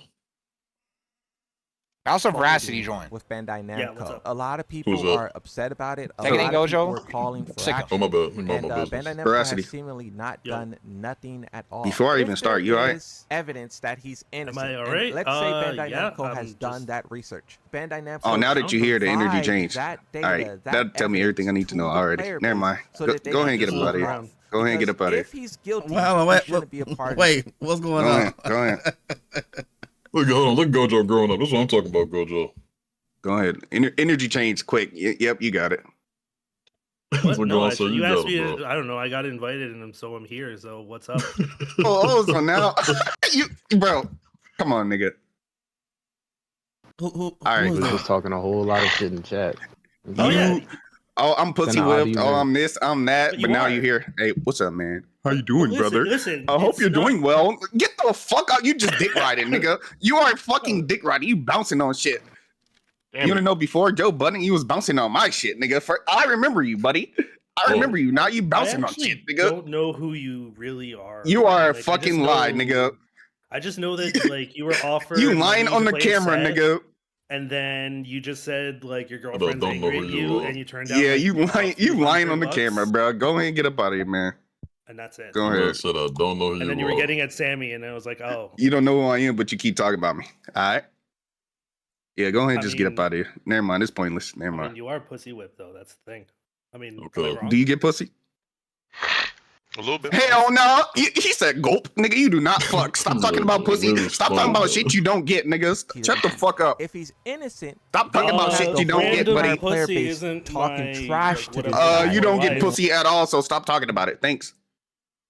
I would really appreciate when your wasn't opinion aware is that you would more do validated when you can experience the things that you're talking about. You don't experience the shit that you're talking about, so stop talking about it. Ain't that right? No, Haku and I have talked about women and stuff. Oh, you It's talked not, to another man. All right. Yeah. Anyways, Hey, bro, go ahead, this shit get up kind of out here. embarrassing, bro. Your energy changed real quick when you heard What's my up, voice. man? I don't even want to be a part of this conversation, man. Come on, man. No, you good. You good. No, his My feelings fault got is hurt. I'm I gonna let don't it know. go. His feelings got hurt by somebody. Hey, just bro. typing a message. It's a little bit, I'm gonna let it juvenile. go. Look, What's Veracity, up, man. Go ahead and enjoy your night, bro. Oh, I will. Good. That's good, man. What happened, man? What I missed? There's too much internet shit today, bro. I don't know. It's a That Billy shit- moment, man. It's a Billy moment. Billy's I ain't man. trying. Yeah, bro. I ain't trying to sound like no bitch, bro. But that shit give me the ick, bro. Internet shit, nigga. Wizzy, listen to me. Yo, I Wizzy, you I don't know what happened with that, but that's perfectly how you describe how I'm feeling right now. I feel like I'm violated or some shit.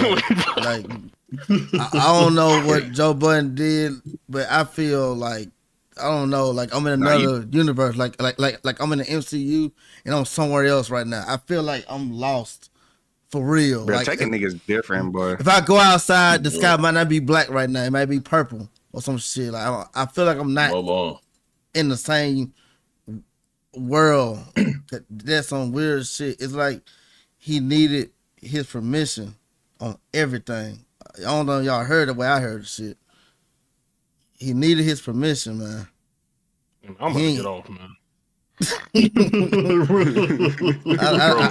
I'm just so. This dude is whooping my ass, bro. Like, I don't know if I just ain't So locked I in right personally now, think bro. I that don't Bandai know what's Namco going should on. speak Yeah, up he's not locked on in, this you're guy's good. behalf That's- or you- on you the don't- behalf you don't of lose to him. you know, the players. Yeah, I mean, yeah, bro. With The question Drag, it's a gotta different ask story. I is- mean, that's a completely different story. But Ryan, nigga, I'm surprised he even kind of putting hands on me like this. Taking niggas different. I mean, you man. don't What's play wrong with Ron, y'all? man, so I mean, yeah, nigga, but like, you know, I ain't trying to gas myself, man.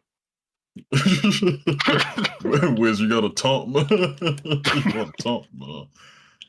The top 20 get in? You know, hey, bro, no bullshit. I was just thinking to myself, like, bro, because the way he playing like Tekken 7, like Shadow, like he's just not doing nothing. Yeah, it's like, I don't know how to open niggas up with Brian when they do that at all, bro. I don't know how to do that. Yeah, I ain't gonna lie to you. I walk up and just taunt, like, immediately. Because if top force 20 you to get do in? something, you can't just sit there. That's how you open niggas up, G6. All right. I promise you, I'm not lying. This nigga, What, G? I fuck with it. I fuck with it. No, I'm saying. This nigga was dick I riding. fuck with it. I fuck with it. It's working. I just need a jet upper. bro. You know what doesn't make any sense? Throw back 4 in there, man. Wait, G6, you know what doesn't make any sense? Why the fuck does why is Victim qualified for TWT but Shadow isn't on? Why wouldn't Shadow be on the regional part? I don't know, but I ain't gonna lie. In my opinion, I do think like peak, like potential. I think Victim is a better threat. I mean, so far it hasn't really been shown. So I mean, what I could be saying. What's your man's on that Twitter page? Looks invalid. But I've been like very high on Victim, like watching this gameplay. Every time you watch him play, like you never understand why he be losing. He looked like he be winning all the time, and he should win, but then he just lose somehow. I remember in 7, like when I watched him in 7, he was like that. Godlike, man. Yeah, godlike. He was one of my favorite players in 7, I would say. Even when I didn't know the game, watching him for some reason, he had like a certain aura to his gameplay. I'm telling you, like watching him, watching him in T7 was the biggest reason next to also playing Shin's Need at the time. But like, he was one of the biggest reasons, eye opener to like why she looked broken to me. Like she don't look like she got any bad, like no bad tools. Everything is just good, safe plus hit confirms. It was so much more fun to watch in 7 too. That Nina. Oh, this is it. Bro, oh my god. Look at the Alidar. Look at the Alidar one. I should have been here in that conversation, bro. You cannot sidewalk shit, I just bro. seen him. Don't let niggas lie to you. Oh, June. You're the one that says June. Look at Wiz. Don't let niggas lie to you, bro. You cannot stuff that shit, bro. Look at Wiz, man. Is he the one that cheated? Yeah, look at the June. Look at the where it says, yeah, that one. That one, yeah. You say what? Also, they said Raif fucking was boosting too. They said Raif was boosting too. Look at Joe Butters coming, man. This shit is hilarious, bro.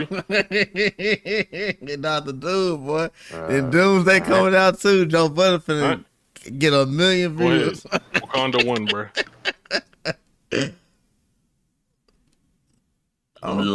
Let me get the Brian after that, man. No, you'll be alright. Alright. What's going on here? What the hell going on? Oh, shit, Benji here? I got something for that. You want 2 hands? Hey, no, you good, Wiz? How do I You want 2 hands? Let me give you 2 hands. Who else is Who else achieved? Oh. I think. Damn, cuz. Wait. You was in this bitch already? He said Rafe. Yo, is that really? Yeah, the Jin. Yeah. They said that he had fake names in his dojo too. Because the thing is, the reason why they cheated is because they put fake names and filler people in their brackets for dojos, so that they could stack 96 plus point first place dojo points. And that's how they were able to win the regional shit. To be honest, I feel like Raif didn't need to do that to win his league. Yeah, me neither. That's great. But hold on, but it's possible that he didn't know too. That could also be possible. Yeah. Noel too? Wizzy, why do you got a Jack? Yeah, why I've been playing Jack since Tag 2, bro. Yeah, man.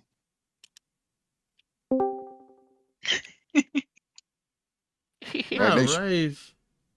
That's gonna do Rafe bad if this shit. Like I'm pretty sure Namco or TWT they've had 0 statements on it too. Alright, bro. Alright. But yeah, he got 30 at wait, no, I'm bad. Well, yeah, but Ray places well though. Yeah. I mean, that Noel guy I heard is pretty good too. I don't know why he would be fucking. Yo, so do Rafe know that they was doing it though? You know what I'm saying? Like, possible that he didn't know. It's definitely possible. Yeah. The Alidar guy seemed like it's more obvious that he did it, and was probably in the know. No, I gotta hold it. Oh yeah, I had to make my King Ray video. Bro, look how Fergus look. Fergus look like the guy from Grand Theft Auto. What's his name? The Grand Theft Auto 5. GTA 4. No, yeah. What's his name? Vito, I think. Vito. A main character of GTA 5. A 5? It was three of them. They're saying that Raif, there's no way he didn't know Trevor- because they had Trevor, 30 Michael, and that they had 30 or 40 DQs at his local. What's the crazy dude name? Trevor. Yeah, that's crazy. Trevor. Oh, yeah, Trevor. look like fucking Trevor. Playing with Oscar. I can't find the well right here. Wait, Shimblade, look at this tweet. Look at this tweet. Kind of like breaks down a lot of it about them boosting. Fancy, what you send me? In the stream or the Discord VC. Okay. Like, you know how you go in the chat in the Discord VC? Okay, I'll just DM you. I got it. Hey, Joe Budden, I bet you won't scroll up in the chat. You're gonna see something funny. But don't show it though. Oh, that you sent me? No, don't worry about it. This right here, okay. Oh yeah, I remember what you sent me. You gave me like PTSD, to be honest, Shimblade.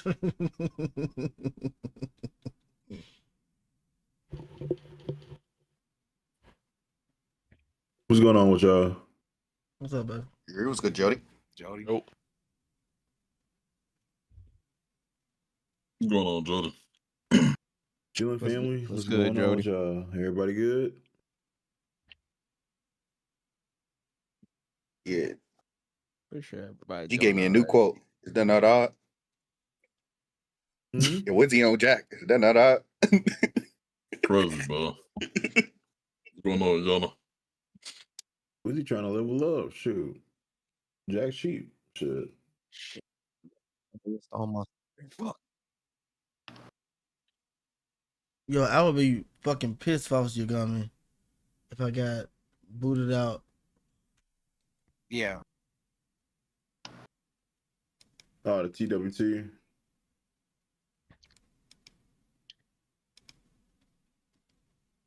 God damn.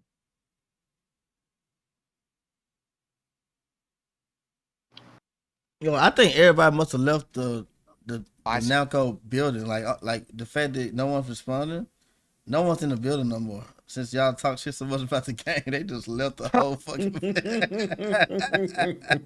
I don't think no one's there no more. Michael Murray probably stopped looking at his notifications. Okay, people where's down in the teching okay? On watch. Where's Noel? How does he look? He's probably like one of the only Steves on there. Oh, the Steve. Pretty sure it's his Steve. Mm-hmm. That's amazing. Right there.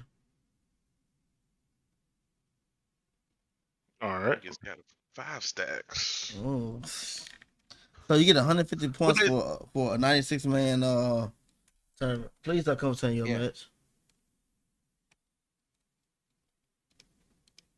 Do you guys think that Bandai Namco is in the wrong for being silent, regardless of whether or not he's innocent or guilty? The fact that players is basically witch hunting this guy. Bandai Namco is the only one who can stop Also, it. the thing about And Yagami it's too is that kind he's of in like a kind of a random ass region, and he's still like really good. Yes, so that's why it's really sad. It's really sad he's not actually in TWT. Yeah, he has like he's no been doing one really over good. there.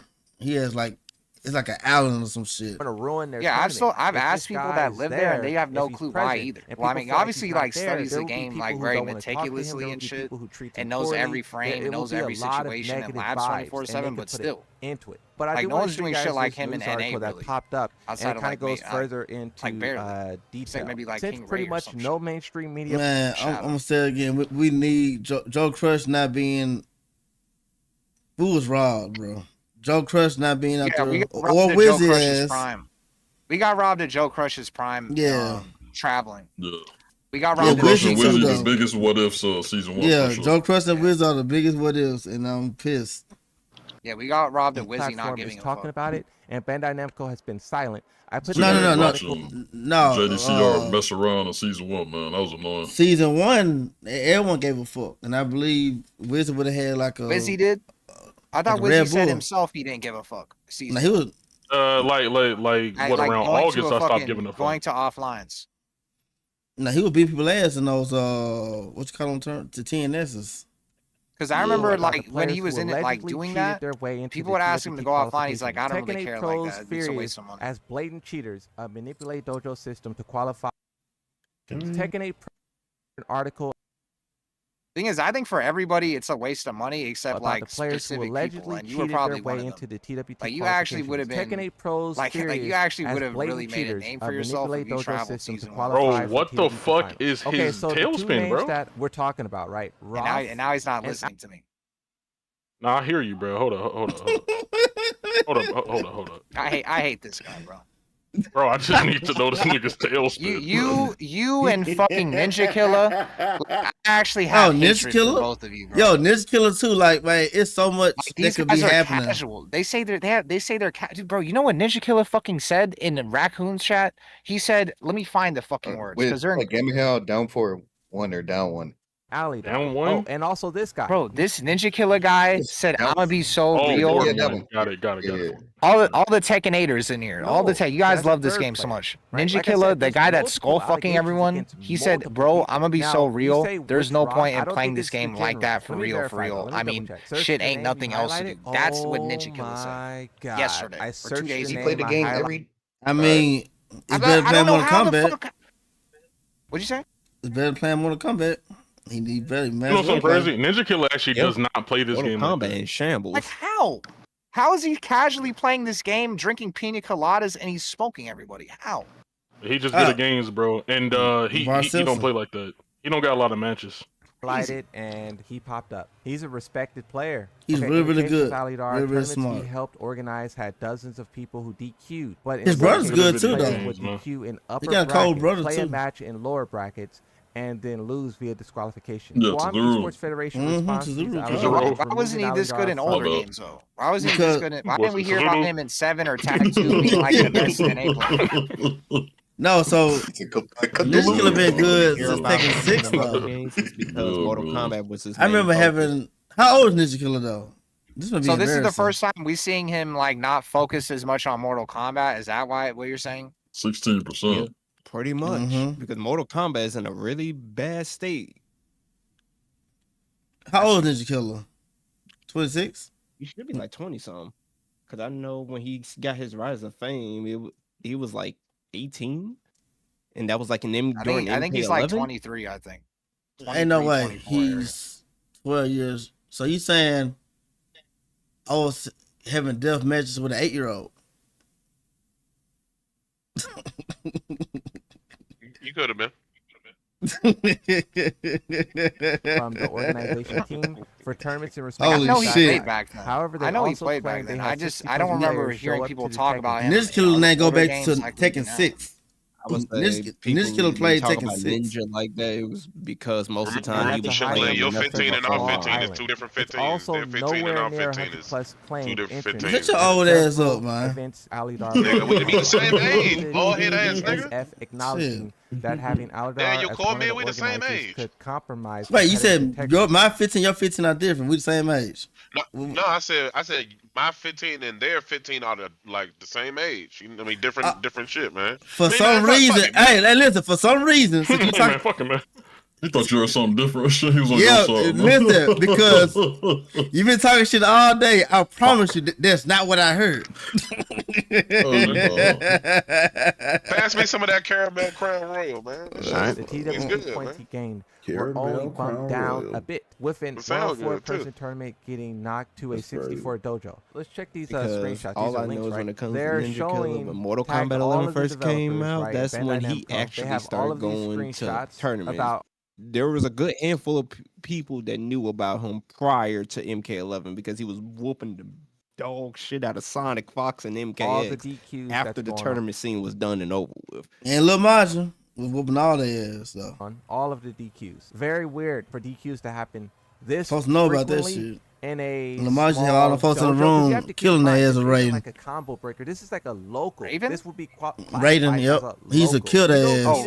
And not Mortal Kombat. Local because Mortal Kombat, yeah. People there, and everyone who's there traveled like an hour or so to get there, so they're not going to start DQing and not be present. Logically, it doesn't make sense. This is Alidar in first place all the times. This is Alidar's profile. Wait, what the hell was that? This is Alidar. Oh,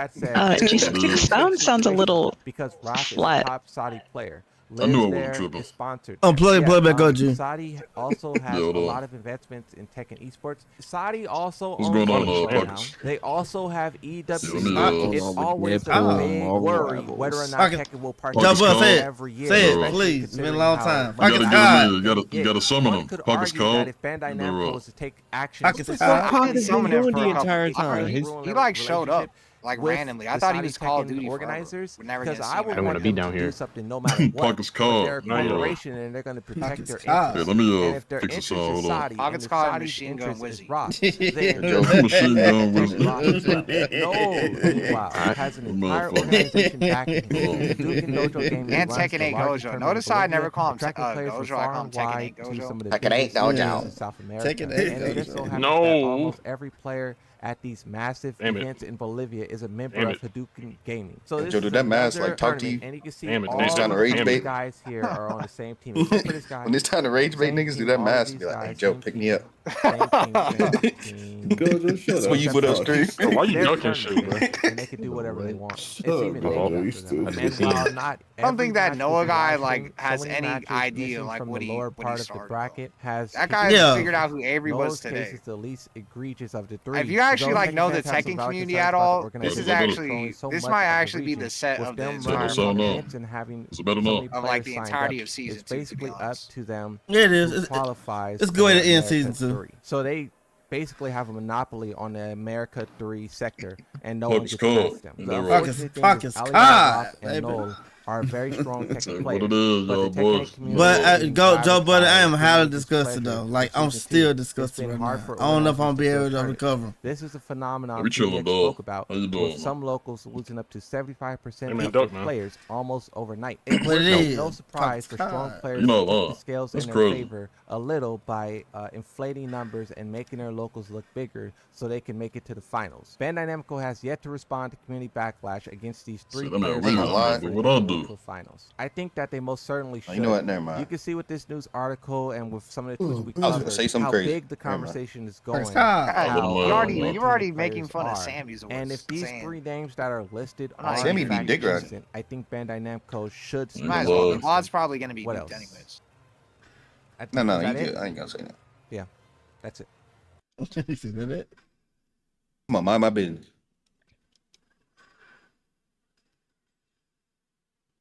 Yeah, you know, we chilling, man. Shit, Gojo stupid. Joe, you got AT&T workers confident. I'm proud of you, bro. What are you talking about?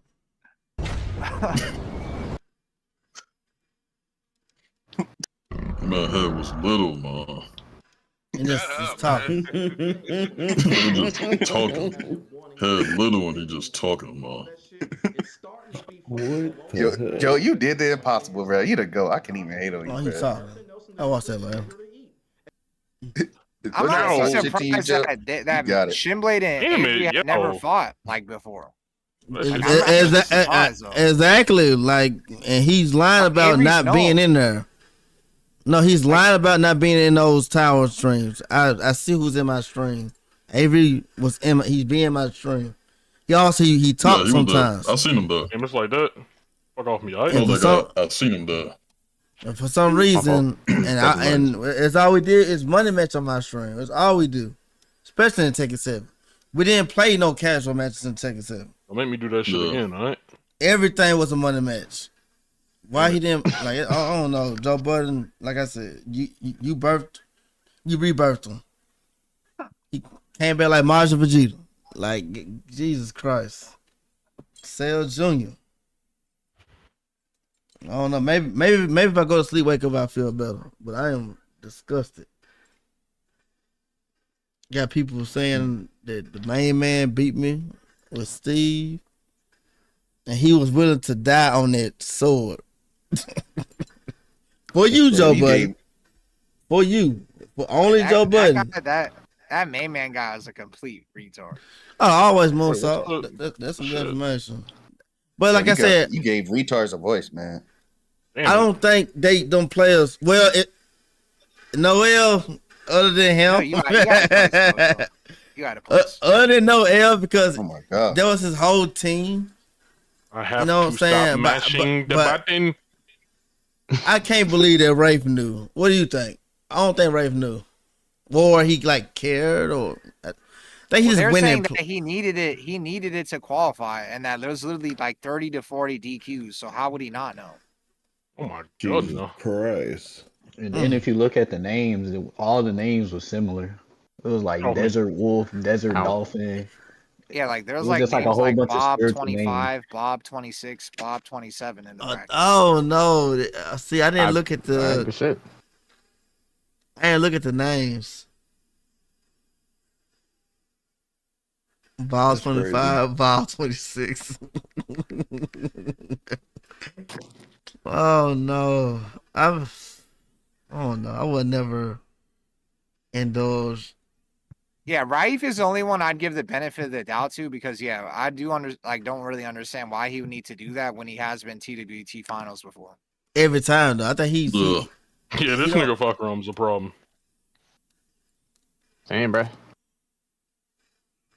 Nigga is not okay. What's your mic? And like in Saudi, when they have events, like when I've watched the Saudi events, he does like the best, I think, still. It's not like there's someone else in Saudi that like he's like cock blocking that's like better Yeah, than no, Rafe is like he's certified over there. Super certified.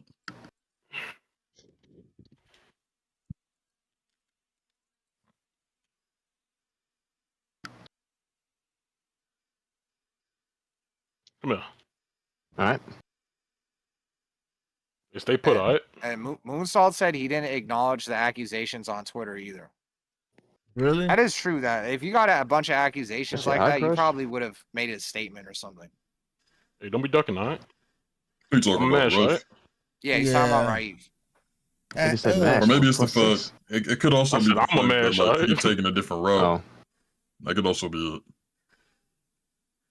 Hey, don't be responding just to respond, all right?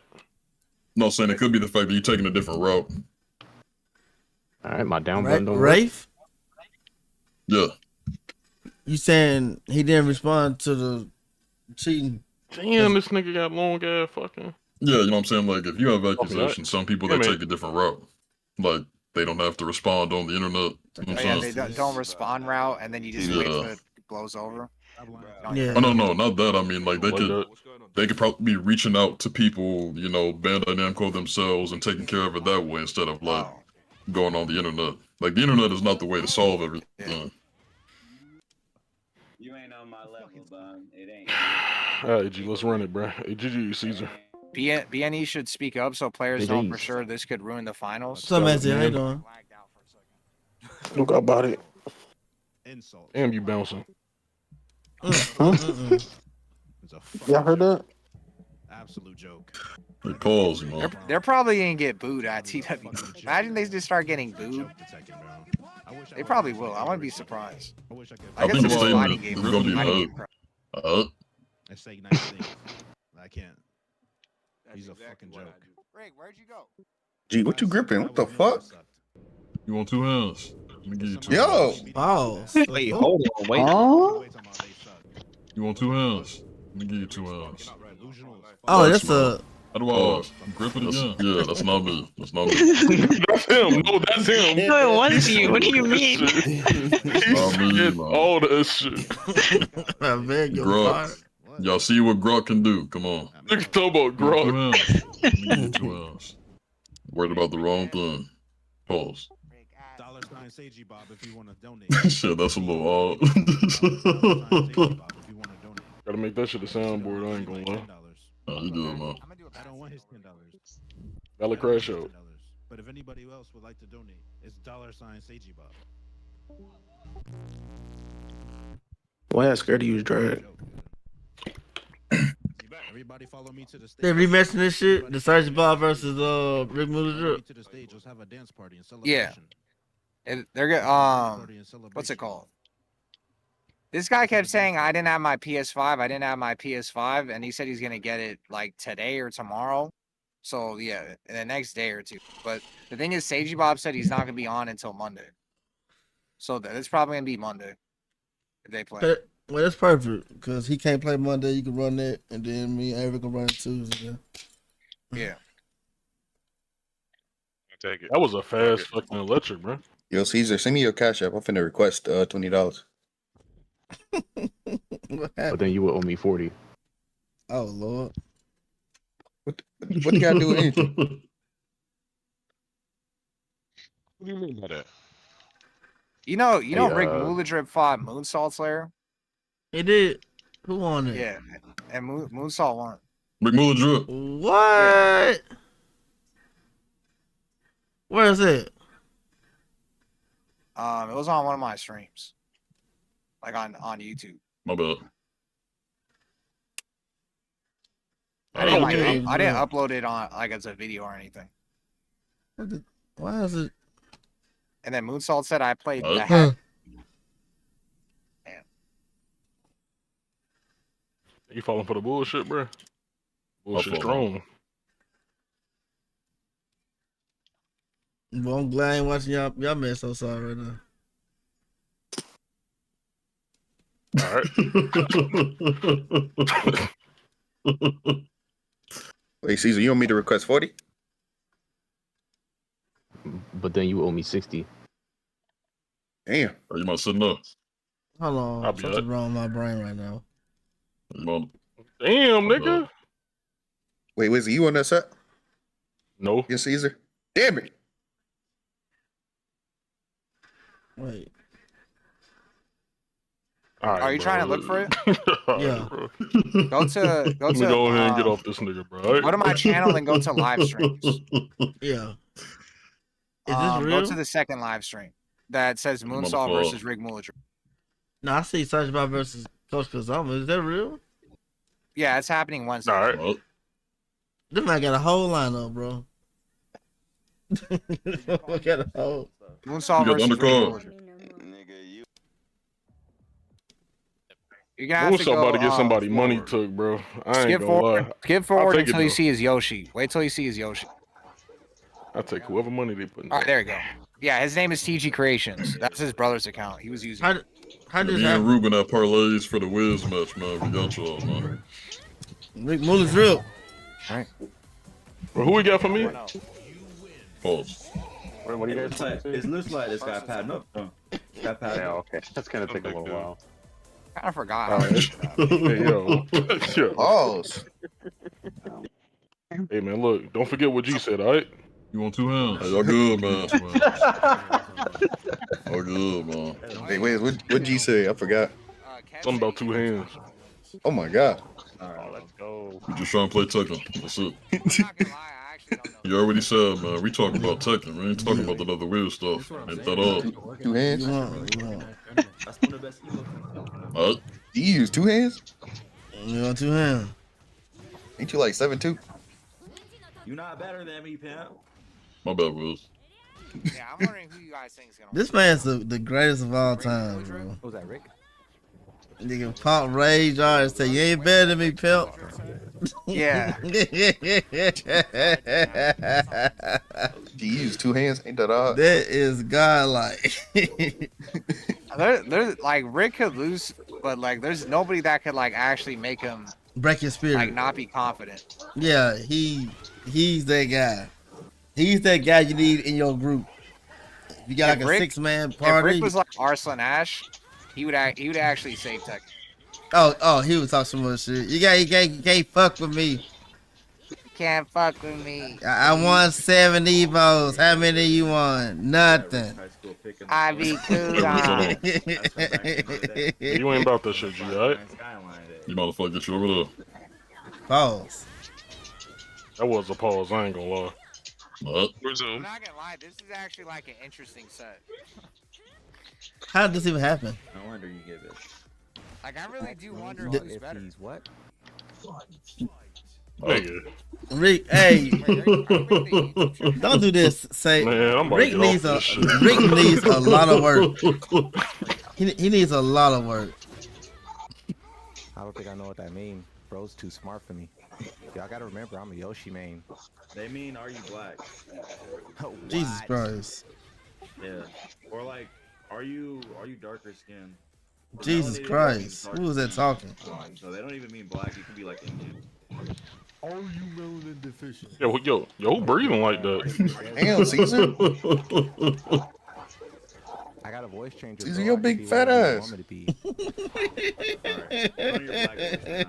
Breathing like that. Big my bread, nigga. That's kind of wild. It's already gone.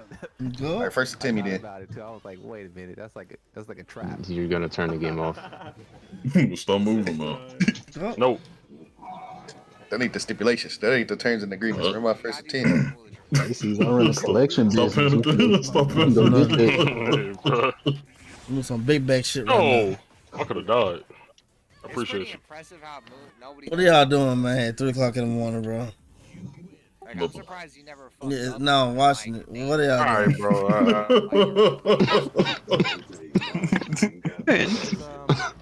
Dang it. There's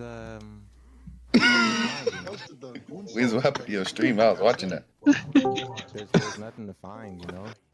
You want 2 hands? I'll give you 2 hands. Gee, you good? It's crazy. Farewell, pal. What happened on Claudia? 2 hands? What happened on Claudio? Hey man, what happened to the Elden Ring stream? Oh God. Good man, Niggas over here beefing with gen players, bro. Nah, I'm not. You gotta beef with them bosses, bro. Man, I don't know what that was, bro. I don't know what that was. That was some crazy shit. Yeah, I was so confused. Like, I'm still confused. I'm literally still confused, bro. He's probably drinking. No. I don't care what nobody say. I'm gonna be honest. Nah, he on I drugs. forgive. I 100% forgive because he was probably confused on what was going on. I'm giving he the benefit of the doubt. he was drinking. Yeah, like that's why I say I I'm know. saying it's probably confused on what was happening. Yes, That's what You think he was drinking?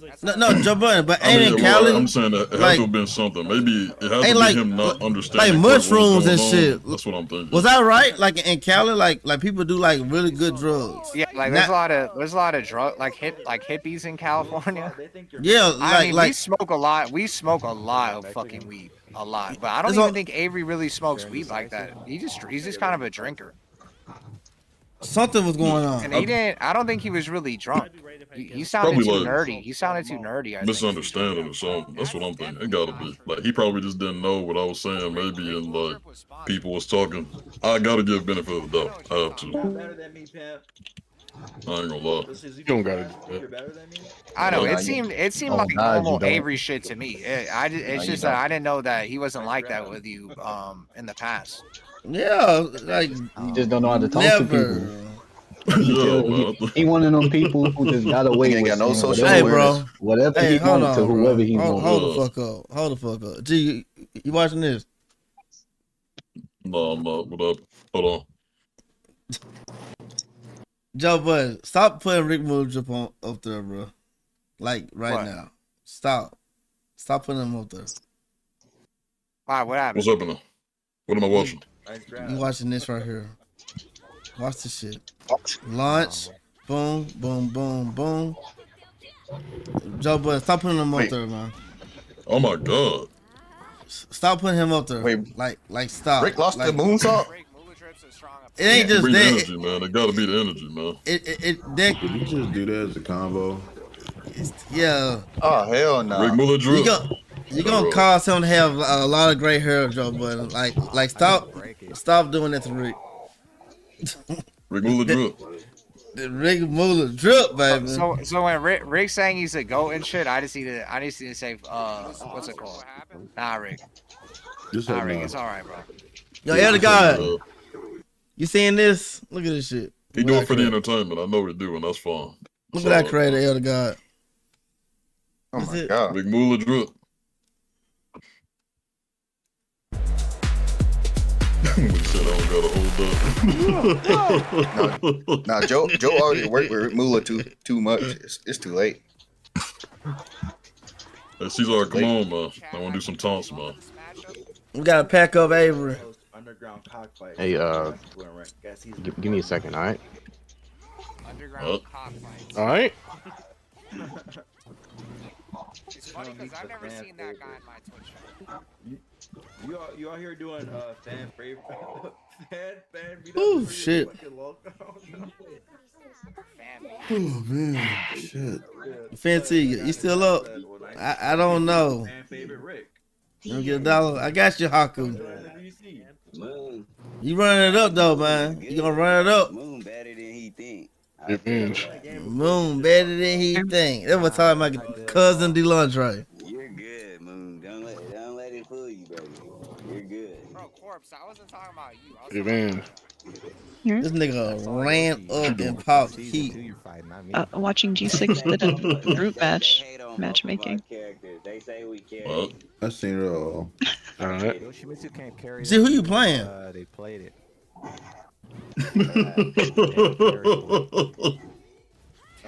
Why you laughing? That's crazy. Because it's late and I don't know what's going on, man. You don't know what's going on. You're not playing anybody I'm right so now. I ain't gonna lie. That earlier interaction still got me so confused. I don't know what's going on no more, man. Yes. I'm just interested to see like skill level where they both are. He always That's plays not my Steve. compass. No, I got a Nina. That man ran up Dick King and hit kicks. I'm done. As a main, Come on. Steve and Nina. Come on, man. Had a Lars and tag too. I played with Lars. That Rick's probably ain't get angry. Bro, what am I watching here? Like if he wins his head. Probably need to go to the end. Whose throat was wet like that? Yeah, I don't know. Yo. Also, that's actually. You just swallowed the. What the? Wait, what? Bro. I heard that. Go, Joe. That shit was wet, nigga. Oh my god. Go, Joe. Oh no, go, Joe. It's 3 in the morning, bro. Not tonight. Bro, you didn't hear that, Jody? I'm not tweaking, bro. I didn't hear shit, man. I'm sitting here being. Forgot you a dinosaur. My bad. Motherfucker, you. I'll flame you later. I don't even fly take you. Yo, sit up in your chair fast. I dare you. That Moonsault Slayer can flash. Can flash that You gonna pass away, old ass nigga. Ain't that fucking old? Actually, helps, like, a whole lot against this shit. Cause Rick really relies on god. Joe, I don't know if I can do this. Rick moves a little bit too sorry. I need Wait, I'm doing this, man. Is he allowed to change stage? Rick moves a little bit too sorry, man. You better watch out, Shimba. You can't be saying that shit, or Rick's gonna come in here. Now he knows it's from a place of love over here. He can't be saying that shit now. That's the thing, though. You say that shit from a place of love, and the next thing you know, Rick is on 10, cussing you out and saying, "Oh my mama" and shit. Nah, Rick knows. The King of England or not? You sure about it? You sure about that, Tekken 8? Wait, which one is Rick? Rick? Tekken 8 Gojo one more time. I'll slap the mask off your face, bitch. No, it's a Henderson. Which one is Rick? The Oscar. He was on his. Oh no, Elder God. Yeah, so I was drinking Henderson. Elder God. This off Chat G. No, this off Cap Cup. What'd you say, Moon? Cap Cup's real good too. With the AI shit. It was good, Haku. Like a nice 36 piece. What? Wait, what? 36 piece what? What the? Like his right hand man. You talking about your age? That's crazy. Nah. In shit. Jody, 65. What? You'll get cooked as well. Gojo, shut your stupid ass up. Did you play DR? Gandito? I will when you turn 68. I believe I met Gandito. You talking about he's a machinima player, right? Hey, bro, we could have been playing Scam Line, no bullshit. No bullshit. Oh bullshit. If I wasn't tired, Gojo, I'd like your ass up. You're right. Have a game. You know what you tired? 66, you know? 67, bro. Yeah, machinima. Okay, yeah, that was yeah. Aku Sana. Had to make my money, shit. Oh. No, I tried to. My bad. I You got kept more moving bills back. to go, So, shit. In debt. I just got to have you sit there if you don't know. I couldn't get it to work the way I wanted it to work. Caesar, no. I'm gonna try it again though. What's going on, Jack? How you doing, man? What? Oh yeah, it's what's it called? 3-1. Rick Moose drip. Mama. Ooh. Joe Budden, you way too happy today. Hop in that Tekken 8 rank queue, bro. Like I know this character. He said it's time to ruin your life. You too happy today. Hop in that rank queue. Gojo, you can beat Joe Budden. You Sorry. I be He just be dick punching. Nah, You say I be Gohan? No, I was asking Gojo, can he beat you? He telling you to queue up. Yeah, it can be him. He's sorry. All right. Well, you said me or Gohan? I smell a money. You, man. nigga. The cheater was lobbing, bro. You a meat stretcher. Whoa. Oh my god. What? Oh my Down god. back 2-1 I still can't believe Tekken 8 Gojo that I had you fight. You're gonna fight Hey Broken for free, or for literally guaranteed 100, and then Nobody want to fight your fucking boyfriend, buddy. I hate to break it to you. Then how the fuck did we get $1,000 for him to fight Heavenly Uchiha? That was You already crazy. talked. How in the fuck did that happen? 1,000. You know they weren't there. You know that shit wasn't just to watch Heavenly No. Uchiha. Y'all just be watching bullshit. Bro, you gotta change the map. I need walls. Y'all watching ass versus cheeks. That shit raised $1,000. Y'all donating booty versus hoe. $1,000. Yeah, Yeah, I those swear are- to God, yeah. we had $1,000 crowdfunded. Oh yeah, I remember that. That shit was funny as hell. Oh my god. Yeah, right. That shit was funny as Y'all hell. managed to do this? Cause y'all bored. Y'all favorite game is in the bad spot right now. Y'all bored. Don't fuck with You not good at bored. just talking. There you go. See, I'm look. not gonna lie, this Stop game that. is in a bad spot, but Avery versus shit. Y'all better Shinblade. stop that. Y'all go. Y'all go, man. Some of these beef sets are like probably better than like a majority of the last fucking 5 years of TWT finals. I'll tell you that much. Y'all ain't got no content in like a year. Y'all I ain't gonna hold $1,000 you. fight. We do need it though. We do need it. Like we don't have beef sets no more, and it's boring. Like no one's fighting each other no more. Ain't no one's talking. But the shit Avery did was just weird. Bro, they moving weird. You can't do it no more. They moving weird. You can still do it in a way to not be weird. You can be man about it. Fisticuffs. What the fuck Mike Hollow be saying? Fisticuffs. Put 'em up. Fisticuffs. Put them up. The shit he weird did to do though. He was waiting for your permission to talk, and he didn't respond to nobody else but you. And he was waiting for me to talk, but that was weird, bro. Coming from someone He who's would old bark if school. you told him to No, bark. no, especially in my eyes, Joe. I know everybody else looking, but the reason Oh my God. I still got a bad taste in my mouth because that was extremely weird. I was watching. I saw what happened. I can't. I just. Bro, I my don't bad, know, man. man. Maybe I need to go to sleep and wake up, man, and feel okay. Cause I have been up for a whole day officially now. Yeah, I've been up for a full fucking day, no sleep. I just think that a lot of like the newer players like me, that we're just used to Avery always being like that. So there's nothing that is really that weird to at least us, because we haven't known Avery for like 1,000 years. And No, we just assume that he's a dickhead to like everybody, including you. And Well, it's always been like that. But like you said, me and him was always just friendly. Even in DMs, it was. We don't have no smoke ever for each other. It was never his smoke. Even though me and him was supposed to be the hot heads of the scene. Yeah, like you guys, it's actually that's why I'm saying, like, how the fuck have you guys never fought like this? That's what I'm saying.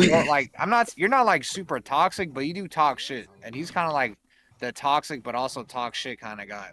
Yeah, like, one of the most known, like in like almost all of Tekken, to be honest. But he never brought it my way.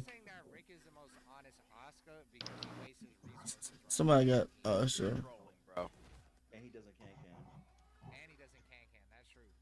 How you get Sage Bar to play? Would you message him? Yeah, I messaged him on Discord. Joe, did you bought that stream, nigga?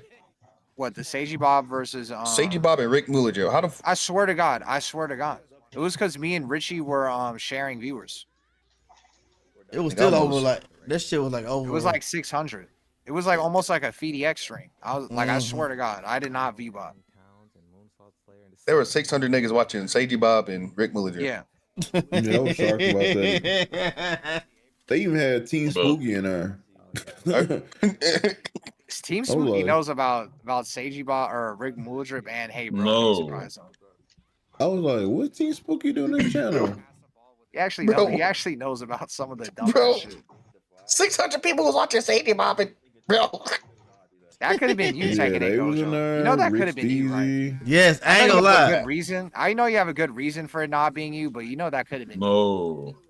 Yeah, that shit dead. Like, it could have definitely been Gojo though. Take that money, Gojo. Oh, these niggas too weird, bro. Hey Broken versus Heavenly Uchiha, that could have easily been Tekken 8 Gojo. And you could have made $1,000 off of one Tekken set.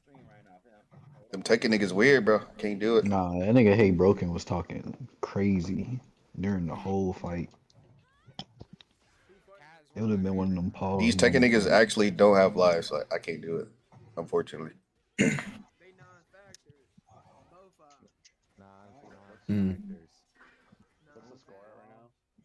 No problem. Niggas don't go outside. Bro, let me They don't wash their ass. They don't brush their teeth. They DoorDash every day. The last money they got, they spend their money on DoorDash. Yeah, someone's asked. They're saying Avery versus GM would be a legendary beef set. I've asked Avery multiple times to fight GM, and that they've always been friends until like the raccoon shit happened. And then now Avery's like saying shit like, "Oh, that I don't pick on like the retarded kid or whatever. I don't punch down, and that's why he doesn't fight GM." That's like really hard to make happen. Do you think GM would lose to that nigga though? Be honest. No, GM would win. No. GM would win. I don't think a lot of the people in the scene is beating GM. Keep it a buck, bro. I think that dude is really good. Yeah, 100%. Y'all still up in here? That's why I don't know how the fuck Machine Gun Wizzy. You said that you beat the brakes off him in 7. Like, is there really no footage of that? Damn. Well, I didn't really stream the game. And I mean, what did GM upload shit? I mean, yeah, he did. He had he streamed. Tekken 8 made you stream the game. I think every time he streamed or every time he played the game, he streamed. I remember him always saying that. He said that there's never been a time where I played Tekken, at least Tekken 8 and probably late 7, where he played and wasn't streaming. Unless it was during the PS4 days. Was it on console? Nah, it was that was PC. But, it was on PC? Yeah, that had to be a couple years or a year and a half before Tekken 8 came out. Really? I feel like I was in that. I was watching him before that. Or I was watching him during that. Good Lord have mercy. Well, okay. I got a question for you, right? Because you said you've been in there, right? Yeah. So when GM was saying he was whooping my ass, did you see those matches? No. I don't So think, you just unless, did, what was your name? What was your name back then? So you basically didn't see anything then. What was your name back then? Was this still Machine Gun Wizzy? In the later parts, it was Machine Gun Wizzy. But earlier, I forgot what the fuck I'm not gonna lie. Even if I did see it, yeah. I didn't, early it was a different. I didn't really no offense, but you were kind of I'm not gonna say you were nobody, but you're not. 100%. No, bro. Everyone was a nobody that didn't compete. Bro, think about Ty. Ty was good as fuck. I've never played that dude besides one time. I played Ty when he was using Drag and I was using Zafina. I played him in rank literally maybe once or twice in 2 different sets. But paying attention. But the whole duration of Tekken 7, I only ran into that nigga twice. Lord. The matchmaking was weird in 7. You didn't run into people that often, and then the people that you would run into often, it just be niggas you ain't want to play. I'll be playing. Dead, man. No, that's not what I'm saying, bro. Because niggas would be on, bro, and I'm just not playing them, bro. Fear, nigga, I played Fear twice, nigga. That nigga had mad matches. I don't know who the fuck was he playing. It wasn't me. I played just Sandy. You couldn't bro. I played just Sandy in 3 sets, bro. That nigga had 12,000 wins with King. What the fuck was the other, you know what I'm saying? If the nigga really on the game like that, I should be playing him. But you don't run into people like that. in 7. Like the matchmaking was like it was literally something wrong with it. Hold on. Yeah, I really think when ran they into started- Joey. I think the prowl system was weird. You were Tekken God Omega in 7? I was Omega with 2 characters. Yeah. I was Omega with Miguel and I was Omega with Zafina, and I literally didn't even know how to play that bitch, but she was that broken to where it was. She that was easy so to get. cold, man. She was too good, nigga. Like I didn't know what the fuck I was doing, nigga. I didn't even know the stances, no combos. I was down 4-1 and then running away, literally. Down And I 4-1. Was it back? Yeah, she back was- 1+2, man. Like and 1+2. That move alone Yup. was just Counted like. I would just run away from niggas, bro. It was so easy. Like Harang, like all the Harangs I would lose to with drag that would annoy the fuck out of me. When I picked Zafina, I would back.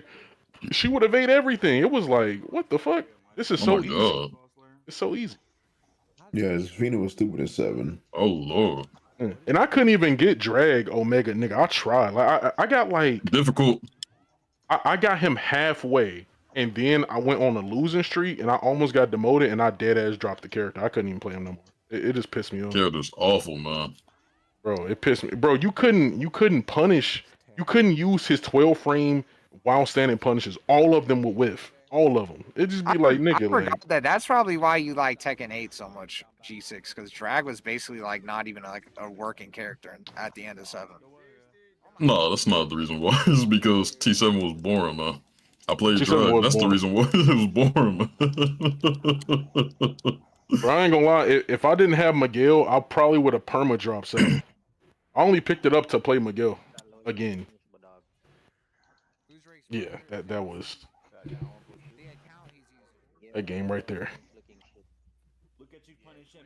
Pure boredom. So you didn't join what's it called? ICFC even once. I think I joined ICFC twice. One time I think I lost to Donnell, and no offense to Donnell, but I was really rusty and that nigga kind of mutilated me, and that made me not want to play the game no more. Cause I you know, respectfully, he cool. I'm a lot better than him. So when I was losing to him, it was kind of pissing me off. And the other time That's what I played, T7 to do, man. yeah, I lost to him and I dead ass just got off, bro. I was like, I can't play this game. And then the other time I joined ICFC, I lost to Speed Kicks. I was using Jack, he was using Harang. It would have been an upset because no one knew about me. I forgot about that. Yeah, it would have been an upset. I was using Jack, he was using Harang. I smoked him bad the first game. Funny enough, Running Black was in his chat like, I knew he was gonna do that. Because, I remember that shit. I beat him bad. And then the second game, it was super close. I almost closed it out 2-0. He came back. And then the last game, it was kind of close again, but he beat me. And I was like, okay. It is what it is. I didn't really compete in that game, so niggas didn't know me. The only niggas that knew me was the niggas who knew me from, like, Tag 2. Like Mac, Cuddlecore, like Brawl Pro and them. Like, they knew me, but the new niggas didn't know me. Those all the juice I had, man. Pause. No.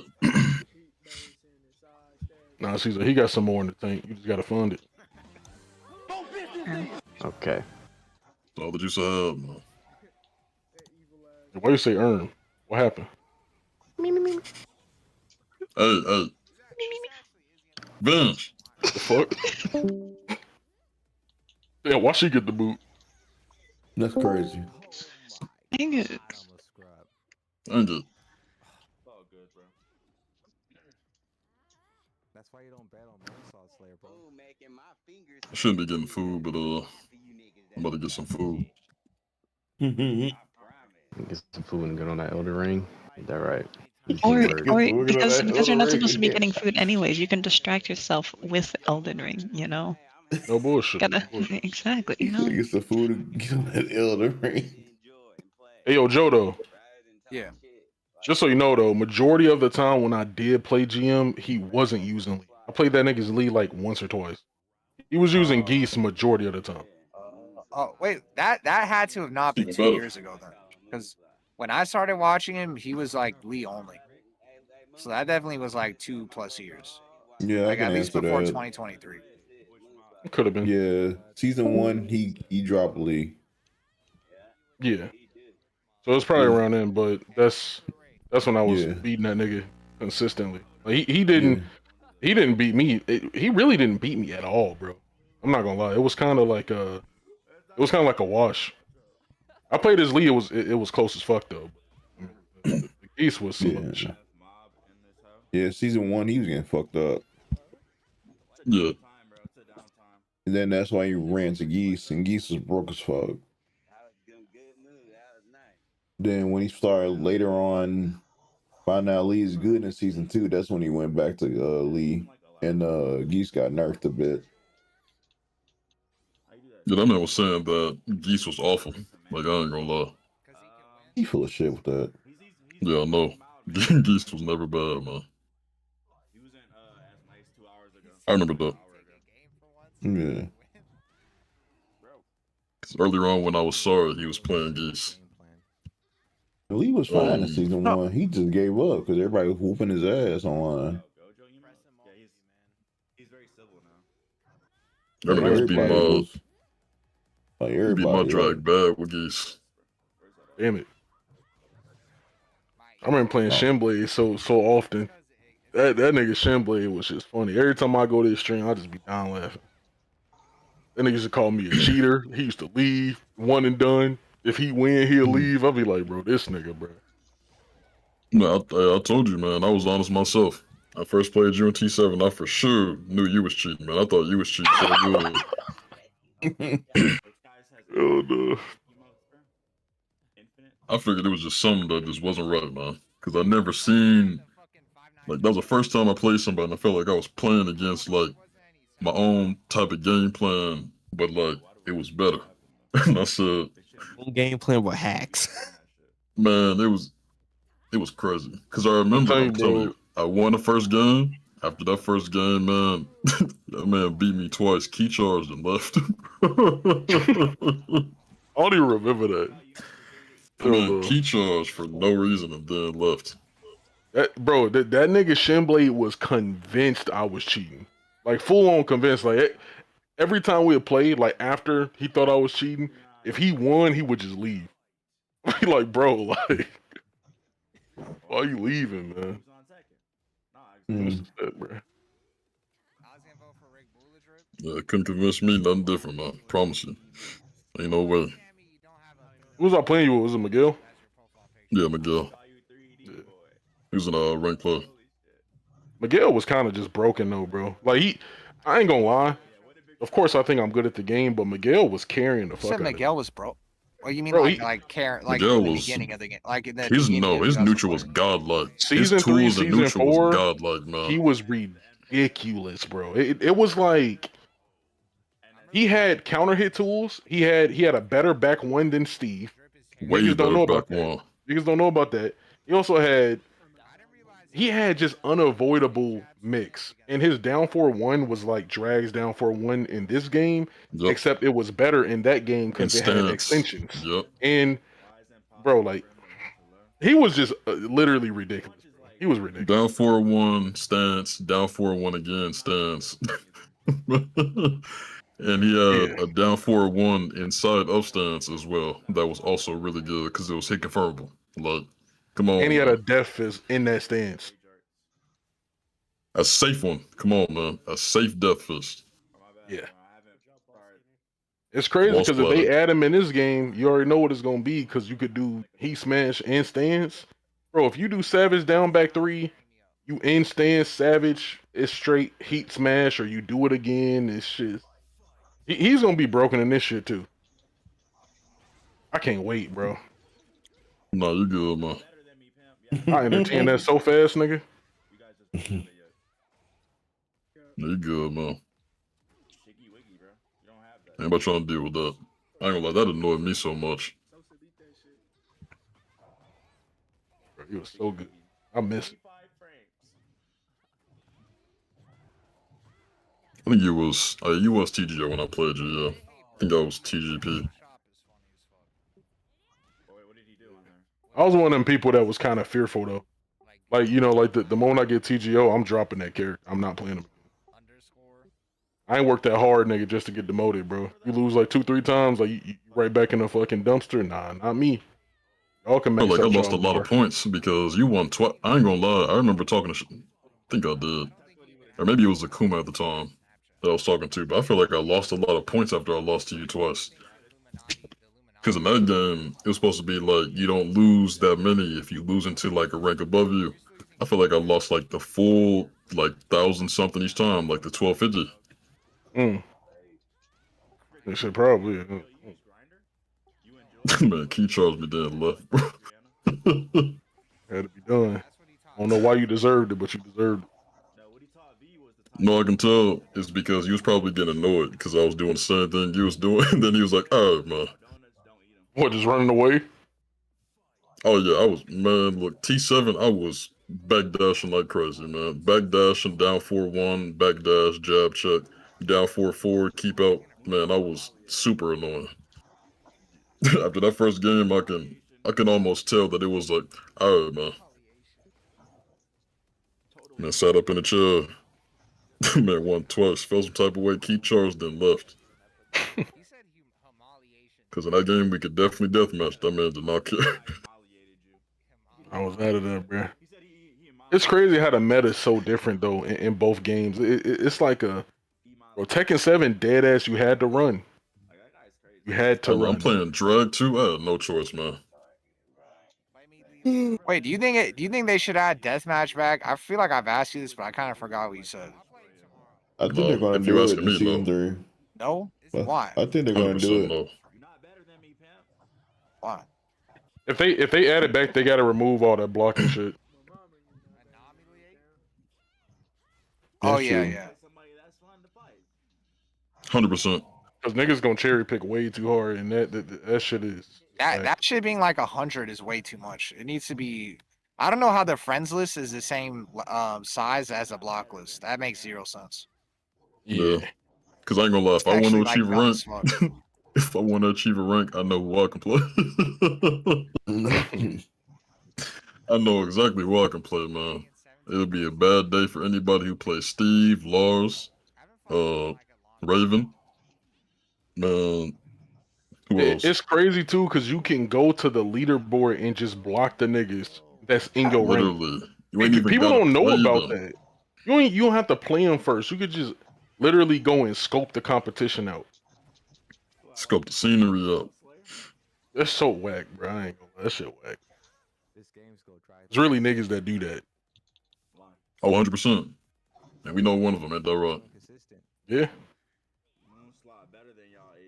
That man don't care either, man. he don't care. Wait, who are you talking about that does that? Alright, TMZ. Could be alright. So I got you tabbed It's up. got to be a dog. Steve player then, since you guys are saying that. Let me think of a Steve player that does that. No. I ain't gonna lie. Hey, look, I don't think there's any Steve player that does. Why would you? Like, they can beat everybody. I don't think there's any Steve player that goes in a rank thinking they can lose, like, at all.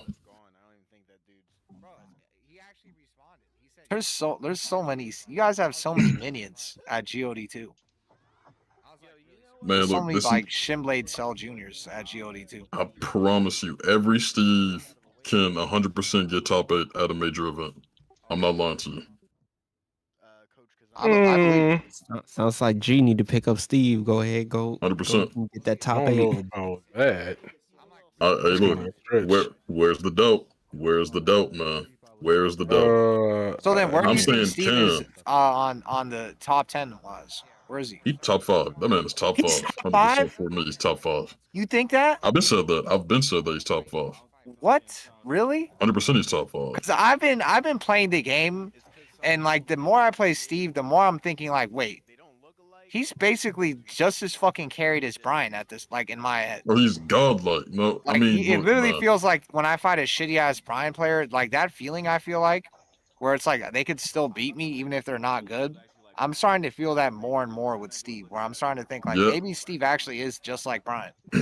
Y'all ain't see the vision, man. I've been trying to tell y'all this forever, Joe. I've been trying to say this forever. It go all the way back to, like, again, when I was working out there in New York and I wasn't playing that much, and I seen what they gave Steve in his game. Shin have to put me on game. I played him a couple of times. I played Shin a lot in T7. We have played neutral a lot. Some things I think is BS, and even has some of that back then. But like in this game, with that Lionheart stance, Yeah, and in a like the Lionheart fucking homing, what is it, up back 2 or whatever? up back That's 2 like, into bro, Lionheart as well. He can just holy go into fuck. he can demand respect. So we already had demanded respect. Now he can be aggressive and demand respect. Putting you in a true mix. Then I remember saying this in season 1. You was there, Wiz, when we was talking about Steve. I said, if they make Lionheart 1 wall split, that would make him one of the best characters in the game. And that is exactly what happened. They made Lionheart 1 wall split. I said I was not playing Shin at all in this season. And I played him maybe once or twice if that. I do not play him in this season. Bro, it's like you get put to the fucking wall and you are not ducking his guard break ever. Like I'm never ever having the confidence to duck his fucking guard break, and I eat it 6 times in a row. I got Even in people neutral, telling I me don't that have they the confidence to trying, duck it. Even just like in the middle of the map, I don't want to duck. Yeah. The only way you ducking that, and I said this before, because me and my brother do it when we play against any Steve player. It is reactable if you are at if you on whatever Osa was on when he was jumping up in the seat during EWC finals. Yeah. You have to be on that to react to that. If you're not on point, like that, this character's amazing. You're not doing anything. And Lohai wasn't because he played against Newman and caught every single guard break and didn't even try. He didn't even try to duck it or fuzzy it or nothing. That man just accepted it. So you got him, man.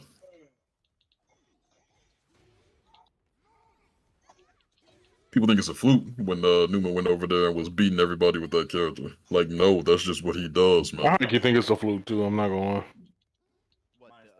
Man, at that time, I'm saying, look, at that time, Wiz, I'm pretty sure you did too, right? Over time, this character is amazing. I just don't see him even really placing top 8 that often. I think if he goes to majority of his events, I still don't even really see him placing top 8 that often because of the way he play. He played to Pena. He played to Hayes. Yeah, he'll throw his life away. He definitely will throw his life away. Yeah. For sure And he will. that's the thing with niggas like that. Like, bro, Pena, that's why he ain't consistent. Like, bro, one event, you'll just see Pena take out 3 GOATs back to back to back and then lose to Billy Bob because Billy Bob guessed right. It's ridiculous. But I mean, that ain't a character thing, though. That's just him. Yeah, but Newman plays like that. That's the problem. Like, bro, that's why. No, I'm saying that like Newman. That's a Newman thing, though. That ain't like a Steve thing. Like, because if you just like we was talking about, right? If I just walked up and played like low high all day, what you gonna do to me, man? You know, that's actually what I was about to say. Oh yeah, gonna. Low high, he plays like that with Steve, and that's what makes his Steve terrifying, especially in long sets. Tournaments aren't long sets though, but his Steve, the way he play him is he's gonna do Lionheart 1 98% of the time, and that other 2% that you don't expect that bitch is gonna come out and it's gonna, of course. Hey, you better than me, man. I'd throw out that Lionheart 1+2 early. I need you to know it's there. I need you to duck off the strength of me doing it off rip. Same thing I told Shin when he being in tournaments back in season 1. I said, Shin, just do it off rip. Never do it to close out anything or when like things get serious. Do it off rip so that way they duck it now because they have to. They have no choice. Give them no choice. Play with like lows and That's like how I demo am man too. heat smashes.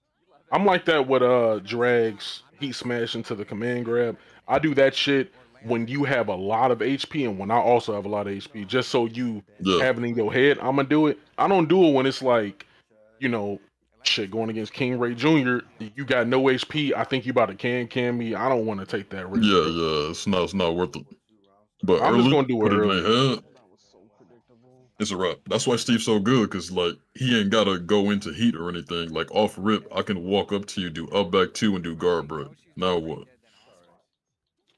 But that's also a thing, you know, if you have reactionary time and fucking defense like Lohan, you can just let the Lionheart 1 rip and just return a neutral because you know you're gonna win nooch.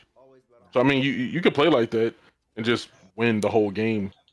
infinitely. That's why he really don't lose. I remember we had a conversation where it's like it was with Yo community and Shin's community was basically saying y'all think Lohi is a terrible Steve versus like the other Steves out there, and I'm like, oh yeah, 100%. I don't know how you could think that when this nigga is like, if putting him up against any Steve, I think he would come out on top. I think there is a world where Shinblade would beat him like a good portion of it because Shinblade plays very crazy and he catch niggas off guard playing like that.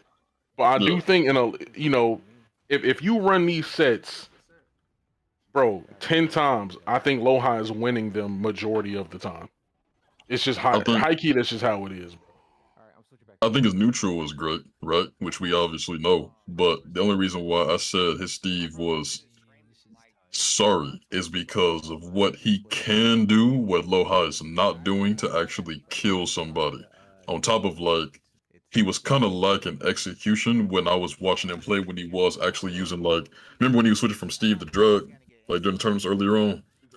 And we got to see like what he was kind of, cooking with a little bit. He was lacking heavy execution with Steve, for one. Two, he was not adapting to the new things that Steve had. Oh, he was never really using Lionheart Steve either. Ever, like in tournament. No, he dropped him entirely. That is not his character. That used to be his go-to, at least when I watched in 7. That was his go-to. Yes. He barely played Brian. He barely played Brian in 7. He played Brian against Arslan every time. But if it wasn't Arslan, he would use Steve. Yeah, he would fuck around with Steve. Yeah, Brian Steven Shaheen was like what he was going through in T7, but like at the beginning of T8, it was Drag and it was Steve. But when he would bring out the Steve, man, it looked so horrible to watch. It was literally like a baby on that character. Like he looked timid, like he was trying to play T7 while you watching forced interactions of offense of T8 being implemented on him, and he's just trying to sit there and take it, then throw out back one time. I'm like, man, we are past that. You know what's crazy though? He was winning. Way past that. Like, no, he bro, was not. No, he wasn't. He was consistently placing top 8 with Steve. He's not winning the event, dog. That's not the goal, bro. Consistency is the goal. Like, if you want to win and be the greatest of all time, I mean, sure, that could be your goal. I get it, competition, right? But like, you want to be consistent. You want to be consistently a contender. He was consistently a contender. That nigga wasn't winning. But you could look at all these. You can look at all these tournaments, and he literally was placing top 8 at like all of them, nearly all of them. Yeah, but he was switching though. He wasn't just like no raw Steve though. That's different because he was using Drag and Steve in the same tournaments, especially the qualifier. Yeah, he was. I mean, but I mean, he was still using Steve, and he was winning those matches. I mean, look, to be fair though, he literally is the best placing Steve. He's placed better than anyone consistently with Steve. Nah, if you switch, I don't know how that doesn't matter. Wait, in Tekken 8 or all? No, I'm not saying it don't. I'm not saying that. Hold on, Tekken 8. No, that's what I'm saying. Hold on.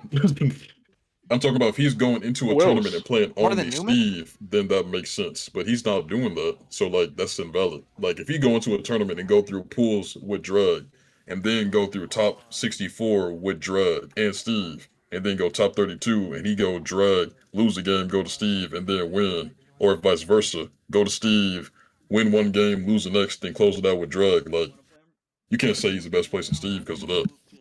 I mean, you can though, because Arson and Nee both do the same shit. Hold on, I'm walking by. Hold on. I'm walking by. What prop you to say that Shinblade thought was cheating or some shit? We was talking about Tekken 7. Yeah, you were cheating, nigga. So sorry. This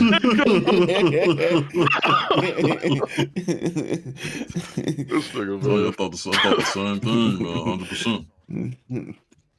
No one could have convinced me different, man. On T7, man. But yeah, bro, like he's okay. I'm peeping what Sammy said in the chat. It's because he went to most tournaments. Okay. I mean, that don't really change shit though. Like, okay, if Newman went to most tournaments, you can't really say he would have outplaced Loha at all them tournaments because Newman and Loha play completely different.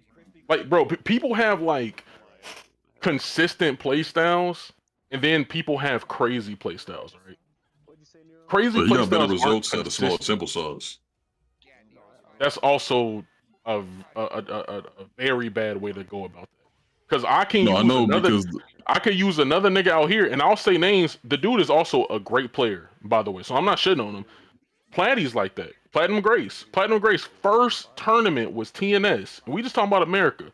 His first tournament was TNS. He beat me. I got second. He got first. He played in multiple shit, tournaments after that. We need Platinum Grace. Yes, he played in multiple tournaments after Oh, the that. Lizard. Yes, and did not place. Multiple tournaments after that. He won his first one and never placed again. And Hold on, but that's different that is, though with Newman. 'Cause he ain't go to multiple, no, though. it's not, bro. It ain't though, because it's the exact it's the logic, right? The logic is you could just been on point, my nigga. Like Platty was on point, and then he just was never there again. Newman just had a great event. That don't mean Newman gonna go crazy every time. No, it's the same thing with the other hear dude, the Malik. team player. Didn't hear Malik get higher place than Newman at takedown. Oh, It's like you talking about where he made Pakistani event? He went to who was it? Wait, he I switched forgot characters about at that. that tournament?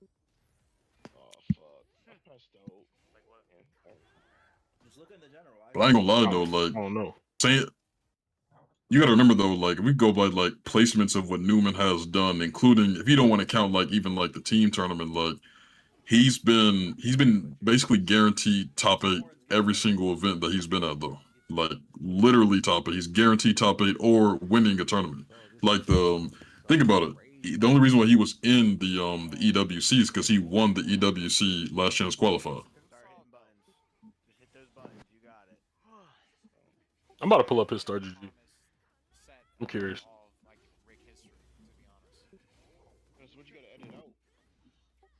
Look at that evasion. Oh man. Like, and shouts out to all the players, but you got to think about this, right? Like, let me land with this one statement. The Steves that have traveled, right? Especially from the ones that y'all be calling like a Cell Junior or something, which they obviously not because they're respectable players. Shout out people like Cole Red and Gohan. But think about this. Cole Red, first tournament that he went to, the major being the combo breaker, he got 25th, right? Oh, yeah, Then you got right, and then he went to not he went to, but then you got Gohan, right? Gohan went to Texas Showdown and got top 8. Shin was also top 8. Shin traveled, and obviously we know Shin is like an anomaly, obviously, but Wait. I gotta say this too. Yeah, go ahead. Who did I beat at Frosty Faustins? I'm a great player, so I could talk about myself and still feel good about myself. Who did I beat at Frosty Faustins? You I need a bracket. I got 5th place, by the way, for Joe and the stream. Because my nigga, I didn't beat nobody, bro. I didn't beat a single pro player. I beat Mayor. That dude is decent. No offense to Mayor. Didn't fucking one not dude, lying. God, I can't believe I forgot his name. I have him added and shit. But didn't that one dude actually place better than you? Yeah, Made of Clay, yeah. Made of Clay. Actually, Clay played fucking great for some fucking reason. That dude, if he always plays like that, I think he'd be a problem. But he'd be kind of like, doubting his own ability. I remember he lost to Futanari Milk in TNS, and like I could tell that he was angry as fuck, and I was laughing my ass off. He said, "Mama, I'm never gonna lose to a shitty ass player like that ever again." Yeah, he funny. Ballerina, man. Clay's one of the funniest people I know from Tekken. I ain't gonna lie. Yeah, but Ballerina make you want to bang your head on your desk. But G, I say that to say with the whole, the Cell Junior thing and Gohan. I think Gohan got the potential to pop off. Gohan has pop off series, but he falls into that category right now. He can always get better. He newer. He falls into that category of just not playing consistent because he does the crazy shit. The crazy shit works sometimes, but you gotta find that consistency. You gotta have that consistent neutral. And I care to God, like, man. Yeah, but it still don't matter, bro. Like, bro, look. JDCR low high. These niggas played drag. They were struggling. These niggas are great players. And even with Superman drag, niggas was still finding ways to lose. That shit don't matter. I don't know. He was just playing sorry. Like, yeah, bro, but I'm saying it don't matter when you playing the top level competition. Not like you playing like America's best. I'm talking about the top. JCR is some of them was losing to like some new Tekken 8 names. They wasn't just losing to no like only AK and Nobi and stuff like that, and Knee and Arsalan. Like, some of them were losing to just like other names across the world. It wasn't just only the top players. True, but the talent changes with the game. What like okay, I look at it like this, right? What is required to be good in one Tekken is not in another one. Like, I think my neutral is so much better than Joe Crush's, it's not even close. But that nigga has the pieces to the puzzle because he is way better than me in this game. That nigga, he can win. Joe Crush is literally winning. It don't matter if I think my neutral better than his. That nigga is winning. He beat me. He beat me, and I think I got better neutral. So how the fuck am I losing? JCR has better neutral than like everyone he lost to. Everybody in the world. Everyone. And he literally getting fried, nigga. Like what's happening? Cooked, man. So Did he be losing and be making me mad, man? No. Anakin's, I don't know what. I think he got a lot better. Hey, look, I ain't gonna lie. I think Anakin got hit with the fall off that a lot of niggas get hit with, and it's just unfortunate. It's like the when you finally see your parents aging type shit. You don't think it was a Tekken 8? It was a Tekken 8 shit? No, I don't think so. No. I think he just lost it. I think he can get it back, but I don't know what it is. Not hunger, but he lost. It was something. Yeah, he lost something is what it was, because like Anakin of T7, you can still do the way he was playing. It's not even like the way the game was. The way that he was playing with that character in T7, he was looking like Joe Crush, but just better. Like, he was making great reads. He was setting things up right. He was placing moves like in perfect scenarios. In this game, it's almost like something just happened. Like, he just lost a step and said, all right, I'm done. His movement, though, is still like way better than anybody I've seen in NM. But maybe it looks like that because he plays Jack. Yeah, I mean, he's still a competitive player. Like, he knows what to do. It's just about like him doing the right when thing. I play him because of his movement and shit. I guess it's like his decision making, like you're saying. Yeah, like I don't remember the last time I lost to him, and that's not good. Wait, who? Well, yeah, Anakin. Like, if I match up against him, but like I don't. It's just lost a step. We don't know what happened, but I think he has the great potential for sure if he finds that again. You can just get it right back, because bro, look, Nee went through that in early Tekken 7. Early Tekken 7, Nee looked lost. Like, he had no clue what the fuck the answer was. Like, he couldn't find it. He couldn't grasp it. And then, like, the third year in or the fourth year, for some reason, he just got it back.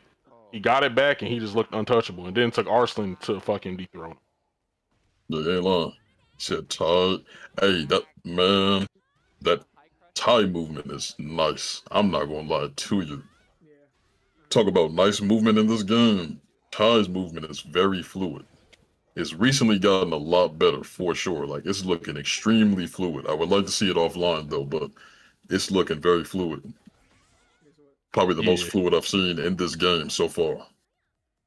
It looks really good. Also, I ain't trying to hate, because it's just the truth. He's also playing a great movement character. He's playing Armor King. Okay, yeah.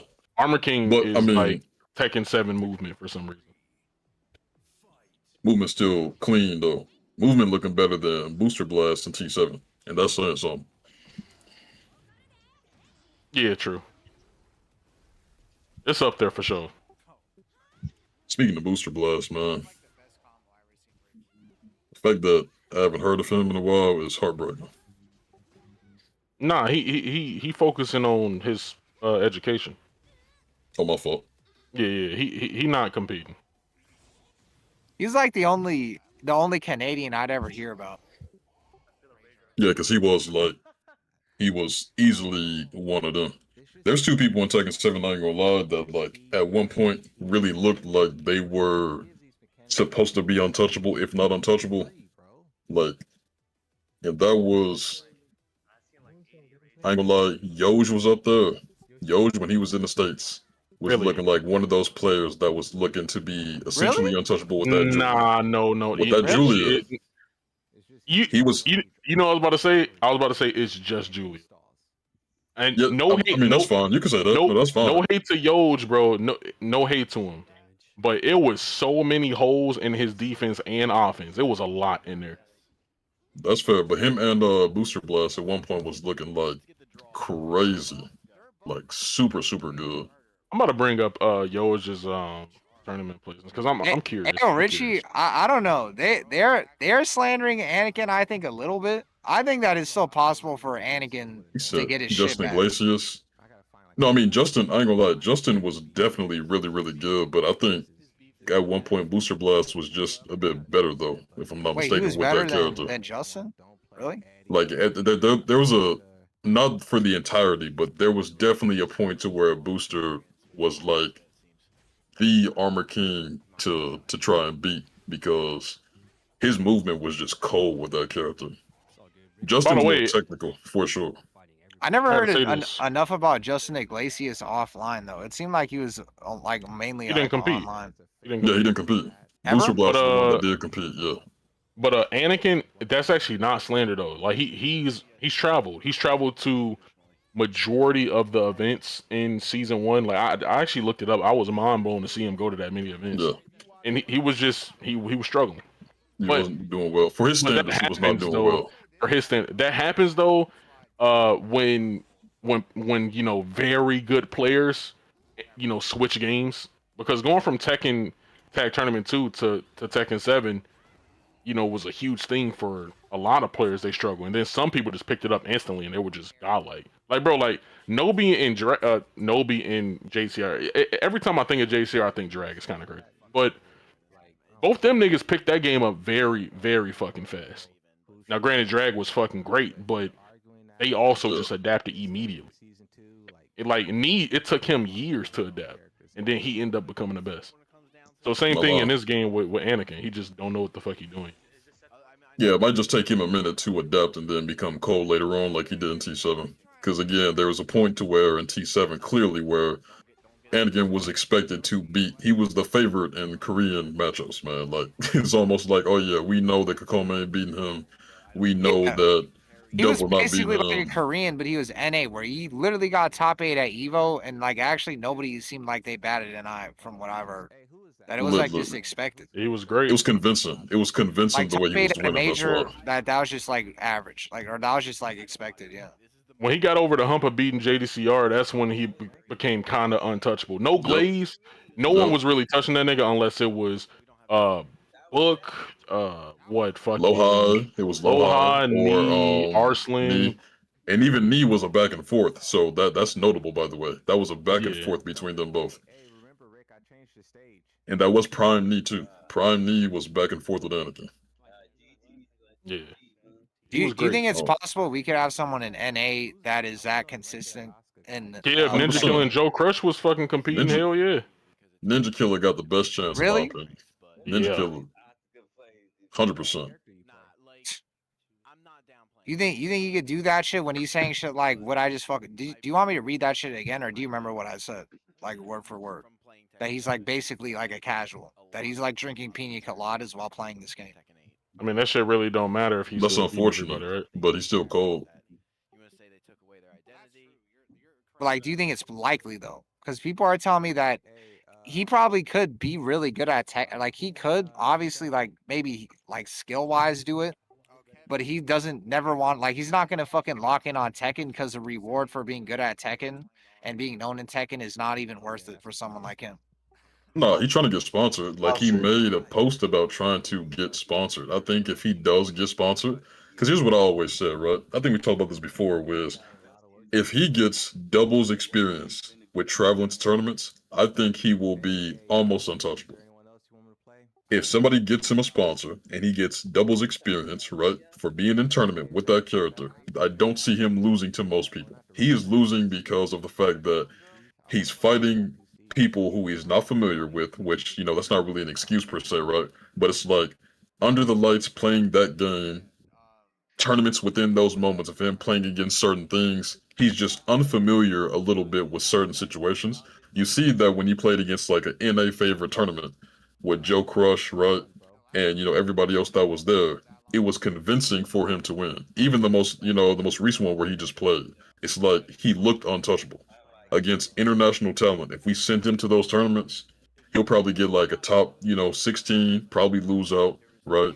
Just go to another one, maybe get close to top 8, maybe lose out again.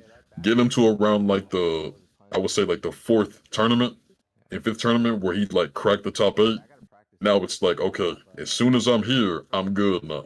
I know what to expect. I know what's going on. This is all I need. Yeah. To be honest, I kind of don't see him losing to anybody, and that is some crazy glaze. But pause. But it's also kind of just the truth. When I watch him play, I don't really see a lot of holes in his gameplay, like at all. They all seem kind of completely filled. You know what I mean? Man, fluid with DSS, man. Yeah. That dude's Super really fluid. good. I think he's up there right now with. I'd say he's around like the. I think like a consistent top 8. I don't know if he'd win an event though. I think he would. I think that if there's like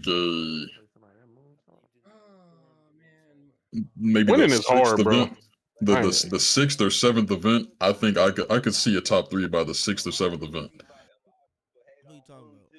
100%. And I do need a major for sure. Talking about Ninja Killer. I just think his biggest thing is experience when it comes to international talent. International talent he ain't got the experience with going to those events. He gets that enough by the 6th or 7th one, I can definitely guarantee a W. 100%. And by the way, I knew I wasn't tripping. Because Sammy said something in the chat. It was basically like putting both of them together. My bad. What is that? Wait, what? It's rated out. My bad, Will. Oh, Lord. I know